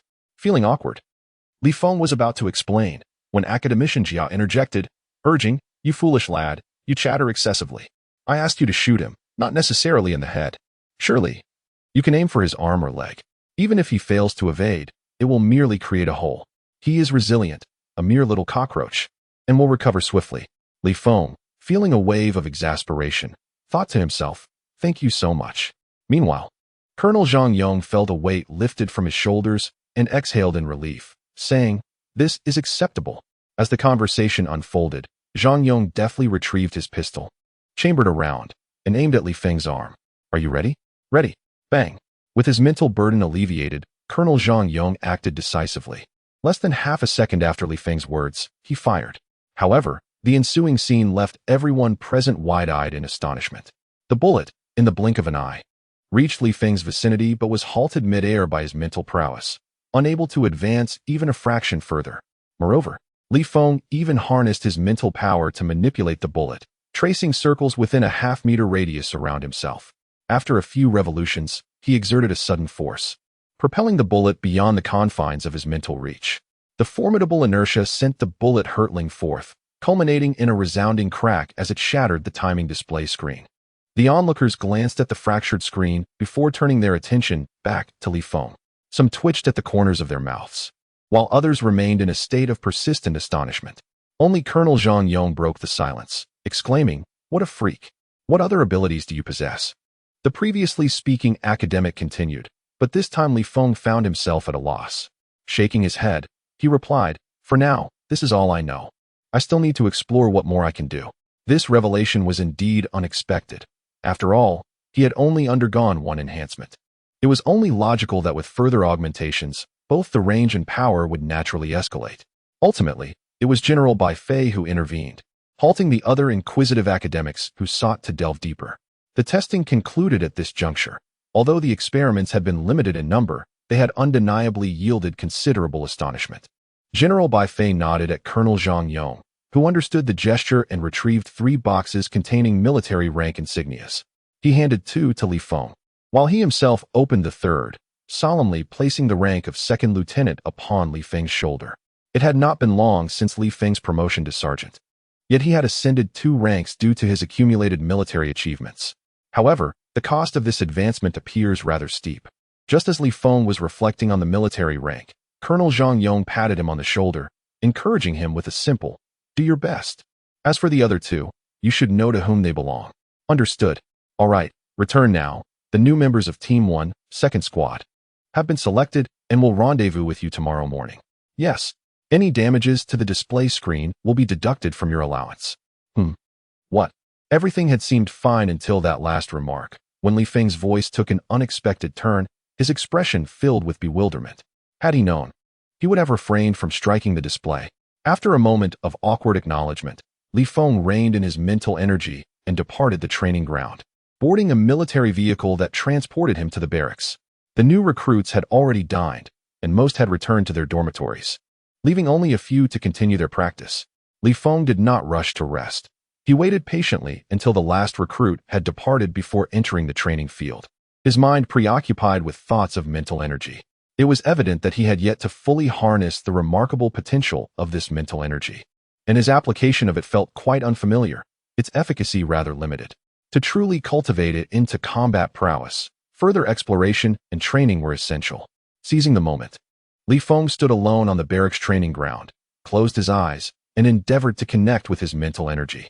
After roughly 10 seconds, waves of concentrated mental energy surged from his mind, enveloping his entire being and radiating outward. The speed at which he had entered this state was significantly faster than when he first began, yet Li Feng remained unsatisfied. He sighed, retracted his mental energy, and then continued to employ it, repeatedly retracting it. This cycle continued countless times until Li Feng felt a sense of fatigue creeping into his spirit, at which point he finally managed to shorten the activation time of his mental energy to approximately 2 seconds. In truth, Li Feng was still dissatisfied with this outcome. Only instantaneous activation would signify true mastery. However, given his current capabilities, this was the extent of what he could achieve. What remained was either refinement through combat or further evolution. He lay on the ground, panting heavily to recuperate his mental energy, aware that there were other training sessions awaiting him. Just as he was resting, he inadvertently heard some crisp sounds. Stretching his neck to investigate, he discovered that Chun Long and Yang Bo had arrived at the training ground, sitting on the steps, casually munching on sunflower seeds while observing him. Li Feng paid them no mind, continuing to rest for a short while before rolling over and standing up to activate his mental energy after 2 seconds. The next training exercise involved skillfully mastering the tension and relaxation of his mental energy. At present, Li Feng's application of mental energy was rather rudimentary, akin to wielding brute force to forcefully activate it. each attempt imbued with a sense of desperation, to the extent that the mental energy surrounding him felt almost tangible. However, from Li Feng's perspective, such an endeavor was utterly unnecessary. His current mental capacity was limited, necessitating a balance between exertion and relaxation to conserve mental energy and prolong its usage. Initially, Li Feng anticipated that this training would prove exceedingly challenging, yet, upon practical application, he discovered that the difficulty was not as daunting as he had imagined. After a relentless hour of effort, he gradually managed to regulate the overflow of his mental energy, allowing it to dissipate from a nearly tangible form to a state imperceptible to the naked eye. This hour had thoroughly exhausted Li Feng. The substantial depletion of his mental energy left him feeling somewhat dizzy and disoriented, compelling him to recline and recuperate. Nevertheless, the results of the training were relatively promising. While he had not yet achieved the level of effortless control, his ability to manage his mental energy had significantly improved, extending the range of the dissipated energy to approximately 1 meter. However, such a level was still insufficient, given that this was his initial training session. It was an accomplishment in itself. As night descended, Li Feng refrained from illuminating the training area with bright lights. Consequently, Chunlong and Yang Bo, situated at a distance, could not discern the mental energy that enveloped Li Feng, only witnessing his solitary exertion without comprehension of its purpose. What on earth is the captain doing at this hour? One might wonder. Who knows? Perhaps he has an upset stomach. An upset stomach? Wouldn't that necessitate a trip to the restroom? But look at the captain. This clearly indicates constipation. Even if he is constipated, he shouldn't be straining on the training ground. What if something unfortunate happens? Chapter 41. Unhuman. Li Feng, having extensively utilized his mental energy, now felt a constant buzzing in his mind, rendering him oblivious to the schemes concocted by those two individuals. Otherwise, veins would undoubtedly have throbbed upon his forehead. He lay on the ground, gasping for breath, striving to empty his mind as much as possible. Although his mental energy was limited, it was not irrecoverable. As his spirit revitalized, so too would his mental strength gradually replenish. Once his mental power reached a certain threshold, Li Feng arose anew, engaging in some simple movements before releasing his mental energy once more. The next step was to test the extent of his mental control. He turned to glance at Chunlong and, inspired by a sudden impulse, shouted, "Chunlong, shoot me with your sniper rifle." Though he had previously conducted tests with Colonel Zhang Yong, who utilized a pistol of limited power, Li Feng desired to further explore the capabilities of a more formidable bullet. If he could effortlessly intercept it with his mental prowess, the subsequent challenge would involve intercepting cannonballs, shockwaves from explosions, and other formidable tests. If he could easily manage all these, would he not become invincible by virtue of his mental abilities, impervious to harm? The more he contemplated, the more exhilarated he became, even envisioning himself maneuvering through hordes of corpses with his mental force. However, Chunlong merely cast him a fleeting glance, entirely disregarding him. Li Feng, assuming Chunlong had not heard, called out again, "Chunlong, give me a shot." Yet, Chunlong glanced at him once more, still unresponsive. Chunlong. Ignoring him once more, Li Feng felt a pang of urgency and stepped forward, confronting Chunlong directly. "Are you planning a rebellion?" Chunlong, exasperated, replied, "Listen, Captain. Must you drag me into your madness? If you wish to court death, must you insist on taking me along? If I were to shoot you, would you even survive?" Li Feng, rubbing his forehead in mild frustration, responded, "You need not aim at me directly. Targeting within a half-meter radius of my person will suffice." Indeed, after compressing his mental energy, that was the extent of its range. The seemingly clever idea proposed by academician Jia had led Li Feng to silently curse numerous times. If the objective was to test the control of mental energy, why not simply shoot within that range? Did it need to be aimed at his body to demonstrate exceptional skill? Really? Chunlong, though still puzzled by Li Feng's eccentric behavior, decided to cooperate, relieved that he wouldn't have to join in the madness. With this thought, he swiftly departed the training ground and soon returned with his sniper rifle. Ensuring to attach a silencer to avoid attracting attention, Li Feng wasted no time, distancing himself by more than 10 meters, releasing his mental energy, and awaiting Chunlong's shot. After quickly calibrating his equipment, Chunlong positioned himself on a platform, carefully selecting his angle. As he pressed his eye to the scope, he immediately discerned the swirling mental energy surrounding Li Feng, sparking his curiosity. What is this? In that moment, he finally grasped Li Feng's true intention. a smirk playing on his lips as he realized it was not a case of constipation after all. He swiftly aimed the muzzle of the gun at the left side of Li Feng's head, counting down. 3, 2, 1. Bang! A bullet, thicker and longer than an adult's middle finger, was expelled from the chamber in an instant. The sniper rifle chosen by Chun Long possessed immense power, capable of penetrating light armor with a single shot. If this bullet were to strike Li Feng's upper body, even his formidable regenerative abilities would afford him no chance of survival. The bullet traveled at an astonishing velocity, almost instantaneously entering the realm of Li Feng's mental prowess. In that moment, a sharp pain surged through his mind, yet he gritted his teeth, resolutely intensifying his control over his mental energy. Under the influence of this mental force, the bullet's speed visibly slowed, eventually halting approximately 20 centimeters from the side of Li Feng's head, suspended in midair. Both Chun Long and Yang Bo were left astonished.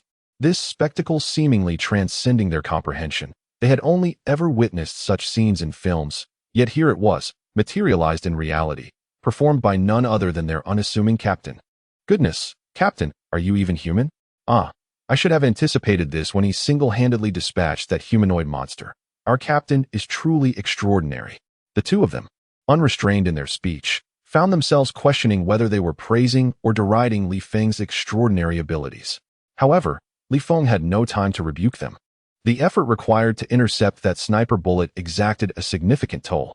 From the initial sharp pain to the present, his brain throbbed with a pulsing ache. He had overexerted himself. His brain was genuinely cramping. Haha, Captain, why didn't you inform us of this ability? Are you all right now? The other two, either excited or anxious, gathered around. Chun Long, quick to act, was completely oblivious to the perilous state of Li Feng.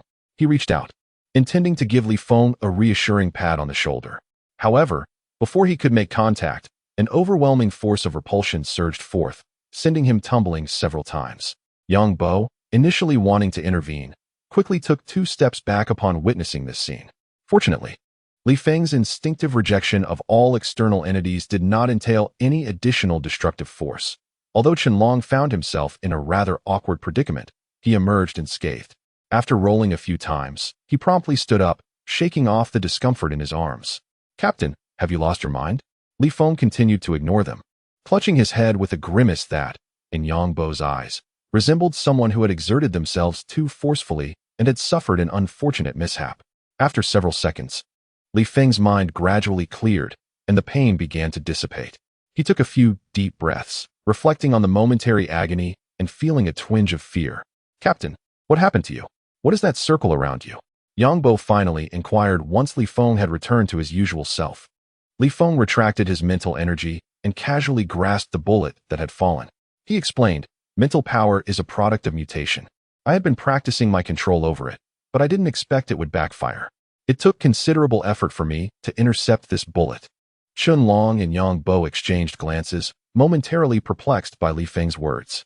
However, Li Feng did not elaborate further. Instead, he settled into a meditative posture, deeply engrossed in contemplation. He had initially intended to test whether his mental strength could intercept artillery shells and shockwaves. But given the considerable difficulty he faced in stopping a single sniper bullet, attempting further interception seemed to him a folly. At present, his mental power was still quite limited, far from achieving an invincible state.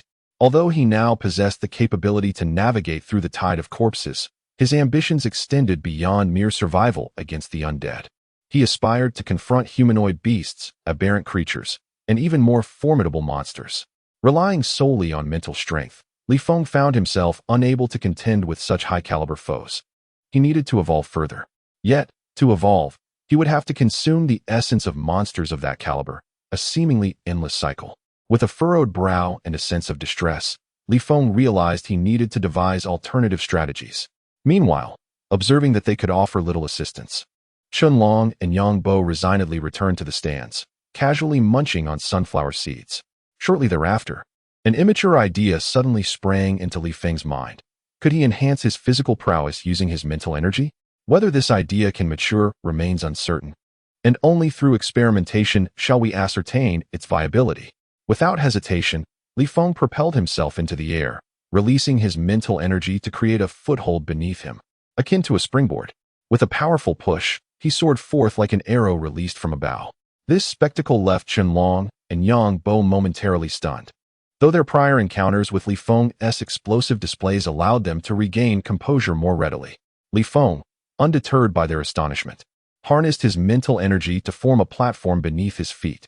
With a vigorous leap, he launched himself, his speed ascending to unprecedented heights, akin to a gust of wind.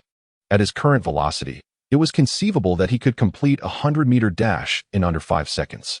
However, his mastery of mental energy remained rudimentary. Although he had managed to enhance his speed, he had yet to learn the intricacies of turning and braking. Within mere moments, he collided with the wire fence surrounding the playground, creating a substantial breach, and continued his relentless advance.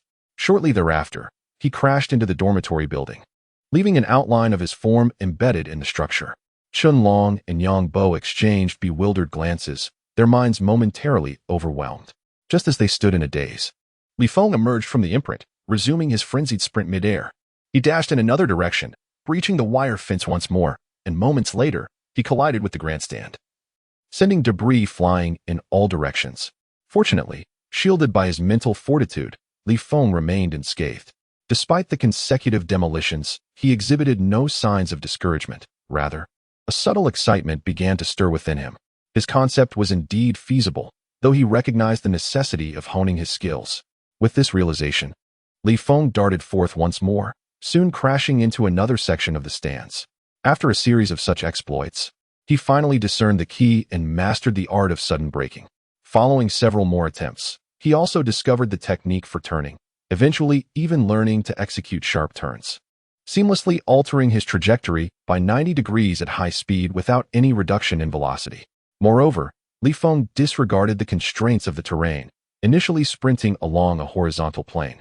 He suddenly surged upward at a 45-degree angle, racing hundreds of meters before executing a swift turn and plunging toward the ground. Just as impact loomed, he executed another sharp turn. Thus, within the confines of the playground, Li Feng orchestrated a remarkable display, his movements erratic yet exhilarating, soaring into the sky, tracing parabolic arcs, and then abruptly veering downward with astonishing speed. Wow, wow, wow, wow. Yang Bo gaped, instinctively vocalizing his amazement, his mind having short-circuited to the extent that he was oblivious to the words escaping his lips. Meanwhile, Qianlong's eyes widened in astonishment as he mechanically shoved sunflower seeds into his mouth, neglecting to discard the shells, crunching them with abandon. Chapter 42. The New Recruits of Team 2. What is happening here? With a resounding rumble, I initially believed it to be thunder. What could that sound possibly be? As Li Feng became increasingly adept at harnessing his mental powers, he was recklessly dashing across the playground when the cacophony he had created finally roused the slumbering recruits, who now stumbled out of the dormitory in a state of confusion.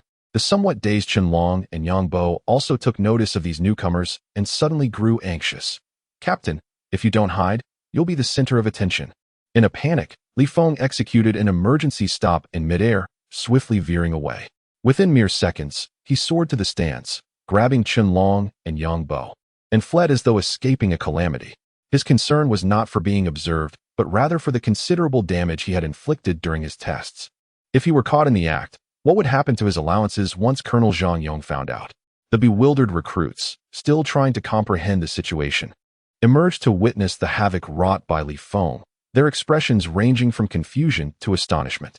Meanwhile, the instructors and seasoned veterans had long been awakened, yet they refrained from showing themselves, opting instead to peer out from the dormitory, silently observing Li Feng's antics. As they observed the oblivious newcomers, the veterans felt a profound sense of frustration. Alas, the novices. It took such a commotion to rouse them. Had the enemy truly attacked, they would have been doomed. These recruits were far too deep in slumber. Surely, they could not be sensitive only to the sound of the alarm? It was imperative to strengthen their midnight assault training henceforth. A group of new recruits found themselves unwittingly targeted by seasoned soldiers, and the days ahead promised to be arduous. If they were to discover that the root of their predicament lay with Li Feng, their resentment would be palpable. However, this matter was of little concern to Li Feng. After swiftly escorting Yang Bo and Qianlong back to their respective quarters, he returned to his own abode. He avoided the main entrance entirely, instead employing his mental prowess to discreetly open a window and slip inside, anxious to evade detection by surveillance, embodying the demeanor of a guilty trespasser.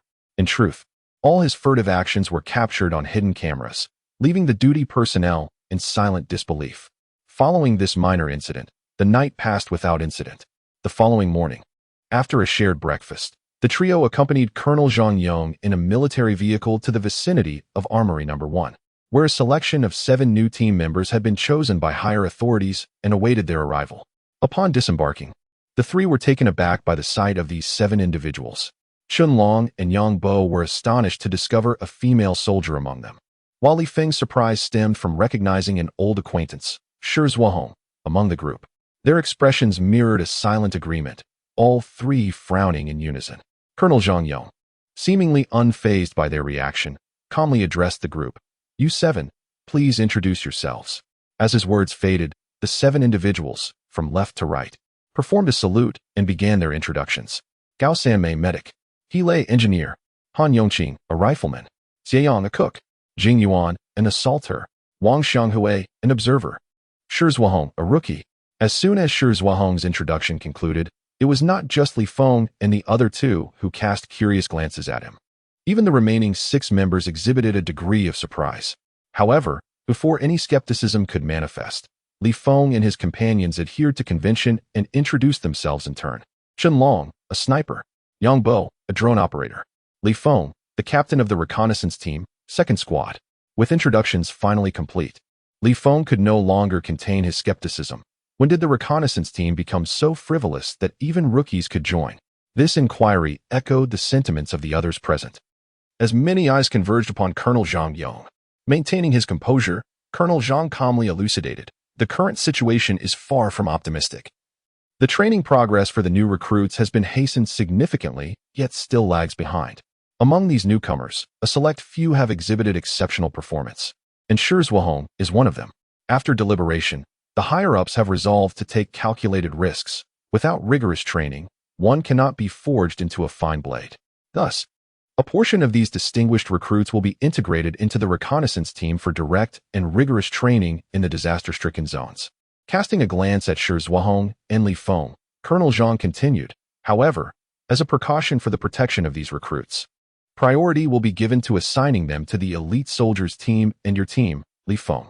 At this juncture, Li Feng raised an eyebrow in mild astonishment.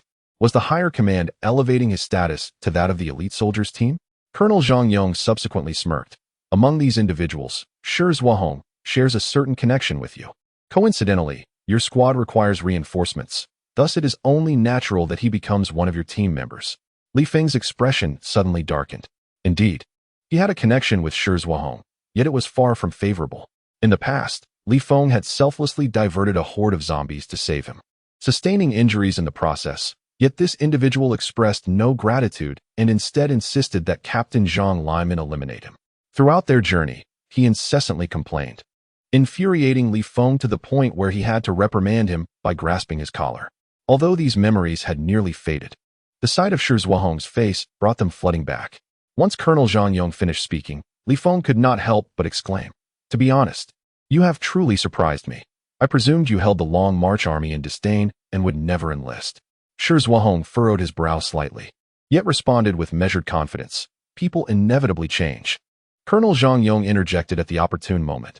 "Your aim is to seize Li Feng by the collar and teach him a lesson, is it not? Huh, such ambition. We have created the opportunity for you. Whether you can seize it lies in your own hands." Shi Zhuahong replied, "I thank you for so swiftly revealing my intentions." However, Li Feng was not angered. He merely regarded him with a meaningful glance. "You certainly hold a grudge. It is not impossible for you to grasp my collar and reprimand me, provided you can present your accomplishments.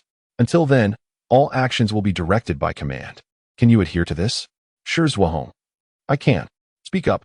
Li Feng's lips curled into a slight smile, not intentionally making things difficult for this individual, but rather intrigued by the extent of his transformation. While Li Feng was unfazed, Chen Long and Yang Bo's expressions remained grim. Chen Long pointedly remarked, "It's one thing for new recruits, but why has the reconnaissance team included female soldiers? What is wrong with female soldiers? In what way do they fall short of their male counterparts?" Before Colonel Zhang Yang could interject, Gao Samei quickly defended her position. Yang Bo chimed in, "It's not that we look down on female soldiers, but it is widely acknowledged that they are not on par with male soldiers in terms of physical endurance and strength. The tasks of the reconnaissance team are typically perilous. And in critical moments, we may not possess the energy to protect you. Do I need your protection? This retort infuriated Gao Sanmei, prompting her to leave the group and move to an open area nearby, provocatively stating, as a new member, I, Gao Sanmei, challenge both of you seniors. Do you dare to accept the challenge? Nonsense. Are we really to fight a woman? We cannot bring ourselves to do that. Chunlong and Yang Bo vehemently refused. Yet Colonel Zhang Yong chuckled and encouraged, do not hold back. Take her on together. If you can subdue her, I shall have her withdraw from the reconnaissance team. Chunlong and Yang Bo exchanged reluctant glances, still hesitant, but with the commanding officer's directive, they had no choice but to engage. As they positioned themselves in a triangular formation, the three sprang into action simultaneously when Colonel Zhang Yong declared the battle underway. Despite Chunlong being a marksman and Yang Bo an adept drone operator, their martial skills were not neglected during routine training. Each punch and kick was delivered with remarkable vigor. However, Gao Sanmei moved like an elusive fish, deftly evading their strikes with her agility. After a brief tussle, she landed a punch on Yang Bo's nerve point, causing him to collapse in pain, unable to rise. Swiftly, she approached Chunlong, executing a flawless leg takedown followed by a textbook crosslock, securing him firmly. After a prolonged struggle, Chunlong, left with no choice, conceded defeat. The two stood side by side, their faces slightly flushed. With a slow clap, Colonel Zhang Yong praised, women are no less formidable than men. It is no disgrace for you two to be bested by her. Though Samei's primary role is as a medic, she also holds the title of champion in hand-to-hand combat at the regiment. Countless male soldiers have fallen to her prowess, and you two are no exceptions. Do you submit now? We submit. We submit. They replied in unison, their earlier embarrassment dissipating upon learning of Gao Sanmei's credentials. The onlookers gazed at her with admiration. Yet one individual remained unconvinced. Undeterred by her victories, Gao Sanmei turned her attention to the composed Li Feng. Captain, how about we have a friendly match as well? No, that simply won't do. My dear girl, you must be jesting. Li Feng and Zhang Yong remained largely unresponsive, while Chunlong and Yang Bo vigorously shook their heads, desperately attempting to avert the impending conflict. However, their reactions were misinterpreted by Gao Sanmei, who retreated a step and declared, rest assured, I will not go too far. Chunlong and Yang Bo abruptly ceased their protest, their facial muscles twitching with tension. Li Feng did not respond immediately. Instead, he turned his gaze towards Colonel Zhang Yong, who appeared somewhat helpless, thinking, well, let her learn a lesson. Let us resolve this swiftly. With permission granted, Li Feng stepped forward. Once in position, at Colonel Zhang Yong's command, Gao Sanmei launched the first assault, swiftly advancing towards Li Feng. Yet, during this approach, Li Feng remained utterly motionless, provoking a sense of indignation in Gao Sanmei. Did he look down on her? With that thought in mind, she unleashed a powerful punch aimed at Li Feng's abdomen. Just as her fist was about to connect, however, Gao Sanmei suddenly found herself frozen in place. Chapter 43. A brief test of skill. Gao Sanmei was not willingly halting her assault. Rather, she had inadvertently entered Li Feng's mental influence zone and was instantaneously subdued by his control. Although Li Feng had only absorbed the essence of a shapeshifter once and had undergone a single evolution, his mental prowess, albeit limited, was still sufficient to intercept a sniper's bullet. Thus, subduing an individual was remarkably effortless for him. As for Gao Sanmei, prior to the confrontation, she had contemplated numerous techniques to suppress Li Feng and had even considered the possibility of defeat. However, the scene unfolding before her now exceeded all her expectations, leaving her momentarily at a loss. As she found herself in a state of bewilderment, the senior high school girl inexplicably began to levitate slowly off the ground, ultimately halting at a height of 1 meter. This phenomenon, utterly beyond her control, left her with a visage of sheer astonishment. The other new recruits also widened their eyes in disbelief, with some even rubbing their eyes in a futile attempt to dispel the illusion of what they were witnessing. Effortlessly lifting her 1 meter into the air, Li Feng remained completely still, merely stating in a calm tone, if you cannot break free from my control, you shall concede defeat.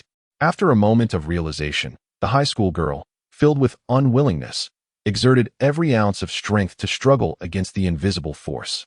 Yet, despite her face turning crimson from the effort, she found herself utterly immobile. In resignation, she finally conceded, I admit defeat. Only then did Li Feng gradually lower her back to the ground and retract his mental influence, his expression unchanged throughout the ordeal, as if he had merely engaged in an act of no consequence to him. Though his mental prowess was not omnipotent, it rendered him invincible against ordinary humans or run-of-the-mill zombies, as long as his mental energy remained intact. Thus, from the very outset, this confrontation was inherently unequal. Even in victory, Li Feng felt no sense of triumph. Upon touching the ground, the high school girl's gaze remained fixed upon Li Feng, as if she were striving to comprehend the mechanics behind the extraordinary feat she had just experienced. Meanwhile, Colonel Zhang Yong, witnessing the little firecracker's discomfiture, could not suppress a smirk as he remarked, "You must have heard of the prowess of the top 10 warriors. Yet the current standing of Li Feng's squad even surpasses that of the warrior teams. What do you think accounts for such a distinction?" The 7 newcomers of the squad looked at Li Feng with a glimmer of anticipation in their eyes. Among them, Shi Zhuahong's gaze was particularly profound. He had witnessed Li Feng's disheveled state after being bitten by a zombie. Logically, Li Feng should have succumbed to infection by now. Yet, not only had he not turned into a zombie, he had instead acquired abilities that astonished everyone. What had transpired during this time? What was Li Feng's true condition? For the moment, no one could provide an answer. Once the members of the first and second reconnaissance teams had gathered, and after a series of minor interludes, all stood together, with Captain Li Feng positioned at the forefront, ready to deliver his customary address. "Have you all reviewed the intelligence concerning the disaster since joining the reconnaissance team?" "Yes," they replied. "And have you also viewed the footage of the humanoid beasts?" Initially, the atmosphere within the team had been spirited, yet Li Feng's inquiry abruptly plunged the mood into a chilling silence. While the video of Li Feng's rampage had not been made public, the harrowing images of the second reconnaissance team being slaughtered by humanoid beasts had been included in the intelligence reports. Those present either experienced it firsthand or had watched the footage. They were all acutely aware that this was a painful scar for the first and second teams, and they had tacitly avoided the topic. However, as the captain, Li Feng chose to broach it himself, leaving the others in a state of confusion regarding how to respond. Not wanting to put them in a difficult position, he seamlessly transitioned into the next topic. "The 7 of you have joined the first and second teams because 7 of your comrades perished during reconnaissance. I hope for the safety and well-being of everyone, wishing that all may return to the embrace of their loved ones. Yet, the harshness of reality is often more brutal than we envision. The peril faced by the reconnaissance team is exceedingly high. With a stroke of misfortune, one may fall in battle at any moment. Now, I present to you the final opportunity for regret. If fear of death looms over you, if you feel incapable of shouldering this responsibility, you may withdraw now without fear of reproach from anyone." Silence ensued. Those present had been acutely aware of the dangers associated with joining the reconnaissance team, yet they remained resolute. Faced with this ultimate chance for reconsideration, they collectively chose to disregard it. After a brief pause, witnessing no one falter, Li Feng's countenance brightened with a hint of a smile. "Very well. Team 2 of Reconnaissance Group 1, welcome to our new members. I trust that each of you is already cognizant of the purpose behind the establishment of this team. I shall reiterate our mission. Our primary objective is to gather intelligence on the unknown species that emerged from the catastrophe. Should we encounter any surviving residents during our endeavors, our rescue efforts must take precedence. Do you all understand?" A resounding affirmation followed. Li Feng's address was succinct. Today's discourse was already unprecedentedly extensive. Following the briefing, the selection of equipment commenced. Previously, Li Feng had procured a significant stockpile of weapons and ammunition, a precaution born from his own experience of being encircled by a horde of corpses. However, his greatest concern now shifted to the monstrous entities of humanoid and alien nature. Ultimately, under his selection, a contingent from Team 2 chose several large-caliber rotary cannons, and even some heavy artillery, all of which were extraordinarily powerful destructive weapons capable of countering the onslaught of hordes and effectively exterminating formidable singular entities. However, due to the considerable weight of these chosen armaments, they are typically mounted on armored vehicles, rendering them nearly impossible for an ordinary individual to operate manually. Within the ranks, only Li Feng and the King of Soldiers possessed the capability to wield them independently. To address this challenge, Li Feng opted for 9 sets of mechanical exoskeletons, which would alleviate the burden of weight. Furthermore, he specifically requested a transport vehicle to accommodate these heavy and massive weapons.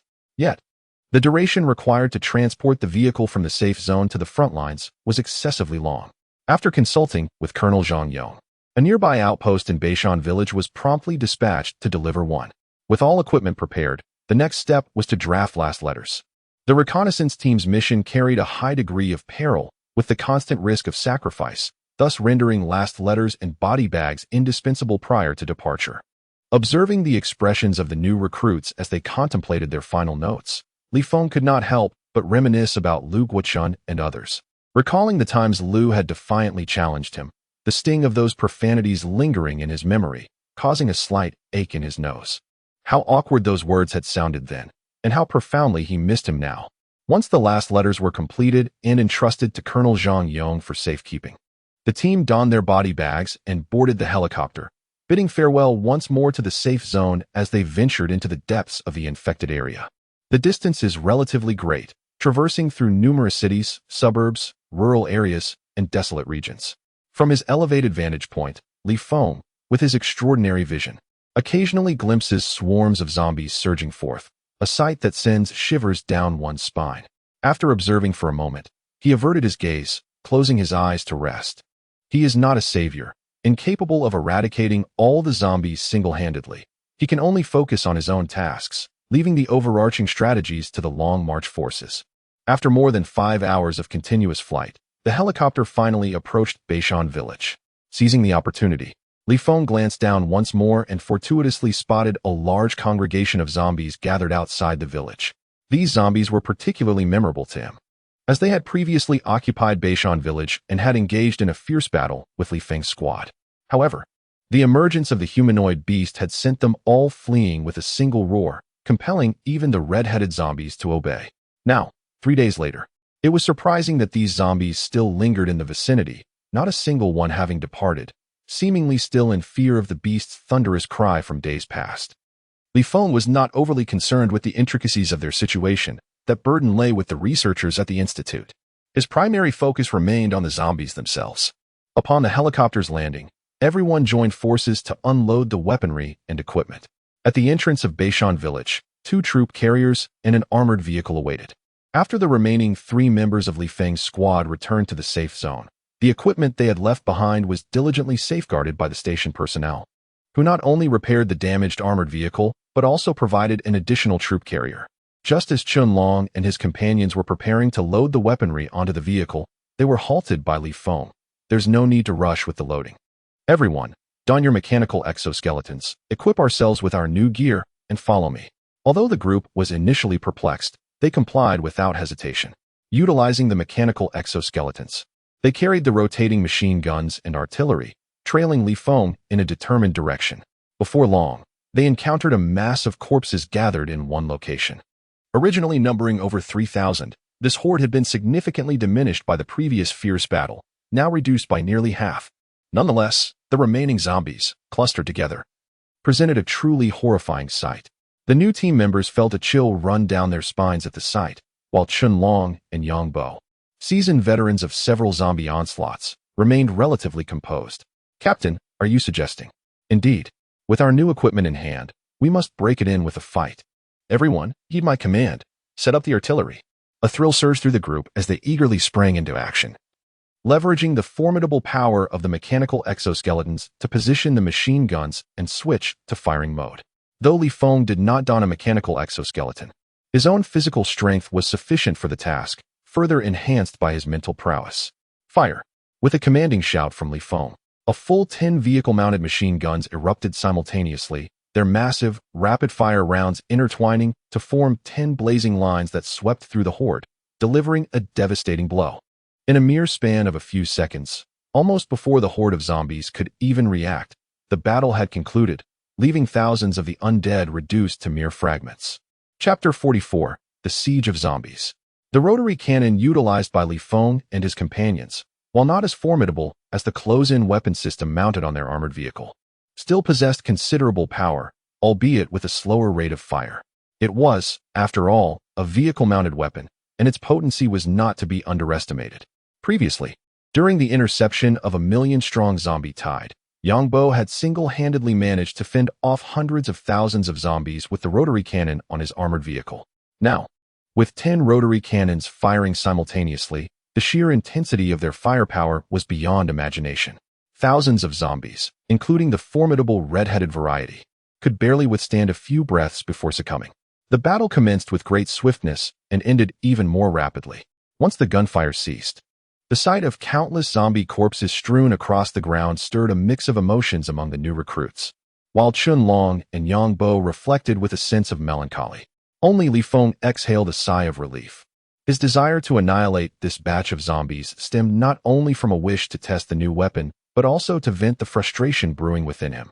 After a moment of emotional adjustment, Li Feng began to ponder whether such firepower could effectively eliminate humanoid and alien beasts. Retreat. Unable to reach a conclusion after a brief contemplation, Li Feng chose not to dwell on it further, stowing away the cannon as the entire team withdrew. Upon standing once more before Beishan village, Li Feng was engulfed in a torrent of thoughts. Once a bustling village thriving on tourism, it had now transformed into a desolate ghost town, with survivors and zombies alike vanished, leaving only an overwhelming sense of desolation in their wake. Simultaneously, the sacrifice of 7 comrades rendered Beishan village an indelible sorrow in Li Feng's heart. Captain, let us depart. As the other new team members boarded the transport vehicles and armored cars, Qianlong approached Li Feng alone and gently patted his shoulder. Li Feng turned to glance at him, suppressing the bitterness within, and embraced him warmly.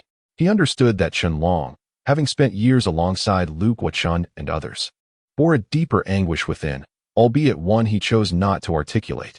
Upon rejoining the team, the exploration mission resumed. Since the emergence of the aberrant beasts and humanoid monsters, the peril associated with this cataclysm had escalated significantly, rendering independent exploration squads nearly defenseless against such formidable adversaries. Following the dissemination of 2 video reports featuring these aberrant and humanoid creatures, a palpable sense of crisis enveloped the reconnaissance group, as they dreaded encountering such monsters at the next mission site. Nevertheless, every member of the reconnaissance teams remained resolute, undeterred by fear, refusing to withdraw, even at the risk of perishing in combat. Fortunately, the presence of such formidable creatures appeared limited thus far, after Li Feng's squad. The reconnaissance teams had not encountered any humanoid or aberrant beasts in the ensuing days, and Li Feng's team conducted their investigations with relative calmness, adhering to their operational procedures without significant disturbances.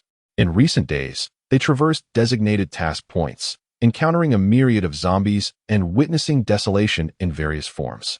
They even managed to capture the transformation of ordinary zombies into sky silk zombies and red-headed zombies, inadvertently triggering a zombie tide, which they ultimately subdued through their overwhelming firepower.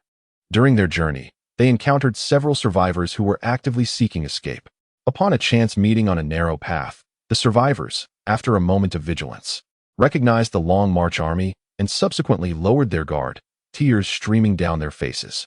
Upon further inquiry, it was revealed that these individuals had fortuitously hidden in sparsely populated areas after the catastrophe, thus evading calamity. They had learned through various means about the establishment of a protective zone by the Long March army. After a period without rescue, they gathered other solitary survivors to form a team, procuring vehicles to navigate towards the protective zone. Seizing the opportunity, the Wind team summoned a helicopter to transport these survivors directly to safety. Subsequently, their mission continued. Currently, the reconnaissance team's status remains relatively stable. However, outside the A protective zone, unrest looms. Within the military district of the A protective zone, satellite thermal imaging observers have been closely monitoring a vast area nearby. Recently, an immense horde of zombies has been wandering into this vicinity, accumulating in great numbers. Not all zombies in this post-apocalyptic scenario are inclined to remain stationary. Many gather and occasionally migrate to other locations, reminiscent of a migration pattern. The presence of red-headed zombies amplifies this trend further. Although the 3 major protection zones effectively isolate the disaster area, the mobility of the hordes of corpses is exceedingly high, occasionally resulting in a tide of the undead assaulting the sanctuaries. Thus, a significant number of soldiers are consistently stationed near the walls of these protection zones. Maintaining a vigilant defense around the clock, it can be said that the majority of the Long March Army's forces are dedicated to this defensive task. Historically, the scale of the undead assaults on the protection zones has been relatively modest, with the largest incursions involving merely several tens of thousands of zombies. easily quelled by the station troops with their formidable firepower. However, the current accumulation of zombies surrounding Protection Zone A has far surpassed these limits, with conservative estimates suggesting a staggering 4 to 5 million. Moreover, these zombies are not entirely concentrated. They present a vast fan-shaped formation, partially encircling Protection Zone A. Should this horde erupt in unison, it could instantaneously generate an unprecedentedly massive tide of the undead, posing a grave threat to the security of Protection Zone A. Consequently, the military district has persistently dispatched personnel to monitor satellite thermal imagery day and night, while also taking proactive measures to transfer substantial armaments to the vicinity of Protection Zone A's walls in preparation for an impending confrontation. Concurrently, military leaders have convened several meetings, during which some generals advocated for a preemptive strike, employing short-range missiles and artillery for a saturation bombardment of the horde. However, this proposition was swiftly dismissed by other generals, who argued that an offensive could inadvertently provoke an uprising among the undead, launching an early assault on the protection zone before its armaments are fully operational, which would be detrimental to our forces. Moreover, the horde of zombies is vast and exceedingly dispersed. To launch a saturation strike on the entire horde would require an immense expenditure of missiles and artillery, rendering it an impractical endeavor. Consequently, the A protection zone ultimately opted for a defensive strategy, continuously redeploying troops and weaponry for fortification. In such circumstances, the burden on the observers becomes significantly heavier. Any slight disturbance necessitates a report, and today is no exception. What is this? Just as the observer was intently focused on the horde, a sudden surge of intense heat burst into the thermal map, its intensity far surpassing that of the surrounding zombies. The observer gasped and immediately stood up, regaining composure. He quickly redirected the satellite video to this area, and what he beheld widened his eyes in astonishment. It turned out that the source of the sudden heat within the zombie horde was an alien beast. This creature's level of mutation was evidently superior to that of all the other zombies. As it entered the horde, it resembled a leader among the undead, crouched on a massive rock, bellowing in all directions as if delivering a speech. The observer was uncertain of the creature's intentions, but instinctively sensed that this was ominous. Sure enough, after only a few roars, a large segment of the zombie swarm erupted into chaos. The excitement propagated through the ranks, particularly via the red-headed zombies, resulting in the entire horde becoming invigorated and converging towards the A protection zone. This is dire. The observer's expression altered instantaneously, and he promptly activated the alarm, swiftly reporting the situation upwards. Consequently, the entire A protection zone became tense, with all station soldiers immediately entering a state of combat readiness. Those on rest were summoned to duty, and various tanks and armored vehicles hurried to the artillery launch points along the walls. In the distance, thousands of diverse rocket artillery units were arrayed, alongside bombers and armed helicopters deployed. Within a brief span, the A protection zone transformed into a colossal fortified stronghold, bracing itself for the impending threat. The horde of corpses was still several dozen kilometers from the A protection zone, necessitating some time for their arrival. During this interval, the commanding officers stationed at the A protection zone convened an emergency operational meeting, ultimately deciding that to capture the thief, one must first seize the king, thus opting to utilize long-range rocket artillery to eliminate the alien beast. After all, intelligence regarding the alien creature remained scant, and allowing it to linger on the battlefield posed too great a variable. Upon the conclusion of the meeting, operational orders were swiftly disseminated. Dozens of rocket artillery launch vehicles promptly took their positions, employing satellite guidance to pinpoint the location of the alien beast and adjusting their firing angles accordingly. First cannon ready. Second cannon ready. Third cannon ready. Fire. Following a series of reports, the final command to open fire was issued, resulting in a simultaneous barrage from the multitude of rocket artillery launchers. Whoosh, whoosh, whoosh. In a mere 10 seconds, the launch vehicle unleashed thousands of rockets, soaring out of the safety zone, aimed precisely at the location of the alien beast, attempting to deliver a thunderous strike. Yet, the creature displayed an extraordinary cunning, possessing an intellect far superior to that of an ordinary zombie. Initially, it had merely overseen the horde from a distance, but as the rockets approached, it seemed to sense imminent danger. With a powerful leap, it swiftly darted to the side, and upon landing, it dashed away with astonishing speed, rendering it almost a blur on the satellite footage. Boom, boom, boom. Not long after the alien beast had fled, the delayed thousands of rockets finally arrived, unleashing a cataclysmic bombardment that transformed the surrounding area of several hundred meters into a raging inferno, billowing clouds of smoke rising to engulf the creature. Did it hit? Yes, but only the aftershocks of the explosion. Whether it was enough to vanquish the beast remained uncertain. Die, die. A cadre of commanders fixated on the satellite imagery, hoping that as the smoke cleared, they would behold the lifeless form of the alien beast. However, to their dismay, before the smoke could dissipate, a massive, dark orb emerged, revealing itself to be none other than the alien beast. Chapter 45, Bombarding the Zombie Horde. Damn it, it cannot be destroyed. How can this creature possess such tenacity? As the alien beast reemerged, the entire command room erupted with exclamations of frustration from the generals, their expressions reflecting an eagerness to rend the creature asunder with their bare hands. Indeed, despite the relentless barrage of thousands of rockets failing to vanquish a single alien beast, its vitality was evidently far superior to that of an ordinary zombie.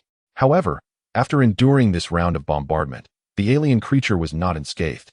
Its form was charred and bloodied, presenting a rather pitiful sight. Yet, such injuries did little to hinder its mobility, and, incensed, it abandoned its rearguard position, charging headlong towards the source of the rocket attacks, toppling hundreds of ordinary zombies in its wake. Witnessing this spectacle, the generals in the command room grew increasingly anxious. Nevertheless, one general raised a hand to calm the others. Do not be hasty. The alien beast is not as formidable as you presume. Observe closely. It merely evaded the direct explosions, sustaining only minor residual damage. Should we employ a close-range detonation, it would surely perish. Indeed, as long as it remains a carbon-based entity, there exists no reason it cannot be obliterated. Relay the orders, continue the bombardment, and ensure its demise. Understood. The communications officer swiftly transmitted the command, and soon, over 100 rocket artillery vehicles locked onto the alien beast's trajectory, unleashing a torrent of thousands of rockets in yet another devastating bombardment. However, due to the extraordinary speed of the alien beast, the density of the bombardment was significantly dispersed. Although the explosion encompassed the creature, the damage it sustained was even less than before. It did not pause for a moment and charged straight through the billowing smoke of the explosion, continuing its relentless assault towards the protected zone. Conversely, the surrounding zombies were obliterated en masse, with tens of thousands perishing in the blast. Realizing that this method of bombardment was ineffective in eliminating the alien beast, the command center swiftly altered its orders. The rocket launchers ceased fire, replaced by 2 bombers equipped with precision-guided munitions. As the bombers soared above the alien beast, they quickly locked onto their target and released 4 high-yield precision-guided bombs. Although this number paled in comparison to the rockets, the threat posed to the alien beast was, if anything, even greater. Sensing the impending justice from above, the alien beast became frantic, hastily changing direction and sprinting to the side. However, having already sustained injuries and with the guided bombs locked onto its position, no matter where it attempted to evade, the munitions adjusted their trajectory accordingly. Ultimately, 3 of the guided bombs fell perilously close to the alien beast, with the final bomb striking directly upon its face, resulting in a tremendous explosion. What would be the outcome this time? An explosion at such close range left little room for survival. The generals focused intently on the satellite feed, their hearts filled with anticipation and tension. Shortly thereafter, as the smoke dissipated, a massive crater was revealed, and at the very center of it lay the alien beast itself. No, to be precise, it should be the carcass of the alien beast, subjected to a close-range bombardment by 4 high-yield guided bombs.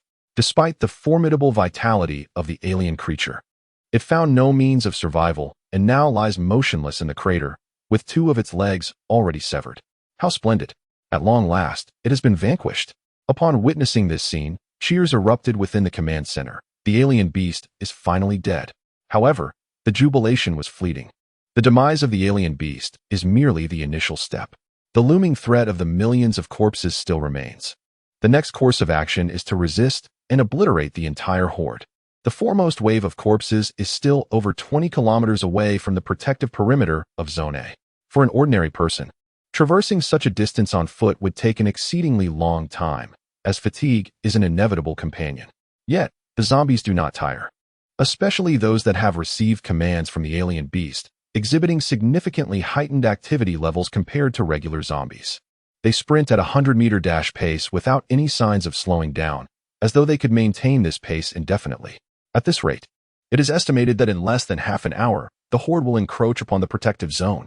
With a conservative estimate of over 5 million corpses mounting a concentrated assault on the protective area, the pressure on the Long March Army is immense.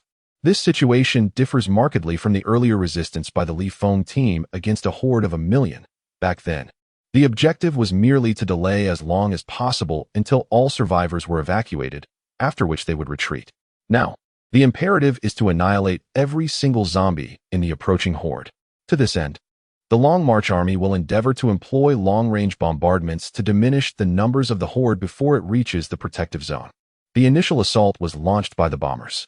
After accomplishing their mission of annihilating the alien beasts, the 2 bombers did not immediately return. Instead, they swiftly received new orders to disperse and conduct a large-scale bombardment on the horde of corpses below, only returning after exhausting their ammunition. These bombers were laden with an immense quantity of ordnance, and as they released their payloads, a cacophony of explosions reverberated over an extensive area for more than 10 seconds. As vast flames engulfed the undead swarm, once their ammunition was depleted, the 2 bombers finally turned back. Subsequently, other bombers, having received their directives, took to the skies in a grand assembly, numbering over 100, a veritable armada. Upon reaching the horde, the multitude of bombers dispersed according to their predetermined flight paths, raining down aerial bombs upon the ground in a fervent assault.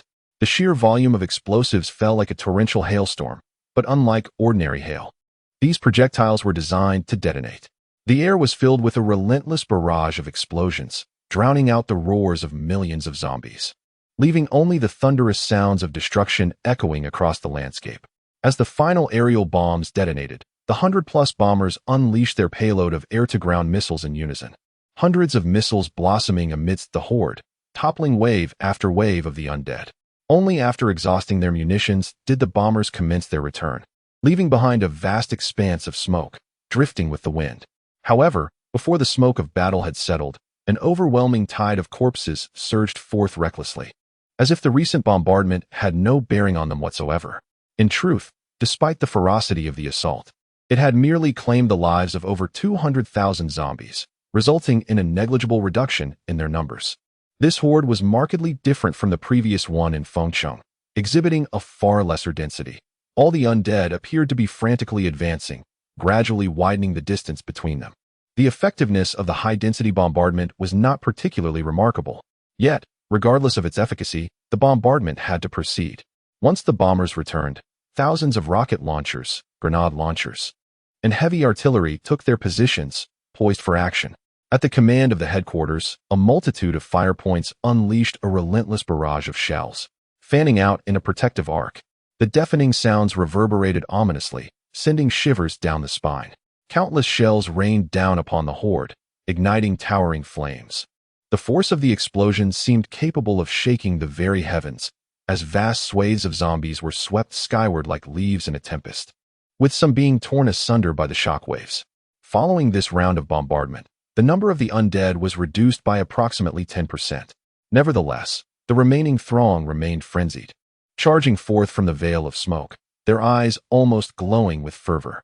Seizing the opportunity while the artillery vehicles reloaded, hundreds of armed helicopters of various models soared from the protective zone, heading toward the horde and dispersing into hundreds of sectors to unleash their rotating rocket fire. Simultaneously, on either side of each armed helicopter, gunners operated heavy Gatling guns, unleashing a relentless barrage of fire. Coupled with aerial cannons, each helicopter resembled an aerial fortress, erupting with overwhelming firepower that dealt devastating blows to the advancing horde of zombies, causing them to fall in droves. As the harvest of destruction continued, a second wave of rockets and artillery shells descended, delivering another cleansing bombardment upon the undead tide.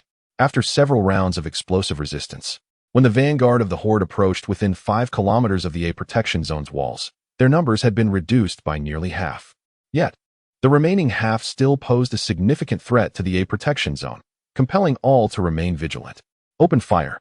At this moment, long-range tanks also commenced their assault from the cannon ports of the walls, while some armored vehicles launched distant rockets. The sheer intensity of firepower unleashed by thousands of tanks and armored vehicles seemed capable of shattering the very earth, as powerful shockwaves swept across the landscape, sending hordes of zombies soaring into the air, only to crash down in disarray. The thunderous cacophony reverberated even within the protection zone 5 kilometers away. Squad leader, is this horde truly so formidable? We've deployed aircraft, tanks, artillery, and rockets, and the bombardment has persisted for so long without respite, murmured Sun Zishin atop the protective walls. In a matter of minutes, he had witnessed an unprecedented amount of ammunition being expended, making it hard to fathom how many zombies could possibly remain alive after such colossal consumption of ordnance. Squad leader Wang Wei cast a sharp glance in his direction and scolded, "Fool. The scale of the undead tide you have previously witnessed pales in comparison to the current onslaught, which is magnitudes larger than any before it, truly unprecedented."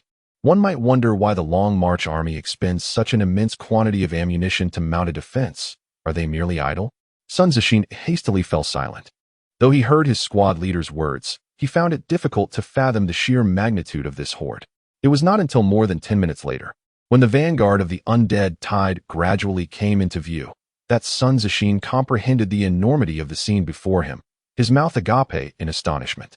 Chapter 46. The might of the beastly figures, sacrifice for justice at the end of his line of sight. A vast throng of the undead vanguard resembled an unbroken wall of zombies, behind which loomed an ominous sea of relentless hordes, stretching endlessly. Each undead appeared irresistibly lured by a fatal temptation, exuding an aura of malevolence so thick it was nearly suffocating. In that moment, not only Sun Zishin, but every soldier stationed there who beheld this harrowing sight felt a sudden jolt of fear in their hearts. Boom, boom, boom. Below, the cannon fire from tanks and armored vehicles continued unabated, shell casings piling up like mountains. Behind them, rocket launchers and howitzers relentlessly unleashed their fury, while hundreds of armed helicopters maneuvered in tandem with the advancing tide, firing without respite, their barrels glowing red from the heat of continuous fire. Yet, despite these efforts, they could only strive to diminish the numbers of the horde, unable to halt its relentless charge. All troops, heed the command, fire. At long last, as the frontline soldiers entered the firing range, the battlefield commander issued a command, and every soldier stationed atop the walls pulled the trigger in unison. In an instant, an array of light and heavy machine guns, rifles, and submachine guns unleashed a torrent of fire, accompanied by a cacophony of mortars, howitzers, and rocket launchers. Tanks, armored vehicles, rocket artillery, heavy guns, and attack helicopters continued their relentless barrage.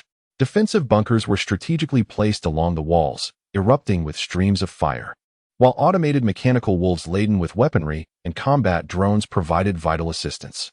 The scene was a genuine maelstrom of gunfire, with an overwhelming deluge of ammunition raining down, causing waves of zombies to collapse like harvested wheat, their advance significantly impeded.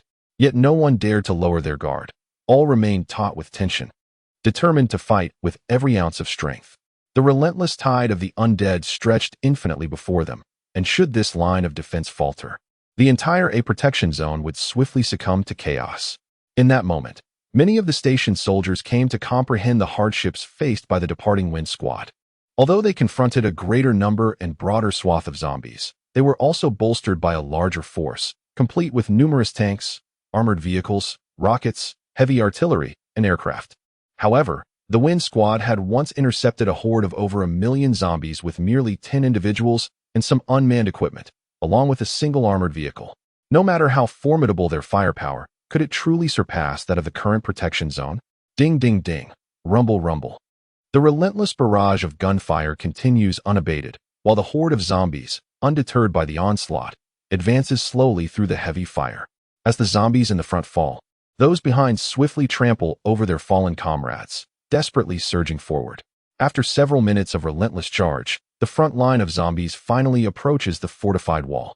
Just as they prepare to stack upon one another to scale the barrier, 1,000 armored vehicles unleash their wrath from below, with heavy-mounted machine guns and cannons firing in unison.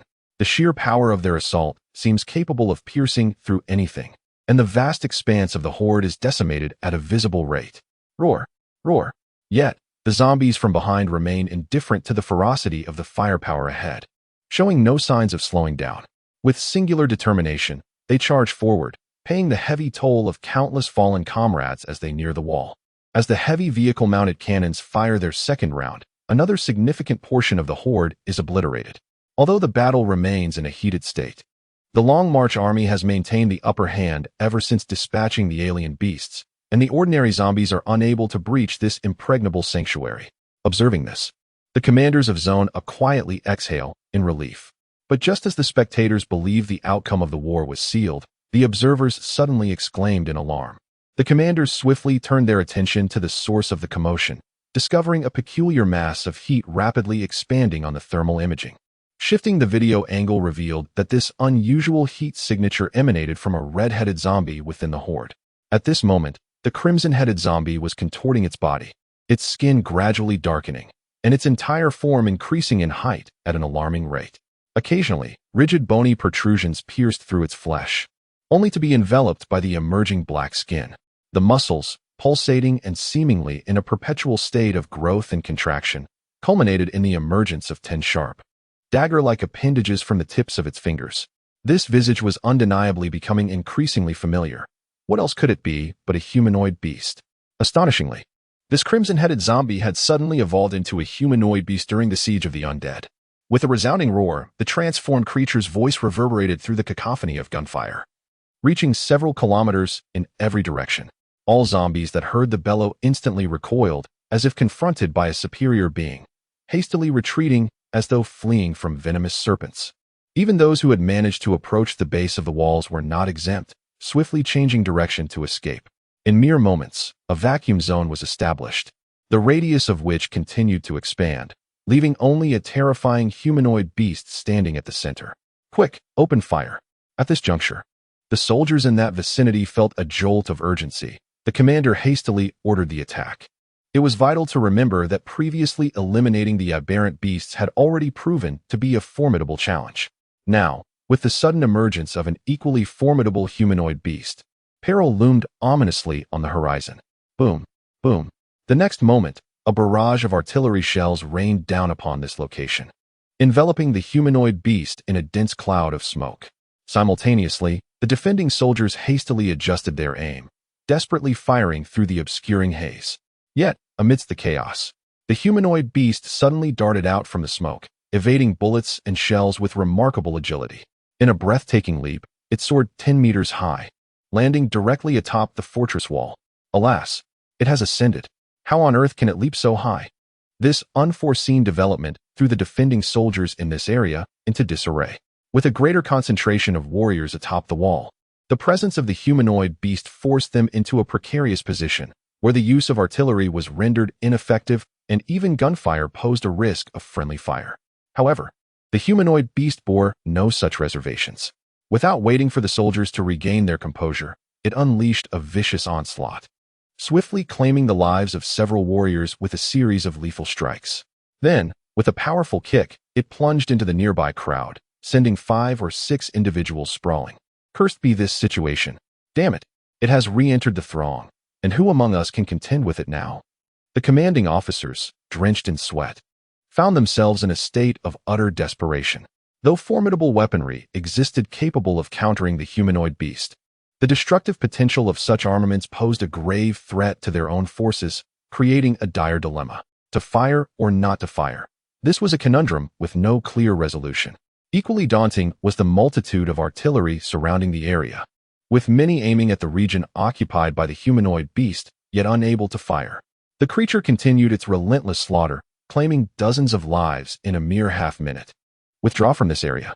In this critical moment, a general finally issued the command, seeking to create sufficient space for the artillery to operate effectively after the evacuation. Upon receiving the order, the surrounding soldiers swiftly turned to flee. However, the humanoid beast pursued them like a relentless parasite, offering no chance for escape as it continued its massacre. Witnesses were almost driven to madness, yet they found themselves powerless to intervene. Squad leader, why are you dawdling? Run. Coincidentally, this area was under the jurisdiction of Sun Zixin's battalion. In the midst of the chaotic retreat, Sun Zixin noticed that squad leader Wang Wei had come to a halt. Alarmed, Sun Zixin rushed forward, tugging at Wang Wei's sleeve in an attempt to pull him away, but to no avail. Wang Wei merely shrugged him off. Squad leader, You little brat. Get out of my way. Without looking back, Wang Wei reprimanded him sharply, simultaneously extracting all his grenades, binding them together with swift precision, pulling the safety pin, and charging towards the humanoid beast. If I am to die, I shall do so with great fervor. The beast, in the midst of its frenzied pursuit of the retreating soldiers, suddenly noticed Wang Wei charging at it. Without a moment's hesitation, it lunged forward and impaled Wang Wei through the chest, lifting him high into the air. However, Wang Wei had long resolved to embrace his fate. His face bore no trace of anguish, but instead, a grim smile. Let us die together. In an instant, the grenade in his hand erupted with a fierce explosion, engulfing the two in a blaze of fire. The soldiers nearby, unable to retreat in time, were also toppled by the resulting shockwave. Amidst the flames, a fleeting thought lingered. Father, mother, I shall fulfill my filial duty in the next life. The shockwave of the grenade was extensive, yet its lethal radius was relatively confined. Those soldiers who were knocked down did not perish. Only a few unfortunate souls were injured by shrapnel, fortunately, not fatally. Nevertheless, this sudden turn of events left everyone's minds buzzing. Even the battlefield commander found himself in a state of shock. The emergence of the humanoid beast had initially left the situation precarious, yet this explosion seemed to transform their predicament into a position of initiative. Roar. Certainly. A handful of grenades alone could not vanquish the humanoid beast. As the smoke from the explosion began to dissipate, the creature's furious roar pierced through, almost tangible in its resonance, clearing the haze to reveal its form. Though this blast had not claimed its life, the proximity of the explosion had inflicted numerous injuries upon it, rendering it far more disheveled than before. Brothers, the time has come to sacrifice for a noble cause. If we do not destroy this creature, many more of our comrades shall fall. Although the humanoid beast remained alive, Wang Wei had already devised a precise and effective method for attacking it amidst the crowd. Sun Zixin, with reddened eyes, let out a fierce shout, simultaneously mimicking Wang Wei's technique to bind a grenade, his expression exuding ferocity. Once the binding was complete and the fuse was pulled, he charged towards the humanoid beast, exclaiming, "Damn it, perish!" Boom. Another eruption of intense flames occurred, catching the humanoid beast off guard before it could prepare for another round of slaughter. But that was not the end. Wang Wei and Sun Zixin threw themselves into the fray, igniting a fervent blaze within the hearts of others. In an instant, over 10 individuals halted their actions, seizing grenades and rushing towards the humanoid beast. "Forgive me, Mom and Dad." Boom. "Do not underestimate us. The humanoid beast must die." Boom. "I will obliterate you." Boom. "You shall not harm my brothers." Boom. Chapter 47. The battle concludes. Catastrophe escalates. Boom. Boom. Boom. One after another, individuals used their bodies as a guiding beacon, accurately detonating grenades aimed at the humanoid beast. Each explosion resonated deeply within the hearts of all present, inflicting a painful sting. Despite its formidable nature, even the humanoid beast could not withstand the relentless barrage, sustaining grave injuries.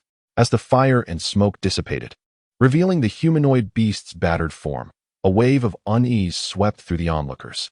Firstly, they were astonished by the beast's resilience. It had survived such a relentless assault. Secondly, a palpable hatred surged forth, a loathing so intense it left them gritting their teeth in anguish.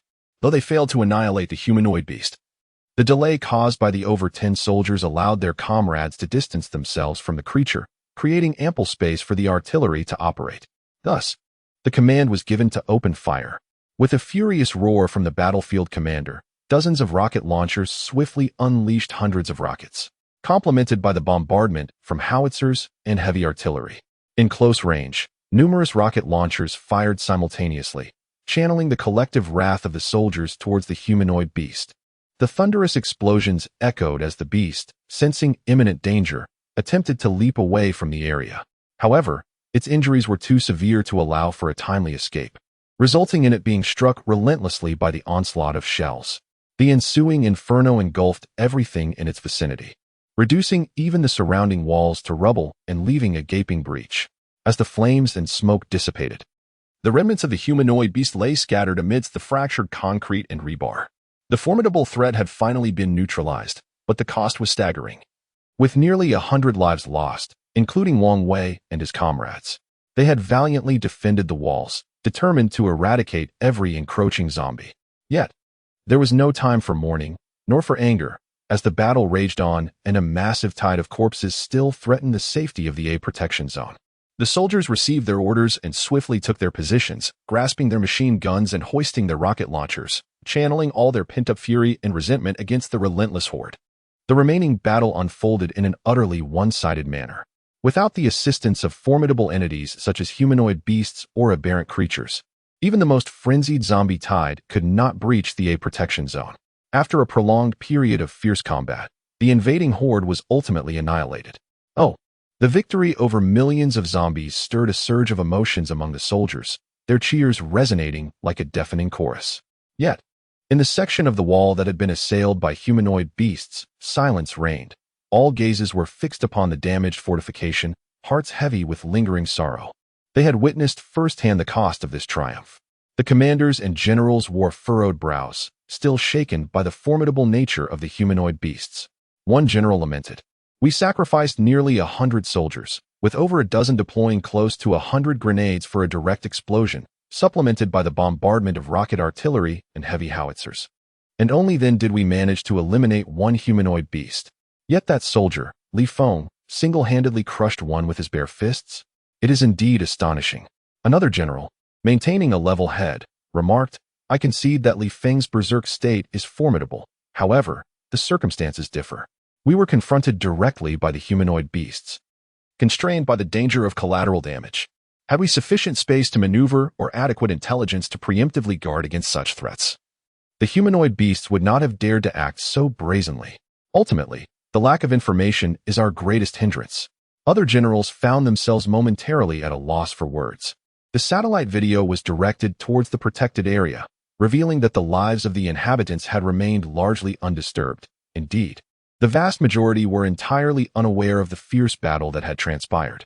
The walls of the sanctuary were not constructed in close proximity to the living quarters of the people, leaving ample strategic buffer space. Regardless of the scale of military operations or the intensity of defensive maneuvers, the normalcy of daily life was generally unimpeded. Though shrouded in secrecy, no one sought to cast blame. Their relentless struggle was precisely to safeguard all that existed within this realm. As the resounding echoes of the monumental conflict faded, the soldiers, after their elation, succumbed to fatigue. Following a brief respite, the Long March army dispatched tens of thousands of troops to clear the battlefield, removing the carcasses of the slain alien beasts and humanoid creatures. This fierce encounter resulted in the sacrifice of nearly 100 warriors, all of whom would be memorialized on the monument dedicated to the martyrs of the catastrophe. Moreover, Wang Wei and a dozen others were honored with first-class merit, their families bestowed with plaques recognizing them as the kin of martyrs, to be safeguarded by the military for life. The details of this battle were deliberated upon by the commanders, and it was decided that such information would not be disclosed to the general populace. Instead, it circulated within the ranks, with specific excerpts of the video sent to the B and C protected areas, as well as shared with all squad leaders engaged in external missions. Upon receiving the video message, Li Feng, while resting in the field, watched it intently, savoring compressed rations. In the midst of the military's extensive bombardment against the alien beasts, scenes of relentless firepower repelling the tide of corpses unfolded without stirring much emotion within Li Feng. After all, he had personally led a team to halt a similar wave of undead, an experience far more perilous. However, upon witnessing the sudden emergence of humanoid beasts that charged the walls and unleashed a massacre, ultimately subdued at the cost of sacrifices made by Wang Wei and others, Li Feng felt an inexplicable surge of indignation ignite within him. His mental energy involuntarily radiated outward, lifting dozens of fragments of stone into the air. "What is it, Captain?" Shirzhuahong, who happened to be nearby, observed Li Feng's transformation with curiosity. Over the past few days, accompanying Li Feng's team on various missions had hardened him, transforming him from a mere novice into a seasoned participant. Having personally experienced the reconnaissance team's operations, his sense of belonging to the Long March army deepened significantly. Initially, he had harbored concerns that Li Feng might hold grudges, but he soon realized his apprehensions were unfounded. Li Feng regarded him simply as an ordinary team member, without any intent to target him. Upon hearing Shirzhuahong's inquiry, Li Feng managed to rein in his emotions, retracting his mental energy, causing all the floating debris to plummet to the ground. He did not respond to Shirzhuahong's question immediately. Instead, he shared the video with all team members. including Shirzwahong. After taking a moment to focus and watch the entire footage, Shirzwahong remained furrowed in thought, his mind a tumult of emotions. He felt a combination of dread at the sight of the zombie siege, awe at the combat prowess of the Long March army, and astonishment at the formidable strength of the humanoid beasts. As he silently compared the situation in his mind, he pondered whether a reconnaissance team could survive an encounter with such a formidable creature. Suddenly, Shirzwahong was taken aback, casting a peculiar glance at Li Feng. If memory served him right, Li Feng had only been able to join the team because they had previously faced a humanoid beast, resulting in the sacrifice of 7 members. Surviving an encounter with such a creature truly marked Li Feng as an anomaly. Shirzwahong mused inwardly, wondering what his thoughts would be if he were to learn that Li Feng had personally obliterated the humanoid beast during his rampage. Captain! Captain! At this moment, the others had finished watching the video and began to gather around. Gao Sanmei appeared somewhat apprehensive, remarking that the video depicted what must have been hundreds of thousands of zombies, along with other monstrous entities such as alien beasts and humanoid creatures. It was difficult to fathom what emotions one would experience when confronting such a scene: tension, fear, and ultimately, the resolve to overcome that fear and engage in battle. Qianlong spoke on their behalf, while Yangbo added, "We have personally endured such a scenario, and with only 10 of us, we likely possess a certain level of authority in this matter." The others fell silent, their minds drifting back to the moment when these 3 had bravely intercepted a horde of over 1 million zombies, even becoming the subjects of a recruitment video. A sense of respect welled up within them. Li Feng, for his part, remained quiet, reflecting on the fact that even within the protective zones, safety was not guaranteed. If it were not for the relentless efforts of the Long March army, it was hard to envision what the current state of the Great Tang Nation would be like. Alas, let us do our utmost and leave the rest to fate, fulfilling our duties while the higher echelons of the Long March army deliberate. After a moment of reflection, Li Feng rose to his feet. Have we rested enough? Let us continue our journey. This latest siege by the tide of corpses seems to signify an escalation of the catastrophe. In the ensuing period, the 3 major protected zones were successively besieged by waves of the undead. Fortunately, the scale was not as exaggerated as this occasion, with the largest encounter involving merely over 600,000 zombies, led, of course, by the aberrant beasts. The situation within the protected zones has grown increasingly dire, and the plight of the reconnaissance teams is even graver. During this time, the frequency of encounters with humanoid and aberrant beasts has surged significantly, with over 20 teams encountering these formidable creatures. Among them, 8 squads were fortunate enough to remain undetected, merely observing the movements of these monsters from a distance. However, the other teams were not as fortunate, as various circumstances led to their discovery by the aberrant or humanoid beasts, resulting in their complete annihilation following intense confrontations. In light of these developments, the High Command of the Long March Army convened multiple meetings to devise countermeasures. Numerous generals expressed their opinions, yet none of the suggestions gained true approval. Some even proposed the outright dissolution of the reconnaissance teams, a notion that was ultimately rejected. Thus, the meetings fell into a stalemate. During this period, the Li Feng squad finally encountered an alien beast blocking their path. Chapter 48. The alien beast hunting plan. The location where the Li Feng squad discovered the alien beast was in Fuzhou County. Initially, the squad was merely executing their tasks as usual, but when Yangbo's drone transmitted real-time scans, it startled everyone. The thermal imaging revealed an intense heat signature, distinctly different from ordinary zombies. Sensing something amiss, Yangbo refrained from broadening the scan range and instead focused on this specific area, activating the recording mode. Upon receiving the footage, a sense of foreboding enveloped the group. They beheld a colossal alien beast lazily sprawled atop the city wall. Captain, with no viable ideas, the others turned to Li Feng. In that moment, Li Feng found himself equally at a loss, ultimately instructing Yangbo to retract the drone. Although the drone was convenient, it emitted sounds during flight, and should it inadvertently alarm the alien beast, a single roar could incite a citywide zombie uprising, complicating matters further. Li Feng retrieved his tactical binoculars and, peering in the direction of the alien beast, observed its forepaw dangling over the edge of the wall, swaying gently, while its chest rhythmically rose and fell, seemingly in deep slumber. Lowering the binoculars, Li Feng furrowed his brow, his mind racing with potential strategies. Although the alien beast had yet to detect their presence, The reconnaissance team's mission was to gather intelligence, and the peculiarities of the alien beast constituted the primary information they sought, making interaction inevitable. Li Feng could opt to observe the alien beast from a distance like the other teams, recording the footage to send back to the military district. However, he was unwilling to settle for mere observation. His fervent desire was to capture one of these creatures alive, yet possessing a modicum of self-awareness. He recognized that attempting to capture an alien beast was akin to chasing a fantasy. So, he pondered, could it be possible to slay it with our firepower? With this thought, he turned to his comrades. The others were genuinely taken aback. They had anticipated that Li Feng would choose a more cautious approach, perhaps daring to draw a little closer. However, they never imagined that their captain would propose directly taking down the alien beast. "Captain, are you serious?" Wang Xianghui tilted his head in inquiry. Li Feng nodded decisively, "Indeed. To be frank, the machine guns I instructed you to carry were specifically intended for dealing with alien or humanoid beasts. However, given the absence of prior combat records, I cannot claim with certainty that it will be effective. Let us hear your thoughts." The others exchanged glances, momentarily at a loss for words. While they would boldly confront a horde of corpses with their formidable firepower, now they faced an alien beast whose threat surpassed that of the undead.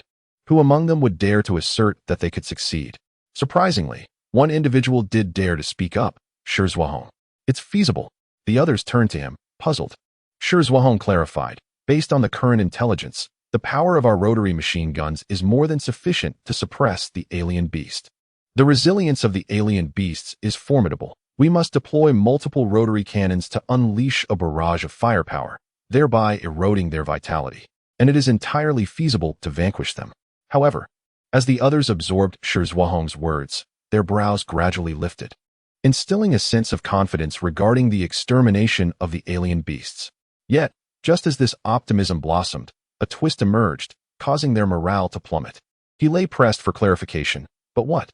Please, don't just breathe heavily." Shi Zhuahong replied, "From the footage I reviewed, the speed of the alien beasts is astonishing. If we engage them directly without any preparatory measures, we are likely to be annihilated before we can even establish fire suppression. Hence, before we can initiate firepower suppression, we must first restrain the movements of the alien beasts." "How do we achieve that?" others inquired. After a moment of contemplation, Shi Zhuahong confessed, "I have a rather underdeveloped idea." "Then perhaps you should wait until it matures before sharing," Jing Yuan retorted impulsively, flushing as all eyes turned toward him. He quickly scratched his head, stammering, "Oh, never mind, go ahead and speak." Everyone redirected their attention back to Shi Zhuahong. He proposed, "We could dig a large pit in the wilderness, away from the county town, and set up ambushes around it, utilizing combat drones. We could harass the alien beasts from a distance, luring them into the pit, and then converge to unleash concentrated fire from the rotary cannons to eliminate them." "Oh, this is akin to fishing," Xie Yang exclaimed, clapping his hands, as a look of enlightenment washed over him. Shi Zhuahong nodded. "This can be understood in such a way. The immature aspect lies within this bait. I am uncertain whether the combat drone can capture the attention of the alien beast, and even if it does, whether its speed can surpass that of the creature." This indeed posed a dilemma, and the group fell into a contemplative silence, pondering the feasibility of this strategy. As their thoughts yielded no conclusions, their gazes ultimately shifted back to Li Feng, for it was he who would make the final decision. After considerable deliberation, Li Feng resolved, "This is the method we shall adopt. However, the bait cannot be a drone. The variables are simply too great." "Then what should we use?" inquired Shi Zhuahong. Li Feng raised his hand, pointing to himself with his thumb, declaring, "I will personally lure it." "What? Captain, have you lost your mind?" "No way, Captain. To attract the alien beast, isn't that akin to sending a meat bun to a dog?" Almost in unison, the 9 members protested, including Yang Bo and Chen Long. Although Li Feng possessed extraordinary mental powers beyond the capability of ordinary individuals, the formidable alien beast was no trivial matter. A moment's carelessness could lead to him being ensnared instead of ensnaring the creature. Yet, Li Feng remained resolute, his mind set like iron, utterly unmoved. With a decisive wave of his hand, he stated, "Enough. I am the only one capable of undertaking this task. Let us finalize our plans and act swiftly." The others were reluctant, but it was evident that Li Feng had no intention of altering his decision. They had no choice but to acquiesce. Reflecting on Li Feng's numerous extraordinary traits, perhaps there was a chance that his audacious plan might indeed succeed. Time waits for no one. Action must be taken without hesitation. After careful consideration, the team ultimately chose a desolate area 2 kilometers away and began to excavate with their entrenching tools. In truth, Li Feng's spiritual power could have effortlessly replaced the tools, shattering the earth with remarkable efficiency. However, he needed to reserve sufficient spiritual energy for the forthcoming fishing operation, as he would serve as bait and could not afford to waste it on digging. The alien beast was already of considerable size, and a mere small pit would not contain it. Consequently, Li Feng's team toiled for over 2 hours, ultimately creating a deep conical pit exceeding 10 meters in depth. After stowing away the tools, the 10 individuals stood at the edge of the pit, panting heavily. "Surely, this pit is sufficient?" someone suggested. "Should we place traps at the bottom of the pit?" Li Feng shook his head. "It is unnecessary. Ordinary traps are nearly ineffective against alien beasts." Zhuang, gasping for breath, questioned, "Why didn't we use explosives to create the pit first? Digging down from there would surely be easier." At this remark, a profound silence enveloped the scene, and all eyes turned with ire towards Zhuang. Gao Sanmei retorted sharply, "Why not wait until the alien beast is dead before suggesting that? Just thought of it. Never mind, debating this is futile. The sound of an explosion might provoke the beast, complicating matters further." Finally, Li Feng sought to ease the tension. Gazing at the setting sun, he issued a command. "We must not delay until nightfall. Any delay may lead to unforeseen complications." Each individual selected their respective ambush locations and prepared their gear, as I endeavored to lure the alien beast within a span of 10 minutes. "Captain, do not overexert yourself. If necessary, we can utilize drones for distraction." Yang Bo expressed his concerns. However, Li Feng merely smirked. "Rest assured, even if I fail to draw the alien beast, I can easily make my escape." With that, Li Feng turned his back and hastened towards the direction of Fuzhou County. Military operations in the wake of catastrophe differ fundamentally from conventional combat. During the night, the activity of zombies escalates significantly compared to the daytime, rendering the peril considerably heightened. Consequently, Li Feng's squad typically rests and travels at night, relegating their mission execution to daylight hours. However, this time, the excavation had consumed an excessive amount of time. If they delayed further, nightfall would descend, and unforeseen complications could arise.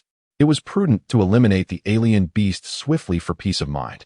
Li Feng was not encumbered with excessive equipment. He carried only a grenade launcher and a modest supply of ammunition to maintain agility. Upon nearing the county town, approximately 300 meters away, Li Feng activated the video recording and released his mental energy, ascending to an altitude of over 10 meters, gliding forward with caution. Indeed, the reason Li Feng confidently asserted his ability to evade the clutches of the alien beast was his formidable mental prowess. Although his current physical condition precluded him from confronting the beast head-on, enduring a single strike would not lead to immediate demise. His body could gradually recuperate, allowing for a margin of error. As Li Feng gracefully approached within 100 meters of the city gate, he observed the aberrant beast frolicking and cavorting before it. The creature had evidently laid claim to Fuzhou County as its domain, posturing as if it were the sovereign of the land. Its solitary presence at the gate, however, proved advantageous to Li Feng. Sensing the opportune moment, Li Feng, suspended in midair, raised his weapon and discharged a grenade. The projectile struck the unsuspecting beast, sending it tumbling head over heels. Roar! The grenade inflicted limited damage upon the aberrant creature, but it ignited its fury. Rising to its feet with a bellow, it swiftly identified and locked onto Li Feng in the sky. Subsequently, the beast lowered its body, braced its hind legs, and propelled its massive form like a cannonball towards Li Feng. Good heavens! Startled, Li Feng hastily manipulated his mental energy to ascend further, narrowly evading the beast's lunge. Having escaped unscathed, Li Feng felt a lingering apprehension. "Damn, I overestimated you, yet underestimated you still. I never anticipated you could leap so high. Are you some kind of flea?" As a precaution, Li Feng continued his ascent to a height of over 20 meters after dodging the attack. Roar! Undeterred by its initial failure, the aberrant beast persisted, launching a second assault upon landing. This leap represented the zenith of the creature's jumping prowess, reaching only 15 or 16 meters. Though impressive, it fell short of Li Feng's altitude. The agitated alien beast let out a furious roar, spinning chaotically in place before charging headlong into the city wall.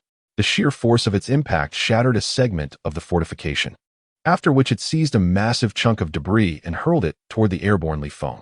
Although the speed of the projectile was formidable, Li Feng effortlessly evaded it. After deftly dodging several colossal stones, an audacious thought struck Li Feng. Since the alien creature was unable to capture him, could he bypass the fishing phase altogether and obliterate the beast from the sky?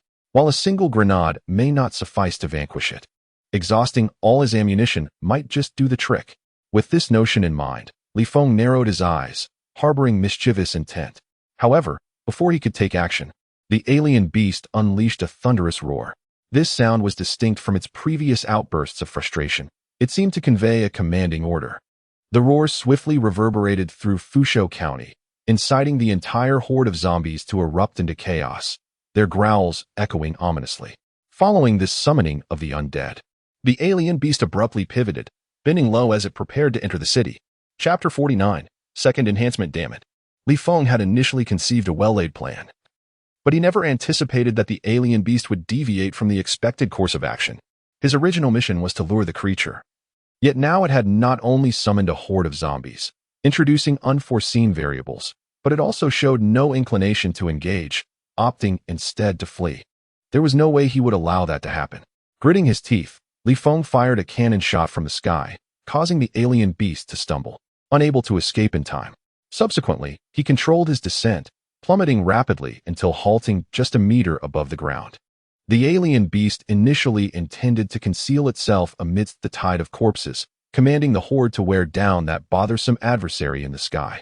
However, before it could retreat, it was interrupted, and that individual plummeted down. Could it endure such an affront? Absolutely not.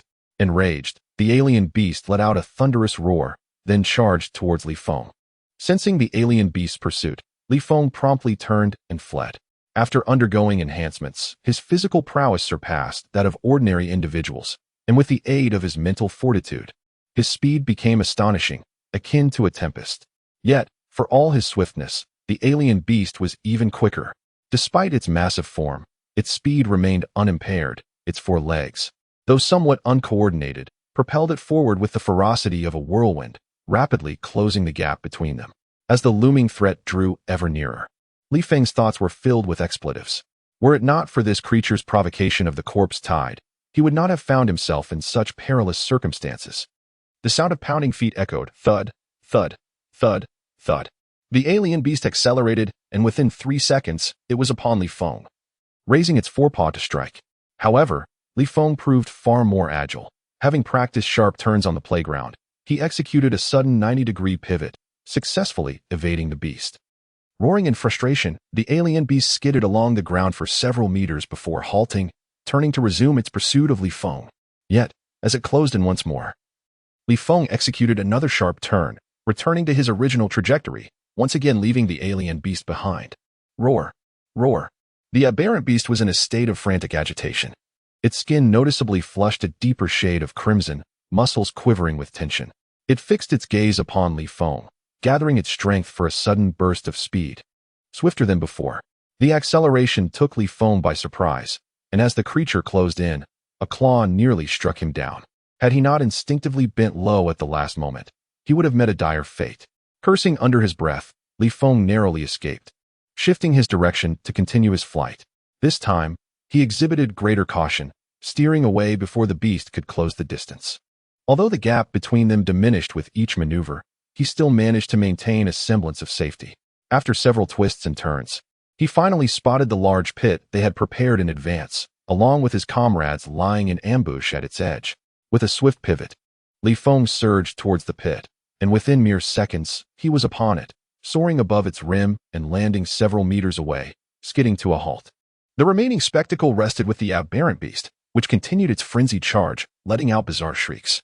As it reached the edge of the pit, it seemed either to intentionally evade the terrain or to have stumbled upon a fortunate coincidence, leaping into the air and soaring several meters high. Its parabolic trajectory indicated it would not land within the pit. A sense of dread washed over Li Feng as this realization struck him. He braced himself, ready to lead the creature in yet another round of evasive maneuvers. However, before the beast could touch the ground, suddenly, boom, in the midst of the air, The aberrant beast was unexpectedly struck by a sniper grenade, descending at an awkward angle. Upon closer inspection, it was revealed that the marksman Chen Long had fired the shot in a moment of urgency. "Bravo!" Li Feng immediately erupted in cheers. However, as soon as his voice faded, his expression abruptly faltered. Although the creature had been knocked down, it perilously landed at the edge of the pit rather than within it. In that instant, not only Li Feng but the rest of the team members concealed in ambush also changed their expressions dramatically. Damn it! In this critical moment, Li Feng swiftly reacted, cursing as he sprinted towards the aberrant beast. Within a mere few dozen meters, he accelerated to his maximum speed, and as he neared the creature, he executed a rapid spinning kick that directly struck the beast's jaw. Bang! This kick, infused with the momentum of his charge, his own physical strength, and the enhancement of his mental power, unleashed a ferocious impact, even surpassing the destructive capacity of the grenade. The collision with the creature's jaw was so intense that it sent shivers down one's spine. Miraculously, at this crucial juncture, the kick propelled the aberrant beast over a meter into the air. Though the distance was limited, it was sufficient. The creature crashed against the pit wall, losing its footing and tumbling to the bottom, all the while emitting a series of eerie squeals. "Brothers, let us give it hell." Li Feng paused for a moment, catching his breath as he shook off the numbness and pain in his legs. After regaining a semblance of composure, he swiftly rejoined the fray. The sound of gunfire erupted. Bang! Bang! Bang! Bang! The 10 rotary cannons unleashed a torrential barrage upon the alien beasts, resembling a rain of fire from the heavens. The firepower of the vehicle-mounted rotary cannons surpassed that of ordinary rifles and machine guns. Each bullet penetrated the alien creature's form. Although the alien beasts possessed formidable vitality, capable of expelling even embedded bullets through their remarkable healing abilities, the sheer volume of fire was overwhelming. Each rotary cannon achieved a rate of fire numbering in the thousands per minute, and with 10 of them firing simultaneously, the overwhelming damage far surpassed the beast's ability to recover, forcing them to curl up in the pit, desperately enduring the onslaught. During this onslaught, the alien beast attempted to resist valiantly, leaping 2 to 3 meters into the air, only to be forcefully brought down by the relentless hail of bullets. Upon landing, its capacity for resistance evaporated. After a few seconds of continued bombardment, it succumbed to silence. Yet, in a prudent measure, Li Feng's team unleashed another 10 seconds of fire upon the lifeless form of the alien beast. Even such a mighty creature was reduced to a sieve by their relentless assault before they finally ceased firing. As the smoke cleared, the members of Li Feng's squad gazed upon the fallen alien beast, their faces alight with exhilaration. This was indeed an alien beast. As they advanced into the offensive protection zone, even the bombardment from artillery failed to claim a life. It was only through the use of precision-guided munitions that they finally succeeded in vanquishing one. Yet now, they found themselves outwitted, as merely 10 individuals had managed to eliminate one creature. In the midst of their exhilaration, many could not suppress their laughter, with Han Yongqing even giving a hearty pat on the shoulder of Shirzhuahong. Li Feng exhaled deeply. Despite the myriad of unexpected twists and turns throughout the hunting plan, they had ultimately accomplished their mission. Just as this thought crossed his mind, a pool of dark green liquid began to ooze from the corpse of the alien beast in the pit, seemingly drawn to Li Feng, swiftly darting towards him and rapidly infiltrating his body. "Captain!" The others observed this scene with growing concern, calling out in alarm. Yet Li Feng merely gestured for them to remain calm. This was not his first encounter with such an occurrence. It appeared that due to some mutation, the alien beasts, or humanoid monsters that Li Feng had dispatched, exuded a transformative essence, enabling him to enhance himself, akin to leveling up in a game. However, this transformation was exclusively beneficial to him. What served as an essence for him was a poison to others. The process of transformation proceeded smoothly and gently. Li Feng experienced only a mild tingling sensation, devoid of significant pain. Upon completion of the transformation, he immediately felt a surge of immense power coursing through him, magnitudes greater, by 5 or 6 times, than before. Yet the most notable change was not in his physical form, but rather in his mental fortitude. With his eyes closed, Li Feng's psychic energy surged forth, penetrating the very essence of his being. Indeed, this transformation has significantly enhanced his mastery over mental power. Previously, after extensive training, there was a slight delay in mobilizing his mental energy, but now it can be activated instantaneously at the mere thought, as effortlessly as moving a limb.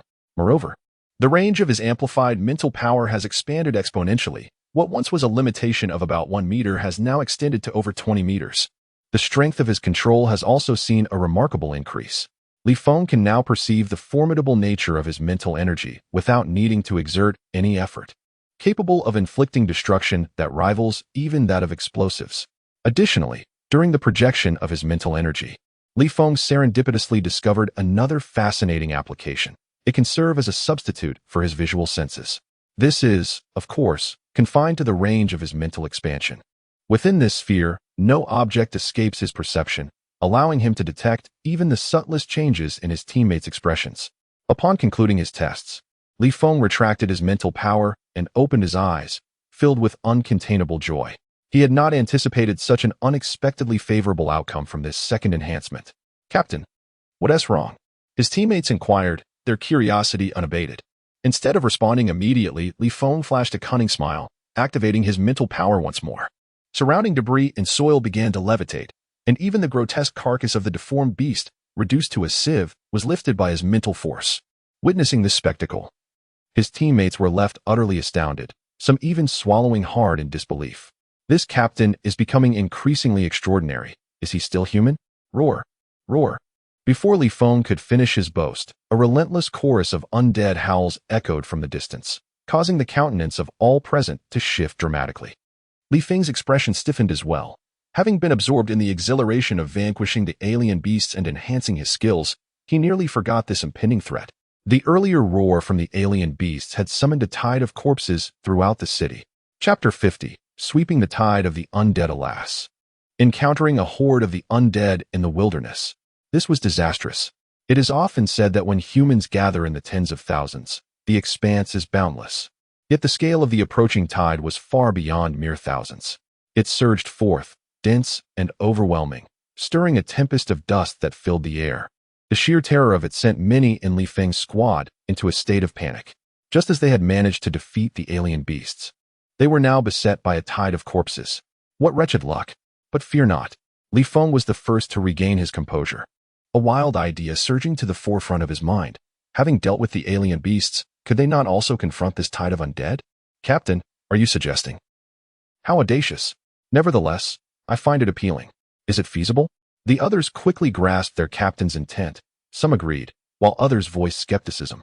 However, the urgency of their situation left little room for hesitation. The rising cacophony of undead howls and the tremors of the advancing horde drew ever closer, compelling them to act without delay. Thus, everyone swiftly set to work, replacing the rotary cannon's ammunition drum with a larger one, equipped with an extended belt of shells. As all preparations were finalized, the tide of corpses loomed within a mere 50 meters of them. "All set, open fire." As the command from Li Feng echoed through the air, 10 rotating machine cannons unleashed a torrent of fire, sweeping through the horde of corpses. The power of these cannons was so formidable that even the alien beasts could not withstand it, let alone the mere mortal zombies. 10 streams of bullets ravaged the surroundings, each round effortlessly piercing through 5 or 6 zombies, rendering them utterly helpless against the onslaught. The horde attacked Li Feng and his team with frenzied aggression. Yet the 10 individuals stood resolute as if they were fortified bastions, impervious to the relentless wave of undead. The zombies could only fall in droves, unable to breach the overwhelming firepower. However, after several rounds of ammunition exchanges, a significant dilemma arose. They were running low on supplies. Although Fusho County was not particularly large, it boasted a resident population of over 200,000. Following the catastrophe, the majority had been unable to escape, transforming into mindless husks, now surging forth at the behest of the alien beasts. While Li Feng's team had set out with ample ammunition, most of it was stored in their vehicle. Their mission was solely to ambush the alien beasts, neglecting to account for the horde, and thus had not brought sufficient ammunition. After several rounds of firing, they found themselves in a precarious situation. "Captain, we are running out of ammo. What should we do?" the team members shouted amidst their shooting. Fearing that the cacophony of the cannons would drown out their voices, Li Feng had already noticed the predicament but remained unperturbed. While other teams might succumb to despair under such circumstances, Li Feng was not among them. "Hold on, I shall return shortly." After leaving a single remark, Li Feng relinquished the spinning gun in his grasp and soared into the air, heading towards the ammunition depot. Indeed, ammunition was running low, retrieving more was a trivial matter. However, only Li Feng possessed the audacity to traverse through the horde of corpses for such a task. The other team members exchanged glances, their lips twitching slightly, nearly forgetting that their seemingly unassuming captain had the ability to fly. Yet, rather than directly fetching the ammunition, Li Feng ascended above the sea of corpses. Gazing upon the densely packed horde, an idea suddenly struck him. With a firm resolve, he descended into the midst of the undead. Upon landing, his mental force unleashed a relentless wave of destruction. Every zombie ensnared within his psychic grasp met an untimely demise as their necks were swiftly snapped, collapsing to the ground. But that was not the end of it. The zombies lurking behind soon took notice of this unexpected intruder, and a throng of them altered their course, rushing towards him. Yet, Li Feng stood unwavering at the epicenter, allowing his mental power to wreak havoc. Consequently, every zombie that dared to encroach upon his vicinity fell in an instant, none able to draw near him. In a mere span of a dozen seconds, the number of undead vanquished by his psychic prowess exceeded 100, hindered only by the bodies of their fallen comrades. Had it not been for this obstruction, the tally would have been even more staggering.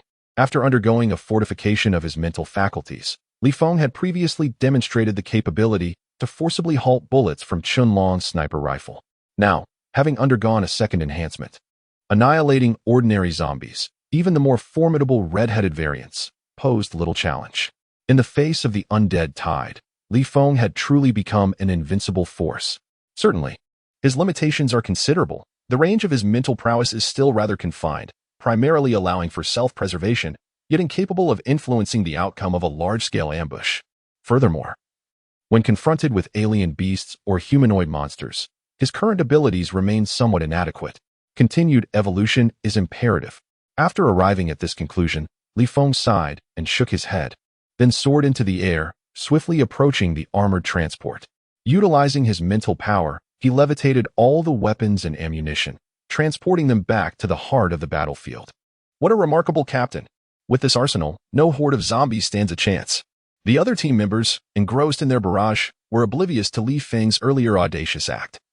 Yet their spirits soared upon witnessing the weapons and ammunition he had retrieved.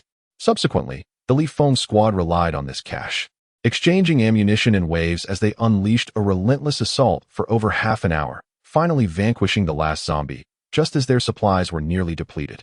Once the battle concluded, apart from Li Feng, the rest of the team collapsed in exhaustion, some even lying down and gasping for breath.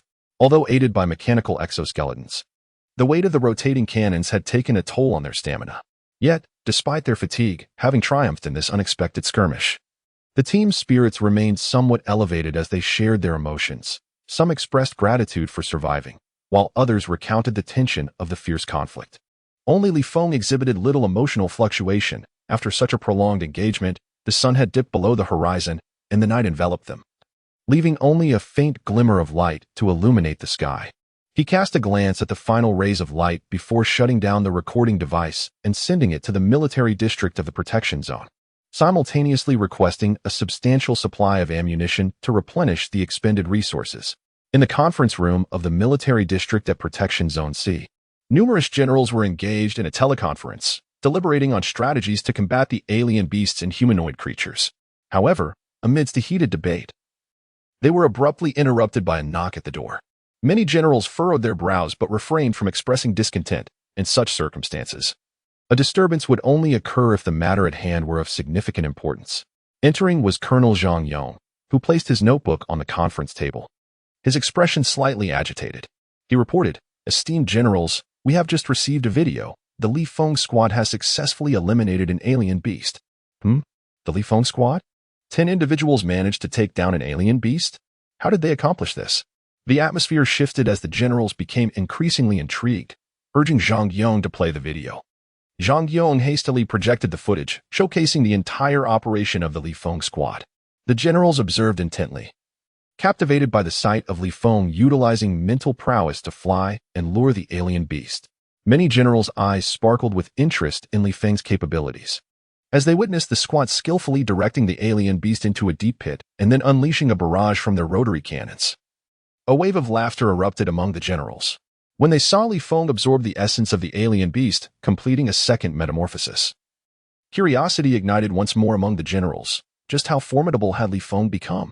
As they beheld Li Feng standing resolutely amidst the tide of corpses, with all the zombies unable to approach, the assembled generals could no longer suppress their astonishment.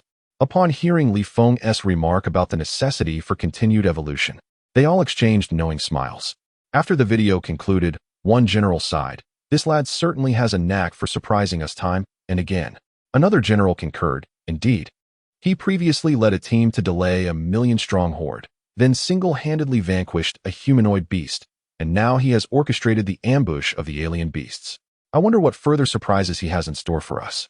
Chuckling, he added, "It seems this young man must have been preparing for the hunt against the alien beasts from the outset, with his mechanical exoskeleton and rotary cannon at the ready."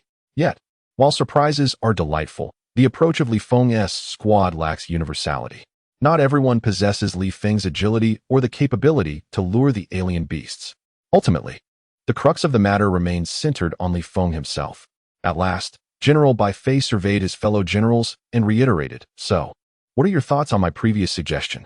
To be frank, prior to viewing this video, I did not hold your proposal in high regard. And now? Now, it may indeed be feasible. What about you all?" "I concur. I too agree." "Agreed. Very well, it is settled then. Zhang Yong, please inform Li Feng." "Certainly." As the generals watched the video and engaged in discussions, the Li Feng squad remained industrious.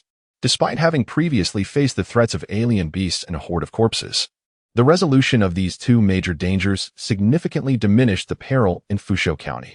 Aside from a handful of zombies trapped in rooms and other structures, the remaining threats had been neutralized.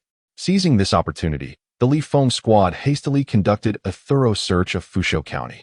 To their astonishment, they discovered that, even after such a prolonged disaster, over 60 survivors were still alive in the county. By sheer chance, these individuals had taken refuge in a supermarket, where they utilized the resources within to fend off the wandering zombies and secured the entrance, relying on the food and bottled water available to endure until now. Upon sensing the unrest caused by the zombie horde in the city, these survivors had been filled with trepidation, but their hearts finally lightened upon seeing the Li Feng squad arrive. Many were moved to tears by the overwhelming joy. The presence of the Long March army amidst the calamity symbolized safety and hope for them. Observing these individuals, Li Feng felt a deep sense of reflection. After escorting everyone out of the city and confirming that no other survivors remained, he finally called for the helicopter. Just as he concluded the call, Colonel Zhang Yong sent a message. "Li Feng, well done. Once the rescue helicopter arrives, you should return with it." Chapter 51. Do not act impulsively, Li Feng. Do not act impulsively. What is it, Brother Yong? Do not inquire further. You will understand upon your return. Obey the orders. Understood. After the interruption of communication, Li Feng frowned and stroked his chin, pondering why there was such an air of mystery. Could it be that he had seen from the video transmitted that Li Feng had evolved for the second time, and now wanted him to return to assess the extent of his evolution? Was it truly necessary to be so enigmatic? Li Feng shrugged, deciding that if he couldn't make sense of it, he would simply let it go. The condition of the survivors rescued from Fuzhou County was notably better than that of previous groups. A collective had taken possession of a supermarket, enjoying an ample supply of food and water, free from hunger, thirst, and the elements. The only drawback was that electricity had been cut off long ago, relying solely on the supermarket's generator for limited power, and there was no signal to ascertain the situation outside, given that the struggle for survival was not dire. The overall discipline among the group was commendable, with minimal conflicts arising. Only a few individuals felt restless, wishing to venture outside, but were dissuaded by others. There was one individual who could not control his baser instincts and attempted to assault a young woman. He was quickly apprehended, beaten, and bound, with guards assigned to watch over him daily. Upon learning of the circumstances, Li Feng couldn't help but express his amazement at the discipline exhibited by these individuals. However, after further inquiry, he discovered that among the survivors was an organizer, a leader, a former reconnaissance soldier named Yi Maui. Given that Fuzhou County was at the epicenter of the disaster and that so many survivors remained after such a long time, Yi Maui deserved significant credit. Curious before the arrival of the rescue drones, Li Feng sought out Yi Maui and engaged in a brief conversation. Indeed, after the calamity struck, I made a distress call. Several hours later, comrades from the Long March army arrived to render assistance, which I observed from my refuge in a tall building. However, they inadvertently provoked a crimson-clad zombie. resulting in a horde of the undead descending upon them, encircling the group, and ultimately, not a single soul escaped. At that time, my phone still had battery life, and the signal remained intact.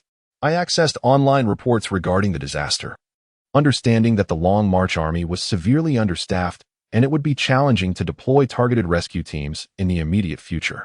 Moreover, the food and water supplies at home were insufficient for prolonged sustenance, prompting me to devise a means of self-rescue.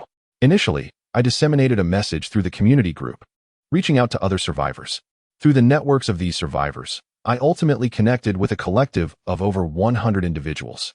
Seizing the remaining battery life of my phone, I promptly created a group chat, inviting all those I had contacted and shared essential precautions and strategies for evading zombies.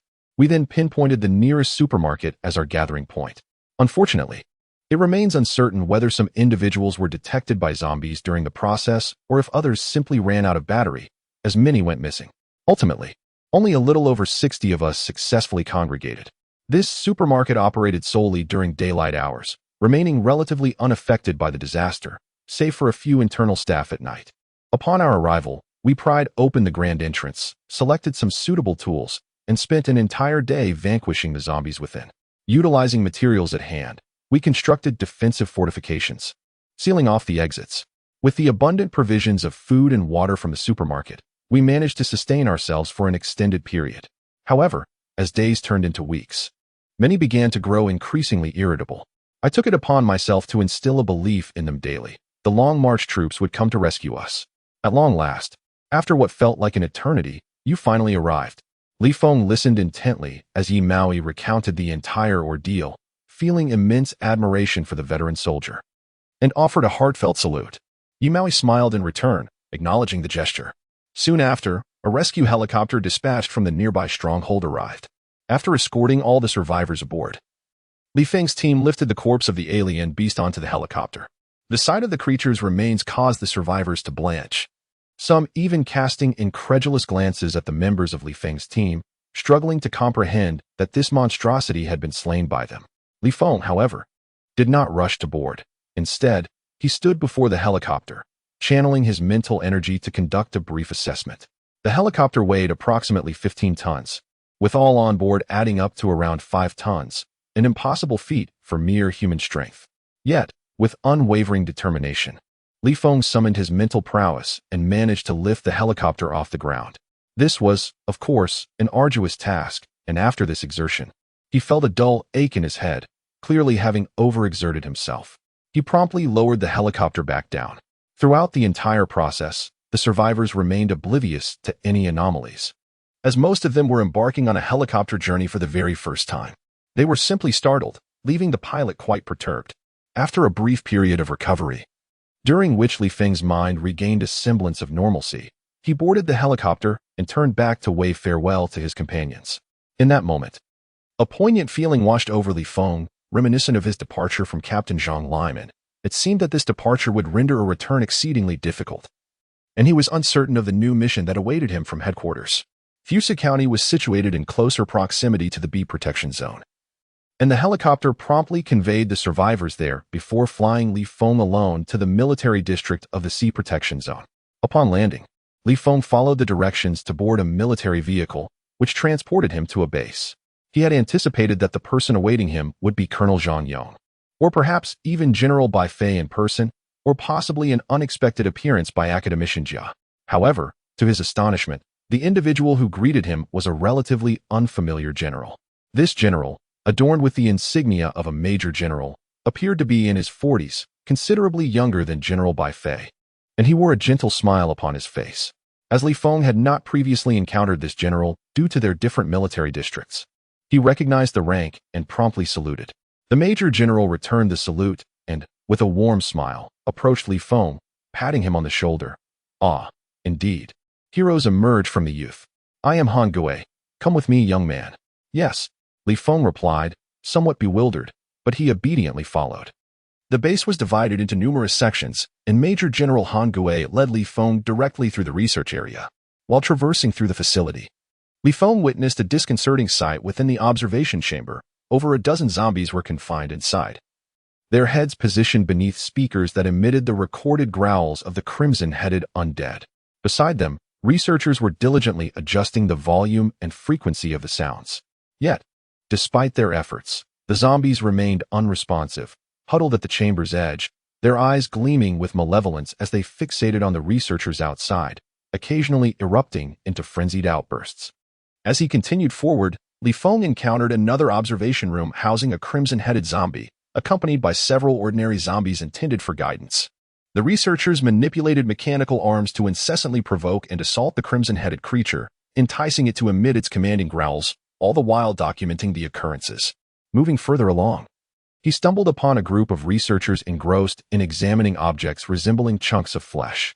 Just as Li Feng pondered the nature of these items, he unexpectedly came upon the weapon testing area, where the targets were none other than the corpses of alien and humanoid beasts, which elucidated the identity of the flesh-like objects. After a brief passage, the two finally arrived at the office.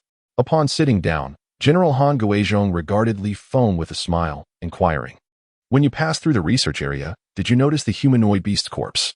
That was the result of your previous endeavors. What are your thoughts upon seeing it?" Li Feng furrowed his brow, feeling an unsettling disquiet that he could not quite articulate. He refrained from answering General Han's question, instead stating bluntly, "General, I prefer straightforwardness. If you have something to discuss, please speak plainly." "Huh. How refreshingly candid." General Han Guizhong chuckled heartily, standing to glance at the two guards by the door. The guards withdrew in succession, leaving Li Feng utterly bewildered, like a monk who cannot comprehend his own situation. General Han Guizhong did not take a seat, but rather sauntered over to Li Feng, his expression gravely serious. "I hope that in your future explorations, should you uncover any valuable intelligence, you will send it directly to me. If you hunt high-level mutated beings, transport them to me discreetly." Li Feng's fists clenched instantly, his face reflecting profound gravity. "General, I do not understand your meaning." Han Guizhong chuckled softly. "Is it not evident enough? When you report information, it is shared across the entire military district and the whole of the Great Tang Nation. However, if you report it to me, it remains solely between us." Li Feng's fists tightened even further, his eyes narrowing into a dangerous slant. "General, what are you intending to do? Have you not heard the saying, in times of chaos, heroes emerge? Nonsense, absolute nonsense." In that moment, even Li Feng, despite his naivety, grasped the implication of General Han's words. A surge of indignation coursed through him. And before Han Guizhong could finish his thought, he swung his fist in retaliation. Han Guizhong was taken aback. Though he was quite skilled, he could not react swiftly enough. Consequently, Li Feng's punch landed, leaving him with a black eye as he collapsed to the ground, unconscious. "Do not be impulsive, Li Feng. Do not be impulsive."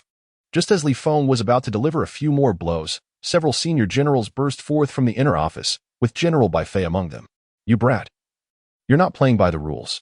Not only that, but shortly after these generals made their appearance, a multitude of individuals stormed in from outside. Upon observing their epaulets, it became evident that they were all generals. Li Feng was momentarily bewildered. What on earth is happening? The elderly generals exchanged glances, seemingly a bit embarrassed. And General Baifei began to voice his grievances. "I told you there was no need for testing, yet you refused to listen. Now look at the predicament we find ourselves in." Immediately, an elder general rolled his eyes. Who was it that said, "A little testing wouldn't hurt"? General Baifei's face flushed crimson. "I only suggested it to put your minds at ease." Li Feng's lips curled into an exaggerated smirk, while General Han Gui lay motionless on the ground. Chapter 52. The Corpse King Competition Plan. When Li Feng swung his fist at Major General Han Gui, he did not contemplate the consequences. However, after the incident, he realized he had likely become embroiled in a significant power struggle. To his surprise, the situation unfolded in this manner, leaving him feeling somewhat embarrassed. Nevertheless, he harbored no regrets about the punch. He could still boast to others that he had once personally struck a major general, and in the end, nothing came of it. With several other generals urging him not to act impulsively, not only did he feel no remorse, but Li Feng even believed he had held back too much. He had not intended to take Major General Han Gui's life, merely rendering him unconscious. Had he known the gravity of the situation beforehand, he would have doubled the force of his strike. Li Feng had narrowly escaped death multiple times amidst the tide of corpses, and had achieved numerous victories for the reconnaissance team, dedicating his youth and life to the Long March Army and the Tang dynasty. Yet, in the end, he found himself subjected to suspicion, specifically chosen for a loyalty test conducted by a generation of generals. Contemplating this, Li Feng's expression darkened. Were there any other tests? None at all. A group of generals wore exceedingly awkward expressions, with General Bai Fei hurriedly offering a forced smile in denial. Was there truly nothing else? How could that be? According to the plan, there were indeed further testing phases, all of which had been disrupted by Li Feng's single punch. It was akin to attempting to ignite a great fire, only for the match to be struck and the flame yet to catch. When a deluge of water came forth to extinguish it. Who acts so unpredictably? How many soldiers would dare to confront a general directly? How many? Had this test been assigned to another, it would likely have proceeded in an orderly fashion, but it was Li Feng, this headstrong youth. Li Feng was not on the same wavelength as them. After a moment of simmering frustration, he darkly inquired, "Generals, could you enlighten me on what is happening?" Finally returning to the matter at hand, the generals' faces regained their composure, adopting a serious demeanor.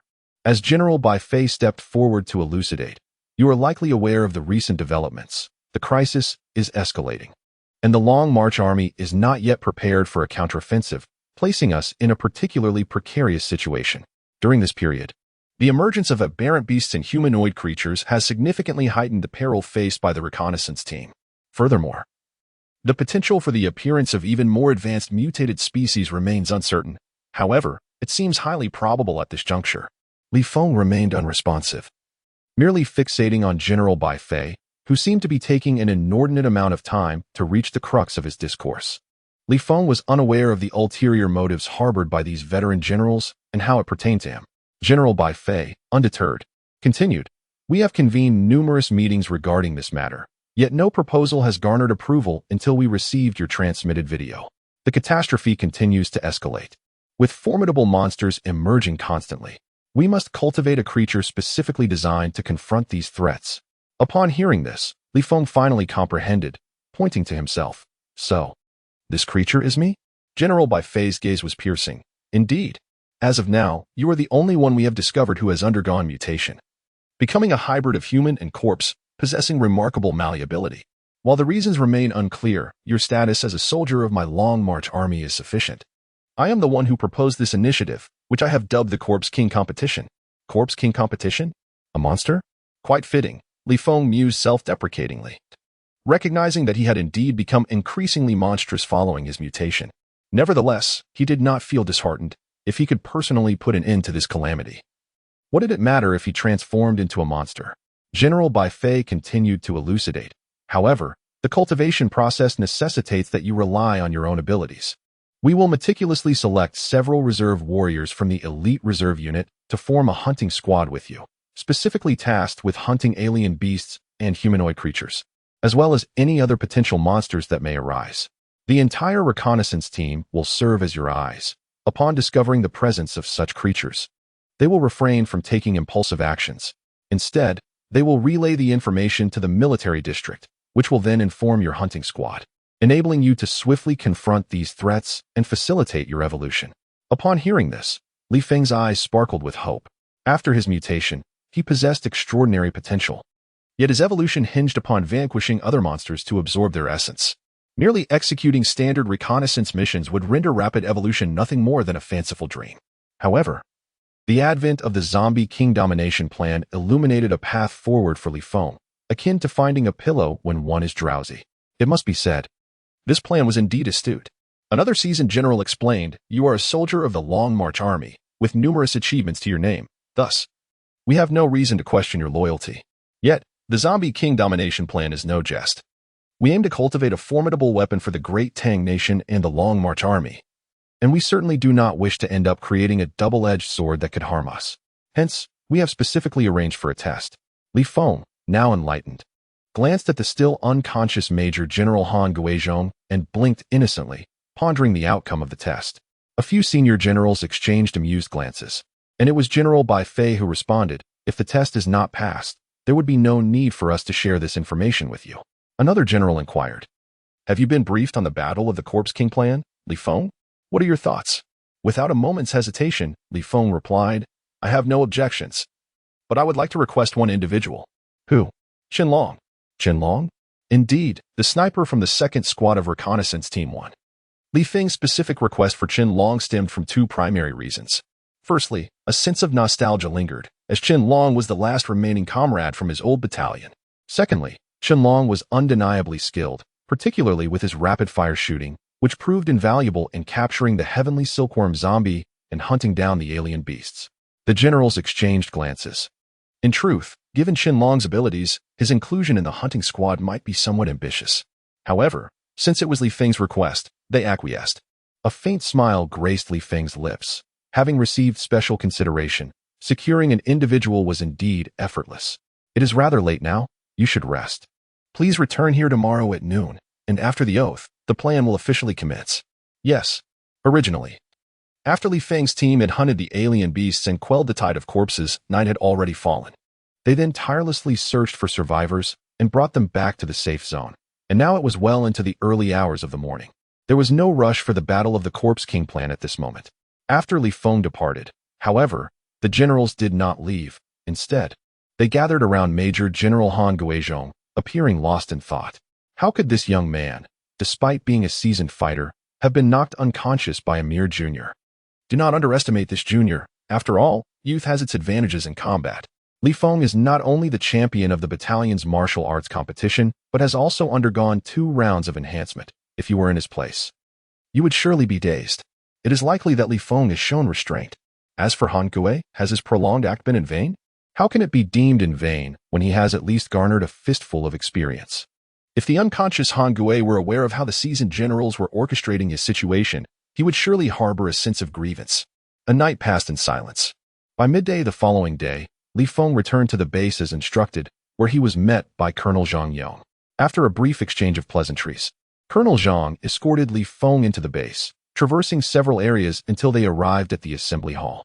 Upon pushing open the grand doors, a beam of light flooded in, capturing the attention of everyone present. Li Feng was momentarily taken aback by the sight before him.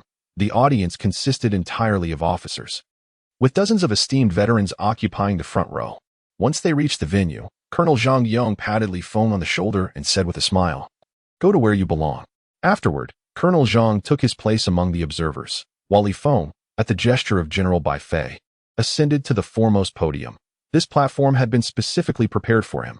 On the podium, General Bai Fei, assuming the role of host, stood at the front and eloquently delivered his opening remarks, followed by a discourse on the causes and current state of the disaster. This, of course, was common knowledge among all present. It was merely a procedural formality. After the proceedings, General Bai Fei lowered the threshold for viewing the video of the storm's assault on the humanoid beasts. All soldiers holding the rank of squad leader and above were granted access, including the leaders of various reconnaissance teams on the front lines, as well as the numerous spectators present. Once permission was granted, many officers lowered their heads to watch the video. Upon its conclusion, their expressions changed dramatically, their gazes converging intently upon Li Feng. Initially, they harbored some doubts regarding the significance of today's protagonist, unsure why such prominent figures were paying him heed. At last, understanding dawned upon them. Li Feng stepped forward 3 paces. After a brief silence, the next phase commenced, the conferring of ranks upon Li Feng. General Bai Fei reiterated Li Feng's achievements before formally presenting him with the rank of lieutenant, solemnly placing the insignia upon his shoulder. Once Li Feng returned to his original position, the momentous highlight of the day arrived, the Zombie King Championship Plan. Following General Bai Fei's explanation of this plan, a curtain above the podium was drawn back, revealing an inscription upon a plaque. Li Feng, take the oath. Yes, without a trace of reluctance.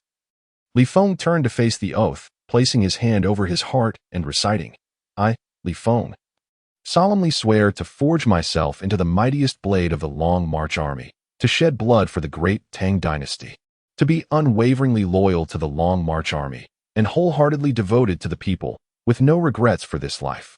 The moment he concluded his oath, the hall erupted with resounding applause. Thus, the plan for the reign of the Corpse King has officially commenced. Esteemed generals, just as the ceremony was nearing its conclusion, a messenger abruptly burst into the hall, inciting displeasure among the numerous officers present. What is the matter? Yet, no one dared to cast blame for her. Akin to the earlier incident involving Colonel Zhang Yong intruding upon a meeting room, no one would presume to interrupt such a momentous occasion without a matter of utmost urgency. The messenger, upon witnessing the grandeur of the assembly, felt beads of perspiration forming on his forehead, but nonetheless conveyed the message at the entrance of the base. A mother and daughter have arrived. The daughter bears bruises, and the mother, clinging to a plaque honoring the family of a martyr, weeps and demands to see the generals. Chapter 53. The Wrath of the Long March Army. What? If it were merely ordinary citizens lamenting, it would hardly warrant an audience in the hall, disturbing the esteemed generals. However, the weight of the martyr's plaque is undeniably significant.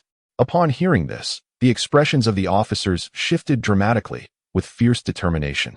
They surged out of the hall towards the base entrance, with Li Feng closely trailing behind. Ah, Wu-Wu, dear sister, could you please rise? The message has been delivered, and soon a superior will arrive. I will not. Wu-Wu. At the entrance of the base, the mother and daughter continued their lamentations, while the guard soldiers, despite their earnest attempts at persuasion, were in vain.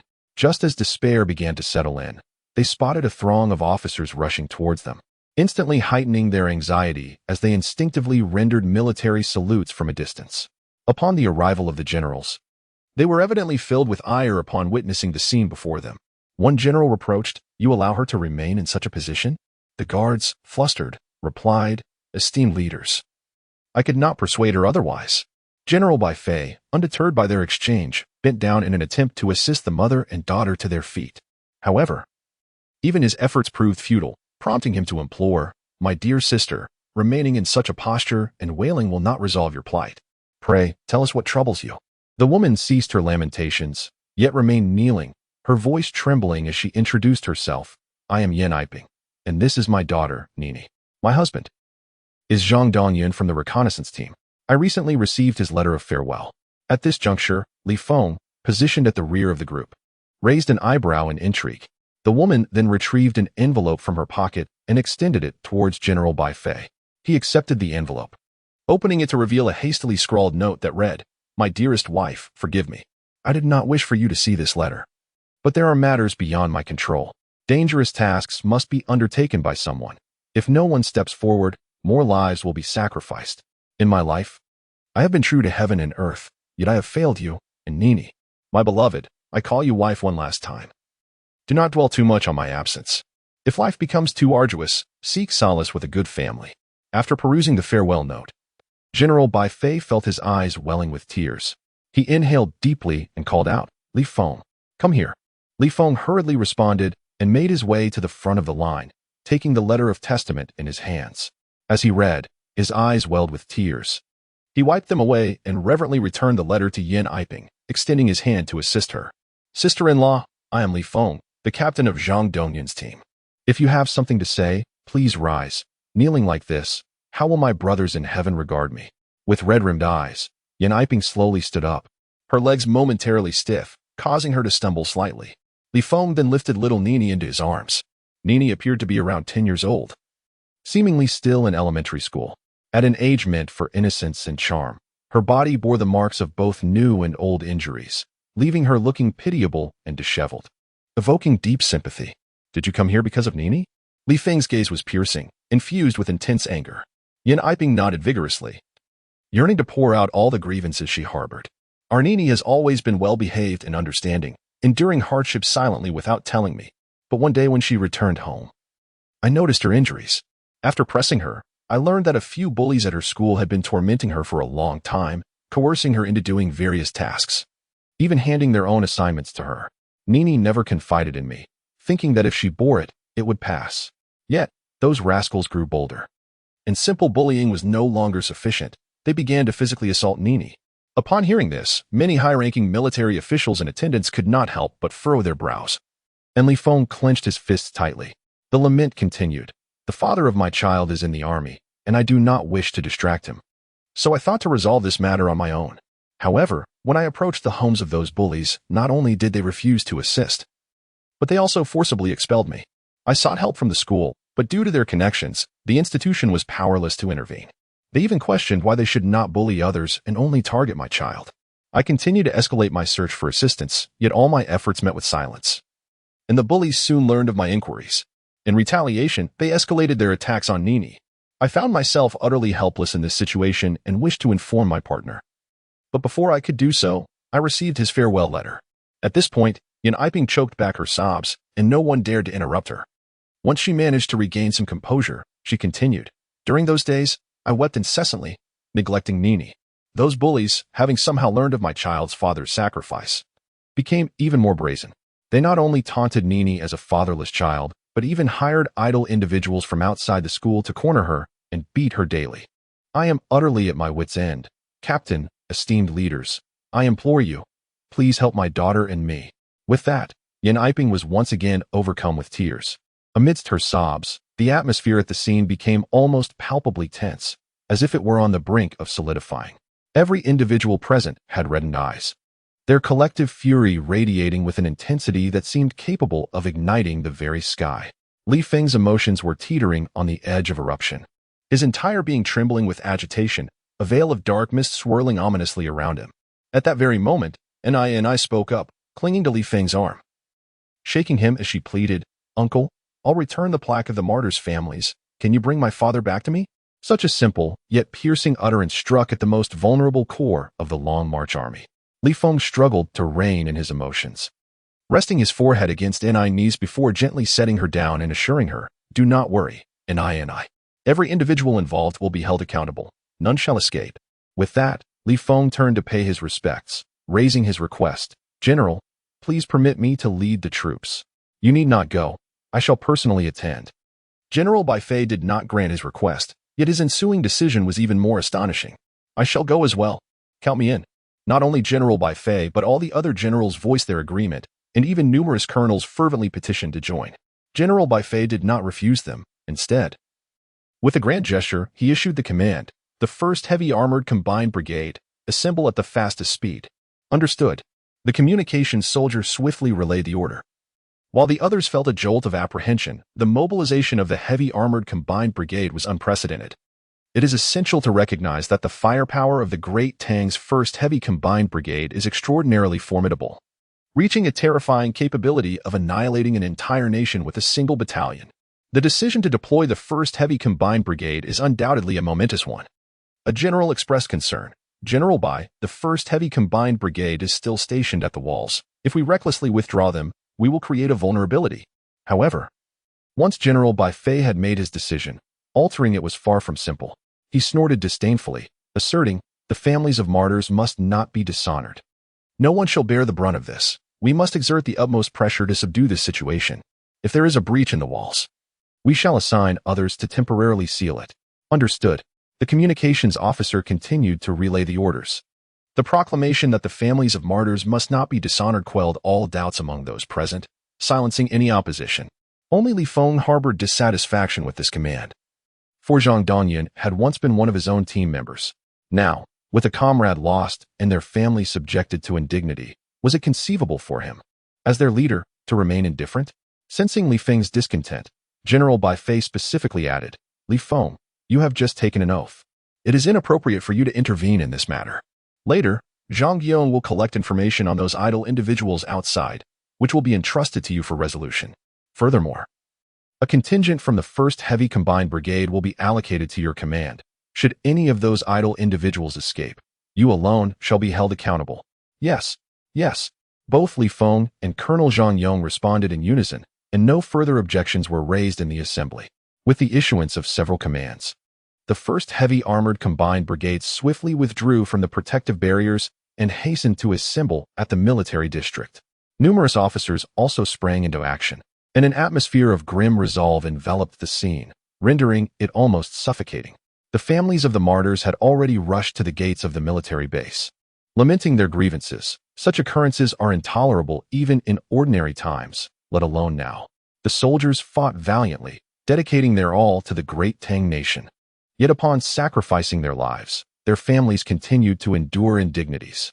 If the Long March army took no action, would it not chill the hearts of the valiant soldiers?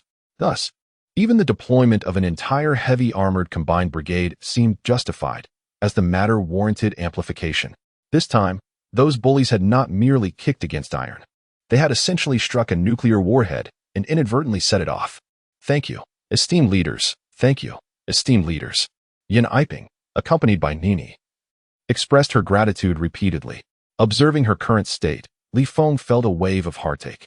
After ensuring her well-being, he turned, revealing a torrent of murderous intent. He arrived at the drill ground alongside military vehicles, and as the heavy armored combined brigade required time to withdraw from the walls, Li Feng stood there with closed eyes, patiently awaiting developments. When the Long March army resolved to undertake a mission, their efficiency was nothing short of astonishing. Colonel Zhang Yong utilized various channels within the troops to trace those societal miscreants, and soon enough, specific information was uncovered and relayed to Li Feng. Before the cataclysm, these idle individuals were nothing more than ruffians and rogues, of considerable age yet unwilling to work, spending their days in idleness and frequently finding themselves in the clutches of law enforcement. Many derived pleasure from harassing students, occasionally extorting small sums of money, while some would even resort to coercing local vendors for a little profit. Following the onset of the disaster, one of the ruffian leaders deemed it the dawn of a new order and convened a gathering of miscreants from various regions, ultimately forming a so-called society named Doomsday, consisting of over 40 members, with their stronghold established in a 3-story building. The information clearly delineated the location of this so-called base. As Li Feng was perusing this information, the heavily armored combined battalion finally arrived at the training ground, with an impressive array of main battle tanks, infantry fighting vehicles, self-propelled howitzers, and long-range rocket artillery, totaling more than 50 vehicles.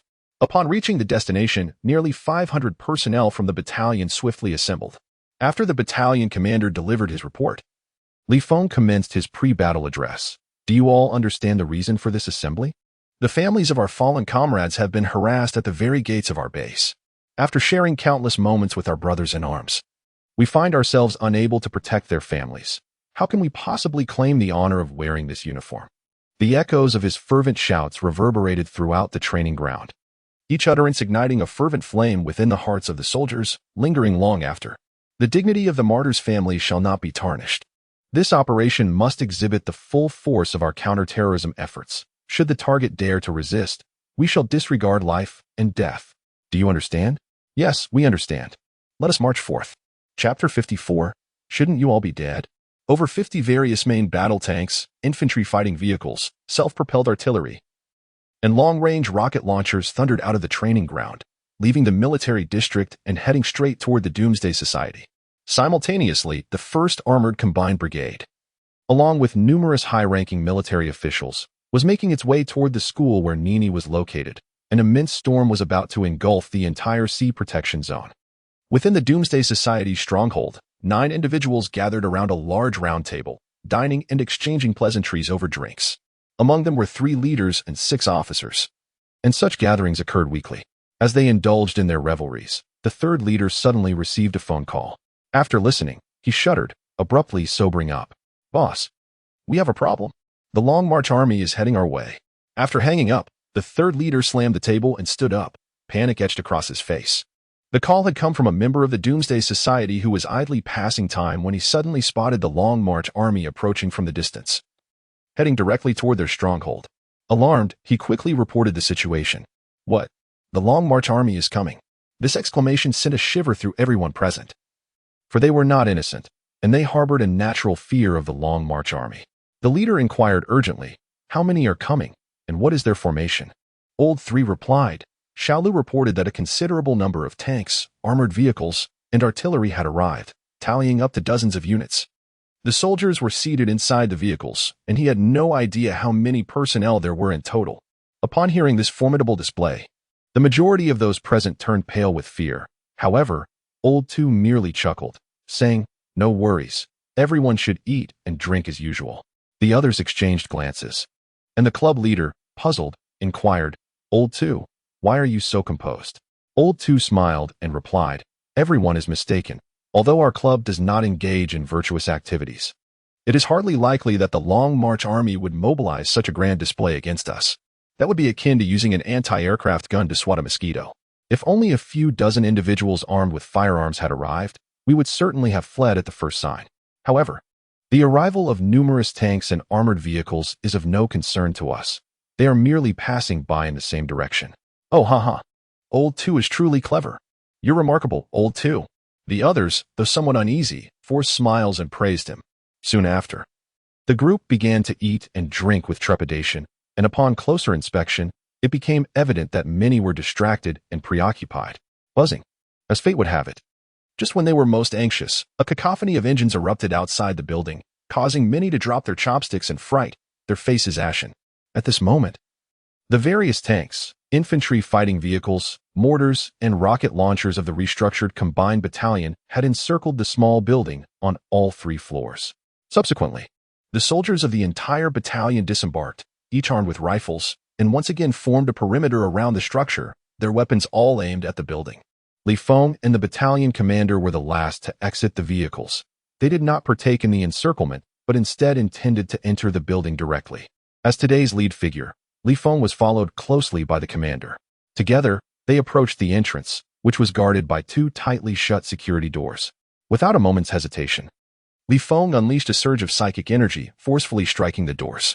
A deafening crash reverberated as the doors shattered as if struck by a colossal hammer, while Li Feng, seemingly unfazed, strode forward with a stern expression.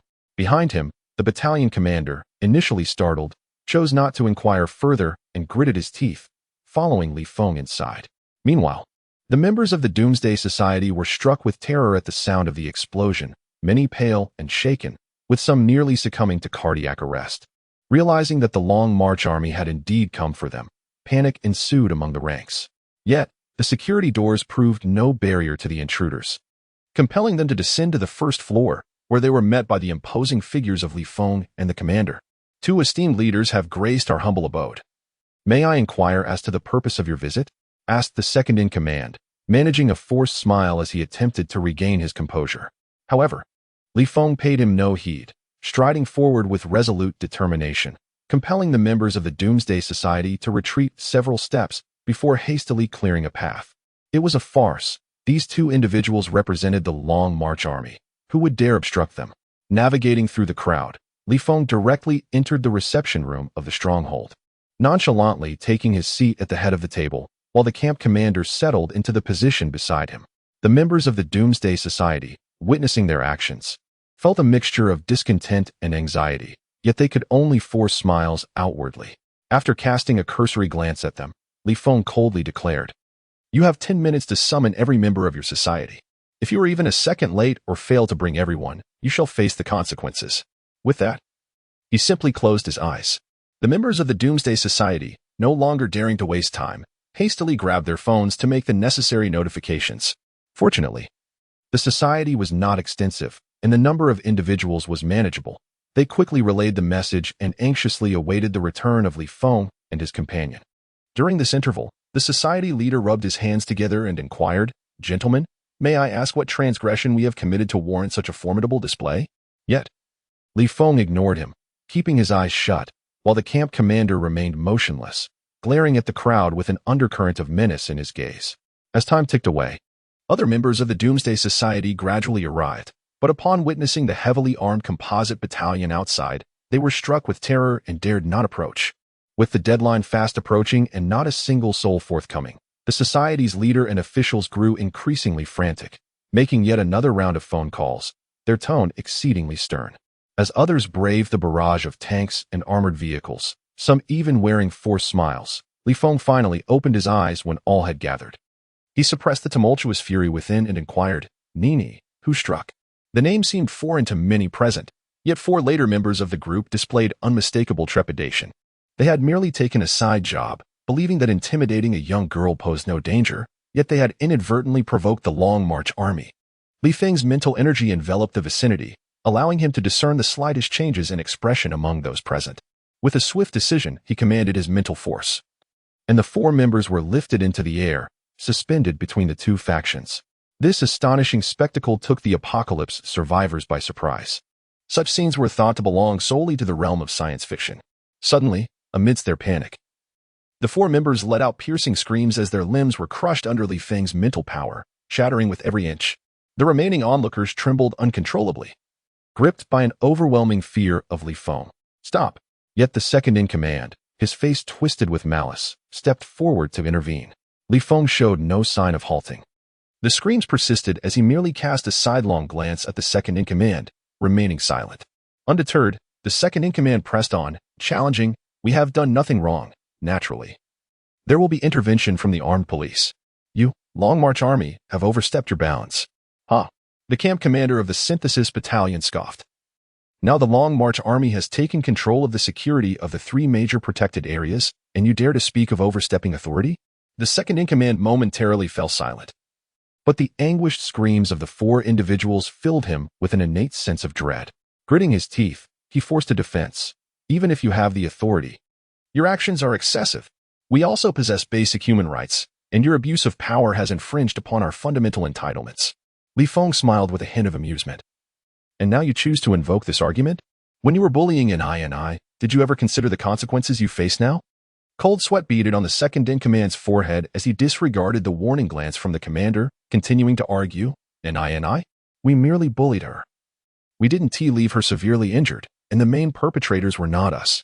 We were merely hired hands, yet you. Fool. Bang. Crack, crack, crack. At this moment, Li Feng was engulfed in an intense fury, and with a swift motion of his right hand, the wooden tea table shattered into splinters. His formidable mental power surged forth, causing the floor and walls of the building to fracture with a web of deep cracks. This sudden display sent a jolt of fear through all present, even startling the camp commander. Li Feng stood up, his mental force overwhelming as he levitated all the members of the Doomsday Organization, many of whom found their pants involuntarily dampening in the process. If I had not just sworn an oath, do you believe you would still be alive here, quibbling and stammering? Li Feng gently floated forward, his crimson eyes gazing down at the second-in-command. Though Nini is merely an ordinary girl, her father was my comrade, who sacrificed his life while on duty for the Tang Empire, dedicating himself to the protection of the region. His remains are yet to cool. Yet the orphan of a martyr is still being bullied by you. Do you consider this a trivial matter? As his words fell, a surge of psychic energy erupted violently around him, overwhelming the members of the Doomsday Society with a tremendous force that seemed to tear at their very beings. A suffocating sensation enveloped them, rendering them breathless. The family of a martyr must not be insulted. Should you not face the consequences of your actions? The flames of fury within Li Feng blazed ever brighter. With a mere thought, he could extinguish the lives of all within the society. However, just as the members were on the brink of suffocation, he abruptly restrained his power. With a sweep of his hand, he unleashed a formidable psychic force, propelling the entire society away, alongside the debris of shattered walls, revealing themselves before the soldiers of the synthesis camp. Many gasped, spitting blood, as dozens of soldiers swiftly moved in to subdue the society's members.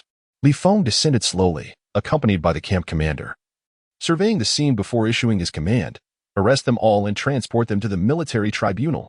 Yes, at this juncture, the absurd organization was utterly vanquished. However, Li Feng did not hasten to depart. Instead, he unleashed a formidable surge of mental energy, shattering the originally 3-story building into mere fragments.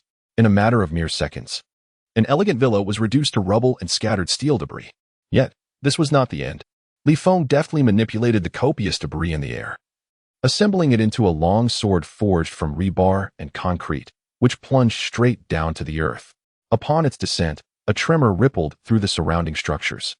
With the Long March Army present, this day would not witness collapse. Li Feng spoke, his voice not loud, yet resonating in all directions. Although this colossal sword was merely a construct of steel, concrete, and wood shavings, its presence here transformed it into a symbol of judgment, one that would instill fear in the hearts of nefarious individuals for many years to come. Chapter 55. The conclusion of events. Having witnessed the terrifying destructive power of Li Feng's unique abilities, the members of the Apocalypse Society were left aghast, their souls seemingly adrift. What manner of creature was this?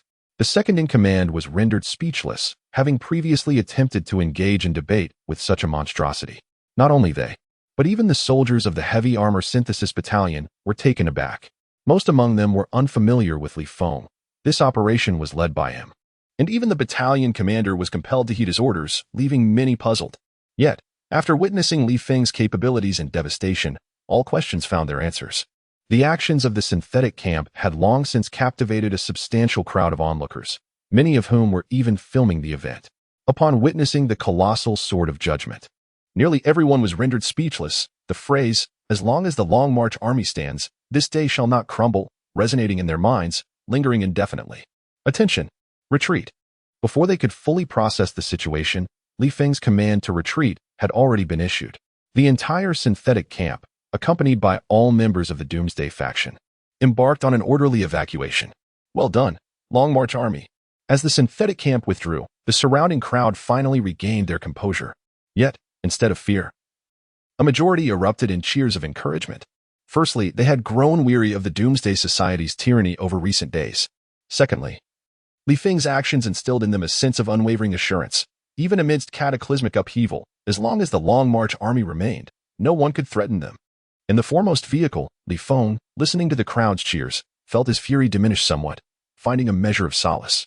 However, at that moment, he suddenly let out a muffled groan, curling up in the vehicle as a piercing pain surged through his head, causing his entire body to tremble uncontrollably. Although the destructive power of his mental fortitude was formidable, he had only undergone 2 enhancements, having just forcibly dismantled the stronghold and summoned the Sword of Judgment.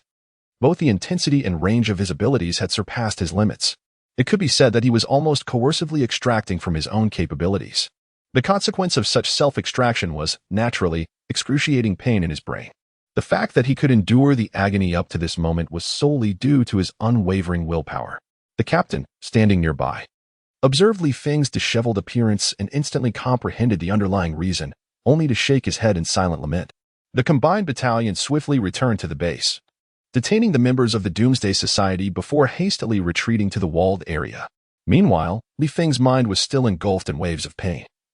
He could not attend to anything else and returned alone to his dormitory, collapsing onto his bed and quickly succumbing to sleep. He was in dire need of rest to recuperate the overexerted mental energy. This slumber lasted for over an hour. However, during that hour, a tremendous storm unfolded, affecting the 3 major protected zones. A cadre of military leaders, accompanied by the 1st Heavy Armored Composite Brigade, rushed to Nini School. The scale of this operation was indeed colossal, and coupled with the intentional dissemination of information, it was nearly impossible to keep it under wraps. Before the troops even arrived, the school officials and regional authorities were already alarmed. Upon a brief inquiry, they learned of the complaint made by Yin Aiping and her daughter at the military base, causing panic among both the higher-ups and local officials alike. Though they held some authority, they were no match for the Long March Army, especially with such formidable military leaders in attendance. The families of the bullies were thrown into disarray, their patriarchs turning pale with fury upon hearing the news. They swiftly reprimanded the offenders and their forebears before hastily making their way to the school, eager to acknowledge their wrongdoing and seek leniency. Upon the arrival of the combined forces at the school, the main contingent refrained from entering directly, instead establishing a considerable distance and setting up camp. Although they did not breach the school's gates, their mere presence exuded an overwhelming sense of pressure. Soon after, a cadre of military leaders stormed in with great authority, prompting the school officials to hastily usher them into the assembly hall. The sight of the military ranks among the officials was nothing short of intimidating, causing the onlookers' hearts to race with trepidation. Throughout the proceedings, the generals unleashed a torrent of invectives, berating all individuals present to the point where none could hold their heads high. Initially, the attendees believed that by adopting a submissive demeanor, they would emerge unscathed after the reprimands. However, they failed to recognize that they were in the presence of the Long March Army, a far cry from the ineffectual figures they had previously encountered. Moreover, the entire assembly of soldiers stood vigil over their actions, leaving no room for leniency. After thoroughly chastising all involved parties, the generals swiftly devised a plan of action. All school leaders, regardless of rank, were to be dismissed and escorted to a military tribunal. All local officials, big and small, faced the same fate, with their severity of misconduct determining their transport to the tribunal. The bullies, disregarding age limitations, were similarly dispatched to military court, with their records duly noted. Furthermore, all assets belonging to the families of the bullies were to be frozen. Every eligible male and female conscripted into military service, and their descendants barred from political office for life. Once the disposal plan was unveiled, the faces of all personnel present turned ashen, their lips murmuring, "It is over, it is over, all is lost." This tempest, deliberately magnified by the Long March Army, rapidly spread to the 3 major protected areas. Upon hearing the news, the elders of all families changed countenance and hastily imposed strict restrictions on their wayward offspring. The turmoil even reached the ears of all soldiers of the Long March Army. Upon learning the cause of the incident, many felt their eyes redden with indignation and fury. However, upon hearing the resolution proposed by the generals, their anger was suddenly assuaged. allowing them to engage in future battles without concern. Undoubtedly, although the storm stirred up by the military's higher-ups spread widely, it was merely conveyed through word of mouth, devoid of any video documentation. In contrast, the footage of Li Feng leading the charge to dismantle the Doomsday Society's stronghold circulated online, garnering millions of likes and hundreds of thousands of shares in a brief span. This was tacitly endorsed by the military, as due to the conscription videos. Li Feng's visage had become widely recognized, and he was no longer apprehensive about being in the public eye. Netizens, witnessing Li Feng's exploits alongside the accompanying video, erupted in applause. No one deemed his actions excessive. Instead, a significant faction of radical citizens argued that Li Feng had been too lenient, lamenting that he had not dealt with those brutes on the spot, while conservatives contended that the radicals were excessively harsh. Although the ramifications of these events were extensive and profound, they all transpired within the span of a mere hour, during which Li Feng was preoccupied solely with recuperation. As he gradually regained consciousness, the reinforced synthesis brigade had returned to its original defensive post, and the senior military officials had also returned to the base. Li Feng rubbed his forehead, and after recovering, he contacted Colonel Zhang Yong to learn about the situation, yet he remained expressionless, eventually exhaling a deep sigh. He departed from his dormitory, bidding farewell to Yan Yiping and her daughter, before returning to his office to meet with General Bai Fei. Upon hearing about Li Feng's approach to the situation, General Bai nodded appreciatively. "Well done. I was concerned that anger might cloud your judgment and lead you to take drastic measures against those individuals." Li Feng remained silent. There had indeed been a moment when he was truly consumed by the desire to kill, not only towards the members of the Apocalypse Society, but also towards all those involved in the events. However, the military uniform he wore represented not only honor, but also responsibility and discipline, which restrained him from acting recklessly. "Rest assured, we will take good care of Yan Yiping and her daughter. You need not worry about that. While you recuperate, the other members of the hunting team have gathered at the training ground, so go and meet your new teammates." Understood. After leaving the office, Li Feng, under Colonel Zhang Yong's guidance, proceeded directly to the training ground. It seemed that news of his arrival had already spread, for upon his arrival, several members of the hunting team had formed a line, awaiting him. Though few in number, only 4, their collective presence was formidable, exuding an air of vigor and strength. Each of these 4 individuals was a seasoned soldier, possessing formidable prowess and a history of numerous accomplishments, which inevitably bred a certain level of arrogance. Li Feng had mentally prepared himself for the likelihood that these 4 individuals would not easily accept him as their leader. He had even planned to engage in amicable discussions with them. However, to his surprise, the 4 were unexpectedly composed, exhibiting no grievances, and their initial meeting proceeded without any friction. In truth, the scenario was not supposed to unfold this way, had events followed their anticipated course. These 4 would have been ready to challenge Li Feng, for with their esteemed backgrounds, they would hardly be willing to play second fiddle to anyone else. Yet, the sudden appearance of Yan Yiping and her daughter altered the dynamics. After Li Feng's oath, he did not immediately join them, and during their wait, the 4 had witnessed Li Feng's video of him unleashing fury upon a humanoid beast, treating it with utter disdain. In that moment, their faces flushed with embarrassment. They were formidable, yet still merely human, and the disparity between them and a humanoid beast was staggering, not to mention the disparity with Li Feng himself. Provoking him would be nothing short of self-degradation. Observing the 4 who were now behaving with utmost propriety, Li Feng felt a tinge of surprise but chose not to dwell on it. After their initial encounter, introductions were exchanged. Lu Xiaolu, former captain of the Azure Dragon Special Forces, now a member of the hunting squad. Gu Micheng, former captain of the White Tiger Special Forces, now a member of the hunting squad. Hai Yilangya, former captain of the Vermilion Bird Special Forces, now a member of the hunting squad. Li Chenggang, former captain of the Black Tortoise Special Forces, now a member of the hunting squad. Listening to their self-introductions, Li Feng was somewhat taken aback. The backgrounds of these individuals exceeded his expectations in their grandeur. However, Li Feng's identity has significantly transformed. He now responds with a calm yet assertive demeanor. Li Feng, former captain of the 2nd team of the investigation unit, currently the captain of the hunting squad. Before writing about the Yan Yiping mother-daughter incident, I fortuitously encountered a similar event on a short video, which I decided to incorporate into the novel. Yet, upon writing, I found myself hesitant and filled with trepidation, ultimately opting for a more succinct treatment. I hope for your understanding. Chapter 56. The first battle of the hunting squad. Is this really the end? There was no conflict between the two sides, and surprisingly, it was not Li Feng who was taken aback, but rather Colonel Zhang Yong. Observing their composed self-introductions, Colonel Zhang could not help but stoke the flames. You are all elite soldiers now, yet you've allowed an ordinary soldier to parachute in as your captain. Aren't you feeling anxious or indignant? Li Feng's lips twitched at these words. What did he mean? Was he expecting them to protest? Merely to sit back and enjoy the spectacle? The other four exchanged glances, their expressions darkening, with Gu Miqing casting a resentful look.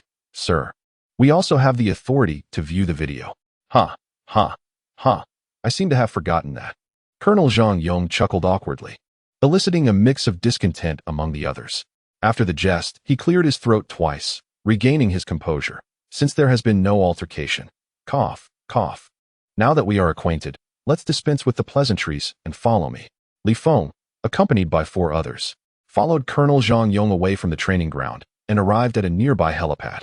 There, a newly designed armed helicopter stood quietly, flanked by two soldiers on standby. With the absence of Li Feng and Chun Long in the reconnaissance team's second squad, it was only natural that two new recruits were needed to fill the gap.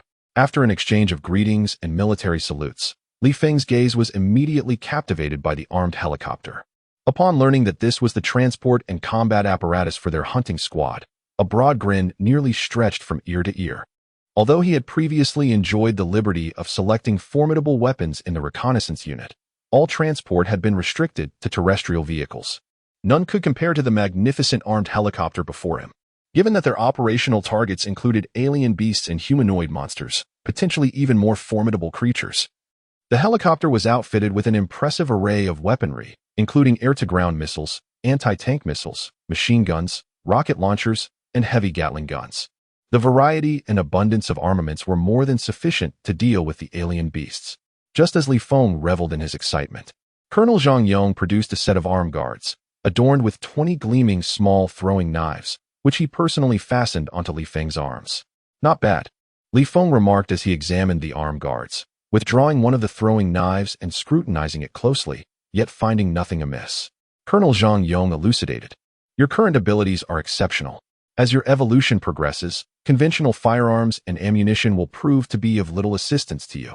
After considerable deliberation, the general has commissioned the creation of tungsten carbide alloy flying knives, which possess a sharpness surpassing that of a surgical scalpel and are exceptionally durable. Coupled with your mental prowess, they are perfectly suited for you. Oh, Li Feng had never contemplated such matters before. Hearing this now piqued his interest. He immediately employed his mental energy to manipulate 20 flying knives, sending them soaring into the air. Engaging in chaotic assaults with such velocity that the ordinary eye could only perceive fleeting afterimages. Colonel Zhang Yong had long grown accustomed to such displays. Yet the other 4 team members raised their eyebrows, their minds swirling with unease. They had only seen videos of Li Feng, oblivious to the awakened mental energy he possessed.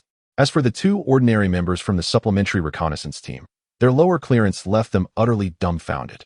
At that moment, Li Feng, controlling the alloy knives, suddenly executed a probing attack, slicing through the surrounding metal of the helipad with ease, leaving behind edges as smooth as mirrors, while the knives themselves remained unscathed.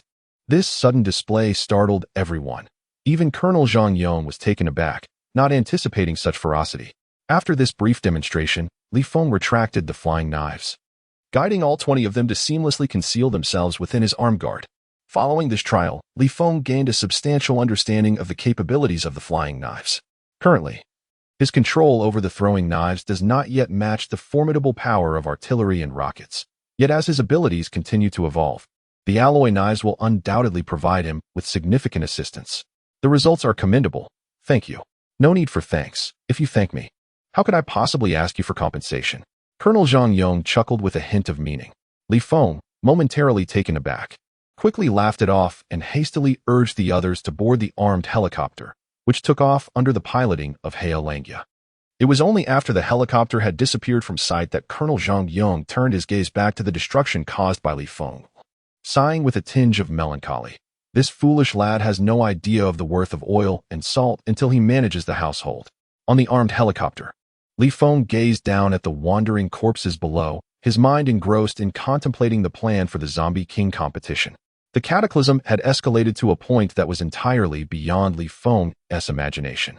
Had the calamity only produced ordinary zombies, the firepower of the Long March army would have sufficed to sweep through and quell the disaster. However, the primary mission of the Long March army is to rescue survivors and protect the 3 major safe zones, and in this interval, the catastrophe has been continually evolving.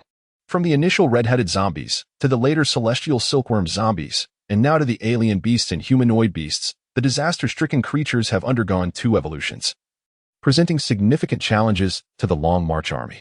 Nevertheless, even so, these threats remain within the realm of the Long March army's capabilities. Despite the formidable nature of the alien and humanoid beasts, they can still be eradicated through overwhelming firepower, albeit at a considerable cost. However, the crux of the matter lies in the research revealing that the aberrant beasts and humanoid creatures are not the ultimate products of the cataclysm. Their genetic makeup still harbors the potential for further evolution. This implies that, in the near future, even more terrifying mutated beings may emerge, raising doubts about whether the Long March army's advanced weaponry will suffice to annihilate them. At this juncture, the significance of Li Feng becomes apparent. Confronting monsters with monsters is the most prudent solution. Moreover, aside from the concerns voiced by the generals of the Long March army, Li Feng has his own considerations.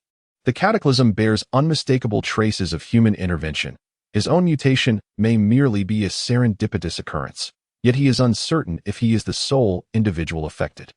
Should there be others, will they prove to be foes or allies? Furthermore, Li Feng harbors skepticism regarding the forces that instigated the cataclysm. He doubts that they lack similar mutants. Should that scenario unfold, the Long March army must possess corresponding trump cards. Clearly, that trump card is none other than Li Feng himself. However, he presently feels too weak to bear such a mantle, which is why the plan for the Zombie King competition was conceived. With greater power comes greater responsibility, and as Li Feng contemplates the future, he already senses the weight of overwhelming pressure. Just as these thoughts occupied his mind, an urgent alarm suddenly blared from within the helicopter. Hyalangya swiftly maneuvered the aircraft, narrowly evading a colossal boulder hurtling towards them. What on earth is happening? Inside the cabin, everyone immediately realized they were under attack, prompting Li Changgang to leap to his feet, cursing vehemently. Others hastily examined the external situation and discovered that, unbeknownst to them, an alien beast had appeared in the stony wasteland below, having hurled the massive boulder moments ago. As one colossal stone was narrowly evaded, the creature now prepared to launch a second. Just as the immense rock was released from its grasp, Heya Wolf Fong fired a rocket, shattering the stone midair. The debris rained down upon the alien beast, infuriating it, though it suffered no harm. With a fierce roar reminiscent of a wolf king, the alien beast let out a series of howls that seemed to be an expression of rage, yet were, in truth, a command to the horde of corpses 5 kilometers away. Despite the considerable distance, the sound reached the ears of every zombie, inciting a violent surge of tens of thousands of them racing towards the scene. Within the armed helicopter, the crew remained oblivious to the impending chaos of the horde, their attention solely fixated on the rampaging alien beast. Li Feng refrained from allowing Heya Wolf Fong to continue firing. Instead, he exited the cabin and began to descend slowly from the sky. With the alien beast isolated, he seized the opportunity to test his current individual combat prowess. After his first enhancement, Li Feng, utilizing the momentum from his run, his own strength, and the amplification of his mental energy, could only manage to kick an alien beast a mere 1 or 2 meters. He wondered how he would fare against the creature after his second enhancement. As the alien beast perceived the provocation, it ceased its boulder hurling and lunged at Li Feng before he could touch the ground, its massive claws swiping with the intent to crush him. As it approached within 20 meters of the creature, a powerful psychic force suddenly enveloped the area, attempting to thwart its advance. Li Feng's mental prowess was formidable enough to obliterate a 3-story building in an instant. However, when confronted by the aberrant beast, this force merely momentarily tempered its momentum, failing to halt it entirely. Ultimately, the creature collided with him. With no alternative, Li Feng sidestepped and withdrew, evading the assault, before propelling himself back toward the beast under the influence of his psychic control, delivering a swift kick to its chin. This strike represented the full extent of Li Feng's instantaneous strength, yet it merely sent the beast tumbling a few rolls. When it regained its footing, aside from a slight tilt of its neck, it appeared entirely unscathed. In a fit of frustration, Li Feng unleashed a flurry of 20 alloy-throwing knives, each propelled toward the creature. The combined might of the force and the blade's sharpness enabled each one to penetrate the beast's flesh to a depth of 5 or 6 centimeters. However, any further intrusion was thwarted by its resilient musculature. Given ample time, Li Feng could have disassembled the creature entirely with his knives. Yet, the beast, unwilling to grant him such luxury, became increasingly agitated, launching a series of attacks that Li Feng deftly evaded. After this brief exchange, Li Feng concluded that, with his current enhancements, he possessed sufficient means to protect himself against the aberrant beast, but the notion of exterminating it single-handedly remained an unrealistic prospect. Open fire. With clarity of purpose, Li Feng relinquished his previous fixation. Whoosh! Boom! Upon the command of the Heo Wolf Fong, a barrage of spinning rockets was unleashed, mercilessly bombarding the alien beast and leaving it battered and disoriented, its legs flailing in the air. However, the creature's vitality was astonishingly resilient. After enduring the onslaught, it regained its composure and leapt up with a fierce roar, swiftly turning to flee. Li Feng was taken aback. Did this creature truly possess the capacity for fear? Yet, having encountered it, he could not allow it to escape. Without hesitation, he pursued, employing a flurry of flying knives to harass it, while armed helicopters trailed closely behind, akin to hunting monkeys. During the chase, a ground-to-air missile was even launched, propelling the alien beast skyward. As the pursuit unfolded, a horde of zombies had already converged on the scene.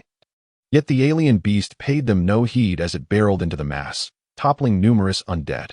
The turrets in the sky unleashed a relentless barrage, shattering the bodies of the zombies. Li Feng, undeterred by the approaching horde, seized the opportunity when the armed helicopter once more sent the alien beast soaring through the air, deftly maneuvering 20 flying knives to slice at the creature. Upon its descent, he pinned it to the ground, and as an anti-tank missile fired from the helicopter, the beast was ultimately obliterated. Subsequently, a pool of dark green liquid was drawn upwards by Li Feng, ultimately penetrating his body as the third enhancement commenced. Chapter 57, 7 Enhancements. Li Feng was no stranger to such augmentations. Having undergone similar transformations before, he now navigated the process with ease. Suspended high above the ground, with his eyes closed, he surrendered to the essence of the alien beast reshaping his form. Roar! Roar! Below him, tens of thousands of corpses writhed in frenzy, converging towards Li Feng's position. The zombies at the center were crushed beneath, utilizing their own bodies to form a makeshift ladder in an attempt to reach him. However, the challenge of constructing a zombie ladder from thin air proved formidable. As they climbed, many fell back down, and it would take time before they could make contact with Li Feng. Buzzing incessantly, armed helicopters circled above, their crews oblivious to the actions of their seemingly reckless captain. They remained on high alert, prepared to open fire on the encroaching horde below. The enhancement process was brief.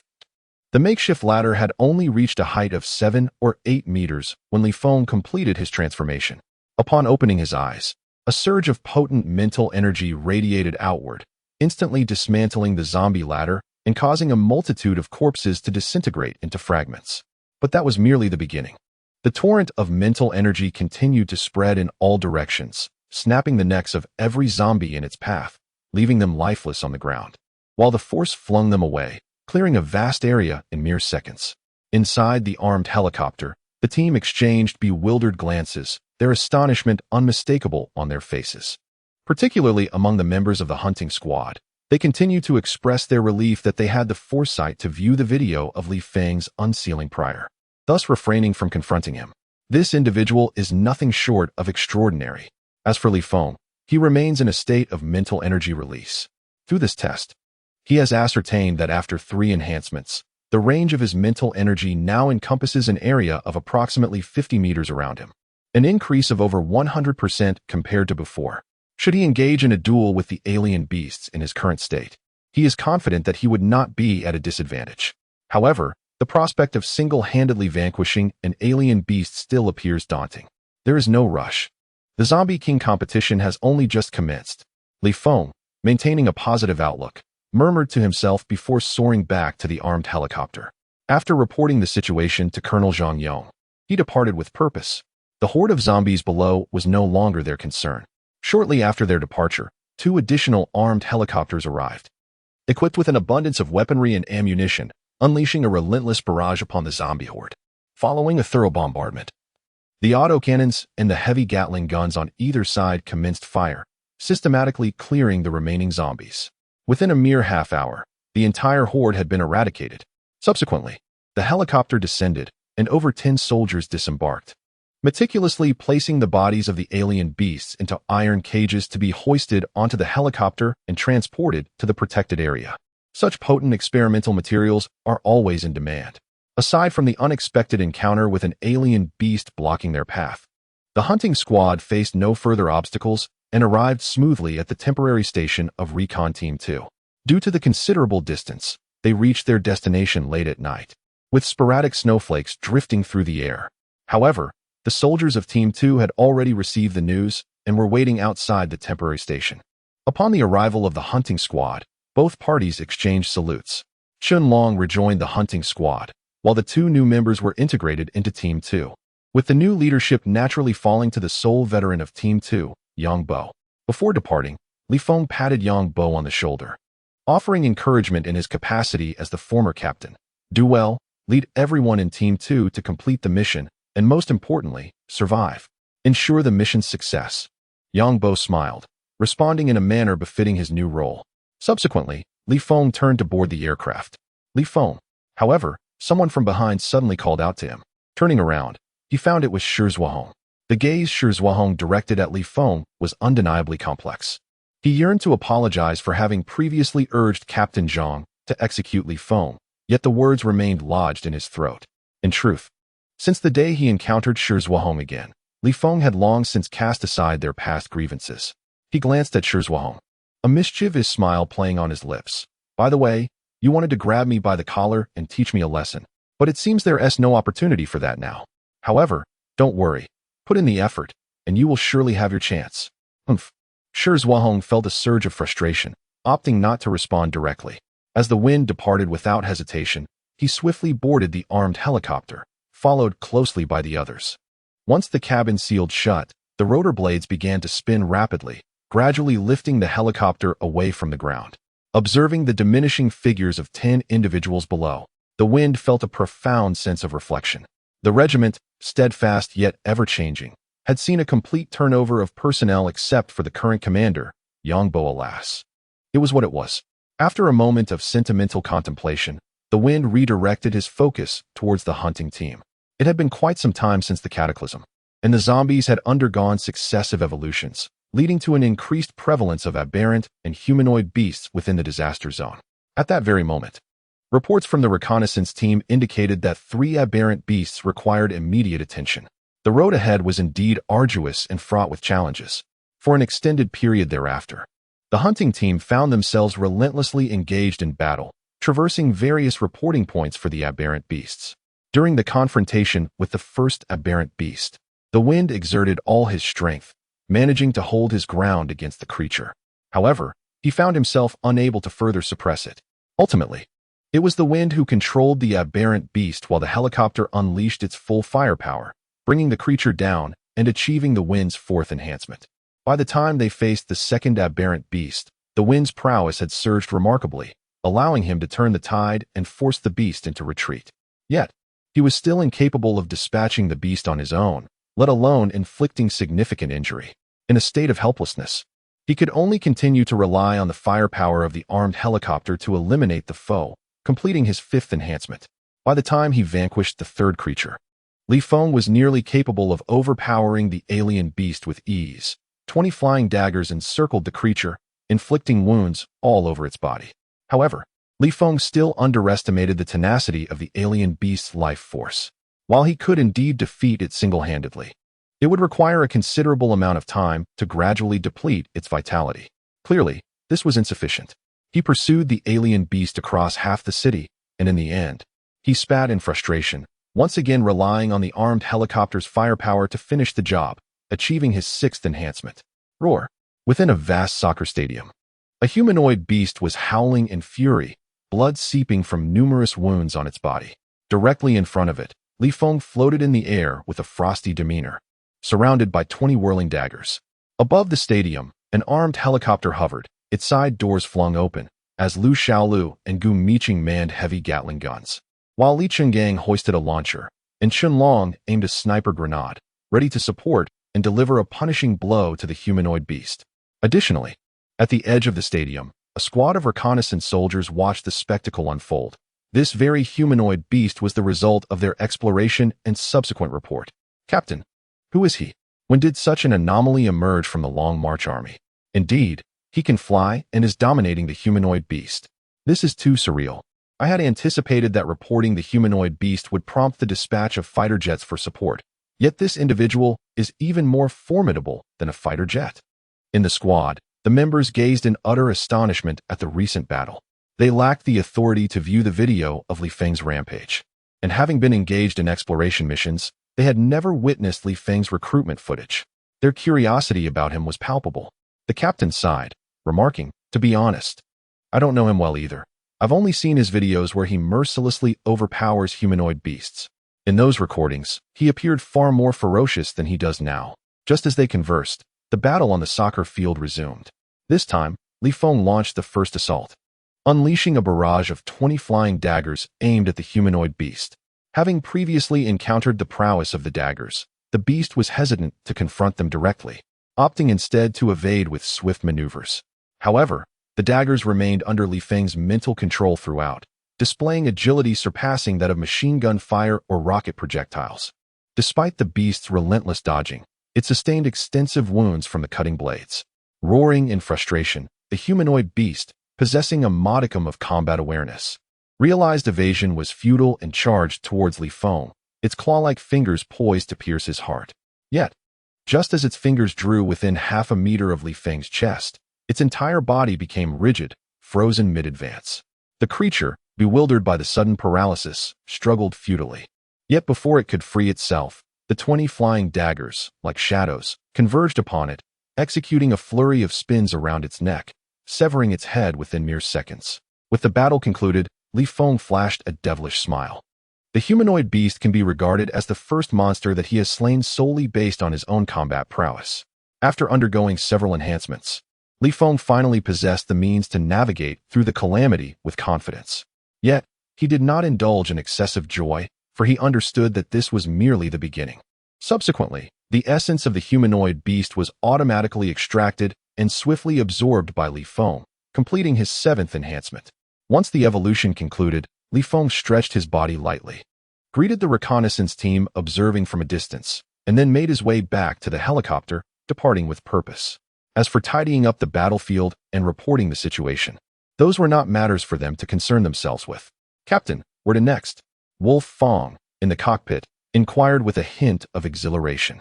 Not only he, but the other members of the hunting team also shared a similar sentiment. They had witnessed Li Feng's growth firsthand.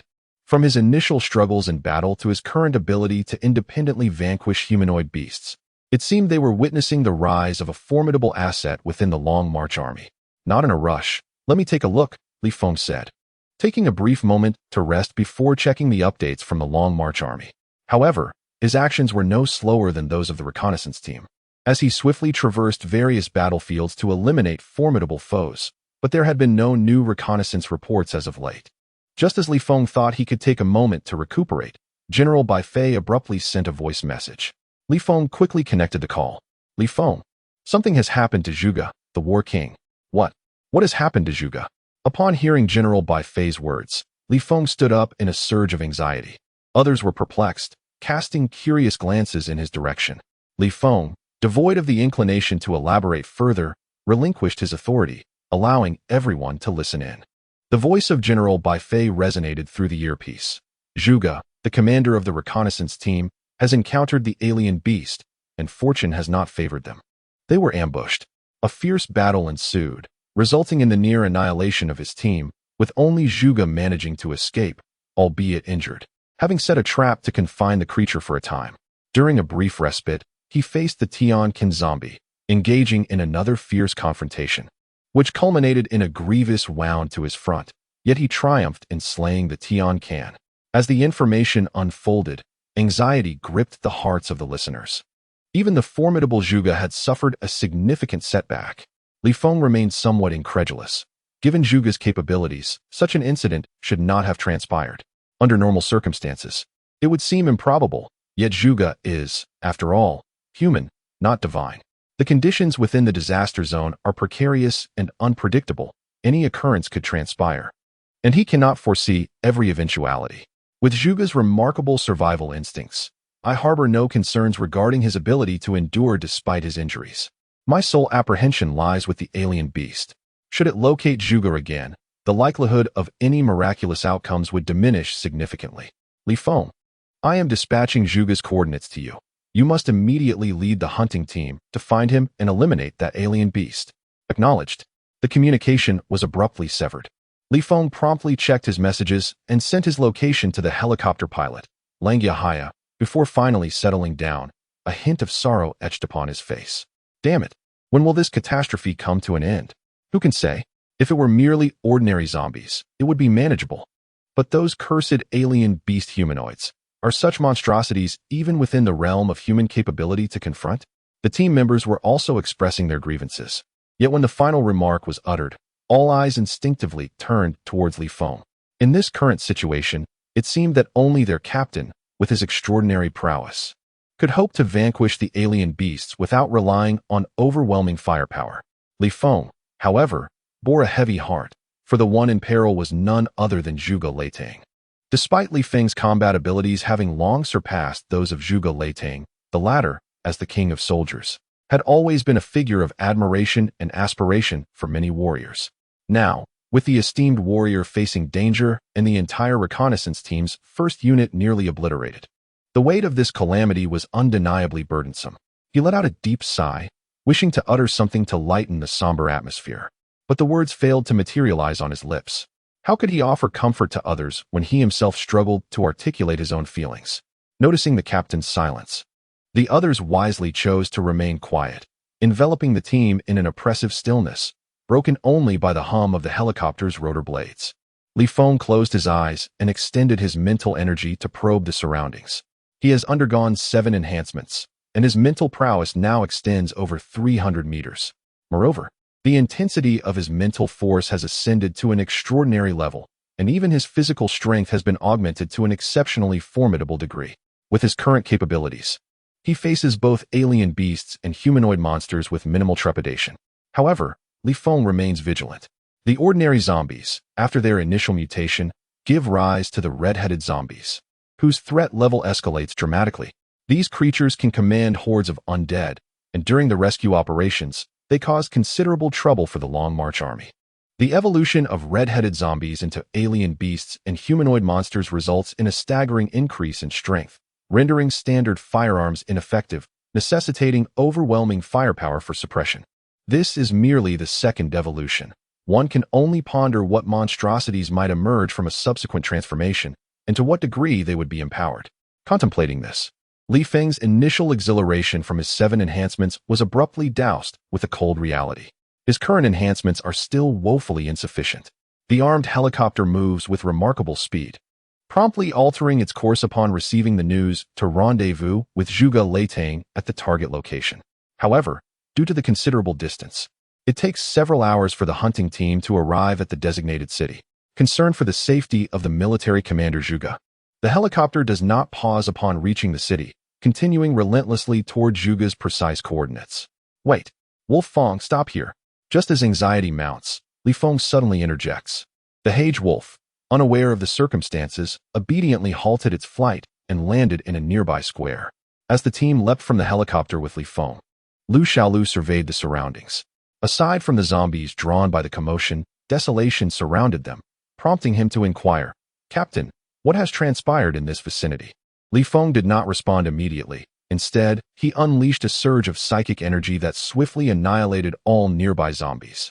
He then levitated the team members with his mental power, propelling them forward until they halted before a shopping mall.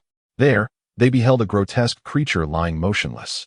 Upon closer inspection, they noticed it bore numerous deep gashes, rendering it utterly lifeless. The team members were initially startled by the sight of the creature's corpse, but upon observing the wounds, they collectively gasped in shock.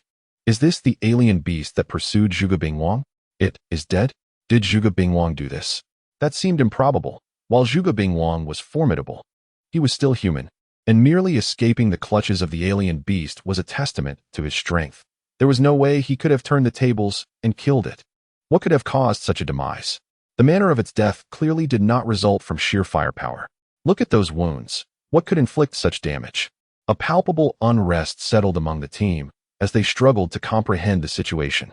After a tumult of murmurs, their gaze ultimately returned to Li Feng. Indeed, from the moment the armed helicopter entered the city, Li Feng had already unleashed his psychic energy, perceiving everything around him. The discovery of the alien beast's corpse was merely coincidental. While the team members engaged in discussion, Li Feng's psychic energy continuously probed the condition of the alien beast's body, growing increasingly alarmed. The wounds on the corpse exhibited extensive and remarkably smooth incisions, even if Li Feng were to exert his utmost strength to slice through the alien beast. He could not achieve such fluidity. Moreover, this alien beast harbored a mutated essence, yet it bore no connection to Li Feng, rendering him unable to absorb it. Currently, this mutated essence was gradually diminishing. After his investigation, Li Feng furrowed his brows deeply. The scenario I dreaded may have come to fruition. There might be more than just me among the mutated individuals. What? Captain, what do you mean? Are there others like you, a freak? That is impossible. The team members exclaimed in disbelief, clearly struggling to accept this conclusion. However, Li Feng asserted with conviction, at present, this appears to be the most plausible situation. Others like me have emerged, and judging by the alien beast's corpse, this individual may be even stronger than I, and not by a negligible margin. After this revelation, the team fell into a stunned silence, exchanging glances, all astonishment etched upon their faces. Based on my experience, the alien beast's time of death was not long ago. The mutated individuals may still be within the city. Let us remain vigilant. The adversary remains unknown, whether friend or foe.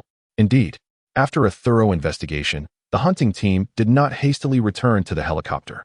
Under normal circumstances, they would have swiftly located Zhuge Bingwang and methodically executed their plan. However, the presence of a formidable unknown entity within the city compelled them to exercise caution. Li Feng revealed the communicator, intending to report the situation, but General Bai Fei preemptively transmitted a voice message. Upon connecting, Li Feng simultaneously activated the permissions. Li Feng, Zhuge Bingwang is now out of danger, so do not rush to rendezvous with him. General, what is the situation? You may find it hard to believe, but there has emerged another mutated individual akin to you. Oh, why is your reaction so subdued? I expected you to be quite astonished. General, I was just about to report this matter. We discovered the corpse of an alien beast in the city, marked by extensive lacerations. Such wounds even I could not inflict. Hence, I suspect the emergence of another mutated individual, possibly even stronger than myself. You guessed quite accurately. Indeed, Zhuge Bingwang encountered an escape team, led by a man named Guan Shenglin, who is also a mutant, and a remarkably powerful one at that. According to Zhuge Bingwang's report, he was utterly defenseless before Guan Shenglin, who could dominate him solely through sheer presence. Indeed, has Zhuge Bingwang already engaged in conflict with him? Indeed, it was not particularly intense. The individual merely made a gesture of intimidation. Presently, Zhuge Bingwang has joined their small contingent, observing Guan Shenglin's character along the way. According to reports, Guan Shenglin is a university student seeking refuge, and he himself is uncertain why he has become altered, at least for now. He does not appear to be an adversary. At this juncture, Li Feng detected a hint of hesitation in General Bai Fei's demeanor, prompting him to inquire, General, is there something you find difficult to articulate? You've picked up on it, haven't you? Very well, it matters not to share. Within Guan Shenglin's survival team, there is a special forces operative named Bai Bing. She is my daughter. For those familiar with my previous work, the name Guan Shenglin may ring a bell. He is the protagonist of my debut piece. This book may be viewed as a companion to that one. Although the protagonists differ, the timelines align, albeit with some modifications to certain settings and adjustments to the narrative. Moreover, the previous book was never signed and has long since been harmonized, as it was overly sentimental. Thus, I did not bother to seek a revision for unblocking. Instead, I have channeled all my frustrations into this current work. Chapter 59, The Tenacious Guan Shenglinum. What? Initially, Li Feng was taken aback, but after pondering the revelation for a brief moment, he suddenly felt a wave of confusion wash over him, leaving his mind somewhat inoperative. It was not just Li Feng. The others also widened their eyes in astonishment, exchanging glances, while Gu Miqing's mouth hung open in an O shape. General Bai Fei no longer concealed the truth. On the night the catastrophe struck, Bai Bing had joined her team in the rescue operation. However, the team encountered the red-headed zombies. The subsequent events are understood without further elaboration. Since then, Bai Bing has been out of contact with the military, and I have been unable to reach her. Upon receiving this news, I struggled to cope for several days, as if the very heavens had collapsed upon me. Afterward, I discreetly dispatched several teams to search for Bai Bing, yet there has been no information whatsoever. Gradually, I began to accept the harsh reality that Bai Bing may have perished. However, to my astonishment, this girl is still alive. Haraha. These bursts of laughter seemed to dispel the previous gloom, making General Bai Fei's voice resonate with renewed vigor. While conversing, the surrounding zombies suddenly detected the Li Feng team, approaching with a limping gait and an array of guttural cries. Li Feng noticed this scene but dismissed it entirely, simply extending his mental energy, which annihilated all zombies within a 300-meter radius in an instant. Effortlessly dispatching over 100 zombies, Li Feng did not even glance in their direction, instead choosing to listen attentively to General Bai Fei's account alongside his team members. There is truly no need to worry about this girl's safety now. According to reports from Zhuge, the War King, Bai Bing shares a unique bond with the mutated individual Guan Shenglin, as if she has procured a suitor for Mia. Indeed, the unexpected turn of events has led to the spotlight falling upon General Bai Fei. I harbor no objections to her freedom in matters of love. However, I find myself harboring reservations regarding Guan Shenglin, this anomalous individual. The sudden acquisition of such formidable power raises my apprehensions. I fear that ambition may swell within him, potentially leading to actions beyond his control. Given his prowess, should such a situation arise, it is likely that only you would possess the capacity to thwart him. Thus, Li Feng, as the reconnaissance unit has yet to report any sightings of aberrant beasts or humanoid creatures, I advise you to remain in the shadows during this interim. Observing him closely, should the necessity arise, do not hesitate to intervene. Understood, General. As the communication ceased, Li Feng found himself unconsciously pouting, his mind replaying General Bai Fei's recent words. Despite the lengthy discourse, the essence boiled down to a singular sentiment. There exists a lack of trust in Guan Shenglin. Such concerns are entirely rational, given that Li Feng himself is an anomalous being, having consistently proven his valor within the Long March army following the cataclysm. Yet even so, prior to the declaration of the Undead King competition, these seasoned generals had devised a trap to assess his loyalty, a scheme ultimately disrupted by his decisive blow. In retrospect, while Li Feng had felt a surge of anger at the time, he no longer found the incident peculiar.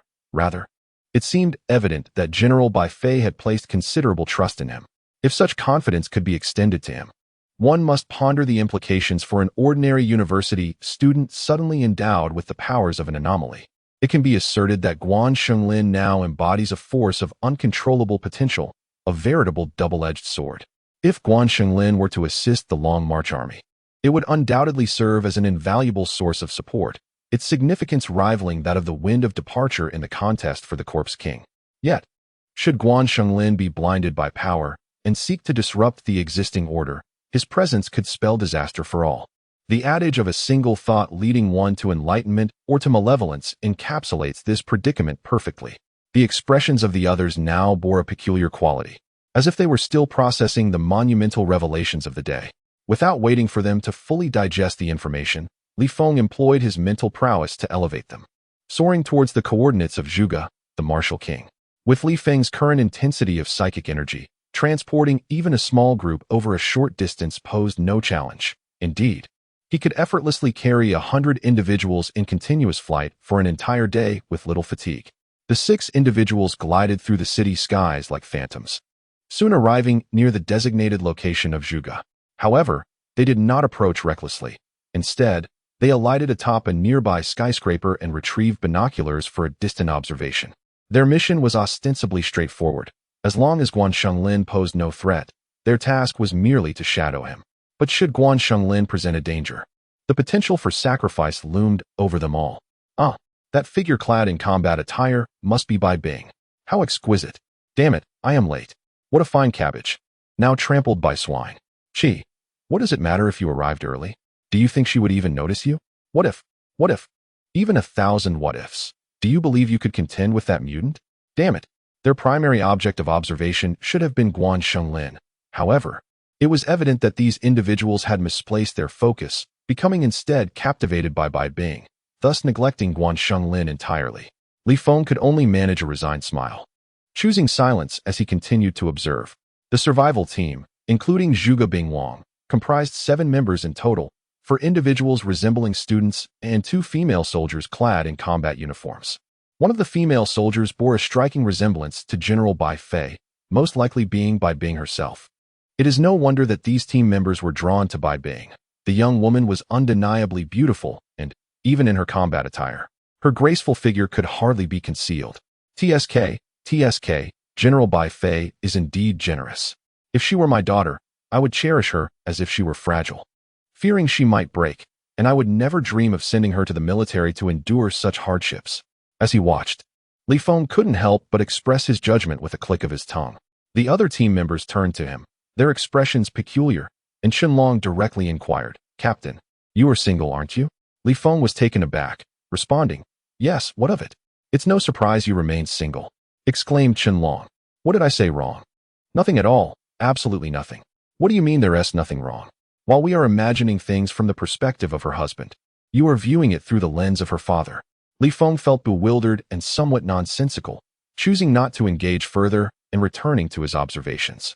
Among the 4 individuals resembling students, the foremost figure was engaged in conversation with the renowned Zhuge Bingwang.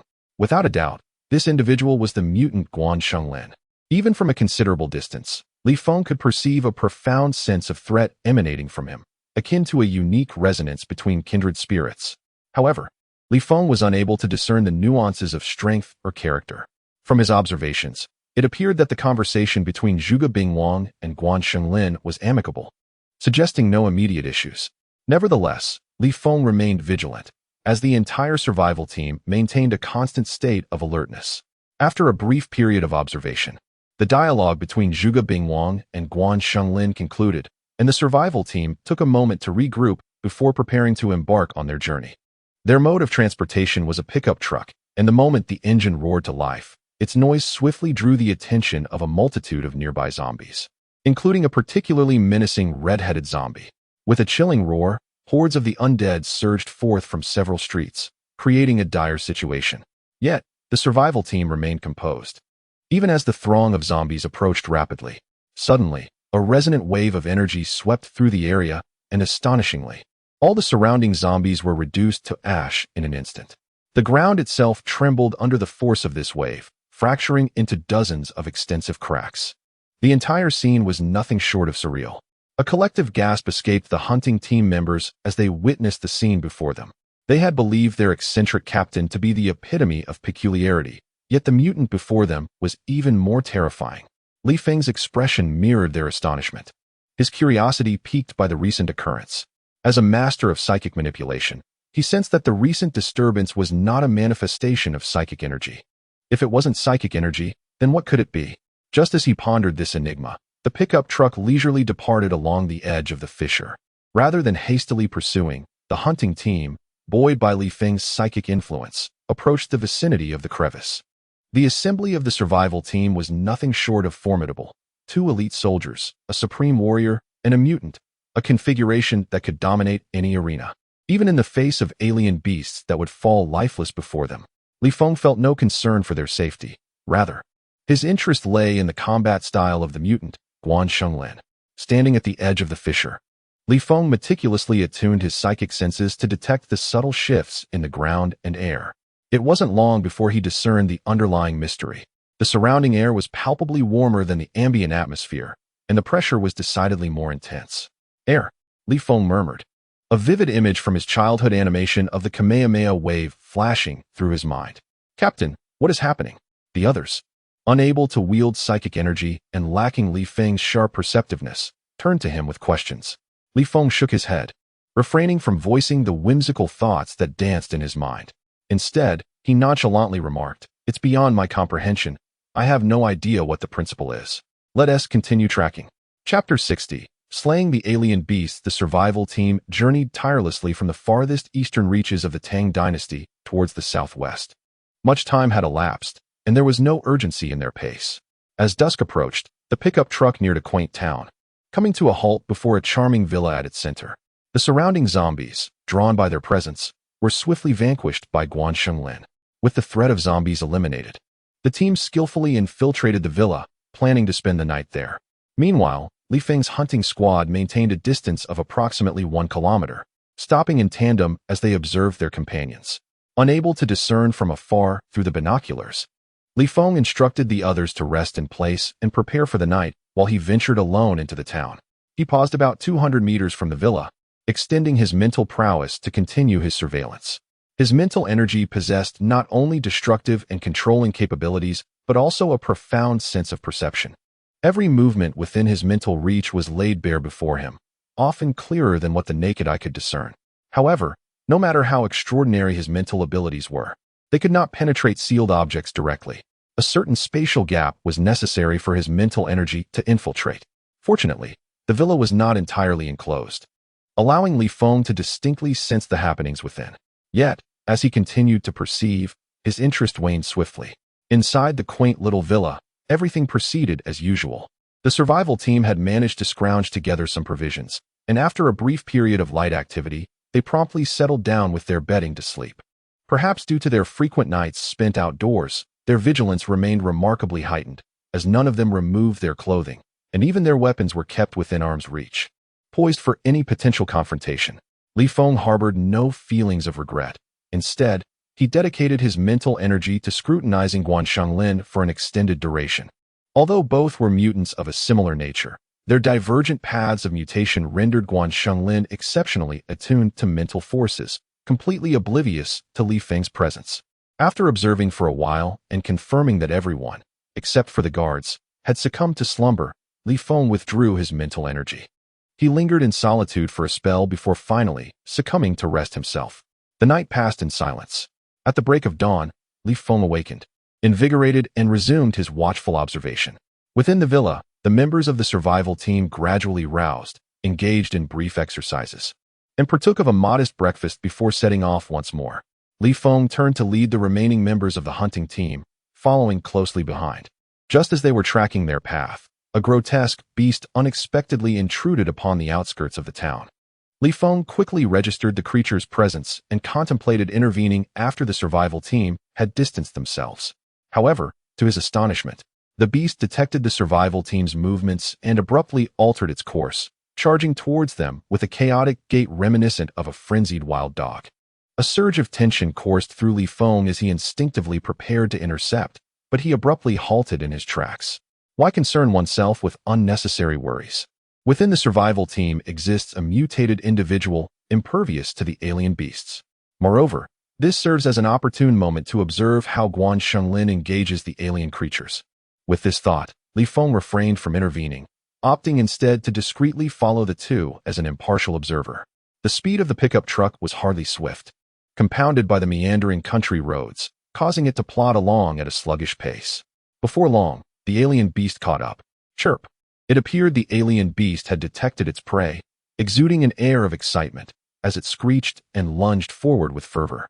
A typical survival team would likely be paralyzed with fear at such a sight, their foot pressed firmly on the brake. Yet, this particular team mistook the brake for the accelerator. After halting the vehicle, Guan Shenglin emerged. Chirp! The alien beast, upon spotting a living being, became even more animated, its limbs flailing as it rushed forward. Whoosh! However, before it could close the distance, the mutated Guan Shenglin suddenly thrust his hand upward, unleashing a wave of energy that coalesced into a tangible chain, surging forward and colliding with the charging alien beast in an instant. The once menacing creature was sent flying, a gaping wound carved into its form. In one decisive strike, the alien beast was gravely injured. Roar! In response to the pain, the alien beast finally abandoned its earlier playful demeanor, springing back to the ground and crawling low, eyeing Guan Shenglin with caution. Moments later, seemingly recognizing its inferiority, the alien beast prudently chose to retreat, stealthily moving back a couple of paces before turning to flee. At that moment, the mutated being Guan Shenglin's left arm abruptly morphed into a long whip, capable of extending and retracting at will. From several dozen meters away, It ensnared the rear leg of the alien beast, yanking it backward with tremendous force and flinging it into the sky. The creature seemed momentarily dazed, bewildered by the assault from this mysterious entity, its cries resonating with a hint of anguish. As the beast shrieked, Guan Xinglin's right hand unexpectedly expanded to more than 10 times its size, forming a colossal fist that struck the airborne creature. The impact was immense. The alien beast appeared to lose half of its vitality from this ferocious blow, landing and convulsing on the ground. Yet, Guan Xinglin showed no mercy. The whip-like appendage of his left arm pulled the creature back, while his right fist rapidly diminished in size, transforming his fingers into gleaming blades of ice that sliced upward with lethal precision. In mere moments, the once formidable alien beast found itself utterly defenseless against such a relentless onslaught. Multiple shards of cold light flashed, severing its body into several segments. And in its final moments, it emitted a piercing wail of despair. Within just a few breaths, Guan Xinglin single-handedly vanquished the alien beast, an accomplishment that seemed trivial to him. With an impassive expression, he returned to his pickup truck, started the engine, and departed the scene. As the vehicle receded into the distance, the hunting team, led by Li Feng, arrived at the site, stopping beside the carcass of the alien beast. The members of the hunting team, having witnessed the entire confrontation through binoculars, now gazed in astonishment at the lifeless form, struggling to comprehend the spectacle they had just witnessed. They had previously thought that Li Feng's claim about this mutant being stronger than himself was merely an expression of modesty, yet it turned out to be the stark truth. The swift and decisive slaying of the alien beast was something even Li Feng could not achieve, at least not at this moment. With his brow furrowed in concentration, Li Feng probed the corpse of the alien creature with his spiritual essence, replaying the scenes of the recent battle in his mind. Although both were mutants, Guan Xinglin's combat style was vastly different from his own. Beyond wielding energy in battle, Guan's physical form exhibited transformative abilities, extending whips, enlarging, and manifesting blades, each transformation serving a unique purpose, culminating in an overwhelmingly formidable combat prowess. Meanwhile, Li Feng silently contemplated the outcome if he were to face Guan Xinglin in combat. The prospects seemed rather bleak. Additionally, Li Feng observed that Guan Xinglin had slain the alien beast without absorbing its mutated essence. What could this signify? Did he not require the mutated essence for his own evolution, or was his method of evolution fundamentally different from Li Feng's? Just as he was deep in thought, General Bai Fei's voice suddenly broke through. Li Feng, have you made any discoveries from your observations today? General, on the surface, there appears to be nothing unusual about him. I have only witnessed him in battle twice. Oh, how does he compare to you? At present, I believe I am not his match. Haha, do not be disheartened. The King of Corpses contest has only just begun. In the future, your accomplishments will surely rival his. Zhuge Bingwang has informed me that the mutant Guan Xinglin's parents are located in the A protection zone, which also happens to be the objective of the survival team. Is that so? If his parents are still alive, the likelihood of him being blinded by the allure of power should be significantly diminished. Indeed, however, such a risk still persists. Therefore, to be on the safe side, we must bind him to the Long March Army. Han Gui is currently in the A protection zone, and once they arrive, Han Gui will extend an invitation to Guan Xinglin to join the Long March Army. Han Gui. Why does that name sound familiar? He is the lieutenant general whom you knocked unconscious with a single punch. Now then, you need not worry about the matter concerning the mutant Guan Xinglin, as the hunting team has other tasks at hand. What tasks? Captain Fan Zifei of Reconnaissance Team 5 has sent word. Their unit has detected an unusually large building exhibiting signs of infection. The team employed a drone for reconnaissance, but during the investigation, the drone was shot down. The last transmission contained the silhouettes of no fewer than 3 alien beasts. I understand what you wish to express. The news startled us upon its return to the base. After deliberation, it appears that this building may resemble an infection nest, potentially harboring some secrets within. Given the unusual circumstances, we have decided to dispatch the hunting team for further investigation. Fan Zifei's team is already awaiting extraction. Proceed, Li Feng. Yes, General. After the communication was interrupted, Li Feng's expression became somewhat peculiar. His keen attention quickly caught a highlight from the conversation, prompting him to murmur, "Criminal? Who would take on such a name?"